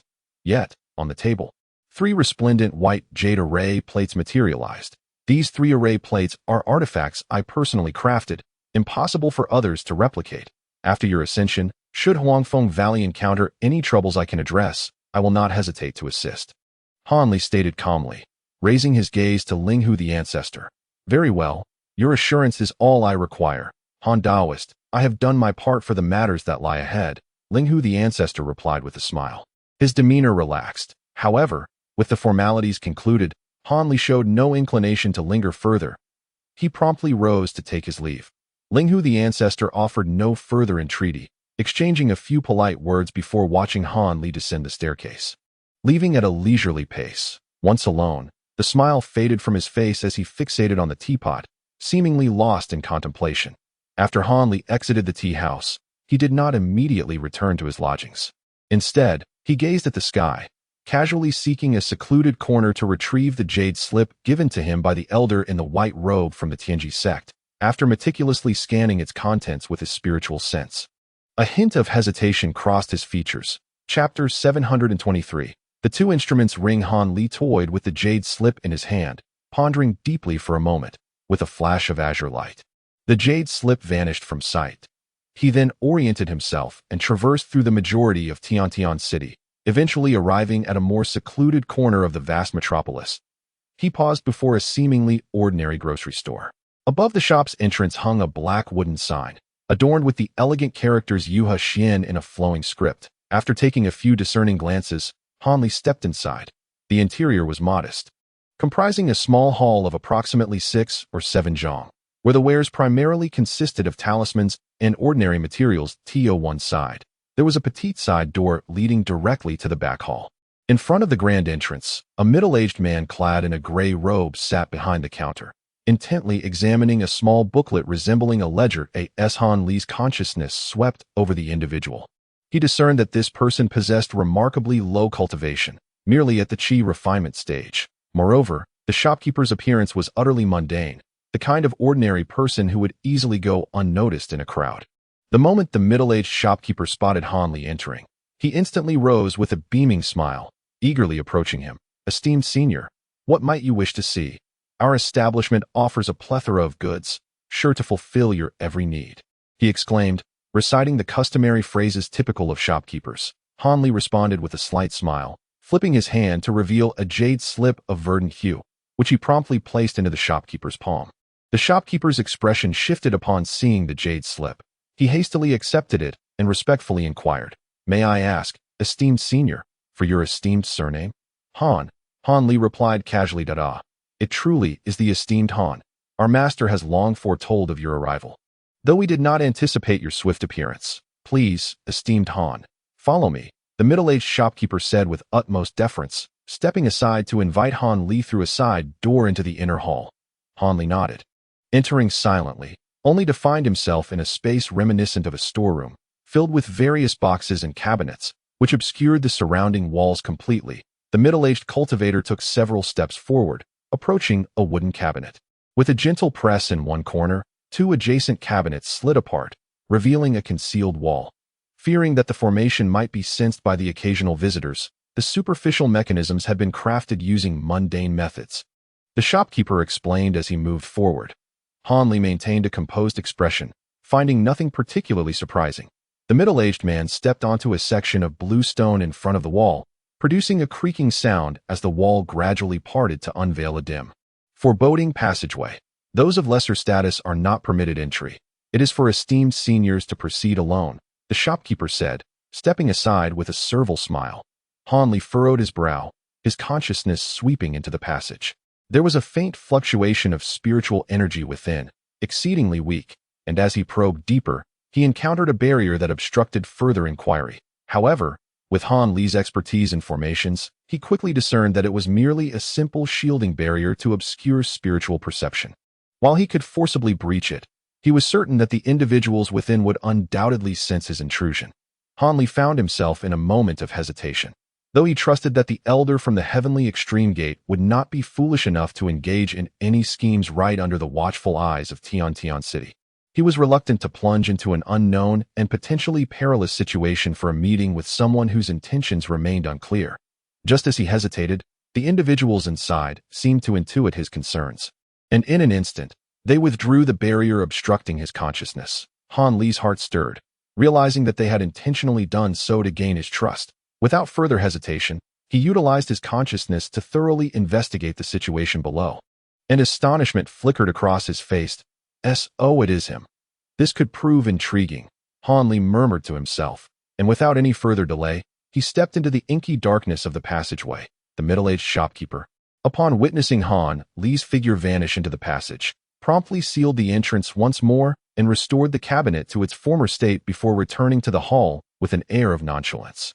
The passage was extensive, extending several dozen zhang underground, evidently designed to maintain secrecy. After walking for a while, Han Li noticed a flicker of white light in the pitch black ahead, signifying the arrival at the exit. He quickened his pace slightly and stepped into a square stone chamber. The room was spacious yet desolate, furnished with merely a few mats and devoid of any other items. Facing the entrance, two individuals sat cross-legged on the mats, smiling as they regarded Han Li. Without uttering a word, Han Li also settled down cross-legged on a mat in one corner of the room. "That I never anticipated that a fellow Taoist would seek me out here. It is truly beyond my expectations to meet you in this place," Han Li remarked with a light smile directed at one of them. The individual, adorned with a tall crown and clad in a blue robe, could not help but let out a bitter laugh in response. "Indeed, even I, as a noble, believed I was destined for calamity. After parting ways with you, I thought I had successfully escaped. Little did I know that the opponent had employed a tracking secret technique on me, and I was pursued until I reached the edge of the Mulan Prairie. However, fortune smiled upon me as I encountered a team of high-level sorcerers searching for us amidst the chaos, allowing me to escape by a stroke of luck. The individuals who targeted me will, of course, be dealt with in due time." As he spoke about the latter, a fierce tone crept into the voice of this mid-Yuan cultivator. This man was none other than the Nanlong Marquis, who had narrowly evaded the pursuit of other treasure-seeking cultivators on that day. Now, his complexion was pale, his eyes devoid of spirit, and his vitality appeared gravely diminished. The other individual present was none other than the white-robed elder from the Tianji sect, who had come to meet him. I am deeply impressed that you were able to escape under such circumstances, Nanlong brother. However, why the urgency to meet me, especially to the extent of having this esteemed friend send disciples to disturb my maidservants? Han Li inquired, a hint of dissatisfaction subtly revealing itself on his countenance. Ah, Han Daoist, you have misunderstood that I had no choice but to resort to such measures. Are you aware that your current situation is not much different from mine? We are both targets of those few individuals. I feared you might be unaware of the peril and fall into a trap, which is why I took this desperate course of action.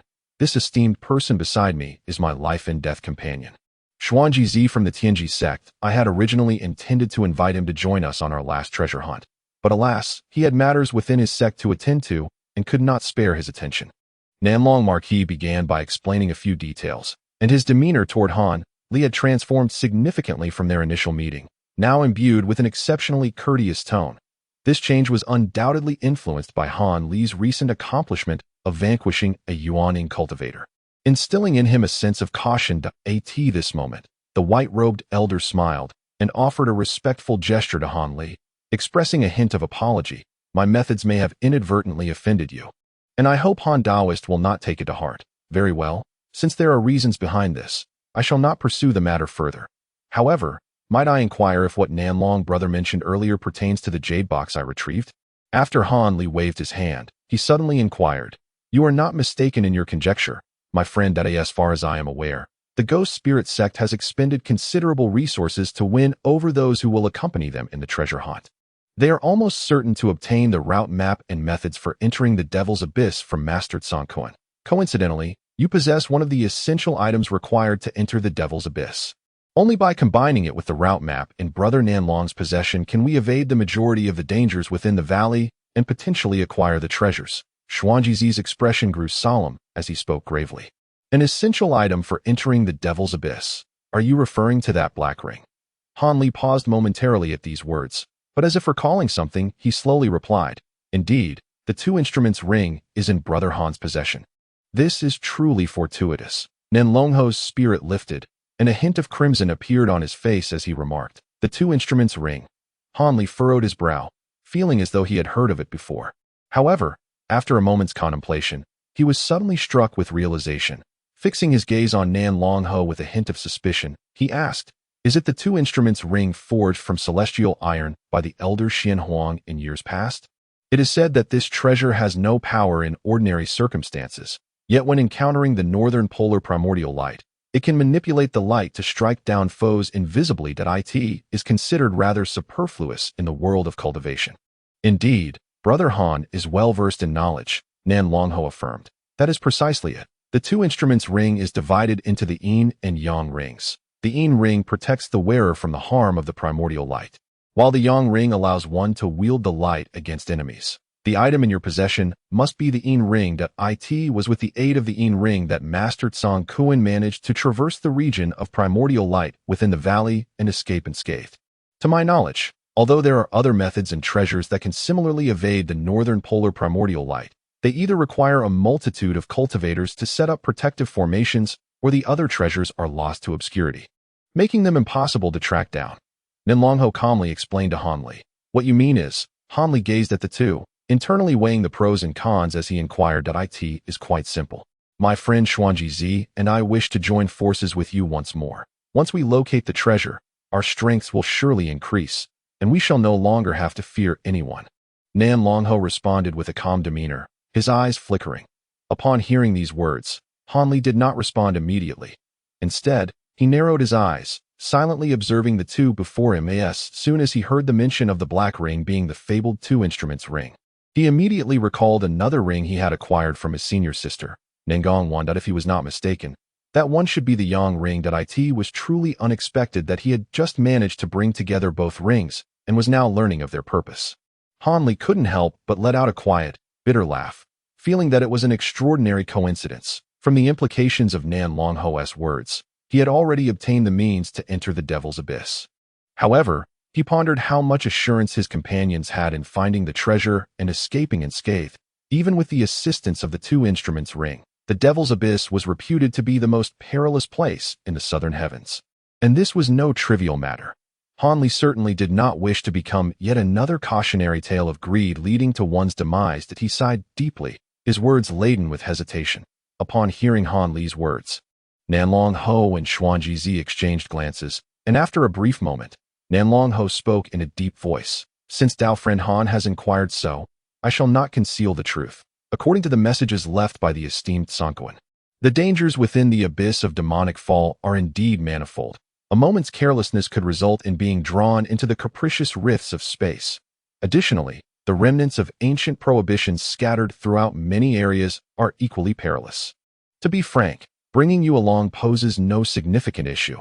At the very least, there is a chance of safely entering the valley. However, when it comes to treasure hunting, the nuances become less certain. The more perilous the location, the greater the likelihood of discovering treasures. What one might encounter within is uncertain.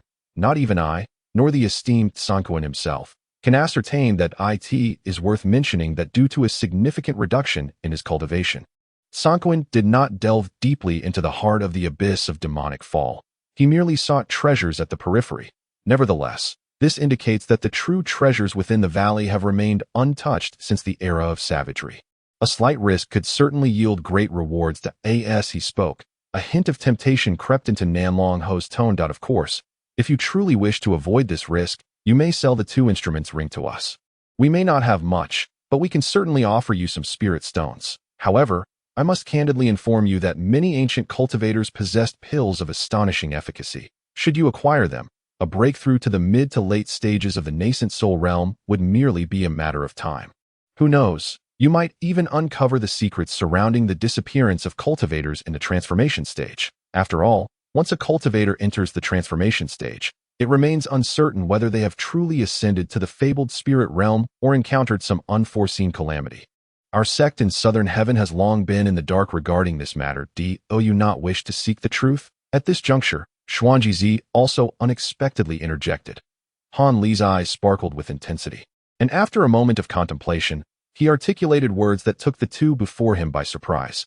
If I am not mistaken, it seems both of you are quite eager for me to join the expedition into the abyss of demonic fall. Might I inquire as to the reason? After all, there are many nascent soul cultivators. Why must you insist on including me? Upon the utterance of these words, the expressions of Nanlong Ho and Xuanji Zi stiffened momentarily, followed by a flicker of embarrassment. Nanlong Ho pressed his lips together, offering a wry smile before revealing a resigned demeanor.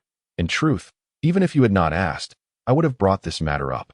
Beyond the dangers of prohibitions and spatial rifts within the abyss, there are several ancient beasts from the savage era that still survive to this day. Among them is the ancient fire toad, a creature that should have perished long ago. Though it possesses no intelligence, it has existed for countless millennia, embodying the fierce heavenly scale demon fire.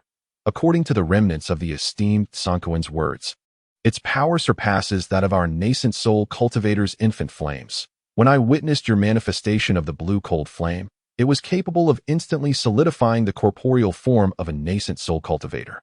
Far beyond the capabilities of ordinary ice-based techniques, the IT should be able to counter this fire toad. What does this mean? Is the fire toad obstructing your path into the valley? Han Li was taken aback, his expression turning peculiar as he inquired. Not quite. Rather, this ancient beast is connected to the remains of an ancient cultivator. The location of these remains is exceptionally secure, devoid of ancient prohibitions or spatial rifts nearby. Yet, it is precisely that fire toad which has made its nest in close proximity to the remains that in years past. The celestial Kuan also sought to examine this relic, but after only a brief skirmish with the fire toad, he realized his inferiority and hastily retreated. Nevertheless, he still fell victim to its fiery poison, barely managing to escape the abyss of demonic fall. Soon as he resumed his usual demeanor and spoke. I understand now. You two fellow Taoists wish for me to confront this fire toad. Seizing the opportunity to obtain treasures, Han Li let out a bitter chuckle, murmuring, dealing with the fire toad beast is far more stable than confronting ancient prohibitions or spatial rifts. Provided the method is appropriate, and with your ice attribute techniques, it should pose no issue whatsoever. Moreover, it is not a matter of exterminating this creature. Merely diverting its attention will suffice to procure the treasures. As long as we can acquire the storage bag of the ancient cultivator, The treasures within will be ample enough for our division, Nanlong Ho added excitedly. According to your statements, as long as we focus solely on the fire toad after entering the valley, avoiding reckless incursions into other areas, we should still be relatively safe, Han Li mused, tilting his head in contemplation before inquiring non-committally if fortune smiles upon us. The treasures from the remains may be sufficient, thus negating the need for further risks. Nanlong Ho nodded affirmatively. Even so, you could fully leverage the influence of the Tianji sect for this endeavor. A unified force is certainly more effective than our trio acting independently. I refuse to believe there are no other cultivators within the Tianji sect adept in ice attribute techniques. Han Li smirked, a smile that danced on the edge of mockery. Ahem, it seems my fellow Taoist remains unaware of the formidable nature of the northern polar primordial light. Even though the three of us possess the two instruments ring, its power can at most offer protection to 3 individuals. Adding just one more person exceeds its capacity at AS for the Tianji sect. My fellow Taoist ought to be more astute. After the incidents with the Ghost Spirit sect and others, how could I ever place my trust so easily in others again? Even you, Han Taoist. If you had not refrained from attacking me during our encounter on the Mulan grassland, and even assisted me upon your departure, I would not have considered collaborating with you. Nanlong Ho's once vacant eyes suddenly glimmered with a chilling light, his tone growing somewhat rigid. So, it appears that Brother Nanlong has indeed placed a measure of trust in me. I am truly honored.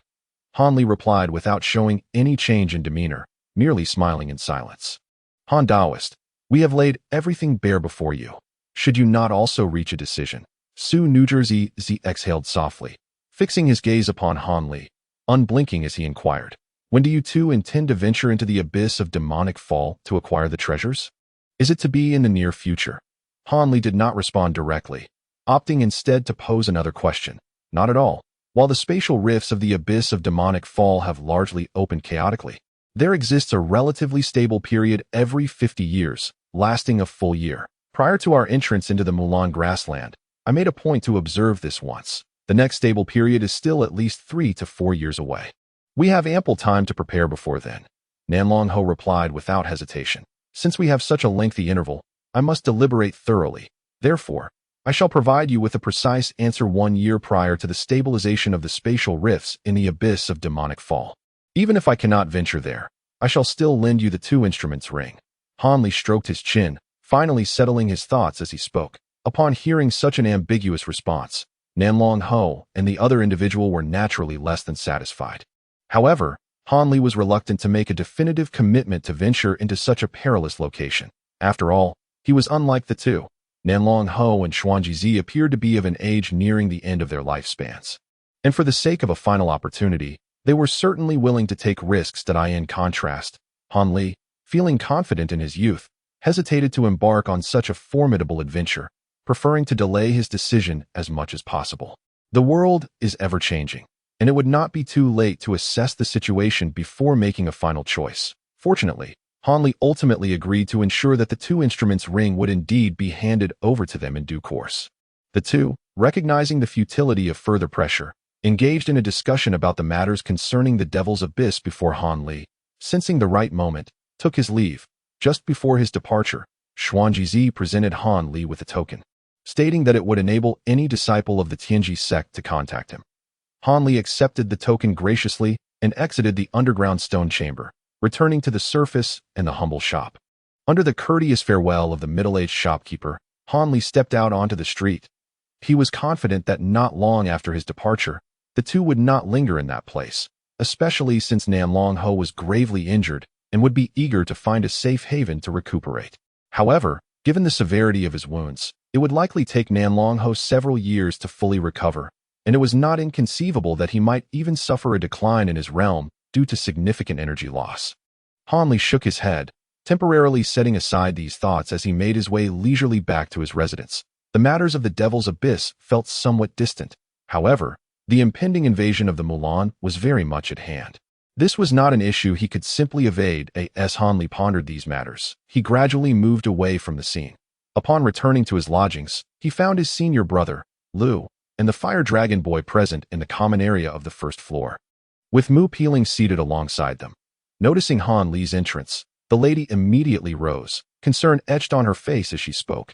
Young master, Senior Lu and Senior Lan have been waiting for you for quite some time. Did something happen? Nothing of concern. You may go upstairs and rest for now. I wish to converse with my two senior brothers for a while, Han Li replied, offering a rare smile to Mu Peeling. His tone gentle. Yes, young master. Mu Peeling complied obediently with a bow, ascending the stairs without further ado. Han Li watched her retreating figure, feeling quite pleased with her intelligence, yet as thoughts of Nangong Wan surfaced, he couldn't help but sigh softly. What's this? Has junior brother Han become somewhat sentimental? Lu Luo remarked, his voice tinged with amusement upon Han Li's return. Senior brother jests, Han Li responded with a light smile.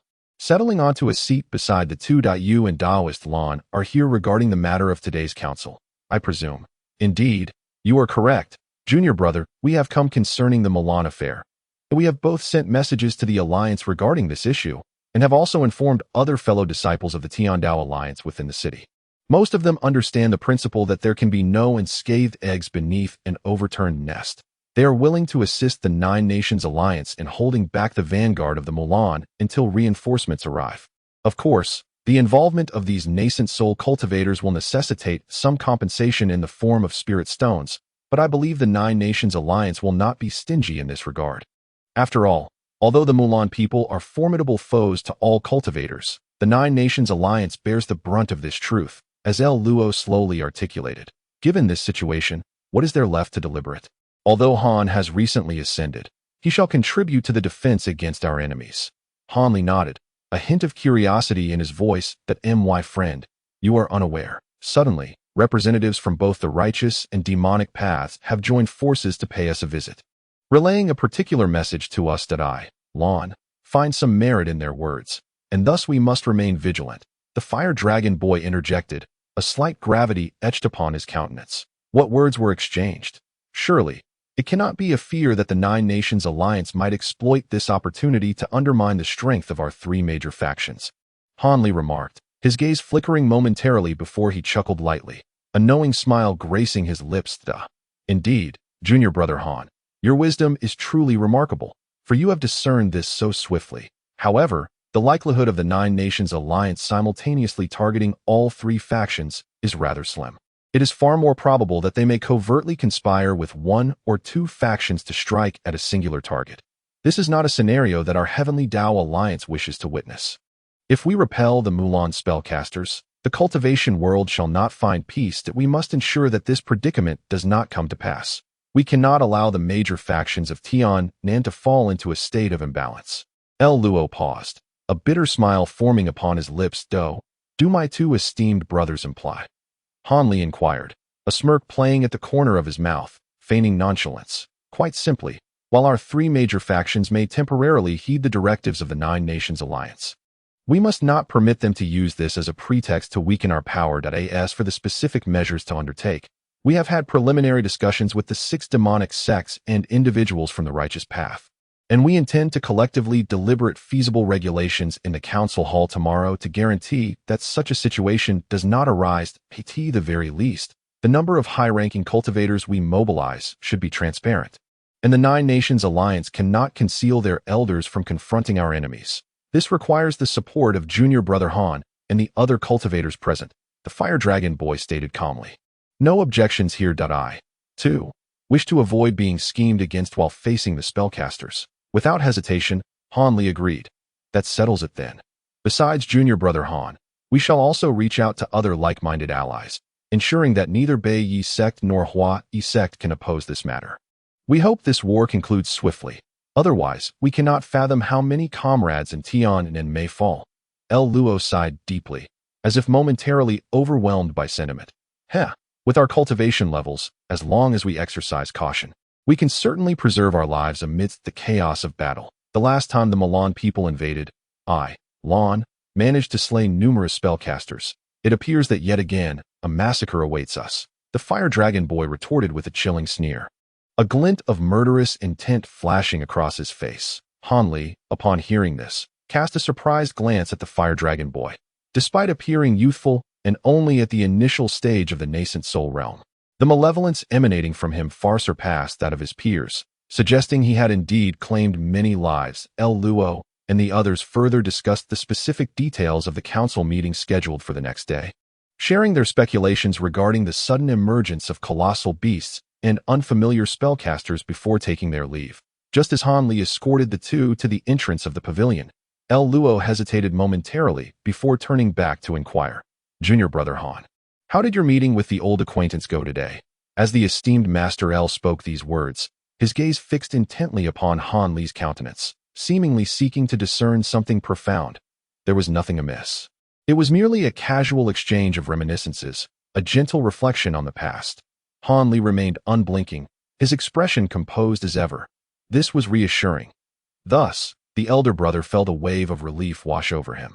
Upon hearing this, El Luo's anxieties dissipated significantly, and with a cheerful demeanor, he engaged Han Li in further conversation before departing contentedly with the Fire Dragon boy. Han Li stood at the entrance of the pavilion, watching as the two entered another nearby structure. Appearing to be in communication with other cultivators, that it seemed evident that these two held some position within the Tian Dao Alliance. Otherwise, why would they be sought after for representation in both the discussions of the hall and in matters concerning the righteous and demonic paths? Han Li stroked his chin, lost in contemplation, that he then turned and stepped into his own pavilion. The following day, the assembly of the hall witnessed a remarkable surge in the attendance of Yuanian cultivators. Among them, besides the elders from the righteous, demonic, and Tian Dao Alliance, were also several formidable lone cultivators. The presiding figures of the meeting, Kuanping from the Bei Yi sect and Madame Qi from the Huai sect, found themselves somewhat taken aback. Consequently, regardless of whether the Nine Nations Alliance had any ulterior motives, they were compelled to acquiesce to certain demands put forth by the assembled cultivators. The most significant of these stipulations was that, for any high-ranking cultivator dispatched on a mission, the four major factions must equally contribute personnel to participate, thus preventing any faction from engaging in clandestine schemes to undermine another. What Han Li did not anticipate was that the Tian Dao Alliance's Council of Elders, composed of Yuanian cultivators, upon receiving communication from El Luo and the Fire Dragon boy, reached a decision after considerable debate. They resolved that each sect within the alliance would send forth one Yuanian elder or several Jedon cultivators to support the defense of Tian City. Naturally, given the considerable distance, it would take some time for these individuals to arrive at Tian City. In the interim, the cultivators already present, including El Luo and others, would heed the directives of the Nine Nations Alliance to delay the advance of the Mulan forces. To ensure fairness, it was agreed that once reinforcements arrived, those who had exerted themselves significantly could return to their sects without needing to partake in the subsequent battles, with the supporting cultivators taking their place in the ensuing conflict. Now, both the Fire Dragon boy and El Luo, following the discussions of the assembly, each received their respective assignments and began to head towards various front lines for support. Han Li, along with two other Yuanian cultivators and 7 or 8 Jedon cultivators, was dispatched to reinforce a strategically significant location along the border of the Yu Nation, where a formidable array of restrictions was in place. This site was crucial to counter the invasion of the law practitioners. Such places dotted the route, and if not thoroughly cleared, the Mulan forces would remain restless, unable to truly claim dominion over the territory, with the current strength of the Nine Nations Alliance insufficient for a decisive confrontation with the Mulan. They could only rely on their advantageous terrain and the meticulously arranged defensive formations to gradually slow the progress of the law practitioners' army. Otherwise, given the rapid flight capabilities of the high-ranking Mulan law practitioners, they could reach Tian City within merely a month from the battlefield.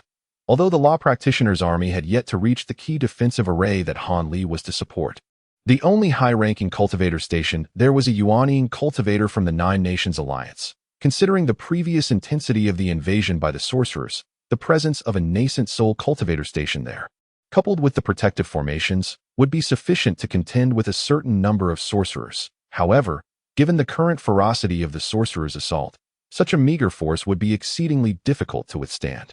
Accompanying Han Li are fellow cultivators of the same level. One is an elderly man of the Ma surname from the Righteous Alliance's Howren Pavilion, whose lean and vigorous appearance exudes an air of ethereal elegance. The other is the green-robed elder with a dove-like visage whom Han Li had encountered in the Grand Hall, named Gu Shuangpu. Although Han Li noticed only a single spirit beast pouch at the elder's waist, the faint aura emanating from it left him feeling somewhat uneasy, suggesting the extraordinary nature of the spirit beast contained within. All three cultivators are at the early nascent soul stage, rendering any distinction in strength among them negligible. Fearing that the sorceress army might advance prematurely to their designated support location, the trio quickly deliberated and decided to leave behind the 7 or 8 core formation cultivators, hastening forward with their swift escape light. Allowing the younger core formation practitioners to follow behind on their journey, the elderly man of the Ma surname proved to be quite talkative, engaging in light banter with Han Li and the others, creating an impression that they were merely enjoying a leisurely excursion rather than preparing to confront opposing sorcerers. In contrast, Gu Shuangpu from the spirit conjuring sect maintained a somber demeanor, remaining silent for an extended period. Lost in his own thoughts. Meanwhile, Han Li wore a smile, often exchanging pleasantries with the Ma elder, exuding an air of refined civility, given that both were aware of Han Li's recent advancement to the nascent soul stage. They did not place undue emphasis on his strength. Chapter 726. Huanglong Mountain. Half a month later, atop Huanglong Mountain, adjacent to Li Province of the Yu Nation, within a magnificent hall of jade pavilions. A burly man in his 40s with a bald brow paced restlessly. After a brief interval, he plopped down onto a rattan chair, took a sip from a cup of clear tea on the table, and just as his troubled thoughts began to settle, a beam of red light suddenly shot in from outside, swirling and dancing around the ceiling of the hall.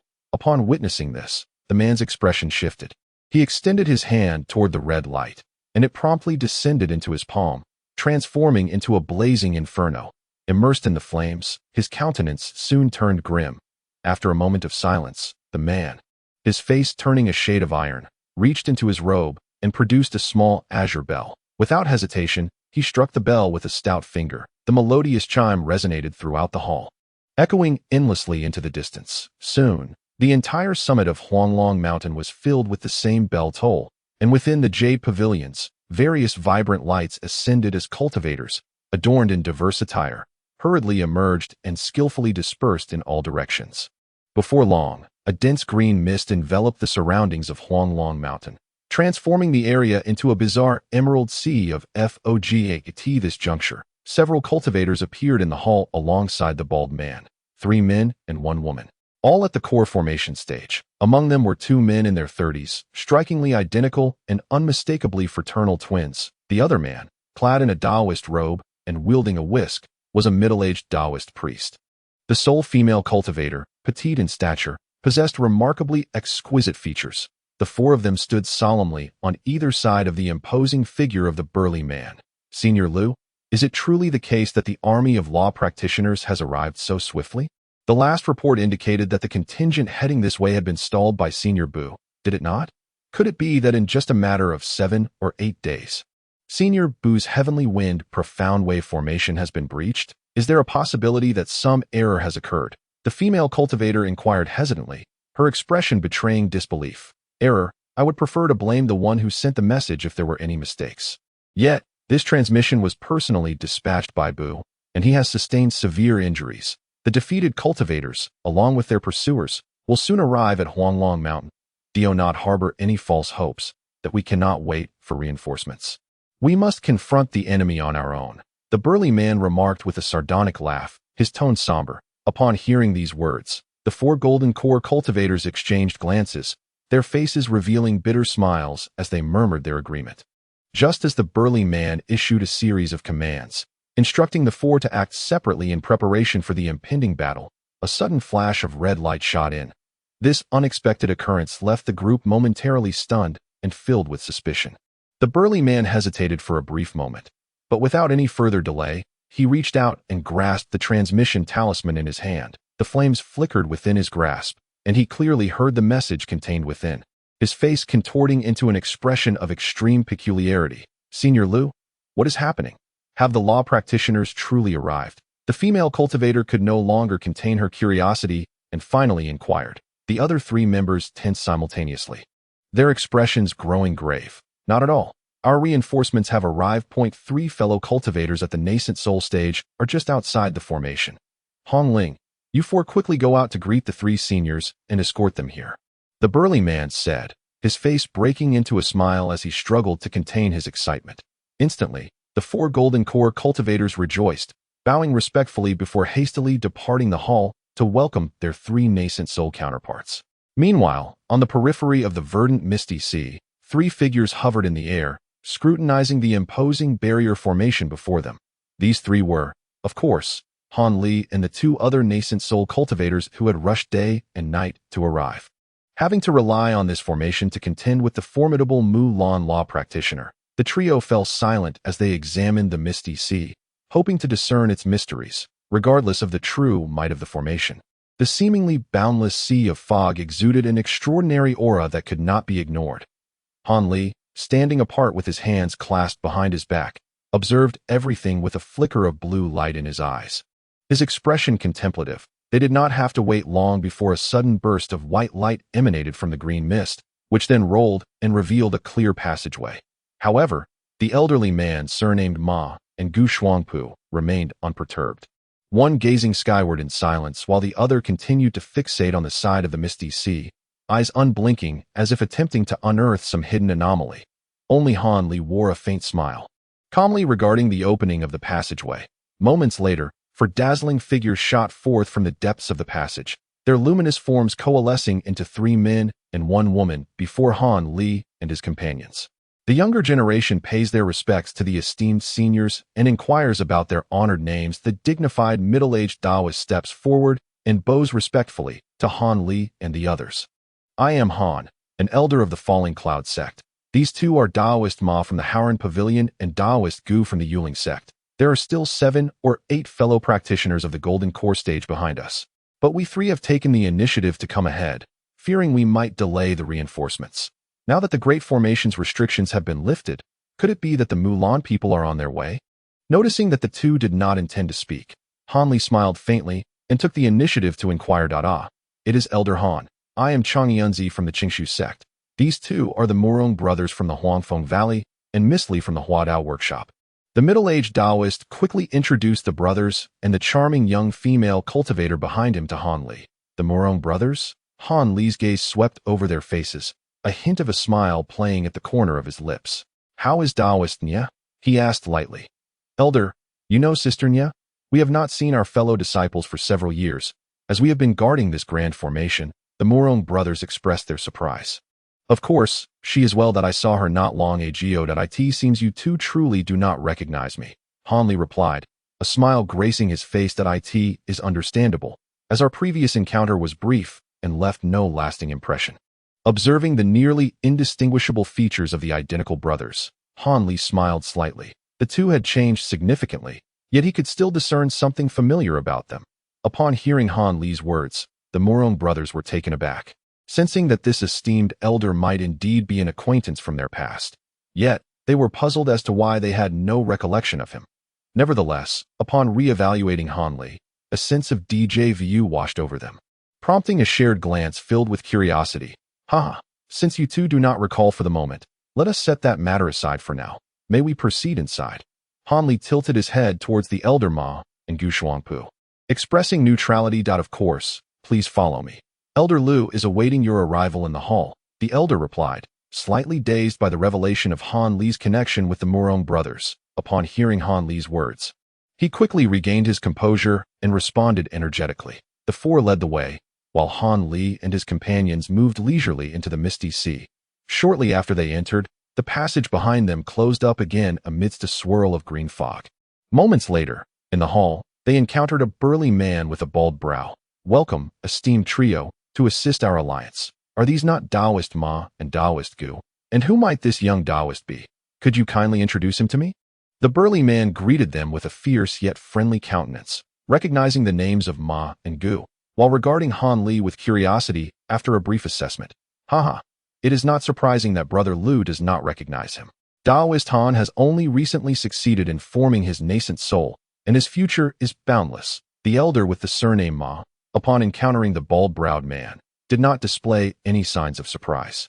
Instead, he chuckled and remarked, Ah, so you are the newly arrived comrade, and no wonder I have never encountered you before. Nevertheless, I must express my gratitude for the unwavering support from the three of you. Without your assistance, I truly lack the confidence to endure for even a few days. Upon hearing that Han Li was merely a newly advanced Yuanian cultivator, the burly man surnamed Lu's face briefly flashed with disappointment. Yet he quickly returned to his usual demeanor, offering repeated thanks. This slight change in the bald-browed man's expression did not escape Han Li's keen gaze. However, he merely smiled in silence, revealing no trace of displeasure. The bald-browed man exchanged a few words about past events with Gu Shuangpu, before his expression turned serious as he began to discuss the current perilous situation. Chapter 727. The Former Yingxing. The three friends have arrived at a most opportune moment that I have just received word that a team of spellcasters has breached the Tiantai Valley, which Taoist Bu has been guarding. In perhaps a mere half-day's time, the comrades from Tiantai Valley will arrive here in disarray that it would be prudent for the three of you to assist in their reception. The bald-browed man was not one to mince words. After a brief explanation, he made his request. That is quite manageable, merely a trivial matter that it can be entrusted solely to me. There is no need for Han Taoist or Brother Gu to intervene.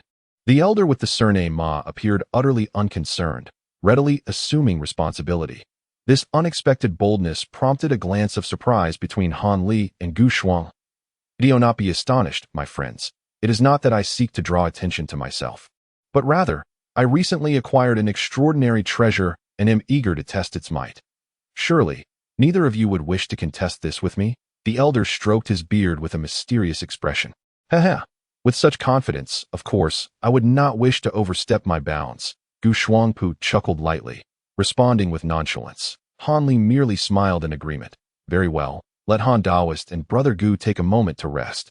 I shall trouble Ma Taoist with this task. However, I will have Brother Murong accompany you on this venture. Their mastery of lightning-based spells is quite formidable. The bald-browed man pondered briefly before nodding in agreement.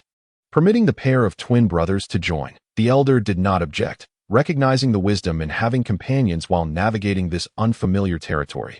Consequently, the elder from Haran Pavilion and the Murong brothers promptly set off to assist the retreating cultivators of the Nine Nations Alliance. Meanwhile, Han Li and Gu Shuangpu, guided by the woman surnamed Li and the Chong Suzi, exited the Grand Hall to arrange a place for the two of them to rest. Along the way, Han Li parted ways with the old man. Accompanied by the petite female cultivator, he arrived at a serene and secluded little building. Senior Han, this area is usually off-limits to lower-tier disciples. It should serve as the ideal sanctuary for quiet meditation.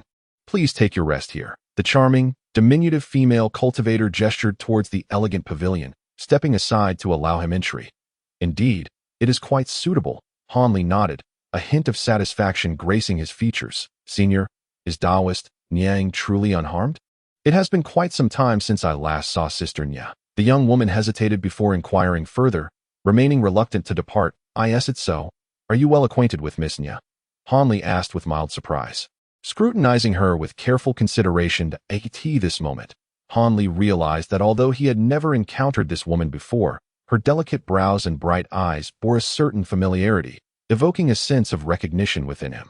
His unwavering gaze caused the woman of the Li surname to feel a twinge of unease. Though inwardly vexed, her cheeks flushed a rosy hue. The petite female cultivator had been fortunate enough to be accepted under the tutelage of the Blade Transformation Pavilion, thanks to the recommendation of senior Sister Nya from years past. How could the younger generation not be acquainted with her? The diminutive cultivator lowered her head slightly, explaining in a subdued tone. Yingning. Li Yingning. Upon hearing her name, Han Li could not suppress a look of surprise that graced his features. What, senior, have you heard of this junior before? Li Yingning, detecting the peculiarity in Han Li's voice, lifted her gaze in astonishment. What is your mother's name? Which country did she hail from? Rather than answering her directly, Han Li took a deep breath and posed a counter-question. My mother, Mo Yuzhu, was originally from the Yu Kingdom. Why do you inquire? The young woman hesitated for a considerable time, feeling there was little to conceal, and vaguely recalling something, she finally replied, albeit with some trepidation. Does that spiritual jade pendant still accompany you? Han Li remained silent for a moment before uttering the words that made the petite woman's heart skip. A sudden clarity washed over her. Yes, I have kept it close since childhood. She promptly responded, then, under Han Li's watchful gaze, turned away, her face flushed. After a brief search within her garments, she produced a misty white jade pendant, cradling it in her hands as she turned back to him. Han Li glanced at it, extending his hand, and as if it had sprouted wings, the pendant soared into his grasp. Gently caressing its smooth surface with 2 fingers, Han Li sighed deeply. a hint of melancholy crossing his countenance. After a moment's pause, he continued, I presume you now have some understanding of my identity. What did your mother tell you about me? He scrutinized the female cultivator once more, and this time, with a sense of recognition. He discerned traces of Mo Yuju's features in her visage, though this woman's beauty was not quite as striking as her mother's in her youth. Upon closer inspection, she possessed a unique and spirited elegance. My mother said little, merely that you were a friend of hers from the cultivation world who gifted me this pendant. Beyond that, she spoke little more. In my years within the realm of cultivation, I have sought to identify the pendant several times, yet I have gleaned no useful information. That I never anticipated that it would indeed be a gift from you, and that you were a cultivator of the Falling Cloud sect. Li Yingning murmured, her expression fluctuating between joy and bewilderment, as if caught in a whirlwind of emotions. That I have only recently joined the Falling Cloud sect. However, I had not been cultivating in the U Kingdom or its vicinity prior to that. It is only natural you would have known news of me. Yet, how did you come to join the Blade Transformation Pavilion? It would not strike me as odd to see you at the Spirit Conjuring sect. Han Li rubbed his nose, chuckling wryly. Why would it be strange for this junior to join the Spirit Conjuring sect? Li Yingning was taken aback by his words. You are entirely unaware of your father's circumstances? Han Li, upon hearing this, was momentarily stunned. That I do not possess much knowledge regarding my father's affairs. I was quite young when our family encountered a misfortune. My grandfather and father both passed away prematurely. Only my mother took me away from the U Kingdom, and after a long period of wandering, we finally settled within the Nine Nations Alliance. The young woman's expression darkened, and after a forced smile, she spoke. I see. It appears that your parents fell victim to the internal strife within the demonic sect. Indeed, the current rulers of the U Kingdom are not from the Yuling sect, but rather practitioners of the Ghost Spirit sect. Han Li nodded, as if beginning to comprehend. Internal conflict within the demonic sect. The woman opposite him looked utterly bewildered, her confusion evident. Observing her reaction, Han Li chose not to elaborate further. After returning the jade pendant to her, he smiled gently, saying, This spirit jade has accompanied you for many years. I would never dream of taking it back. In the past, before entering the realm of cultivation, I was somewhat of a senior to your mother. You may simply address me as Han Sherbois from now on. Han Sherbois. Li Yingning hesitated upon hearing this. Her large eyes flickered for a moment before she shyly uttered the title. Her cheeks faintly flushed. However, the sudden addition of a Yuanying period elder brought her a sense of delight, mingled with a hint of bashfulness. Since you have called me Sherbois, I cannot be remiss in reciprocating. Here are 2 vials of elixirs, which will undoubtedly aid a Jiedon period cultivator in overcoming their bottleneck. Please take them.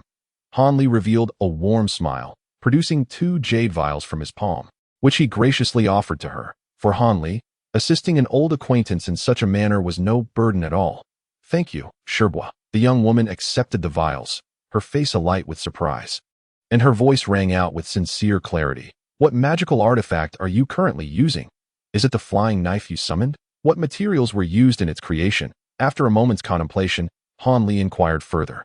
Indeed, that is the artifact in question. The flying knife is forged from fiery iron combined with mysterious crystal, and its power is quite considerable. Li Yingning replied, slightly perplexed. In ordinary circumstances, that flying knife would suffice. However, now that I must engage with a spellcaster, relying solely on this artifact may prove perilous, Han Li remarked, shaking his head. Yet, even if Sherbois were to grant me another artifact, I would have no time to refine it. Li Yingning lamented. Upon hearing this, Han Li's expression shifted into one of contemplation.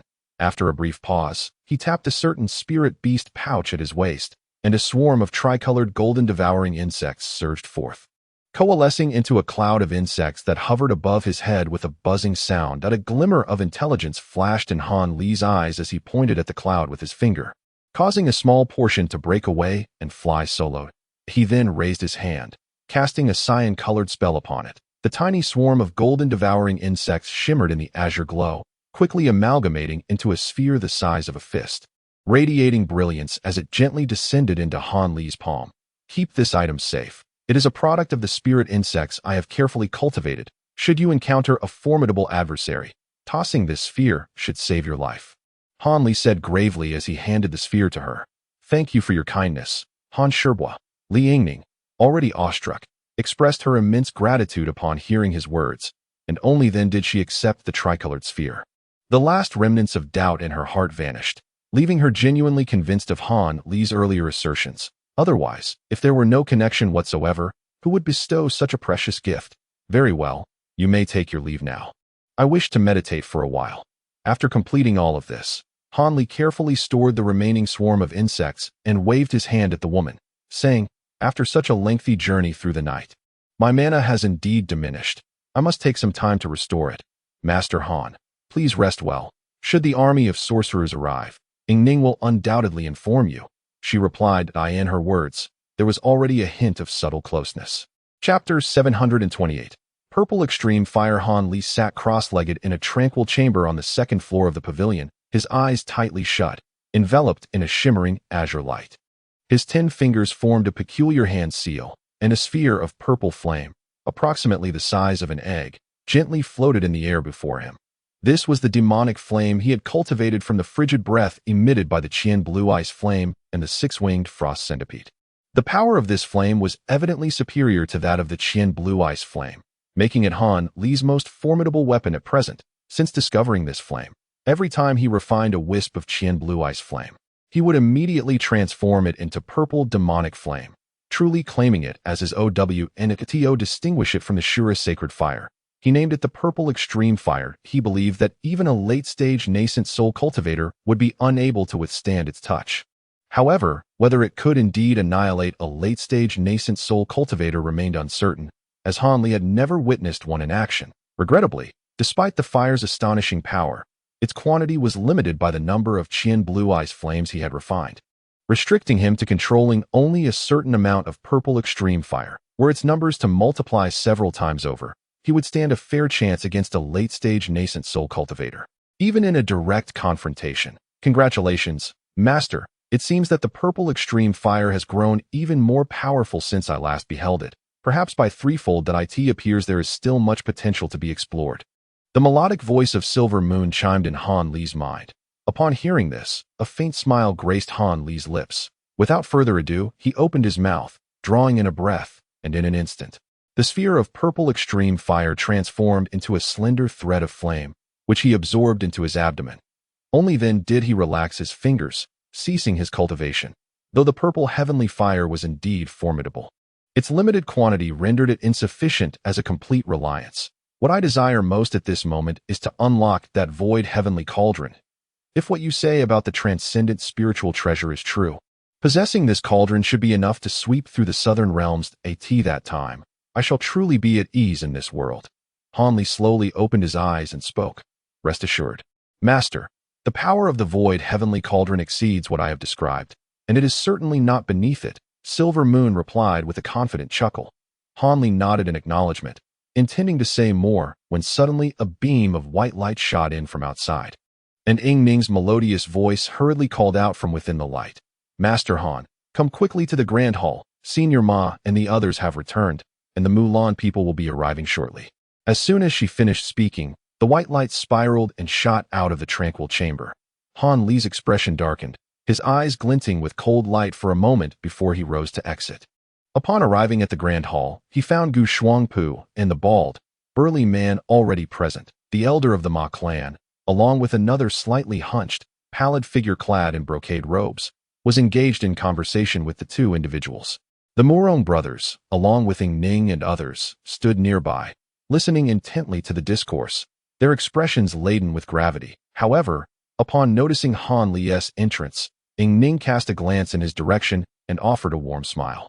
Ah, Taoist Han has also arrived. Allow me to introduce, this is Taoist Bu Yunhe, the host of Tiantai Valley, and this is Taoist Han from the Luoyan sect. The bald man forced a semblance of a smile, attempting to appear at ease as he introduced them.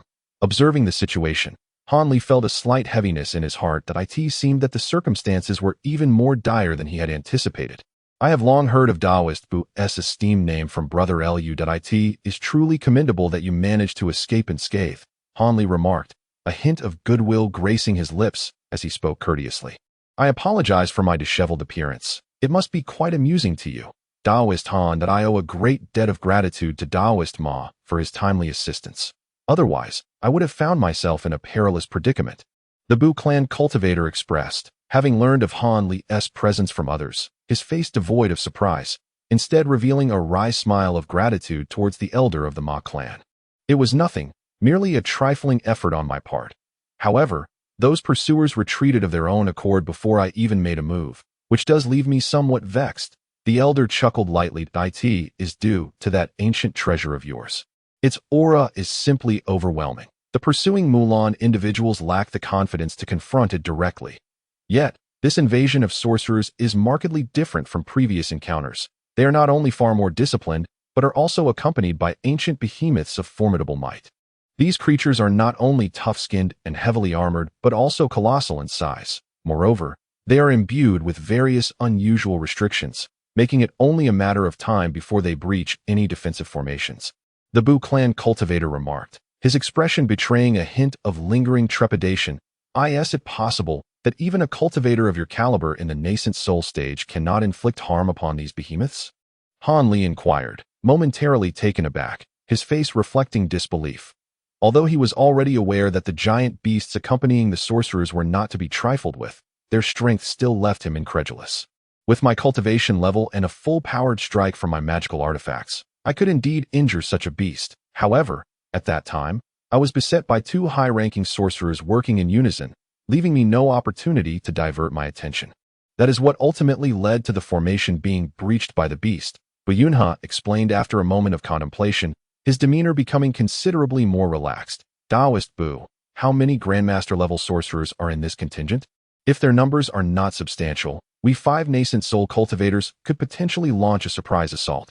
Even if we cannot eliminate 1 or 2 of their nascent soul-level sorcerers, wounding them would still be a significant achievement. Gu Shuangpu suggested with a somewhat grim expression that I fear this may disappoint you, Brother Gu.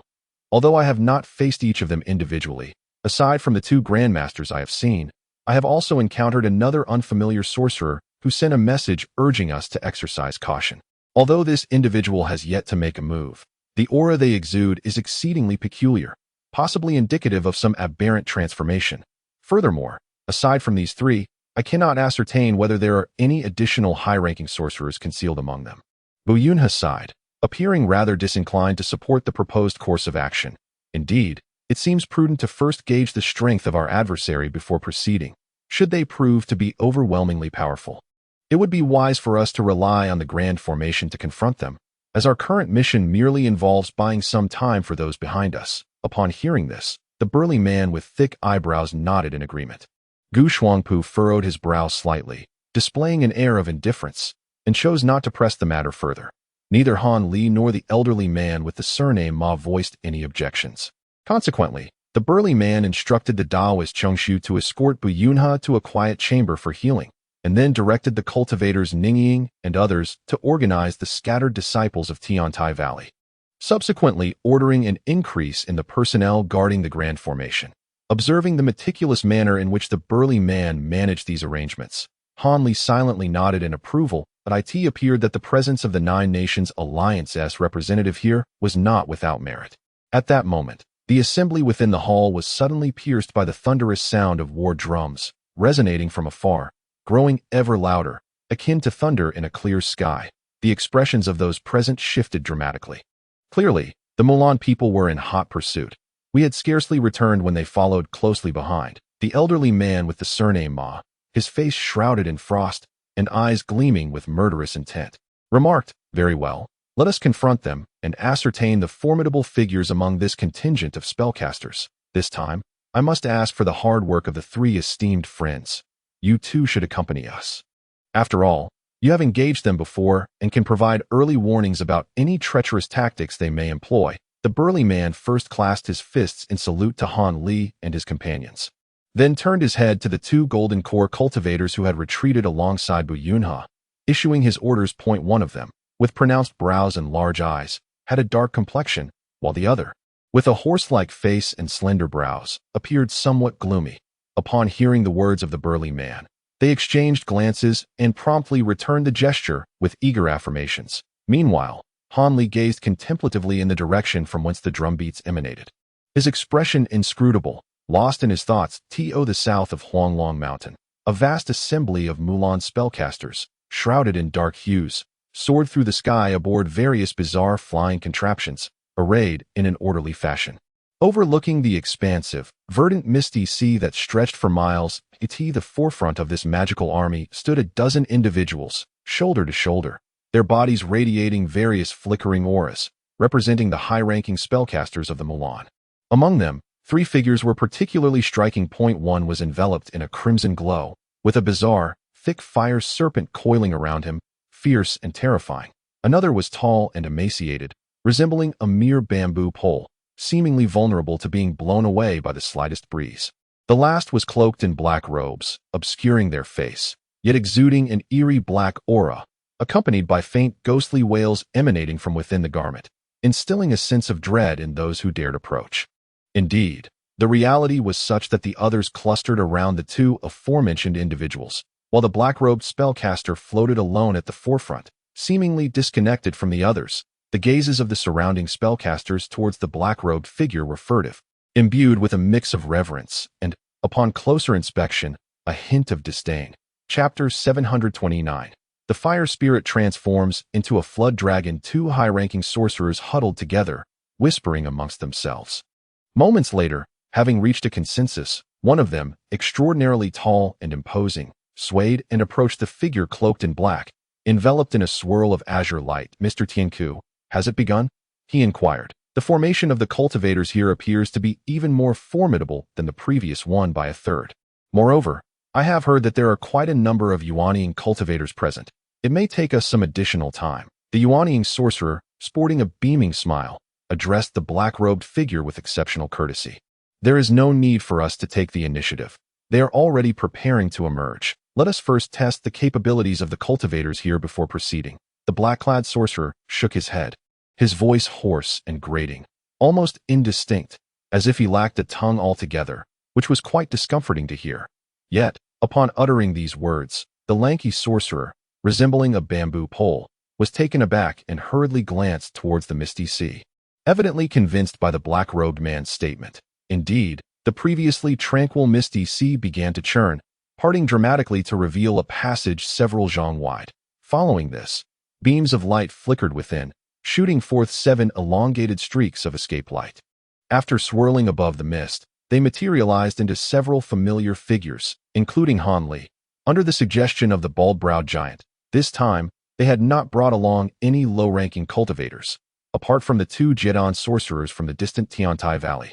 Only the Chengshu Taoist followed behind. As Han Li steadied his form, his gaze swept over the dense assembly of sorcerers above, particularly drawn to the foremost dozen or so, with the sinister and eerily enchanting figure in the black robe capturing his attention. At the sight of this person, Han Li involuntarily narrowed his eyes, as the initial impression evoked memories of the Xiangu master, whose demise had come at this figure's hands. Could it be that this individual was indeed a ghostly cultivator? A chill surged through Han Li's heart, heightening his sense of vigilance. The Xiangu master had exuded a similarly ominous aura, replete with ghostly energy, even before seizing the body of the Chuhan. Yet, there seemed to be a subtle distinction in the essence of this person, one that Han Li could not quite articulate at that moment. As Han Li and the others observed the commotion above, the sorcerers stirred restlessly, and suddenly, the figure entwined with a monstrous python transformed into a colossal fireball, plummeting downwards. The bald-browed elder and his companions regarded this spectacle with cold, unblinking stares, betraying no hint of alarm. The sorcerer would not dare to act recklessly unless he was seeking his own demise. Indeed, as the sorcerers scrutinized the unfolding scene with trepidation, the immense fireball halted at a height of approximately 50 to 60 zhang above them. Yet even from such a distance, the searing flames caused their brows to furrow in silent dread. In the presence of the great master of the fire worship sect, it seems that you have emerged with the intention to first contest your abilities. How do you propose to compete? One-on-one? Or shall we engage in a free-for-all? A faint silhouette flickered within the fireball, and a thunderous voice erupted, reverberating through the surrounding space, causing the bald-browed giant and his companions to exchange glances of concern. One-on-one, with life and death left to fate, the bald-browed giant replied, glaring at the figure within the fireball without a moment's hesitation. Haha, excellent. This aligns perfectly with my intentions. I shall be your opponent in this first round. Who among you shall step forward first? After a bout of wild laughter from the figure within the fireball, he audaciously began to challenge his opponents. The bald-browed giant and his companions were naturally infuriated. While the elderly man surnamed Ma's expression darkened, his face transforming into a visage of murderous intent as he shot forth like a streak of white light. The burly man of the Lu surname hesitated for a moment, choosing not to intervene, tacitly allowing the elder Ma to engage in the first duel. After all, in his mind, among the four nascent soul cultivators, aside from the newly advanced Han Li, it was difficult to ascertain who among the remaining three possessed superior abilities. Upon witnessing the white light emerge, the figure within the fireball retreated skyward without a word, and shortly thereafter, the two found themselves positioned at the center of the foggy sea and the army of law enforcers, halting their escape light simultaneously. This arrangement permitted both parties to unleash their full potential without the fear of unexpected interference. How formidable is this Mulan's Grandmaster? Does he possess any particularly unique techniques? The bald-browed giant suddenly turned his face and gravely inquired of the ma-faced cultivator beside him. The fire attribute techniques wield tremendous power, especially that fiery serpent he commands, which is incredibly agile and nearly impossible to defend against. One of our fellow cultivators stationed at Tiantai Valley suffered a grim fate, ensnared by that beast and reduced to ashes. The ma-faced cultivator replied, a flicker of resentment crossing his countenance. "Do, I see. Brother Gu, if I recall correctly, the Howren Pavilion's Howren Righteousness technique is reputed to be impervious to both water and fire, capable of dispelling evil and banishing ghosts. That IT should confer some advantage against this law enforcer. Shouldn't it?" The bald-browed giant turned his face towards another side, asking somewhat doubtfully. This is hard to ascertain. If it were an ordinary fire attribute technique, the Howren Righteousness technique would indeed pose no challenge. However, I perceive that the law enforcer opposite us exudes an unmistakable aura of heavenly fire, having clearly attained the profound essence of the three flavors of the earthly spirit fire. That I fear that the Howren Righteousness technique may struggle against it. Nonetheless, among us, only you, Taoist Ma, are truly suited to confront this individual. Even if the Howren Righteousness technique cannot vanquish the enemy, it will remain unaffected by his demonic flames, thus alleviating any concerns of mental assault. Gu Shuangpu said slowly, a hint of hesitation flickering in his eyes. Upon hearing this, the bald-browed giant felt his thoughts validated, exhaling a sigh of relief, his expression softening somewhat. Meanwhile, Han Li cast a lingering gaze at the fiery python within the fireball, a spark igniting within him.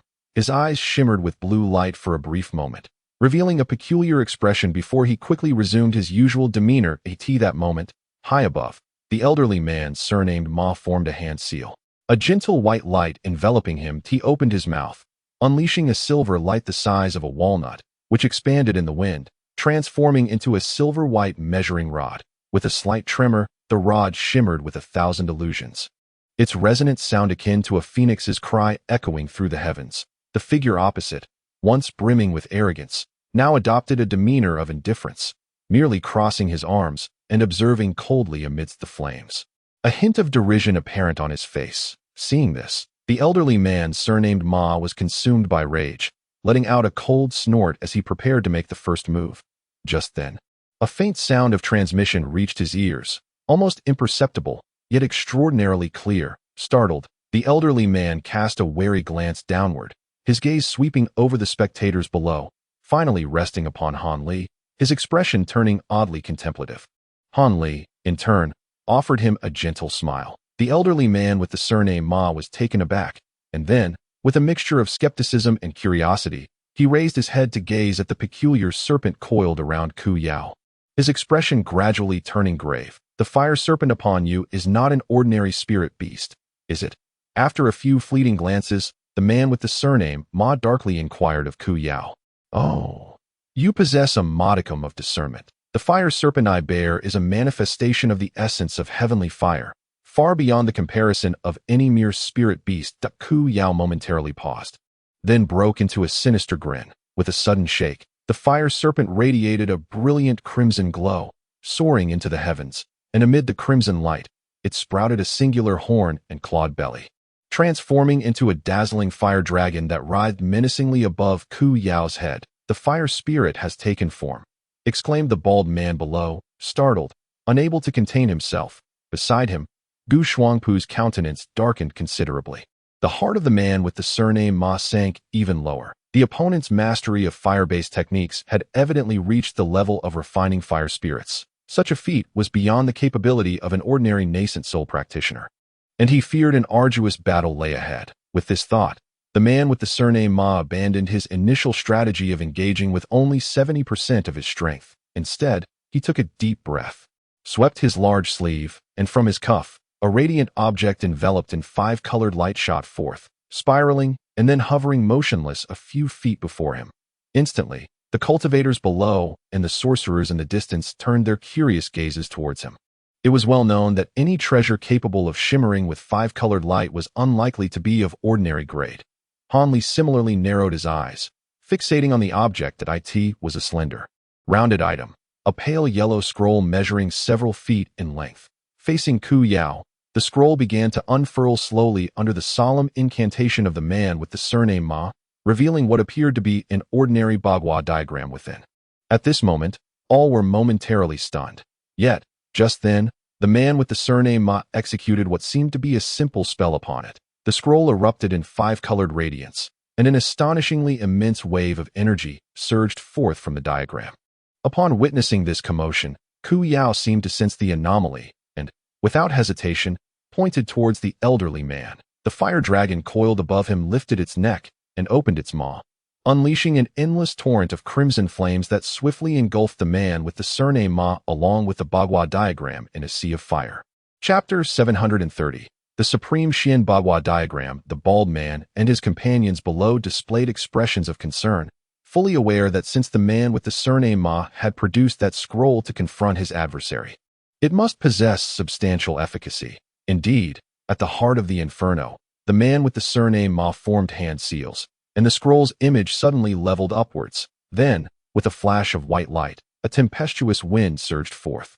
A column of misty white wind erupting from the Bagua diagram and soaring skyward, swiftly expanding to a radius of over 10 yards. The surrounding flames were drawn into the wind column with a force akin to breaking bamboo.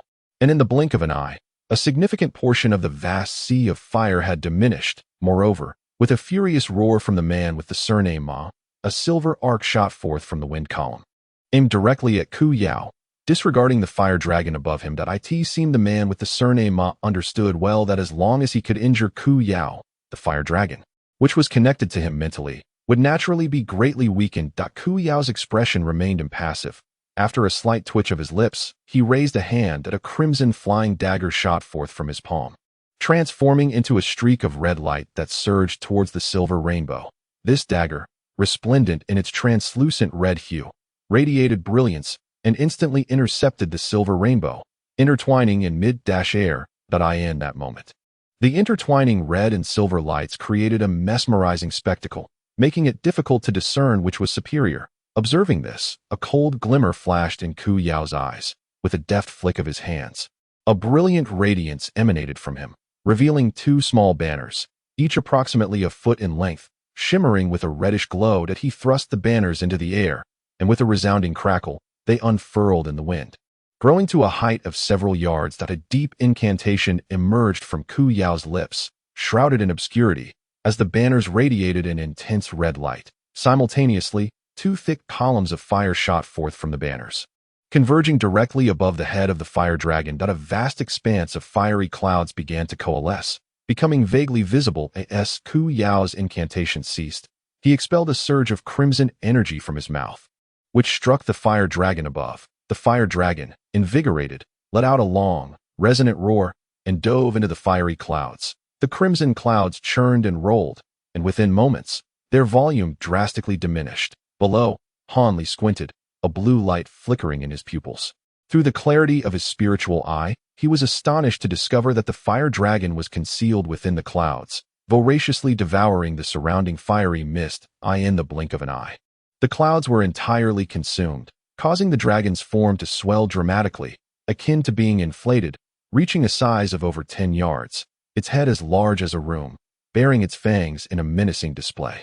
Meanwhile, the opposing misty whirlwind and the surrounding sea of flames vanished completely, revealing an elder with an ethereal demeanor. The elder, surnamed Ma, gripped a Bagua diagram in both hands, casting a cold glance at the fearsome fire dragon. Without uttering a word, he tossed the scroll upwards. This object transformed into a beam of radiant light, shooting straight into the sky, vanishing into the clouds above as if it had soared to another realm. Upon witnessing this, Ku Yao paused momentarily, but in that fleeting hesitation, an unusual wave of spiritual energy surged above him. Subsequently, strands of multicolored spiritual light descended from the heavens, and a colossal Bagua diagram suddenly materialized within the radiant glow. Encompassing an area of several dozen yards, descending imperiously, Ku Yao's complexion shifted dramatically. Without a moment's thought, he pointed at the fire dragon. The massive dragon immediately raised its thick neck, unleashing a crimson beam from its mouth. Striking the base of the Bagua diagram, the enormous formation hesitated slightly, yet, as if indifferent, continued its descent. At this moment, Ku Yao's face turned pale. Rubbing his hands together, he suddenly thrust them upwards, unleashing a swarm of fireballs, each the size of a fist, that surged forth from his palms, densely shooting towards the sky. Observing this scene, Han Li felt a stir within. This was not a mere fireball technique activated by numerous talismans, but rather fireballs conjured instantaneously through his own cultivation. It appeared that the mage's spiritual techniques were indeed extraordinary, far surpassing ordinary elemental arts in practical combat. Just as Han Li pondered this, the multitude of fireballs struck the enormous formation below like shooting stars, yet proved utterly ineffective. The colossal Bagua diagram remained unperturbed, accelerating its descent with astonishing speed, enveloping the unsuspecting Ku Yao and the fire dragon beneath its vast expanse. Suddenly, the onlooking cultivators and sorcerers could see nothing but a colossal formation slowly rotating in the air, rendering them unable to observe the actions of the individual named Ku Yao, the elderly man of the Ma surname. Despite his earlier attack, did not exhibit any signs of joy.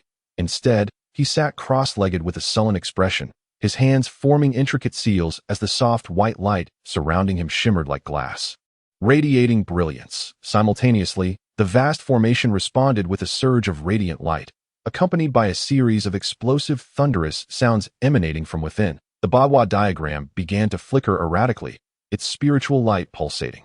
Is Mr. Tian Ku safe inside? If there is any danger, we need not adhere to a one-on-one engagement. We should rush in together to rescue him, one Yuaning cultivator remarked, astonished by the peculiar ancient treasure wielded by the elderly man. The tall, lean sorcerer, witnessing this scene, displayed a hint of concern on his visage and politely inquired of the cloaked figure beside him. Heh, there is no need for alarm. While the Tai Xian Bagua diagram crafted by this ancient cultivator is indeed a formidable treasure, he has yet to master its true application. He is merely relying on the diagram's immense spiritual power to forcibly ensnare his foes. In such a case, it cannot hold Taoist Ku for long. This crude method of manipulating the formation requires considerable consumption of one's own spiritual energy. What a foolish endeavor. The cloaked figure chuckled softly, his tone laced with disdain for the cultivators from Tiannan. Upon hearing this, the tall sorcerer felt a sense of relief, and his initial intention to command the sorcerers behind him to charge forward was temporarily abandoned. Meanwhile, the bald-headed man and his companions below displayed mixed expressions of joy and concern. Initially, they had felt a surge of excitement upon seeing the Bagua diagram ensnare their opponent, but as strange noises echoed from within the formation and the Ma elders sat solemnly casting spells, they realized that the duel was far from over, leading to a slight disappointment in their hearts. The elder himself silently lamented his predicament. He had only recently acquired this treasure and had previously only used it against cultivators at the core formation stage. Those individuals, once trapped within this treasure, had no means of resistance. He could effortlessly activate the formation's restrictions to eliminate them one by one. Yet, the sorcerer named Ku Yao, ensnared within the diagram, was managing to momentarily fend off the attacks of thunder and fire through his own abilities, relentlessly summoning a massive fire serpent to breach the formation's restrictions. This compelled him to continuously replenish the formation with spiritual energy to maintain its stability. The battle in the skies fell into a momentary calm, save for the faint rumblings emanating from the colossal formation amidst the radiant light. While the spectators fell into an uneasy silence, the expressions of the bald-headed man and his companions grew increasingly anxious. Han Li stood alone at one side, gazing up at the emotionless sky, his mind engaged in conversation with Inyu. This Taoist Ma is truly reckless in his manipulation of the Tai Xian Bagua diagram. It is known that this treasure's power is on par with that of the Zicheng Do, Yin remarked, seemingly lamenting the potential misuse of such an extraordinary artifact, the Tai Xian Bagua diagram. You are familiar with this ancient treasure? Han Li inquired, his face betraying no emotion, yet he discreetly communicated his curiosity. Certainly, this Bagua diagram is also a renowned ancient treasure from a bygone era. However, this particular piece appears to be a mere shoddy imitation. Otherwise, even if it cannot fully unleash the true powers of the Bagua, it would suffice to ensnare the opponent completely. That a genuine superior Bagua diagram would not consume such an excessive amount of magical energy. Silver Moon hastily replied, the spectacle of this inferior creation is astonishing. One cannot help but wonder what the authentic superior formations must be like. Nevertheless, you mentioned that the Zicheng pouch possesses powers on par with this treasure. Could it be that there is some unique technique associated with that ancient artifact? Han Li pondered, his thoughts wavering, and he pressed further. The Zicheng pouch does not entail such complexities. It can be activated simply by infusing it with spiritual energy. Moreover, the restriction of the Jade Yang true fire inscribed upon it can be mastered with just a few more contemplations. Silver Moon responded with a light laugh. Upon hearing this, Han Li fell into a contemplative silence. Choosing not to elaborate further, his gaze flickered momentarily before returning to the heavens. Yet, after only a couple of glances, a frown creased his brow as a sense of foreboding washed over him.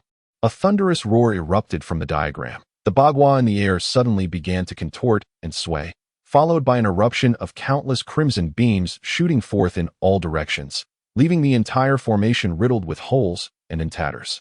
Just as the onlookers were struck with astonishment, another resounding boom echoed from a corner of the diagram that a blazing inferno shot forth, ascending over 10 zhang into the sky before extinguishing, revealing the blood-red figure of Kuyo, who stood atop a fire serpent that had inexplicably shrunk back to its original length, appearing utterly listless. Meanwhile, the elderly man surnamed Ma was not faring much better. His complexion was ashen, and his eyes were devoid of life. Yet, with gritted teeth, he gestured toward the now dilapidated diagram, and the damaged Bagua flickered with light, shooting skyward. Moments later, the diagram transformed back into a scroll and descended into his grasp. Chapter 731. The True Demonic Art of Heavenly Destruction. The elder cast a glance at the scroll in his hand, which was now riddled with holes, resembling a sieve that it was evidently beyond repair.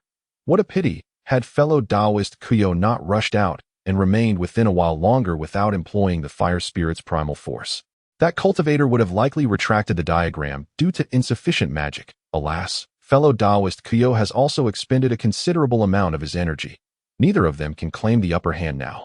The cloaked figure lamented. The tall, lean sorcerer paused in surprise upon hearing this, glancing downward before a look of realization crossed his face. The elderly man surnamed Ma's complexion fluctuated between green and white several times. He still could not bring himself to discard the scroll, instead stowing it away in his storage pouch, glaring fiercely at Kuyo. Observing the elder's demeanor, Kuyo snorted coldly, stomping on the fire serpent beneath him, reigniting the flames that enveloped him in a resplendent crimson glow. Master Kuyo, cease your hostilities. How about we declare this round a draw? The tall, lean sorcerer called out loudly from the heights to halt Kuyo's actions. His subsequent words directed toward the bald, burly man and the other cultivators from Tiannan. The bald man, taken aback by the suggestion, exchanged glances with Gu Shuangpu before nodding in agreement. Very well. Let this contest conclude here. Having listened to the words of the tall, slender sorcerer and the bald, burly man, the elder with the surname Ma, though unwilling, understood that continuing the struggle would be futile. With a sense of resignation, he retreated in flight. Opposite him, the figure of Ku Yao was equally troubled, retracting his fire dragon and begrudgingly soaring back into the sky.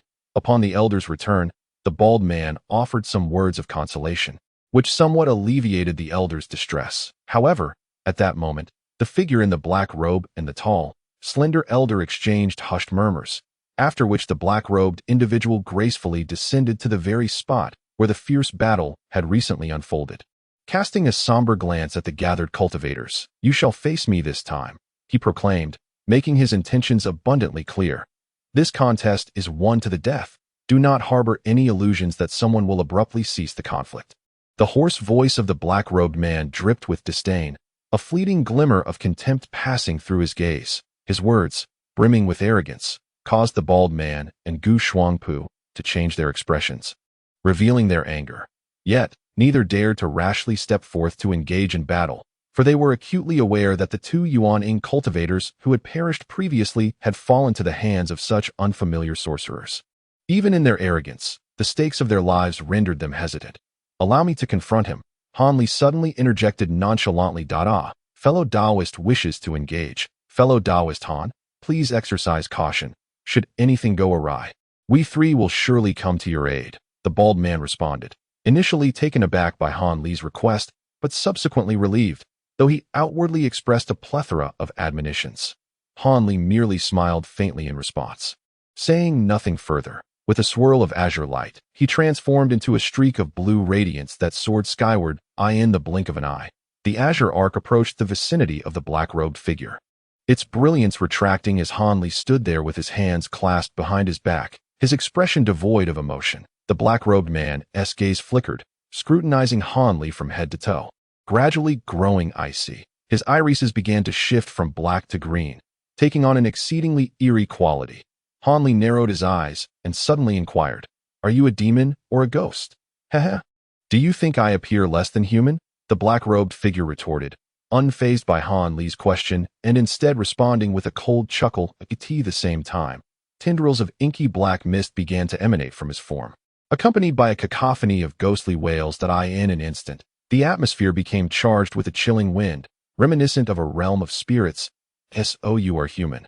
That is reassuring. That it appears you practice the nefarious arts of demons and ghosts." Han Li exhaled softly, maintaining an unchanging demeanor. "Humph, you certainly have a penchant for verbosity. Young one, there is no need to further probe into my background. Once I extinguish your life, you needn't concern yourself with anything else." The black-robed man rasped, as the black mist around him surged violently, causing his form to flicker in and out of visibility. "I have no patience for idle banter. Surrender your life now." The black-robed figure let out a sinister laugh, forming a hand seal that caused his physique to swell dramatically, transforming from an ostensibly ordinary man into a towering giant nearly 2 zhang in height. Although obscured by the shroud of malevolent energy, it became evident that the black-robed man bore horns and fangs, lending credence to the belief that many cultivators deemed these unfamiliar sorcerers as otherworldly entities. The blue light flickered in Han Li's pupils. The visage of the giant, with his greenish face and protruding fangs, vividly imprinted itself in his mind. What is this? Upon discerning the demon's form after the giant's transformation, a hint of astonishment first appeared on Han Li's face. The current demonic semblance of the giant bore an uncanny resemblance to a phantom he had encountered during his confrontation with the Six Dao successor, specifically the illusion manifested through the Six Extremes True Demon technique. What is your connection to the Six Dao Supreme Saint? Do not presume that your nonsensical prattle can buy you time. Prepare to meet your end. Initially taken aback, the giant's expression swiftly morphed into a sinister grin as he spoke, followed by a sweeping motion of his massive hand through the inky darkness. A shadowy projectile hurtled towards Han Li, but as it emerged from the black mist, the dark light flickered and vanished into thin air. Witnessing this, Han Li's countenance darkened, and he abruptly propelled himself backwards several zhang. Simultaneously, a colossal greenish claw materialized at his previous location, swiping past fruitlessly. The demon giant uttered a surprised exclamation as his strike missed its mark. "Indeed, it is evident, though your cultivation does not align with ghostly arts, but rather a form of demonic technique. Your means of attack bear a striking similarity to those of a ghost practitioner. Should someone mistake you for a ghost cultivator, they would likely suffer considerable losses." Han Li remarked coolly, gazing at the spectral claw. Upon hearing Han Li's words, the giant shrouded in black mist froze momentarily, fixing Han Li with a cold, silent glare. Just then, Han Li furrowed his brow slightly, his form shifting laterally by several zhang. Consequently, another green claw emerged silently from beneath him, swiping through the at this juncture. The giant was unable to contain his impatience, inquiring, "Your ability to continuously evade the attacks of the ghostly claws. Have you truly encountered authentic ghost practitioners before?" A hint of revelation finally surfaced in the giant's voice. "Indeed, I have. Otherwise I would not be able to evade so effortlessly." Han Li replied with a half-truthful chuckle. Humph, you certainly possess a wealth of knowledge. But what does it matter?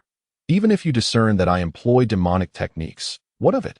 Beneath the might of my heavenly desolation true demon technique, your demise is but a moment away. The giant spoke darkly, seemingly unwilling to elaborate further, before suddenly unleashing a piercing howl. The shrill sound was like a blade, capable of rending gold and stone. Han Li observed this, his previously calm demeanor fading, replaced by a hint of gravity, as the black mist before him began to swirl violently like a tempest. In an instant, an overwhelming surge of demonic energy erupted, and a massive shadow shot forth from the swirling darkness, nearly accompanied by a series of phantoms, reaching Han Li in the blink of an EYEAS. The shadow's arms moved slightly. A vast expanse of azure-black claw shadows enveloped Han Li, intent on cleaving him into countless fragments with its razor-sharp talons. Han Li took a deep breath, his expression peculiar as he neither dodged nor retreated, instead raising his hands in a defensive gesture. With a resounding crack of thunder, a faint golden electric net materialized above his head, boldly meeting the oncoming claw shadows without fear. The shadow, taken aback, momentarily hesitated, but before it could ponder further, the talons descended mercilessly. In his mind, perhaps the ordinary demonic arts could be countered to some extent by lightning attributes.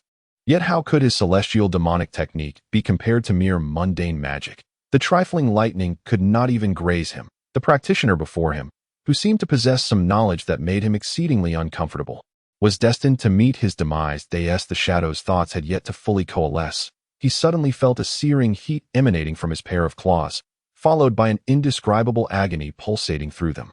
In an instant, a brilliant golden light erupted before him, as the electric net composed of golden arcs surged forth, breaking through the shadows of his claws and enveloping him head-on. Golden arcs? No. This seemed familiar. Could it be? When the golden net unexpectedly ensnared the massive shadow, he abruptly recalled the rumors regarding the golden arcs. Was this not one of the several things that the elder had explicitly warned against when he was imparted the demonic technique? Since he had begun cultivating this art, he had rarely encountered an opponent of his caliber, and he had momentarily forgotten this crucial detail. The shadow's complexion turned a deep shade of purple, fear gripping his heart, yet he refused to surrender passively. Without a moment's hesitation, he let out a bellow, and his towering form suddenly shrank dramatically amidst the explosive sound, transforming into a diminutive figure scarcely 3 feet tall. This maneuver extended the time of contact with the golden net. In that brief moment of reprieve, a muffled explosion rang out. The diminutive figure expanded and contracted in swift succession, erupting into countless glossy black threads that shot off in every direction. Chapter 732. The two-headed serpent. A glint of cold light flashed in Han Li's eyes as his hands, manipulating the golden arcs, suddenly trembled, unleashing a burst of golden radiance. Countless arcs leapt and danced, forming an electric net that was suddenly 3 times more intricate than before. In an instant, it contracted sharply. As a result, the black threads that had shot forth collided with the golden arcs. A thunderous crackle ensued. Under the punishing onslaught of the golden arcs, the black threads dissipated into swathes of black smoke that rose within the net, accompanied by piercing cries of agony that echoed hauntingly. Soon, the black threads, now trembling in fear, retreated back into the center of the golden net, coalescing into a sinister, glossy black infant. Its face etched with terror. It opened its mouth, releasing waves of inky dark energy that rapidly enveloped it in layer upon layer, desperately attempting to resist the approaching exorcising divine thunder. Han Li's expression remained impassive, a flicker of derision crossing his lips as the golden arcs in his hands suddenly thickened. The arcs blazed brilliantly, almost blinding to behold. The cries within the electric light erupted once more, gradually diminishing beneath the booming thunder until they faded into silence.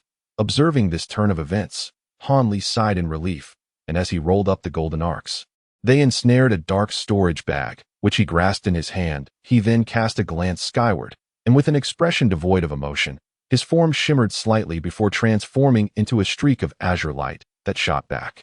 The entire sequence, from Han Li exchanging a few terse words with the cloaked figure to unleashing the exorcising divine thunder to obliterate his adversary, transpired in the blink of an eye. Not only were the bald-headed man and the elder surnamed Ma left astounded, but even the tall, lean sorcerers above, including the two esteemed masters of the Mulan sect, stared in disbelief, unable to comprehend the extraordinary events unfolding before them. It is known that the practitioners of Tian-Nen are not fully aware of the true nature of the figures cloaked in black, yet they possess a considerable understanding of the situation. These enigmatic cultivators hail from the vast empire located on the other side of the Mulan grassland. Although the reasons for their sudden arrival in Mulan and the terms they have negotiated with the divine masters of the three major tribes remain unclear, their willingness to offer assistance is indisputable. Without a doubt, these individuals possess martial techniques and divine abilities that far surpass those of their counterparts in the Tian-Nen realm.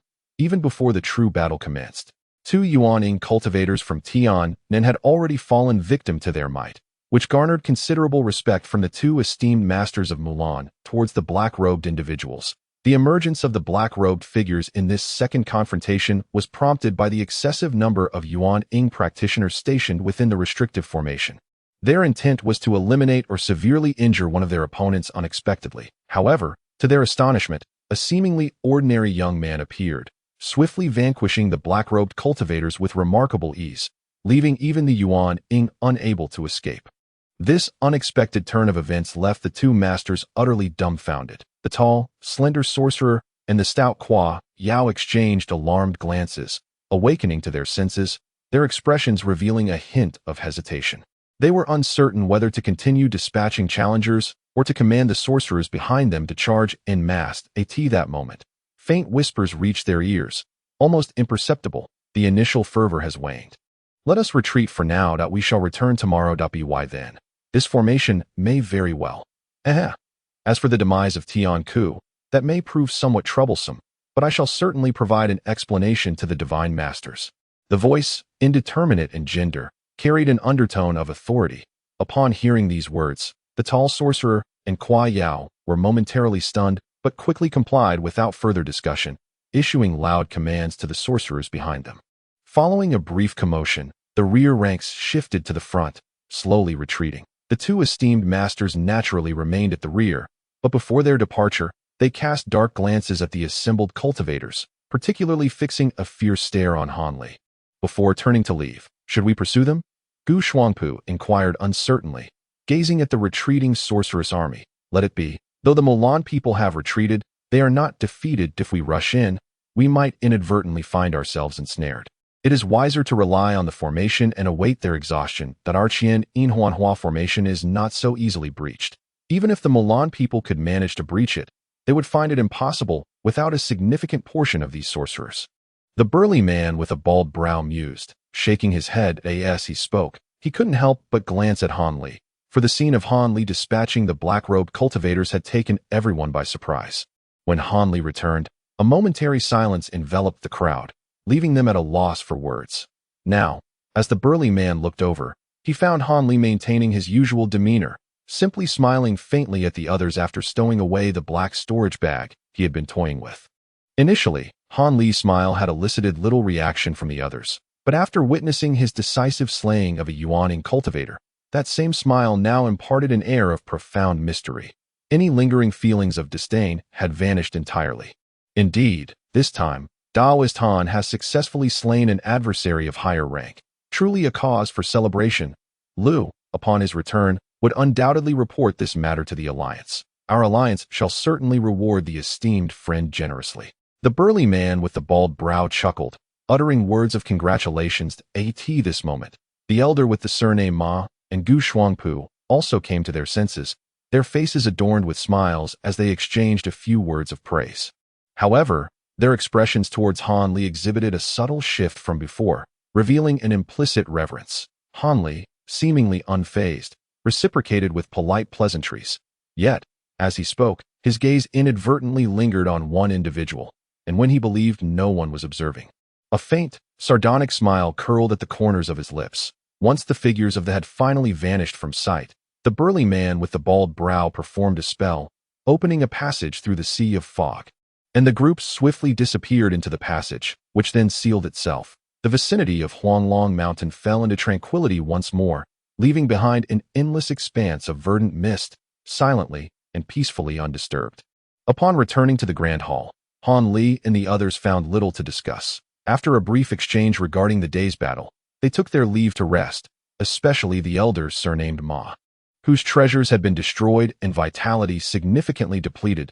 He required solitude and medication to recuperate his spiritual energy. Before long, the grand hall was empty, leaving only the burly man behind. He sat in the main seat, bowing his head, lost in contemplation, pondering matters unknown.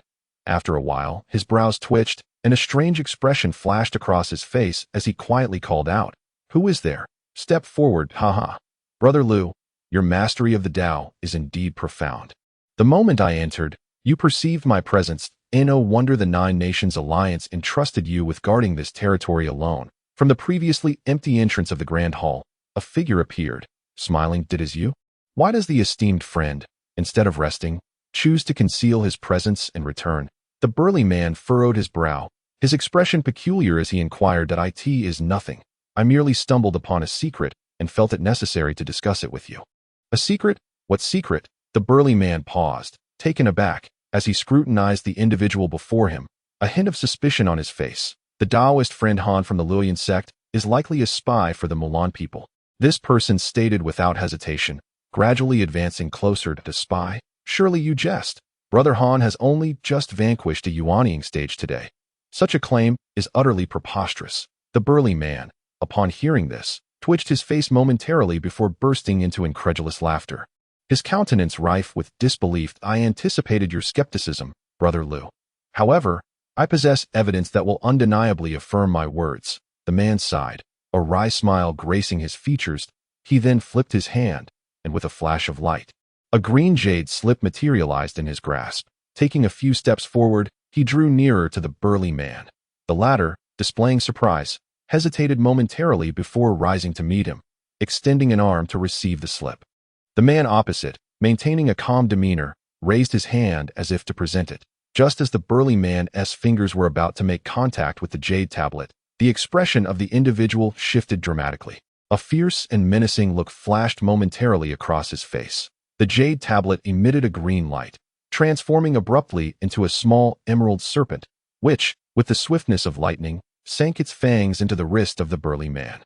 The man, surnamed Liu, was taken aback, his face a mask of astonishment. He opened his mouth, as if to cry out, but in an instant, his countenance turned a ghastly black and purple, and he collapsed silently to the ground. Lifeless and motionless, the twin-tailed emerald serpent lived up to its reputation. In terms of toxicity alone, it was likely not inferior to the legendary 10 absolute poisons. After being bitten, the man found himself bereft of any power to escape. Were he possessed of wings, he would undoubtedly be a formidable threat to any cultivator. A flicker of joy crossed the face of the assailant, who stepped forward to scrutinize the body that was beginning to dissolve.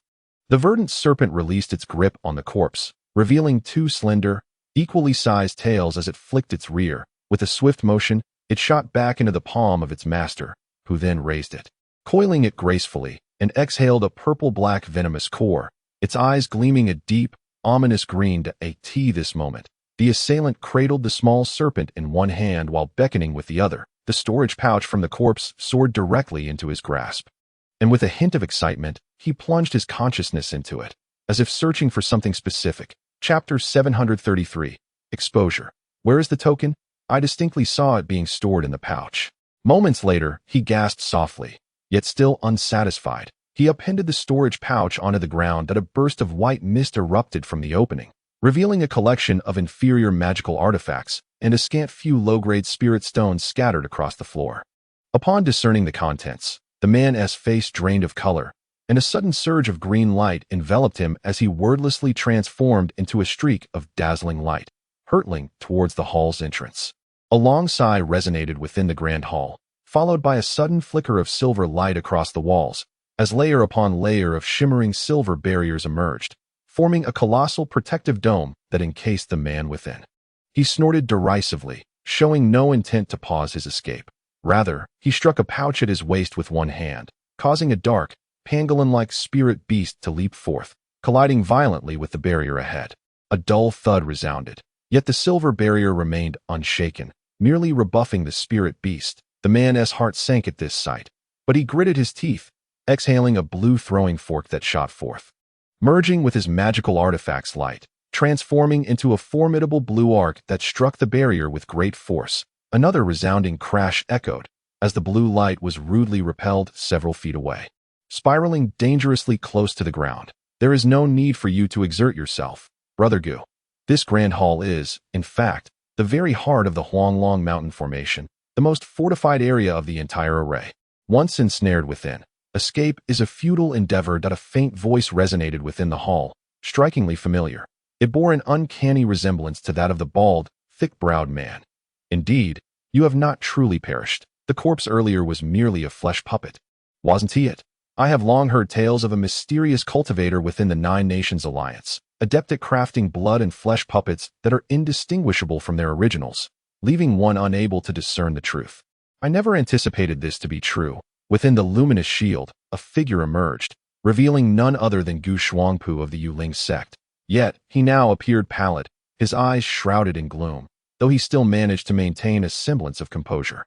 Indeed, Brother Gu seems to possess considerable knowledge regarding the matters of our Nine Nations Alliance. Even being aware of the intricacies surrounding the substitute puppets, it is true that the entity you vanquished moments ago was merely a puppet I had been manipulating. The fact that even a cultivator of your caliber, a nascent soul practitioner, failed to discern the difference speaks volumes about the puppet's deceptive resemblance to reality. Outside the hall, a flash of white light heralded the entrance of a burly man with a bald brow. He gazed intently at Gu Shuangpu within the luminous shield, and then glanced at the puddle of blood that had once been the puppet, uttering in a measured tone, "Humph, what use is mere appearance? Were it not for my reluctance to arouse your suspicion and scan your puppet with my divine sense, a mere shell would not have been able to deceive me. Moreover, I should have anticipated that the dual-tailed emerald serpent, which I had meticulously nurtured for hundreds of years, though indeed exceptionally venomous, could not so easily eliminate a nascent soul practitioner. My initial intention was merely to severely wound you. However, having struck a successful blow, I mistakenly underestimated the serpent's toxicity. It appears I have been somewhat overconfident. Ji Shuangpu spoke with a countenance as calm as water, a trace of regret flickering in his eyes. I, Lu, commissioned the creation of this puppet on a whim. I certainly did not believe that such a lifeless entity could rival an external incarnation. Yet, this mere puppet has revealed you, Brother Gu, as a traitor colluding with the Mulan people, thus not entirely wasting my substantial expenditure of spirit stones. The burly man named Lu spoke with a sardonic smile rather than anger. Ji Shuangpu's expression twitched momentarily before falling silent. However, after a brief pause, he coldly inquired, "Your tone suggests you anticipated my arrival and had prepared the puppet in advance. Did you discover my presence at Fire Dragon Mountain the moment I arrived? That is not the case. Why would I suspect an elder of the Yuling sect without cause? I merely received a warning from another." Lu shook his head, continuing, "Initially, I was somewhat skeptical of this matter, but now I am thoroughly convinced. Han, Ma, please reveal yourselves." The burly man called out, gesturing to his sides. Upon hearing this, Gu Shuangpu could no longer maintain his somber demeanor, his expression changing dramatically. As a result, two figures emerged from the stone walls on either side of the grand hall, one being the composed Han Li, and the other, the solemn elder of the Ma family. "I truly did not expect you, Taoist Gu, to engage in such actions. I wonder what benefits the Mulan people have offered you to drive you to such madness," the elder Ma lamented, his face etched with sorrow. "Humph, madness. I was originally one of the Mulan people. What is there to consider madness?" Gu Shuangpu retorted coldly, fixing his gaze upon the elder. "You are one of the Mulan people." The burly man and the others were taken aback, their expressions reflecting their surprise. Of course. What do you think could entice me? A nascent soul practitioner. You southern cultivators are utterly oblivious to the scarcity of resources for cultivation in our Mulan grasslands. Each year, countless low-tier practitioners who could have advanced miss their prime opportunities due to the absence of medicinal pills and spirit stones, ultimately becoming nothing more than a pile of bones after a century.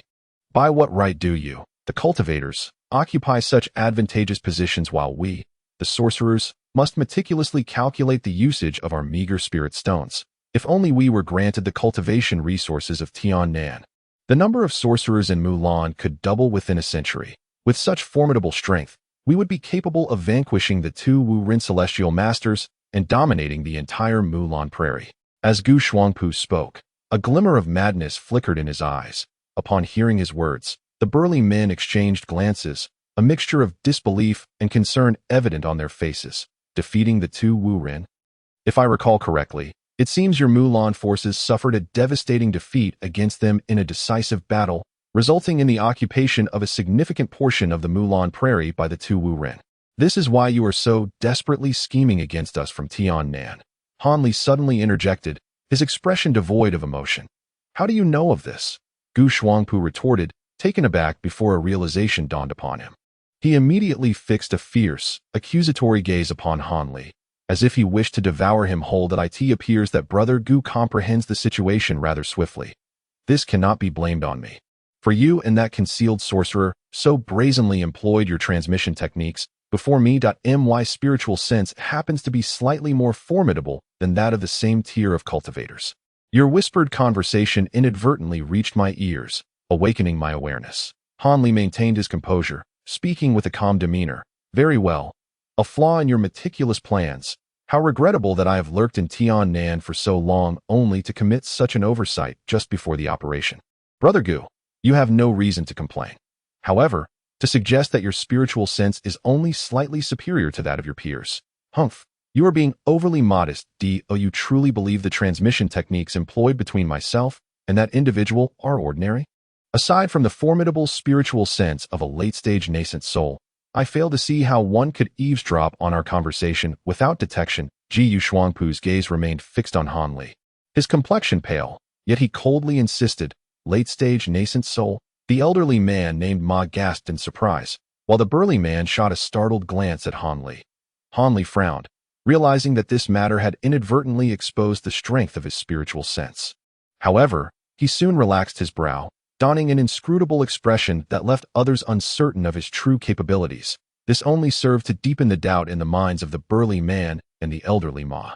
After all, the notion that an early-stage nascent soul cultivator could possess spiritual sense comparable to that of a late-stage one seemed rather preposterous. Since you have acknowledged your identity as a spy, let us not be merciful. Although I, Lu, might wish to spare your life for the enforcement of justice within our alliance, the impending battle leaves me no choice but to ensure your complete annihilation. The burly man finally recovered from his astonishment at Han Li's revelation and turned his icy gaze towards Gu Shuangpu within the barrier. Without waiting for further words, he flipped his hand, revealing a shimmering silver token. Raising it high, he gently waved it towards the barrier. With a sharp sound, a torrent of silver light erupted forth, striking the barrier and vanishing without a trace. Within the shimmering confines of the silver barrier, countless silvery blossoms emerged seemingly from thin air, each one more resplendent than the last, cascading gracefully from above. Upon witnessing these silver flowers, Gu Shuangpu reacted as though confronted by a venomous scorpion, his countenance darkening considerably. Without a moment's hesitation, he hastily patted his body several times, summoning layers of various colored barriers to envelop him. Simultaneously, he gestured towards the azure flying fork before him, which spun rapidly, darting overhead to transform into a blue light screen that shielded him. Let us proceed. There is nothing more to behold, he declared. Even if his cultivation is formidable, he cannot endure long within this restriction. It will not be long before he is annihilated by the thunderous flames. We should deliberate on the aftermath.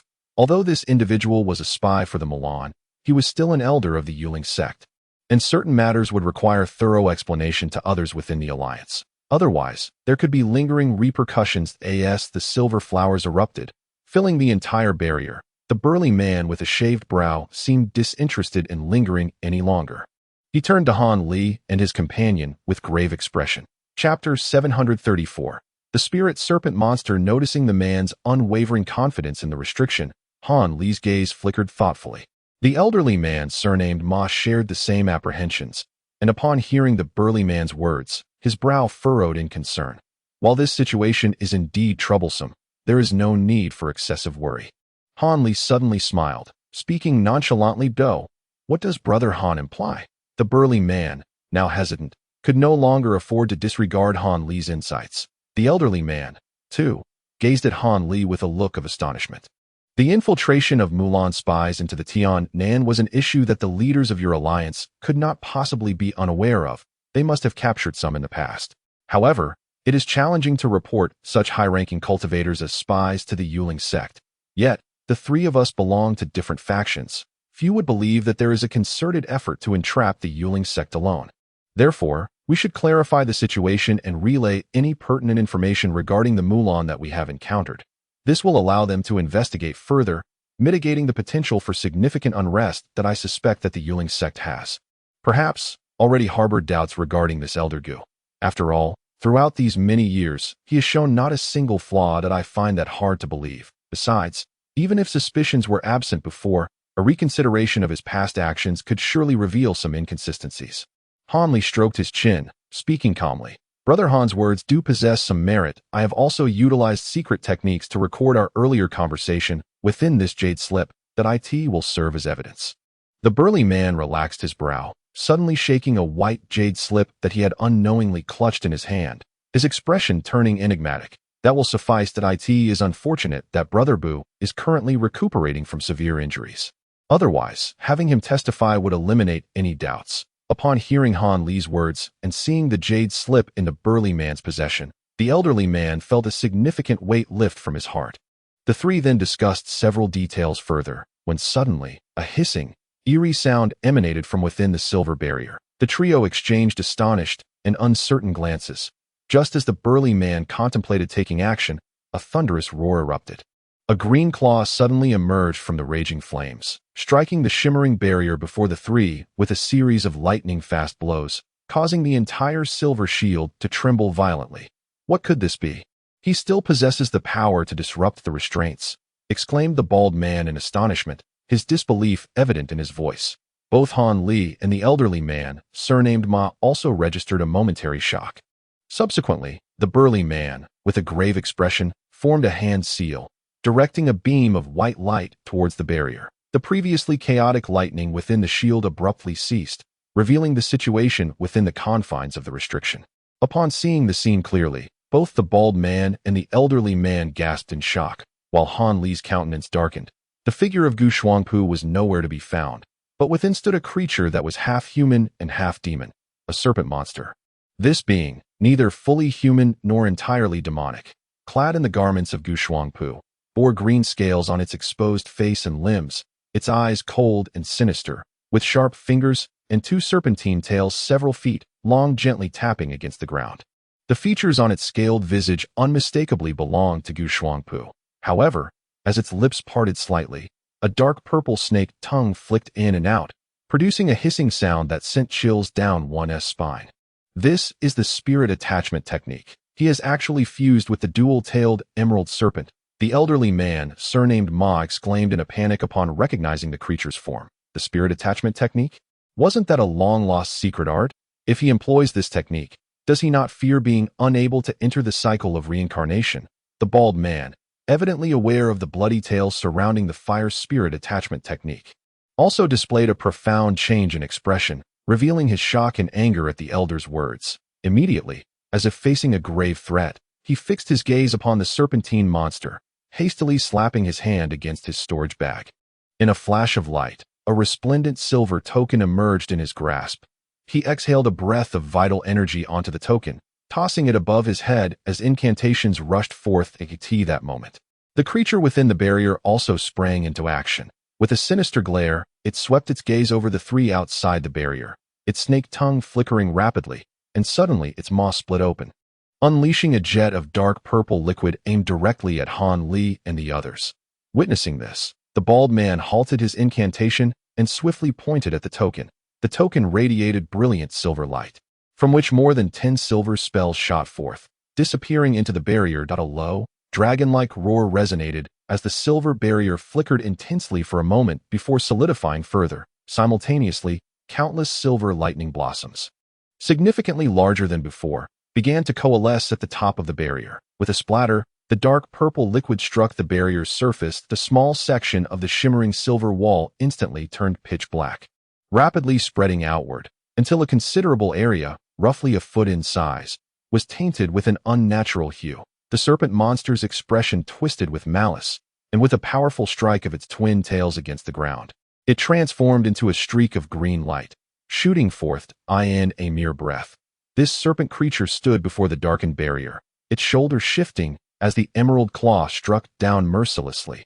with a resounding crash. The resilient barrier was torn open as if it were mere paper. The monster, witnessing this, was filled with elation, and in a swift motion, it prepared to slip through the opening. Upon witnessing this, the burly man with sparse brows displayed an expression of profound astonishment.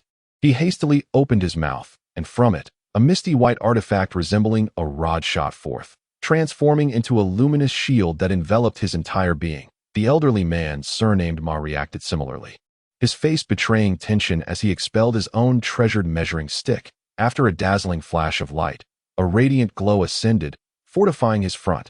Both men were acutely aware of the terrifying power that a nascent soul cultivator could wield when employing spirit-enhancing techniques. Setting aside the formidable spells and techniques, their cultivation levels could swiftly rival those of mid-stage practitioners. Upon witnessing the monstrous entity break free, they naturally prepared for a protracted battle, prioritizing survival over accolades. Yet at that moment, a resigned sigh echoed from the side. Hanli had taken the initiative. He was already mere inches away from the breach. With a slight movement of his legs, he positioned himself directly in front of the opening. The serpent-like creature charged forth, its upper body already protruding. Upon spotting Hanli before it, a malicious glint flashed in its eyes, and without any warning, it unleashed a stream of purplish-black venom once more. "Be careful, fellow cultivator. Dodge quickly," warned the burly man and the elderly man, their faces paling at the sight of the venom they had just witnessed. Their urgency did not stem from any deep bond with Hanli, but rather from a shared animosity towards the common foe. Moreover, with the army of spellcasters yet to formally assault the Great Formation, neither wished to lose another high-ranking ally. Hearing their alarmed shouts, Hanli fixated on the incoming stream of venom, a flicker of unusual emotion crossing his face. With a single hand, he raised it with a seemingly languid yet swift motion, his fingers curled. And in an instant, a layer of eerie blue flames materialized around his palm, reaching out directly towards the venom. This unexpected action startled the burly man and the elderly practitioner, while the spirit-enhanced creature paused momentarily, unhesitatingly releasing another spray of venom. A faint, almost imperceptible smirk crept across Han Li's lips as the brilliant blue light erupted between him and the creature. A crackling sound ensued, the brilliance flashing violently before vanishing in an instant. The burly man and the elderly man hurriedly blinked, bewilderment returning to their gazes. The scene before them rendered them utterly speechless. The serpent-like spirit creature had barely breached the protective barrier, its grotesque visage alight with ecstasy. Yet its entire form now shimmered with a crystalline brilliance, transformed into a lifelike blue ice sculpture. The purplish venom it had expelled had morphed into a slender icicle, bizarrely extending several feet from its mouth. Meanwhile, Hanli had mysteriously positioned himself behind the creature, his hand, radiating blue magical flames, slowly retracting from the creature's neck. Indeed, this was a creature birthed from the initial stage of spirit enhancement, though possessing considerable intellect. Its combat experience was woefully lacking. It posed little threat. Hanli observed the ice sculpture, stating nonchalantly, "It appears to be a mere trifle." He then raised his other hand, a thick golden arc bursting forth from his palm, striking the ice sculpture and instantly transforming into a delicate golden net that ensnared the icy figure. The intertwining blue and golden lights flickered together, followed by a sound of shattering, as the ice sculpture fractured bit by bit. Amidst the swirling blue light of ice crystals, a fist-sized purplish-black object suddenly emerged, swiftly darting outward. However, it collided with the prepared golden net, emitting a shrill, inhuman shriek. Han Li's expression hardened as he closed his fingers. Converging them upon the golden arc, the golden net instantaneously constricted and then erupted with a violent burst. A blinding golden radiance surged forth, engulfing the purple-black entity within its luminous embrace. Chapter 735, Turning the Tables. After a piercing scream, the serpent monster's nascent soul transformed into a wisp of azure smoke. This spirit-binding technique, after all, is an exceptionally malevolent ancient secret art of the demonic path, which is naturally suppressed by the exorcising divine thunder. It did not even have the opportunity to employ a teleportation technique before vanishing without a trace in the distance. The bald man gaped in astonishment, his mouth agape for an extended period. Unable to close, the elderly man, surnamed Ma, maintained a semblance of composure, yet the astonishment in his eyes was unmistakable. Observing the shock on their faces, Hanli had already anticipated their reactions and did not reveal any signs of surprise. Instead, he extended his hand to retrieve the fallen storage bag and the blue flying spear, lifting them effortlessly with one hand. After scanning them briefly with his divine sense, he suddenly tossed the two items to the burly man. Although we have eliminated the individual, let us return their magical treasures and the contents of the storage bag intact to the Spirit Control sect. This way, the Spirit Control sect will find it more difficult to voice any objections. Hanli remarked, casting a gaze towards the two. Brother Han's reasoning is indeed sound. Let us proceed, as you suggest. Perhaps Han Li's swift annihilation of the spirit-binding serpent had left the bald man still reeling from shock. As he expressed no dissent and instinctively agreed, the elderly man, after moving his lips a few times, also refrained from uttering any opposing words, awkwardly stowing away the magical artifact. Initially, Han Li's extermination of the black-robed figure could be attributed to the latter's negligence and a stroke of luck. However, now, with bare hands, he had effortlessly dispatched a spirit-bound creature whose cultivation was on par with that of a mid-stage nascent soul. The impact on the two was profound. They almost simultaneously speculated that this new elder of the Falling Cloud sect must possess abilities surpassing that of a late-stage nascent soul cultivator. Once this thought took hold, it was no wonder their reactions were so flustered. Since the matter has been resolved, I shall take my leave to rest for a while. When the sorcerers return, feel free to summon me, Hanli stated with a calm demeanor. Brother Han, please do as you wished. I shall remain here with Brother Ma to keep watch, the bald man replied, a hint of reverence creeping into his voice. Hanli smiled at this and bowed slightly before turning to exit the hall.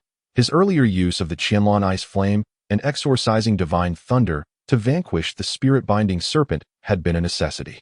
He knew well that if he had not taken the initiative, the bald man and the elderly man would have struggled to contain the creature that had already escaped its binds. After all, the cultivation of the spirit-bound monster was exceedingly high, and should it flee, it would certainly pose endless future troubles. Moreover, now that he had condensed his nascent soul, there was no longer any need to conceal all of his abilities. The current situation amidst the chaotic Star Sea was vastly different from the past at that time. His cultivation was low, and he found himself in unfamiliar territory, necessitating a degree of concealment to avoid attracting undue attention and potential peril. However, now that he had achieved nascent soul status, he had ascended among the ranks of high-tier cultivators in this realm, and aside from a select few, others could hardly pose a significant threat to him. Thus, his concerns had considerably diminished. Furthermore, given the current invasion of the sorcerers, it was evident that even if he wished to continue concealing his abilities, it would be an impossible endeavor at the very least. Following the previous treasure-hunting expedition in the Mulan grasslands, the ghostly spirit sect and the likes of Nan Long Ho should have recognized the formidable prowess he possesses. In light of this, it would be more prudent to openly reveal a portion of his strength. This could serve to instill fear in the hearts of petty miscreants. Otherwise, if other practitioners of similar rank were to perceive him as weak and easily bullied, it might provoke unnecessary conflicts. Of course, Hanli would not readily expose his several life-saving trump cards in front of others. As he pondered these matters, he also sensed the peculiar sensation of his Yuan Ying enveloped in the purplish flames. Just moments ago, in the face of that spirit-infused creature, he had unleashed the entirety of the Qian blue ice flame contained within, managing just in time to freeze the beast.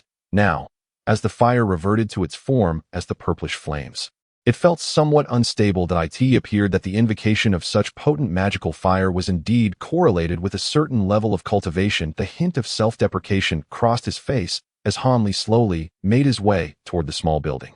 Brother Liu, we truly underestimated the situation. This Taoist Han possesses unfathomable abilities, and his strength is far beyond our comparison, remarked the elder with the surname Ma, a pained smile gracing his features as Hanli exited the grand hall, his figure gradually receding into the distance. Indeed, although his cultivation is merely at the early stage of Yuan Ying, the mere presence of that golden electric arc and the unknown blue flame would likely compel even mid-stage Yuan Ying practitioners to retreat in trepidation.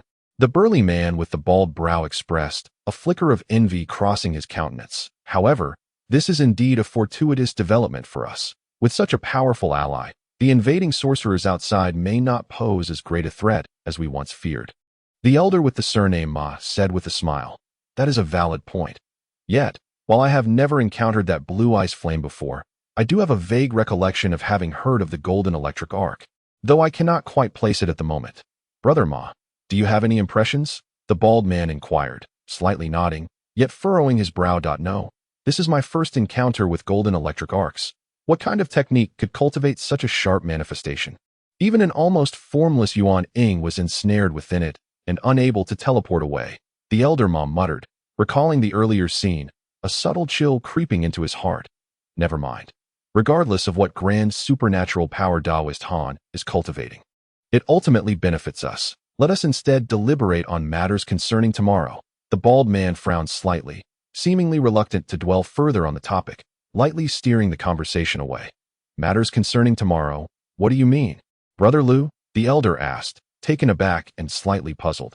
Since the Milan people have employed spies to sabotage the Grand Formation, we might as well turn the tables on them, the burly man remarked, a glint of cold light flashing in his eyes. You mean? The elder Ma immediately grasped the implication, enlightenment dawning upon him. Quite simply, we. The voices of the elder and the burly man within the hall suddenly dropped by 3 degrees, their words becoming faint and indistinct. Moments later, the sound of the bald man's boisterous laughter echoed through the hall, as if he took great pride in his scheme. That on the following day at noon, just as the scorching sun hung high in the sky, the thunderous sound of war drums resonated, and a vast horde of sorcerers, dark as a storm cloud, approached from the distance. Yet, this time, a colossal creature emerged from their ranks. It was a brown behemoth, standing over 30 zhang tall and measuring more than 20 zhang in length. At first glance, it appeared as though a colossal rhinoceros, magnified dozens of times, stood before us. At the forefront of this gargantuan creature's snout, a magnificent horn, measuring nearly 10 feet in length and shimmering in blue, was particularly striking. Draped over its immense body was a layer of glossy black armor, upon which various symbols and incantations flickered and glimmered, suggesting an extraordinary value. Despite its immense size, this beast was remarkably adept at flight, with blue, strange clouds rising from the ground beneath its 4 powerful legs, allowing for an astonishing agility that belied its bulk. Perched atop the creature was a young woman, around 20 years of age. She possessed delicate features, yet a subtle malevolence flickered in her beautiful eyes, occasionally illuminated by a cold gleam, all while clad in a short, deep green garment. Flanking her were the tall, slender sorcerer and Qiang from the previous day, positioned respectfully on either side, as if honoring her presence. As they approached the sky above Huanglong Mountain, a look of surprise crossed the face of the woman in green as she uttered a soft exclamation. Has Master Lu discovered something? Qiang inquired, unable to contain his curiosity. Indeed, something seems amiss, she replied, her eyes shimmering with an unusual light as she spoke slowly. Could there have been a change? Did the individual fail to succeed? The tall sorcerer, momentarily taken aback, began to feel a sense of unease. Not necessarily. You may observe for yourselves, she replied nonchalantly, closing her eyes and falling silent. The tall sorcerer and Qiang exchanged puzzled glances before simultaneously extending their senses ahead. Moments later, astonishment washed over their faces. Qiang, in particular, exclaimed in disbelief. What has transpired? The fog has dissipated. Wasn't it agreed that the restrictions would be lifted only halfway through our attack, ensuring the annihilation of these cultivators? Now that these restrictions are fully lifted, could something unforeseen have occurred? Uncertain. Let us approach and investigate further, the tall sorcerer replied hesitantly. The woman atop the beast remained expressionless, uttering not a word. Thus, the sorcerer army continued its advance, with all members exercising utmost caution under the tall sorcerer's stern command. The remainder of the brief journey unfolded without incident. The sorcerers successfully arrived at the high altitude where they had lingered the previous day. But upon witnessing the scene below, a wave of unrest swept through them. The boundless sea of emerald mist that should have enveloped the area had vanished, revealing the exceptionally clear peaks of Huanglong Mountain and the exquisite pavilions atop its summit. Yet, these once splendid structures now lay charred and blackened, with wisps of green smoke curling upwards, as if consumed by a great fire, presenting a profoundly desolate sight. The mountaintop was eerily silent, reminiscent of an abandoned place. The sorcerer army split to the sides, while the young woman urged the beast forward, her presence commanding the respect of the other sorcerers, which immediately quelled their agitation. Qiang and the tall sorcerer closely followed her lead. Observing the scene before her, The woman's eyes danced with emotion. After a moment of silence, she swept her long hair over her shoulder with a graceful gesture, a cold smile curling at the corners of her lips. This will not do. Although the thick fog has been removed, there are still barriers within that can isolate our senses, preventing us from thoroughly investigating the situation inside, the tall sorcerer remarked, his face a mask of confusion. Indeed, the scenario we currently observe may merely be an illusion. Otherwise, if that individual truly succeeded, how could they have failed to contact us by now? Kuyo remarked with suspicion that so, according to the sentiments of both masters. Are we to simply stand here doing nothing? The woman spoke in a voice as cold as ice. Certainly not. We merely need to exercise a degree of caution. It is also possible that the individual only achieved partial success and fled this place after being discovered and pursued. The other cultivators may have abandoned this location altogether and retreated. The tall, slender sorcerer speculated. Given that individual's cultivation level, they should have had a 70 to 80% chance of success if taken by surprise. However, we must not dismiss the possibility of adverse outcomes. It is conceivable that they have already failed, either perished or been captured. This could merely be a trap. The woman in the green robe curled her lip disdainfully and remarked coldly. What does Master Lu imply? Kuyo inquired, somewhat perplexed. Regardless of whether there is a trap or not, we are here to dismantle the formation. We shall proceed according to our original plan. Should we incur some casualties, it would nonetheless allow us to discern the truth behind this situation, which is worth the risk. The most precious resource we cannot afford to squander is time. According to the latest intelligence, the other forces in Tiannan are gathering reinforcements, and it will only take 2 to 3 months for them to support the Nine Nations Alliance. And we must clear out all the main forces from the cultivators' formation in Tian City within a month to seize the initiative. If we allow the reinforcements to join forces with the Nine Nations Alliance cultivators, even if we manage to defeat them, we would nonetheless suffer substantial losses. The woman spoke with a calm demeanor. Then let us proceed as Master Lu advises. The tall, slender sorcerer hesitated for a moment, but ultimately acquiesced. As for Kuyo's indifference towards the lives of the lower-tier sorcerers, he held no objections either. The woman nodded at this, her red lips moving slightly as she transmitted a few words to an unseen individual. Immediately, nearly 100 sorcerers clad in similar attire surged forth from the ranks of cultivators, gradually making their way towards the summit of Huanglong Peak under the guidance of a core formation sorcerer. This group of over 100 sorcerers transformed into mere black dots, slowly entering the area where the fog had once resided, without any extraordinary events occurring. Thus, each individual held their magical artifacts aloft and boldly ascended towards the peak. Unimpeded, these 100 cultivators arrived at the summit without incident. The tall, slender sorcerer let out a sigh of relief, his face brightening as he spoke to the woman in the green robe. It appears this place has indeed been abandoned by them. Let us allow the others to enter and search as well. They left in such haste. Surely there are many items they could not take with them. Not so fast. Let us observe a while longer. The woman did not even lift her eyelids, responding coldly. The tall, slender sorcerer was taken aback and chose not to press further at this moment. The group of over 100 sorcerers had begun rummaging through the half-burned pavilions and towers, occasionally unearthing valuable items such as spirit stones and materials. Each of these sorcerers was beaming with joy, unreservedly claiming these treasures as their own, stuffing them into their storage bags. The sorcerer army was originally composed of various Mulan tribes, and in the midst of battle, any spoils obtained, aside from shared resources from warehouses and mines, naturally belonged to the individual. Upon witnessing this scene, the external army of the Fa began to stir restlessly. Opportunities to seize such abundant spoils without engaging in a fierce battle are indeed rare, igniting a fervent desire among the others, who became increasingly eager and covetous. With such an extensive array of towering structures, who could fathom the treasures that might lie hidden within? Lu Shangshi. Do you see? After waiting a while longer, the tall, slender Fa and Ku Yao could no longer remain seated. Ku Yao hesitantly spoke up, since the two of them were part of this faction of Fa. It was evident that most hailed from their tribe. The Mulan grasslands had always been bereft of cultivation resources, and naturally, they did not wish for their fellow tribesmen to miss this opportunity. As for the 100 Fa ahead, they belonged to a relatively weak minor tribe. Acquiring such a modest amount should suffice. The woman in the green attire remained impassive, seemingly oblivious to the words exchanged between the two. Yet her beautiful eyes subtly narrowed, becoming somewhat hazy and distant. Ku Yao and the tall Fa Sure exchanged glances, hesitated for a moment, yet chose not to continue their discourse, after a considerable time had elapsed.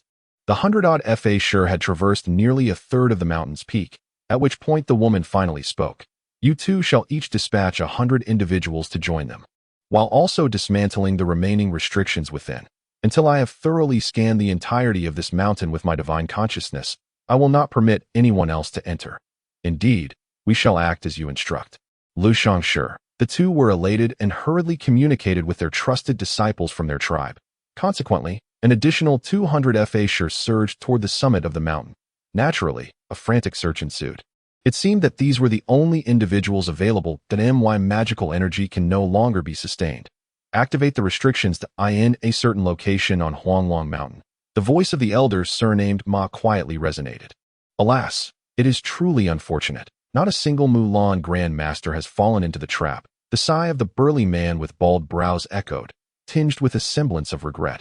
However, shortly after these words were uttered, a thunderous roar reverberated, growing from a low rumble to a resounding crescendo that engulfed the entire peak, causing tremors to ripple across its heights. At this moment, the 300 Fa Sure, who had been treasure hunting on the summit, were stricken with alarm, and without the need for command, they scattered in a frenzy, fleeing in all directions. Among them, 3 nascent soul stage Fa Sure naturally fled the fastest, darting away in a matter of blinks, covering dozens of zhang. Yet, no matter how swift their escape, they could not breach the confines of the Great Formation. Above the mountain, various ethereal lights shimmered into existence, as the previously dissipated mist surged forth, instantly transforming the area surrounding Huanglong Mountain into a sea of green fog. Witnessing this development, the tall Fa Sure and Ku Yao turned pale, their expressions darkening, even taking on a shade of ashen gray. Meanwhile, the woman in green, seated upon the back of a colossal beast, remained unflinching, her gaze as cold as ice, not a single brow twitching. Indeed, it was a trap. Such a pity. Had it not been for the intervention of Gu Daoyu, they could have continued to lurk and exert a more significant influence. After observing for a moment, the woman uttered her merciless words. Lu Shangshi. Those inside. Ku Yao clenched his fists, his eyes aflame as he stared into the misty sea. The nascent soul cultivator who had led the charge was a highly valued direct descendant of his, and it was unexpected that they would fall into the opponent's formation. Amidst the anxiety, the individual could not help but entertain the thought of rescuing others. Do not waste your efforts, she remarked with an air of indifference, given the opponent's mastery as a nascent soul cultivator. Dealing with a few core formation practitioners within the Great Array would be a trivial matter. They have likely already been eradicated. The woman in green cast a glance at Ku Yao, her expression devoid of emotion. If that is indeed the case, Master Lu, allow me to take the lead in breaking the array. I shall unleash the essence of the fire spirit and shatter this formation in one breath, reducing the cultivators within to mere ashes. After a series of color changes on his face, Ku Yao finally spoke with a fierce countenance. The essence of the fire spirit. Very well, since you possess such resolve, I shall ensure that the giant rhinoceros beast cooperates with you. However, it would be wise to reserve your fire spirit essence for a critical moment, and pay close attention to the young cultivator who extinguished Mr. Tian Ku. I suspect he is the one responsible for the destruction of Master Mu's physical form. If that is the case, his abilities are considerable, and he wields an exceedingly peculiar blue demonic flame. One misstep, and you may find yourself ensnared. The woman raised her delicate brows as she spoke. The cultivator who destroyed Master Mu's physical form. I have heard he possesses the rumored thunder escape technique. Is that true? The tall and slender mage's expression shifted, revealing a hint of trepidation in his eyes. Master Wen, your techniques are most vulnerable to such close combat practitioners. Exercise extreme caution and avoid confrontation with him. Leave him to me. My refined wind technique guarantees my speed will not be outmatched by his thunder escape, even if his demonic flames and golden arcs are formidable. If I keep my distance, they shall be of no consequence. As for his other abilities, he is merely a nascent soul cultivator in his early stages. Can he truly contend with me? A glimmer of cold light flashed in the woman's eyes as she spoke with a tinge of pride. Very well. This adversary shall be dealt with by Master Lu. After all, Master Lu is on par with the Saintess of Tianlan, and that individual would certainly not pose a challenge. Upon hearing this, The tall mage felt an instant sense of relief, evidently possessing great confidence in the woman in green. Humph, the Saintess of Tianlan. The previously composed woman's demeanor darkened upon hearing this name. The tall mage, startled by her cold snort, recalled that Master Lu bore the shame of having been defeated by the Saintess of Tianlan, and had always despised the mention of this event. This, actually, the tall mage mumbled, attempting to retract his words, but the young woman abruptly waved her hand, her expression returning to one of tranquility. Enough. Breaking the array is of utmost importance. There is no need for further discussion. Let us unleash our assault on the great array. Yes, the tall mage replied, his heart slightly eased as he echoed Ku Yao's words in a certain area of the fog-laden sea, where visibility was virtually non-existent. The headless body of a core formation mage collapsed to the ground. Not far away, a figure flickered through the dense mist, revealing Han Li, enveloped in azure light. He cast a glance at the distant corpse, then summoned a blue rainbow that spiraled above it before swiftly returning. Unhurried, he took a few steps forward, collected the mage's storage pouch, and upon inspection, his expression turned to one of disappointment. Inside, there were only tattered remnants, devoid of any items related to spiritual techniques.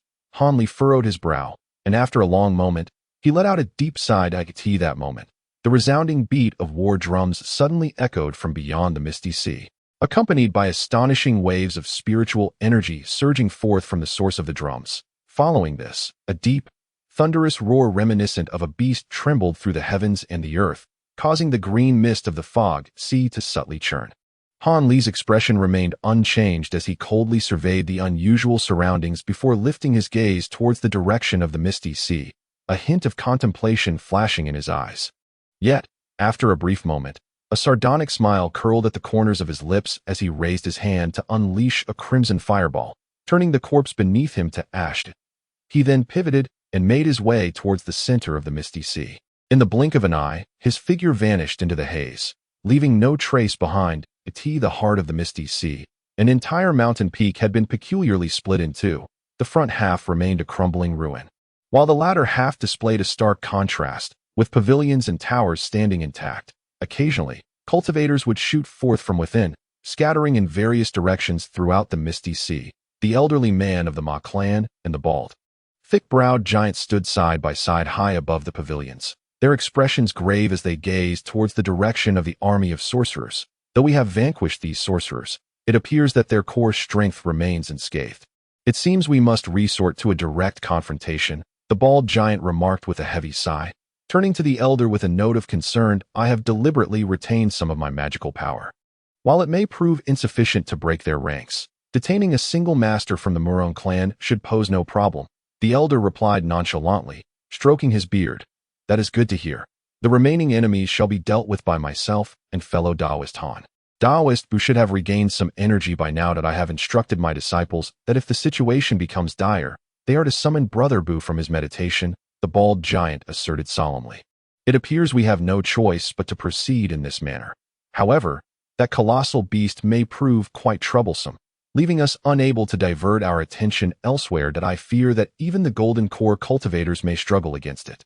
The elder said, using his spiritual sense to assess the massive creature outside the formation, a hint of hesitation crossing his features. Ahem, this is an unavoidable situation.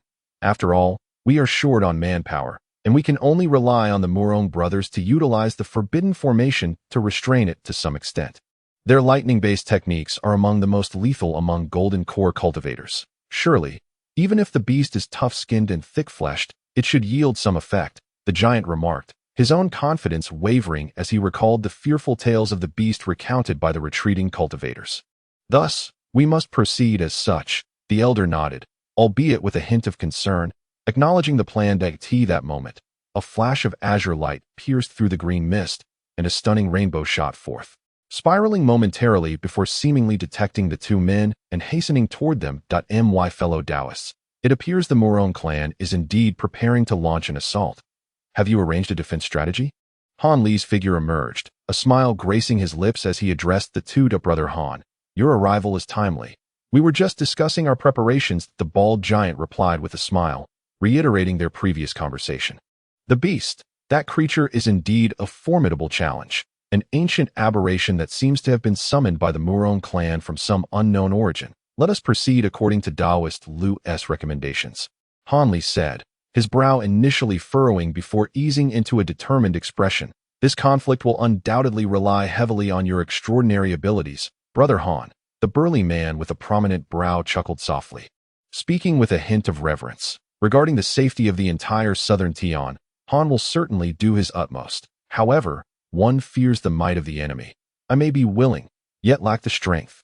Upon hearing this, Han Li stroked his nose and replied calmly, since we've revealed our strength, I shall no longer feign modesty. If Brother Han finds himself unable to contend with the adversary, it would not be our failing. I trust the others in the alliance would not reproach us either. The elder surnamed Ma smiled broadly and complimented. Brother Ma holds Han in such high regard, but my abilities are not as profound as you both imagine. Please do not hold expectations too lofty. Han Li cast a glance at the elder, a subtle smile playing on his lips. Regardless, Brother Han is no ordinary initial stage cultivator. Your powers far exceed what I and Taoist Ma can compare to. This impending battle. The Mulan are commencing their assault. The burly man, eager to forge a closer rapport with Han Li, had only spoken halfway when his expression changed abruptly, his gaze hastily shifting to the distance.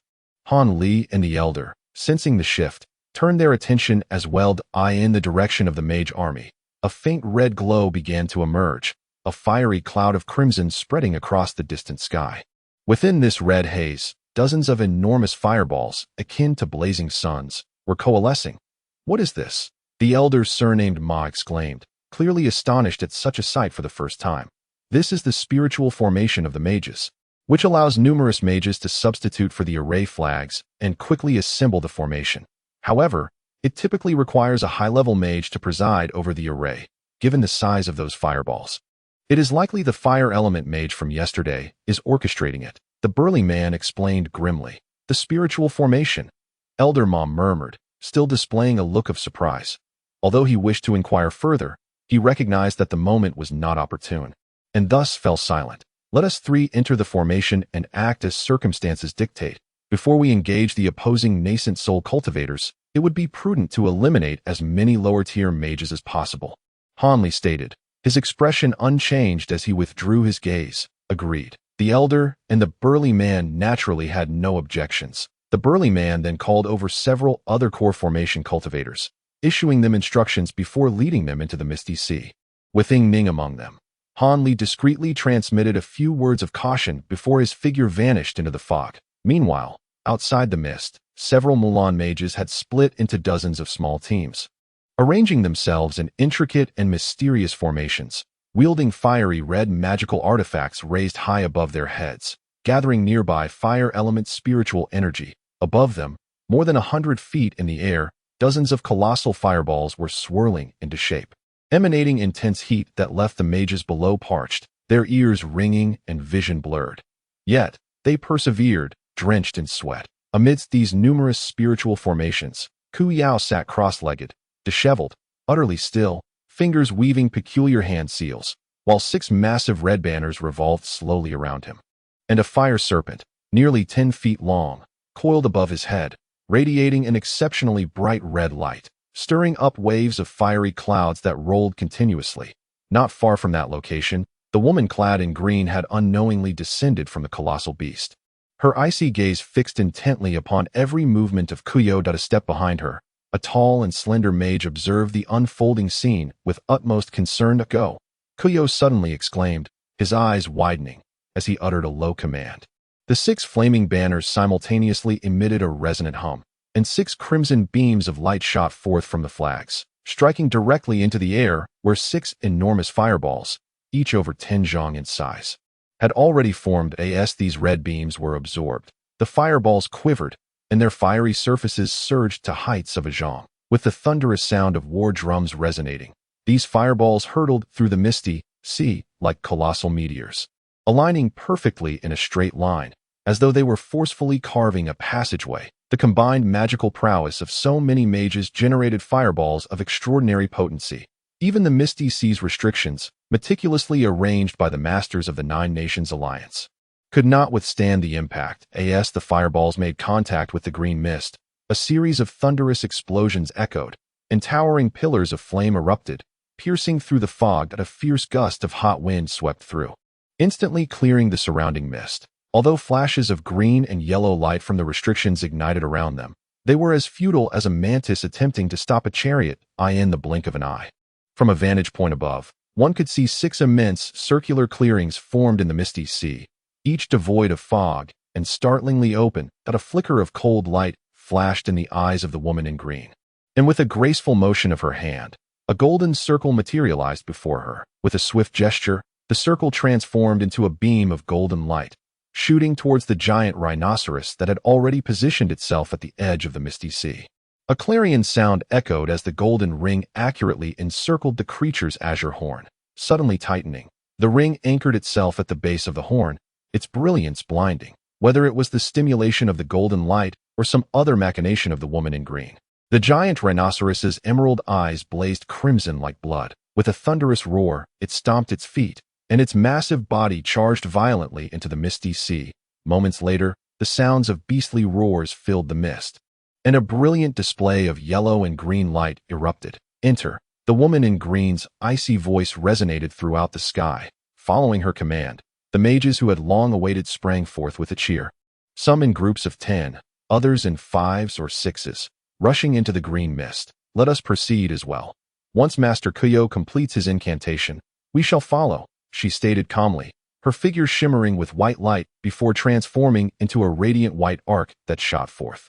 The tall mage responded hastily, morphing into a streak of dark light that trailed closely behind her. Moments later, only the hundreds of mages left behind to arrange the formations remained at the forefront of the misty sea.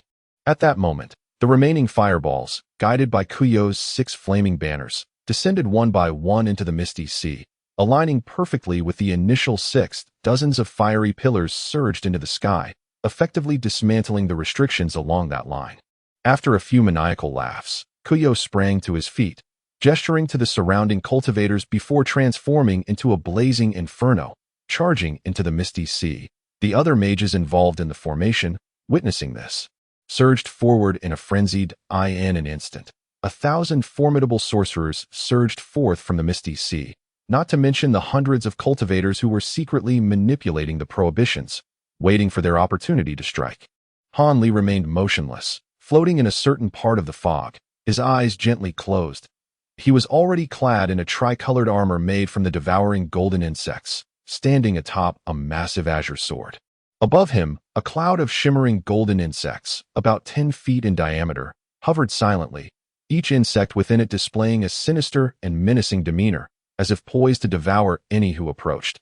Han Li's eyelids fluttered slightly before he slowly opened his eyes, a hint of astonishment crossing his face. Indeed, there were mid-stage nascent soul mages among them, but it was surprising to find a female sorceress.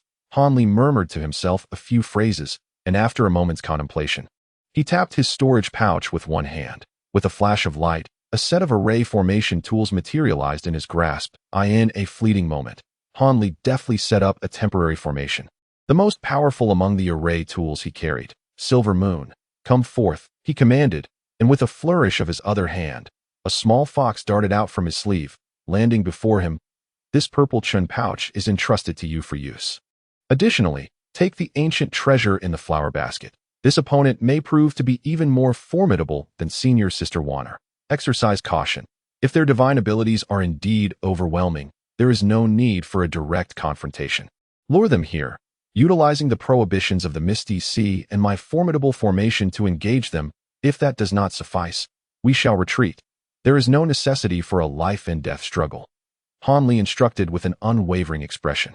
He then flipped his hand, revealing the purple chun pouch and the ancient flower basket, which he tossed to the small fox.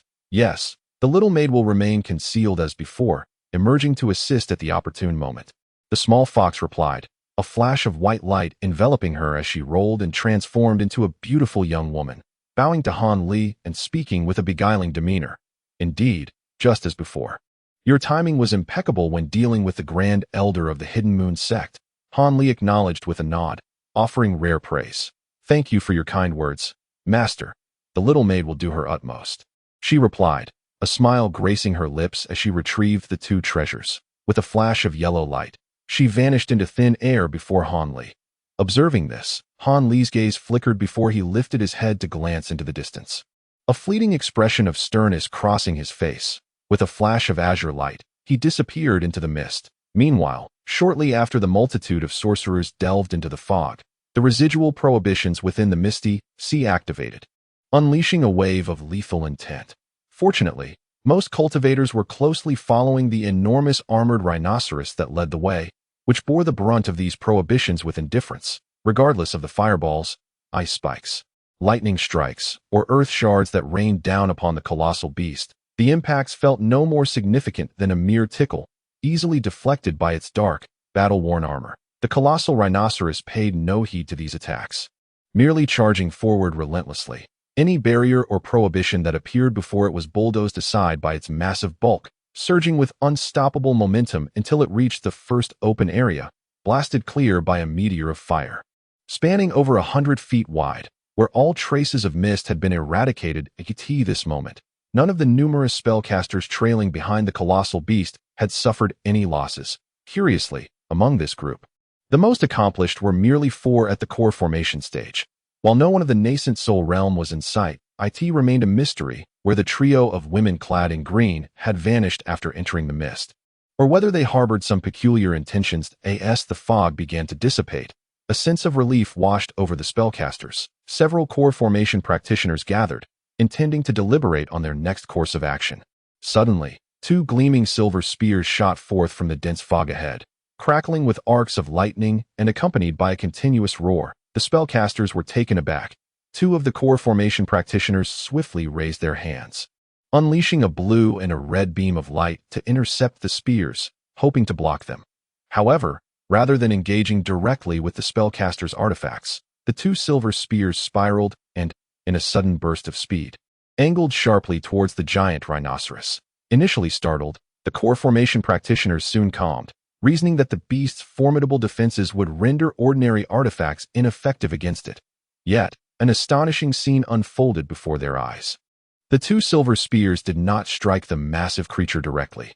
Instead, as they soared above it, they abruptly halted. Without warning, the spears crossed and collided fiercely. The thunderous boom echoed, followed by a thick arc of lightning that erupted from the impact, striking down with tremendous force upon the giant beast's head. The blue protective aura surrounding the rhinoceros flickered and was ruthlessly shattered by the silver arc, solidly impacting its obsidian shell. A resounding crash ensued, and as the electric light faded, the giant remained unscathed.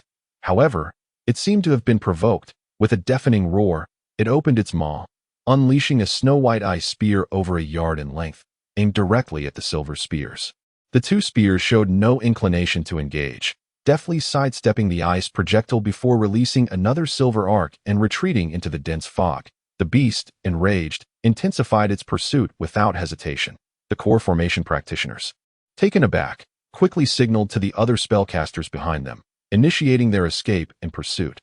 Yet, before they could mobilize, an array of vibrant lights flickered from the surrounding mist, revealing over 100 spellcasters emerging from all directions, unleashing a barrage of magical artifacts in a relentless assault upon the group of spellcasters.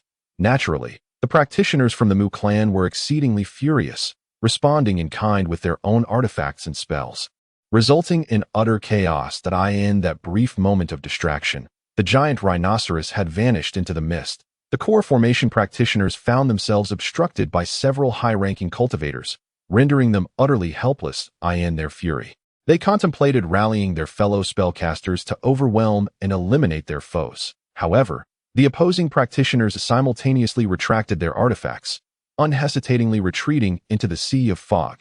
Witnessing this scene, the spellcasters exchanged glances, uncertain whether to pursue. Their hesitance palpable. With so many individuals involved, they could not act independently.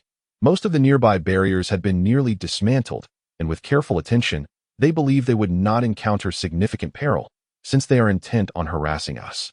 Let us pursue them and annihilate these cultivators in one fell swoop. As for the colossal beast, it is beyond the capacity of a core formation cultivator to inflict any harm upon it. After we have eradicated these practitioners, we will have ample time to recover what was lost. An elder in the late stage of core formation, evidently their leader, contemplated for a moment before calmly issuing commands.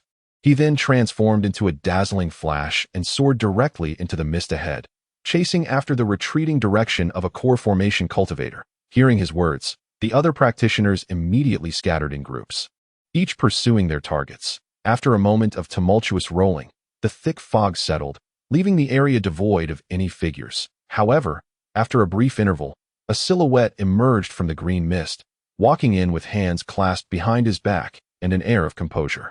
His ethereal demeanor revealed him to be the elder of the Ma family. Though his complexion appeared somewhat pale, his eyes shone with vitality, showing no signs of depleting magical energy.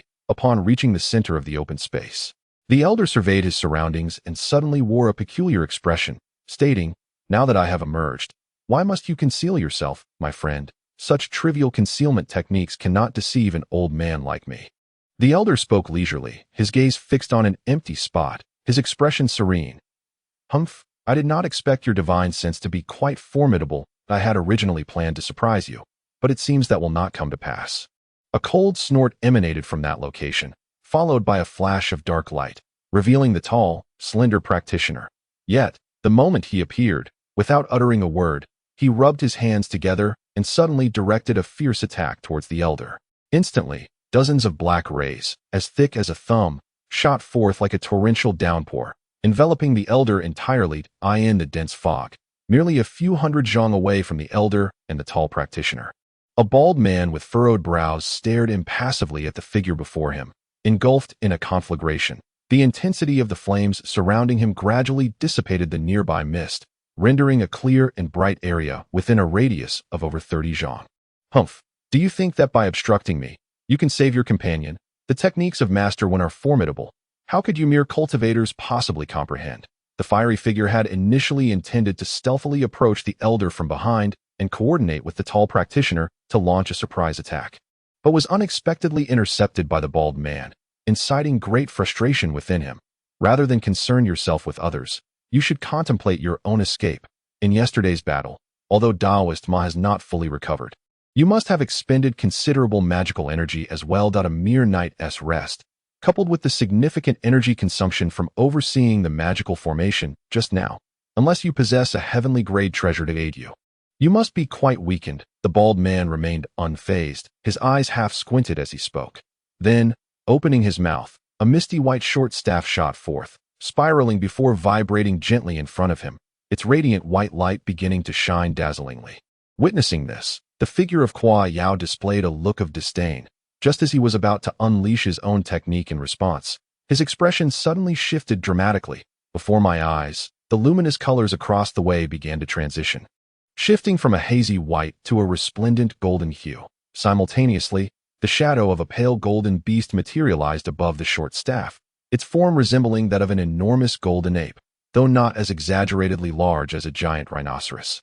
It stood impressively at 5 or 6 zhang tall. Upon closer inspection, this simian creature astonishingly possessed 4 furry ears, its countenance grotesque and menacing. As it emerged, it pounded its chest with both hands and let out a thunderous roar towards the heavens, then lowered its gaze to glare fiercely at Qiang.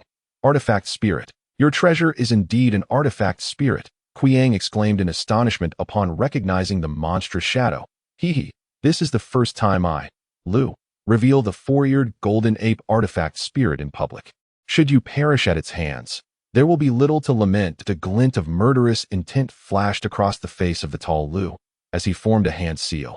The giant ape's figure became increasingly distinct, and the short staff instantly surged in size, expanding to over 10 zhang. The colossal ape, appearing as if it were a genuine beast, unfalteringly seized the staff in its grasp, then leaped into the air, transforming into a burst of golden light, and viciously lunged towards the imposing figure of the man opposite. The woman in the green robe did not accompany the tall, lean sorcerer and Qiang. Her objective was straightforward: to utilize her innate abilities and dash straight to the heart of the grand formation, intending to dismantle its pivotal nexus, thus rendering the entire array effortlessly vulnerable. However, prior to this, she needed to eliminate a certain cultivator. From the moment she entered the thick fog, she sensed a faint, elusive consciousness entwined around her. Even her formidable mind, nearly on par with that of a late-stage nascent soul, could not entirely obscure it. This realization sent a shiver down her spine, amplifying her murderous intent towards the young cultivator. Such an individual, endowed with various peculiar abilities, posed a potential threat that could lead to unforeseen complications in future battles if left unchecked. Fortunately, it seemed that the cultivator was quite confident in his own powers, as he did not attempt to conceal his position, seemingly inviting her, a mid-stage nascent soul sorceress, to approach. This provoked a cold smirk from her as she swiftly made her way toward him. Upon sensing that the young cultivator was less than 100 zhang away, the woman in green retracted her white aura, slowing her pace and pausing in her tracks, despite her unwavering confidence. She was cautious not to engage in combat without understanding whether there were traps laid by her opponent. With a single hand, she gently tapped her storage belt, causing a fist-sized, azure orb to suddenly materialize in her palm. Chapter 739. The Battle to Break the Formation, Part 4. Raising the azure orb above her head, an instant later, the artifact erupted with brilliant light, unleashing countless azure strands that pierced through the thick fog within a radius of over 100 zhang, transforming into fierce gusts of azure wind. After a tumultuous swirl, the fog was dispersed, revealing everything in the vicinity with clarity. The woman in green raised an eyebrow, for she beheld a young man in a blue robe standing silently several dozen zhang away. Scrutinizing her intently without a hint of expression on his face, it was none other than Han Li, who had been waiting for quite some time. A glimmer of cold light flashed across her face, and as her bright eyes scanned the surroundings, she furrowed her brow slightly, glancing upward a couple of times. High above, at an elevation of several dozen zhang, a resplendent golden cloud floated silently in the air. Upon discerning the true nature of this golden cloud, the woman's expression shifted dramatically. The golden devouring insect, the practitioner of spiritual insects, it turns out, is indeed you. The lady in green exhaled a fragrant breath, murmuring softly. Yet, within the depths of her beautiful eyes, a chill intensified further. It is indeed surprising to me, Han, that there are so many practitioners acquainted with this insect. Was it the last one who escaped from my grasp that informed you? Han Li was momentarily taken aback, yet maintained a facade of calm as he replied nonchalantly. The physical form of Master Mu from the Heavenly Wind sect was destroyed by your hand. Was it not? The woman did not directly respond to Han Li's inquiry, but posed another question instead. Master Mu, the practitioner who used the wind chariot to pursue me last time, if it is this individual, then indeed, his corporeal form was annihilated by me. Were it not for the rapid escape of his nascent soul, I had intended to obliterate both his form and spirit. Do you seek vengeance on his behalf? Though Han Li's face betrayed no anger, his demeanor remained serene as he replied. However, his heart immediately heightened its vigilance, since this woman was aware of the existence of the Qianluan ice flame and the wind thunder wings. It appeared that a surprise attack would no longer suffice against her. This situation had become rather troublesome. Otherwise, based on his experiences dealing with several nascent soul practitioners, he would have approached her unexpectedly using the wind thunder wings, then utilized the Qianluan ice flame to encase her entirely in ice. The destruction of Master Mu's physical form was merely a consequence of his inadequate cultivation. What was there to complain about? Nonetheless, the fact that you can command the golden devouring insect and possess such an array of supernatural abilities means that I cannot allow you to depart today. The lovely countenance of the woman in green darkened instantly. Her hands swiftly forming a seal that a radiant white light flickered around her, and a misty white ribbon-like artifact emerged, moving gracefully with the wind. Subsequently, she turned her palm, and a pale yellow small cauldron appeared in her grasp. This cauldron, seemingly crafted from an unknown spiritual wood, measured 3 to 4 inches in size, exuding an antique charm, its surface engraved with intricate and enigmatic runes. After a slight probe with his spiritual sense, Han Li's expression shifted subtly. The golden devouring insect, though an ancient marvel, becomes nearly indestructible once fully matured and can devour all things. However, it can be restrained by treasures of the wood and jade variety. Coincidentally, I had previously dealt with an eccentric cultivator who also commanded the golden devouring insect. I had specifically sought out this yellow spirit cauldron to counteract his insect controlling techniques. Little did I expect that instead of encountering the original target, I would stumble upon you, a practitioner from the southern sky, who also commands the golden devouring insect. Otherwise, though your golden devouring insects have yet to mature, their sheer numbers would indeed be quite formidable to handle. The woman in green spoke icily, her delicate hand unhesitatingly brushing against the ear of the yellow cauldron. Instantly, the cauldron radiated with brilliant light, and a yellow protective shield flickered into existence around her figure. Is there yet another person with the golden devouring insect? Upon hearing this, Han Li was astonished, his lips twitching slightly as his expression grew grave. You may not yet be aware, but the golden devouring insect is our Mulan people's sworn enemy. A sacred insect of the Tuyu people, their ancestors devoted countless years to finally cultivate several mature specimens. Traditionally, only the most exceptional practitioners among the Tuyu people are deemed worthy to inherit them. Since the emergence of the devouring insect, we have lost count of how many mages have been consumed by it, a creature we Murans have long despised to the core. Now that you possess the gold-devouring insects in such abundance, albeit still immature, I shall ensure that they do not pass into your hands. After the green-clad woman delivered these words with an expressionless countenance, she promptly raised a small cauldron above her head. The cauldron began to spin rapidly atop her head, and in a flash of yellow light, a torrent of hazy golden radiance erupted from it, surging directly towards the cloud of insects above. Upon hearing her earlier words, which indicated the existence of mature gold-devouring insects in the world, Han Li was momentarily taken aback. However, sensing a change in her tone, he quickly collected his thoughts and set aside the matter for the time being. At that moment, witnessing the opponent directing the ethereal energy from the cauldron to attack the gold-devouring insects, a heaviness settled in his heart.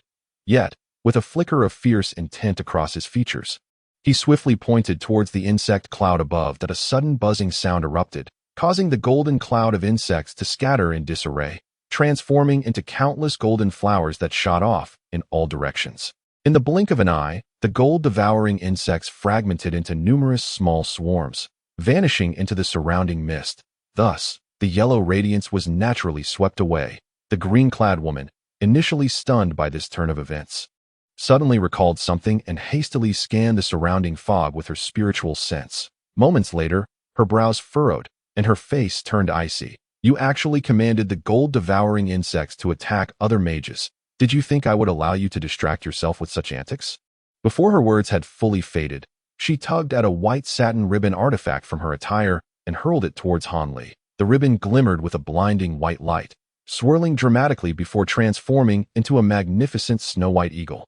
Its wings unfurling to an impressive span of several meters, its eyes burning crimson, and its talons as dark as night. With a powerful flap of its wings, the snow eagle vanished from sight, only to reappear above Han Li an instant later. With a piercing cry, the avian creature suddenly descended, its sharp claws aimed to strike fiercely at Han Li's crown. The giant eagle's speed was astonishing, catching Han Li off guard. Yet without a moment's hesitation, he raised a hand and a thunderous roar erupted as dozens of slender golden arcs shot forth from his palm, transforming into a golden net that soared upward to meet the descending white eagle. Upon seeing this, the eagle's eyes flashed with ferocity. It shook its wings, unleashing a torrent of white wind blades that densely filled the air. Colliding with the incoming golden net, a resounding crash ensued as gold and white light intertwined. The wind blades displayed formidable power. Although the golden net managed to deflect a majority of them, it ultimately succumbed to their onslaught, shattering into fragments. The remaining wind blades surged through the gaps, hurtling towards Han Li, closely followed by the giant eagle, which pounced down with ferocity. A look of surprise flickered in Han Li's eyes, yet his expression remained impassive. His fingers danced, releasing over 10 streams of azure sword chi that shot forth to intercept the wind blades. Then, with a swift motion, a small blue shield materialized in one hand. With a slight adjustment, the shield expanded several-fold, transforming into a massive shield nearly 10 feet wide. The surface of this shield shimmered with a flowing blue light, reminiscent of liquid, appearing remarkably unique at that moment. The azure sword chi that had shattered the wind blades continued their relentless assault towards the giant eagle. The snow sculpture displayed no fear, with a mere sweep of its wings. It sent forth a ripple of azure sword energy. Suddenly, it dove downward with ferocity, its sharp claws crashing onto the blue giant shield.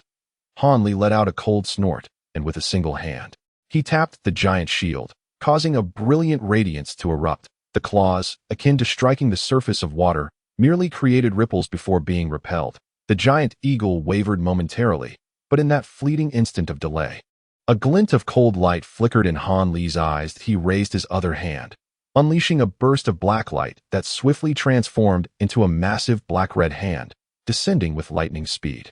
It forcefully seized the body of the giant eagle. With a sharp sound, dark flames erupted from the fingers of the giant hand, enveloping the eagle in inky flames. The creature emitted a piercing shriek, desperately struggling within the grip of the colossal hand, its iron beak pecking furiously. Seeing this, Hanli felt a slight easing of tension in his heart. He glanced at the woman across from him, only to find her, clad in green, seemingly indifferent to the giant eagle's capture. Instead, her expression was grave as she quietly chanted an ancient incantation. Straining to listen, Hanli found the words obscure and bewildering, causing him to pause in astonishment. He then observed the woman spreading her 10 fingers, forming a lotus shape, with a misty white orb pulsating above them. That it appeared as if a white lotus bud was gradually unfurling. What is this? Hanli's heart raced. Although he could not comprehend her intentions, it was evident that the incantation required considerable time and effort, even for a mid-stage nascent soul cultivator, indicating the profound nature of her technique. He could not allow her to complete her spell unimpeded. Resolving to act, Hanli's countenance darkened as he dramatically flicked his sleeve, releasing dozens of azure flying swords that surged forth from his cuff. They coalesced into a radiant azure light, a torrent of sword energy sweeping towards the woman. Seizing the moment, Hanli gestured lightly towards the black-red giant hand, which was still grappling with the eagle. The hand tightened its grip, yanking the giant eagle downwards until it was mere inches from Hanli. Without a moment's hesitation, he opened his mouth, unleashing a stream of azure ice flames that struck the struggling eagle. A sizzling sound erupted as the ice flames made contact, and in an instant, a layer of blue light enveloped the eagle, crystallizing it into an ice sculpture, its eyes wide open in a vivid portrayal of its desperate struggle. A flicker of joy appeared on Hanli's face as he contemplated his next move, when suddenly a melodious, ethereal chant resonated from across the way, followed by a blinding burst of white light. A tangible white barrier erupted, enveloping a radius of 100 feet in its brilliance. Alarmed, Hanli quickly turned to look. An extraordinary scene unfolded before him. The woman in green had ceased her incantation, yet maintained her pose. The white lotus light in her hands not only unfurled petal by petal, but also hovered a foot above her head, radiating a resplendent white aura. Meanwhile, the azure mist formed by his bamboo becloud swords hovered just over 10 feet in front of her, desperately swirling yet seemingly hindered by an invisible barrier that prevented it from advancing even a fraction. Hanli's eyes involuntarily narrowed. Chapter 740. The Battle to Break the Formation, Part 5.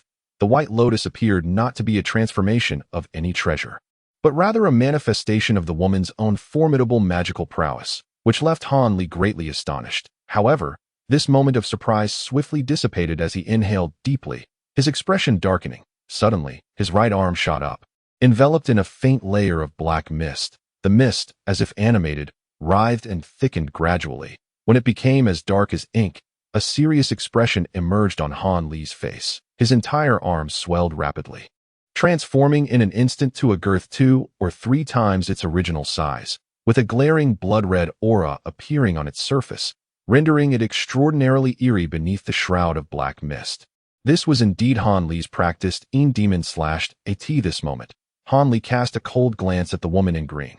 Coincidentally, she had also completed her incantation and raised her delicate chin, her bright eyes glistening as they met Hanli's gaze, settling upon his bizarre single-armed form. That a glint of cold light flickered in her eyes. Without hesitation, Hanli issued a low shout, and as his arm fell, he swept it through the air. That a crescent-shaped shard of black and red light shot forth from his arm.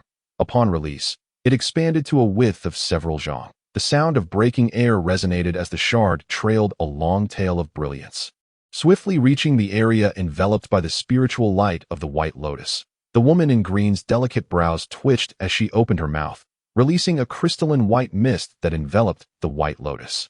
Instantly, an illusory lotus flower materialized from the White Lotus, seemingly substantial, encasing her within the light flickered. The shard struck the lotus illusion with great force, initially slicing through effortlessly. However, after penetrating several zhang into the illusion, its speed diminished drastically, becoming ensnared within, unable to budge an inch. A trace of smugness appeared on the woman's face, yet her expression abruptly shifted, for Hanli, without uttering a word, hurled forth a shadowy object.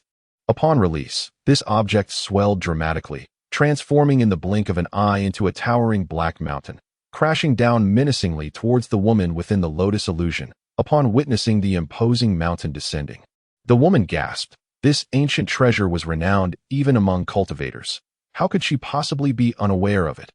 Even with her mid-core formation cultivation and the ancient Buddhist secret technique she was employing, she would not dare to confront this mountain head-on. Without a moment's thought, the woman formed hand seals, her figure entwining with the white lotus atop her head and the small yellow cauldron, instantly merging into a wisp of clear wind that vanished from the lotus illusion. In the next moment, after a flicker of brilliance 20 zhang away, the woman's graceful form re-emerged within the azure light. The once faint white lotus illusion, now devoid of her magical support, dimmed and did not vanish immediately, but under the weight of the black mountain, it faltered momentarily before shattering and dispersing. Wind escape technique? Han Li's face betrayed no joy. Instead, he muttered to himself, secretly lamenting that he had not anticipated that this woman would possess such an elusive evasion technique, akin to a lightning escape, in this case, unless he could confine her to a dead end. There seemed to be little hope of defeating her, nevertheless. Even so, Han Li resolved to give it a try. He remained skeptical that her wind escape technique could be executed with the same finesse as his wind thunder wings. As long as he could draw close to his opponent, Han Li was confident that with the terrifying power of the Qianluan ice flame, even the most enigmatic white lotus could be easily gravely injured. Contemplating this, he did not hesitate, pointing decisively at the finally liberated black-red light shards and the dozens of green bamboo cloud swords. Instantly, these entities shot forth like shadows towards the green-clad woman who had retreated to the side. Simultaneously, a thunderous roar erupted from behind Han Li, as a pair of silvery wings unfurled, manifesting majestically at his back. With a swift motion of his hands, the blue light shield before him rapidly contracted and shot into his sleeve, while the black-red giant hand that had previously grasped the massive sculpted figure loosened its grip, transforming into a sphere of black light that lunged towards the woman. Han Li's gaze flickered as he raised one hand, conjuring a blue flame that ignited in his palm. Instantly, his hand glowed with a resplendent azure light, captivating and otherworldly. Silver arcs of electricity danced wildly as Han Li vanished amidst the thunderous clamor. Meanwhile, the green-clad woman, witnessing Han Li's continuous display of treasures, felt a surge of frustration. She had originally thought that such a formidable display from a mere early-stage nascent soul cultivator was merely reliant on a few peculiar divine abilities. She believed that with the majority of those abilities countered, she would effortlessly subdue him. However, to her astonishment, in the blink of an eye, he had preemptively unleashed 4 or 5 formidable treasures, aside from the giant sculpture formed from her initial artifact. She had been consistently suppressed in her attempts to attack. This ignited a growing fury within her, a woman who had always been revered among the Mulan sorcerers. Yet, she understood that with such an abundance of protective treasures at his disposal, it would be exceedingly difficult to inflict a serious blow, let alone annihilate him. Now, witnessing Han Li sprout wings and vanish amidst the lightning, she coldly snorted, ultimately deciding to expend some of her vitality to unleash her trump card and vanquish him. However, she knew she could not allow him to utilize his thunderous escape technique to approach her easily. With that thought, she concentrated, and the white lotus above her descended, suddenly merging into her crown, disappearing without a trace. Concurrently, Han Li's form materialized with a resounding clap of thunder, appearing a few paces away from the green-clad woman. In an instant, he closed the distance, standing before her, and with the flickering blue flames, he thrust his hand forward, silently pressing against the yellow protective barrier surrounding her. With an 80% certainty, Han Li believed he could shatter the wooden attribute shield with a single strike of the Qianluan ice flame. Seeing his attack seemingly succeed so effortlessly, he noticed that the woman within the shield remained suspended in the air, showing no signs of employing her wind escape technique to evade. A sudden chill coursed through Han Li. Sensing something amiss that moment, the woman within the shield erupted with a gentle, milky white glow, and pristine white lotus petals blossomed around her. Just as Han Li shattered the yellow shield, his palm was intercepted by a flurry of lotus petals. The moment the white light met the blue flames, Han Li felt a jolt surge through his arm, and suddenly, a blinding radiance engulfed his vision, as if he had been delicately swept aside by the petals. Despite their seemingly slow motion, he found himself unable to evade, helplessly watching as the petals struck him. That a wave of terror surged within Han Li. With a thunderous impact, an excruciating pain erupted in his chest, propelling him backward. With a force that sent him flying a distance of 20 to 30 zhong, Han Li barely managed to regain his composure and came to a shaky halt, pressing one hand against his chest. He gazed at the woman before him, his face a mask of astonishment. Beneath her feet, a colossal lotus flower, several zhong in size, had inexplicably blossomed, its myriad white petals swirling gently around her form. The woman in the green robe stood within this floral spectacle, her expression cold and unyielding as she fixed her gaze on Han Li. Meanwhile, the subsequent onslaught of treasures, such as the Qingzhu Fengyun sword, was effortlessly repelled by the petals, which seemed to have gained a formidable strength compared to their earlier illusion. That moment, Han Li felt a sweetness in his throat and could not suppress the urge to spit a mouthful of fresh blood.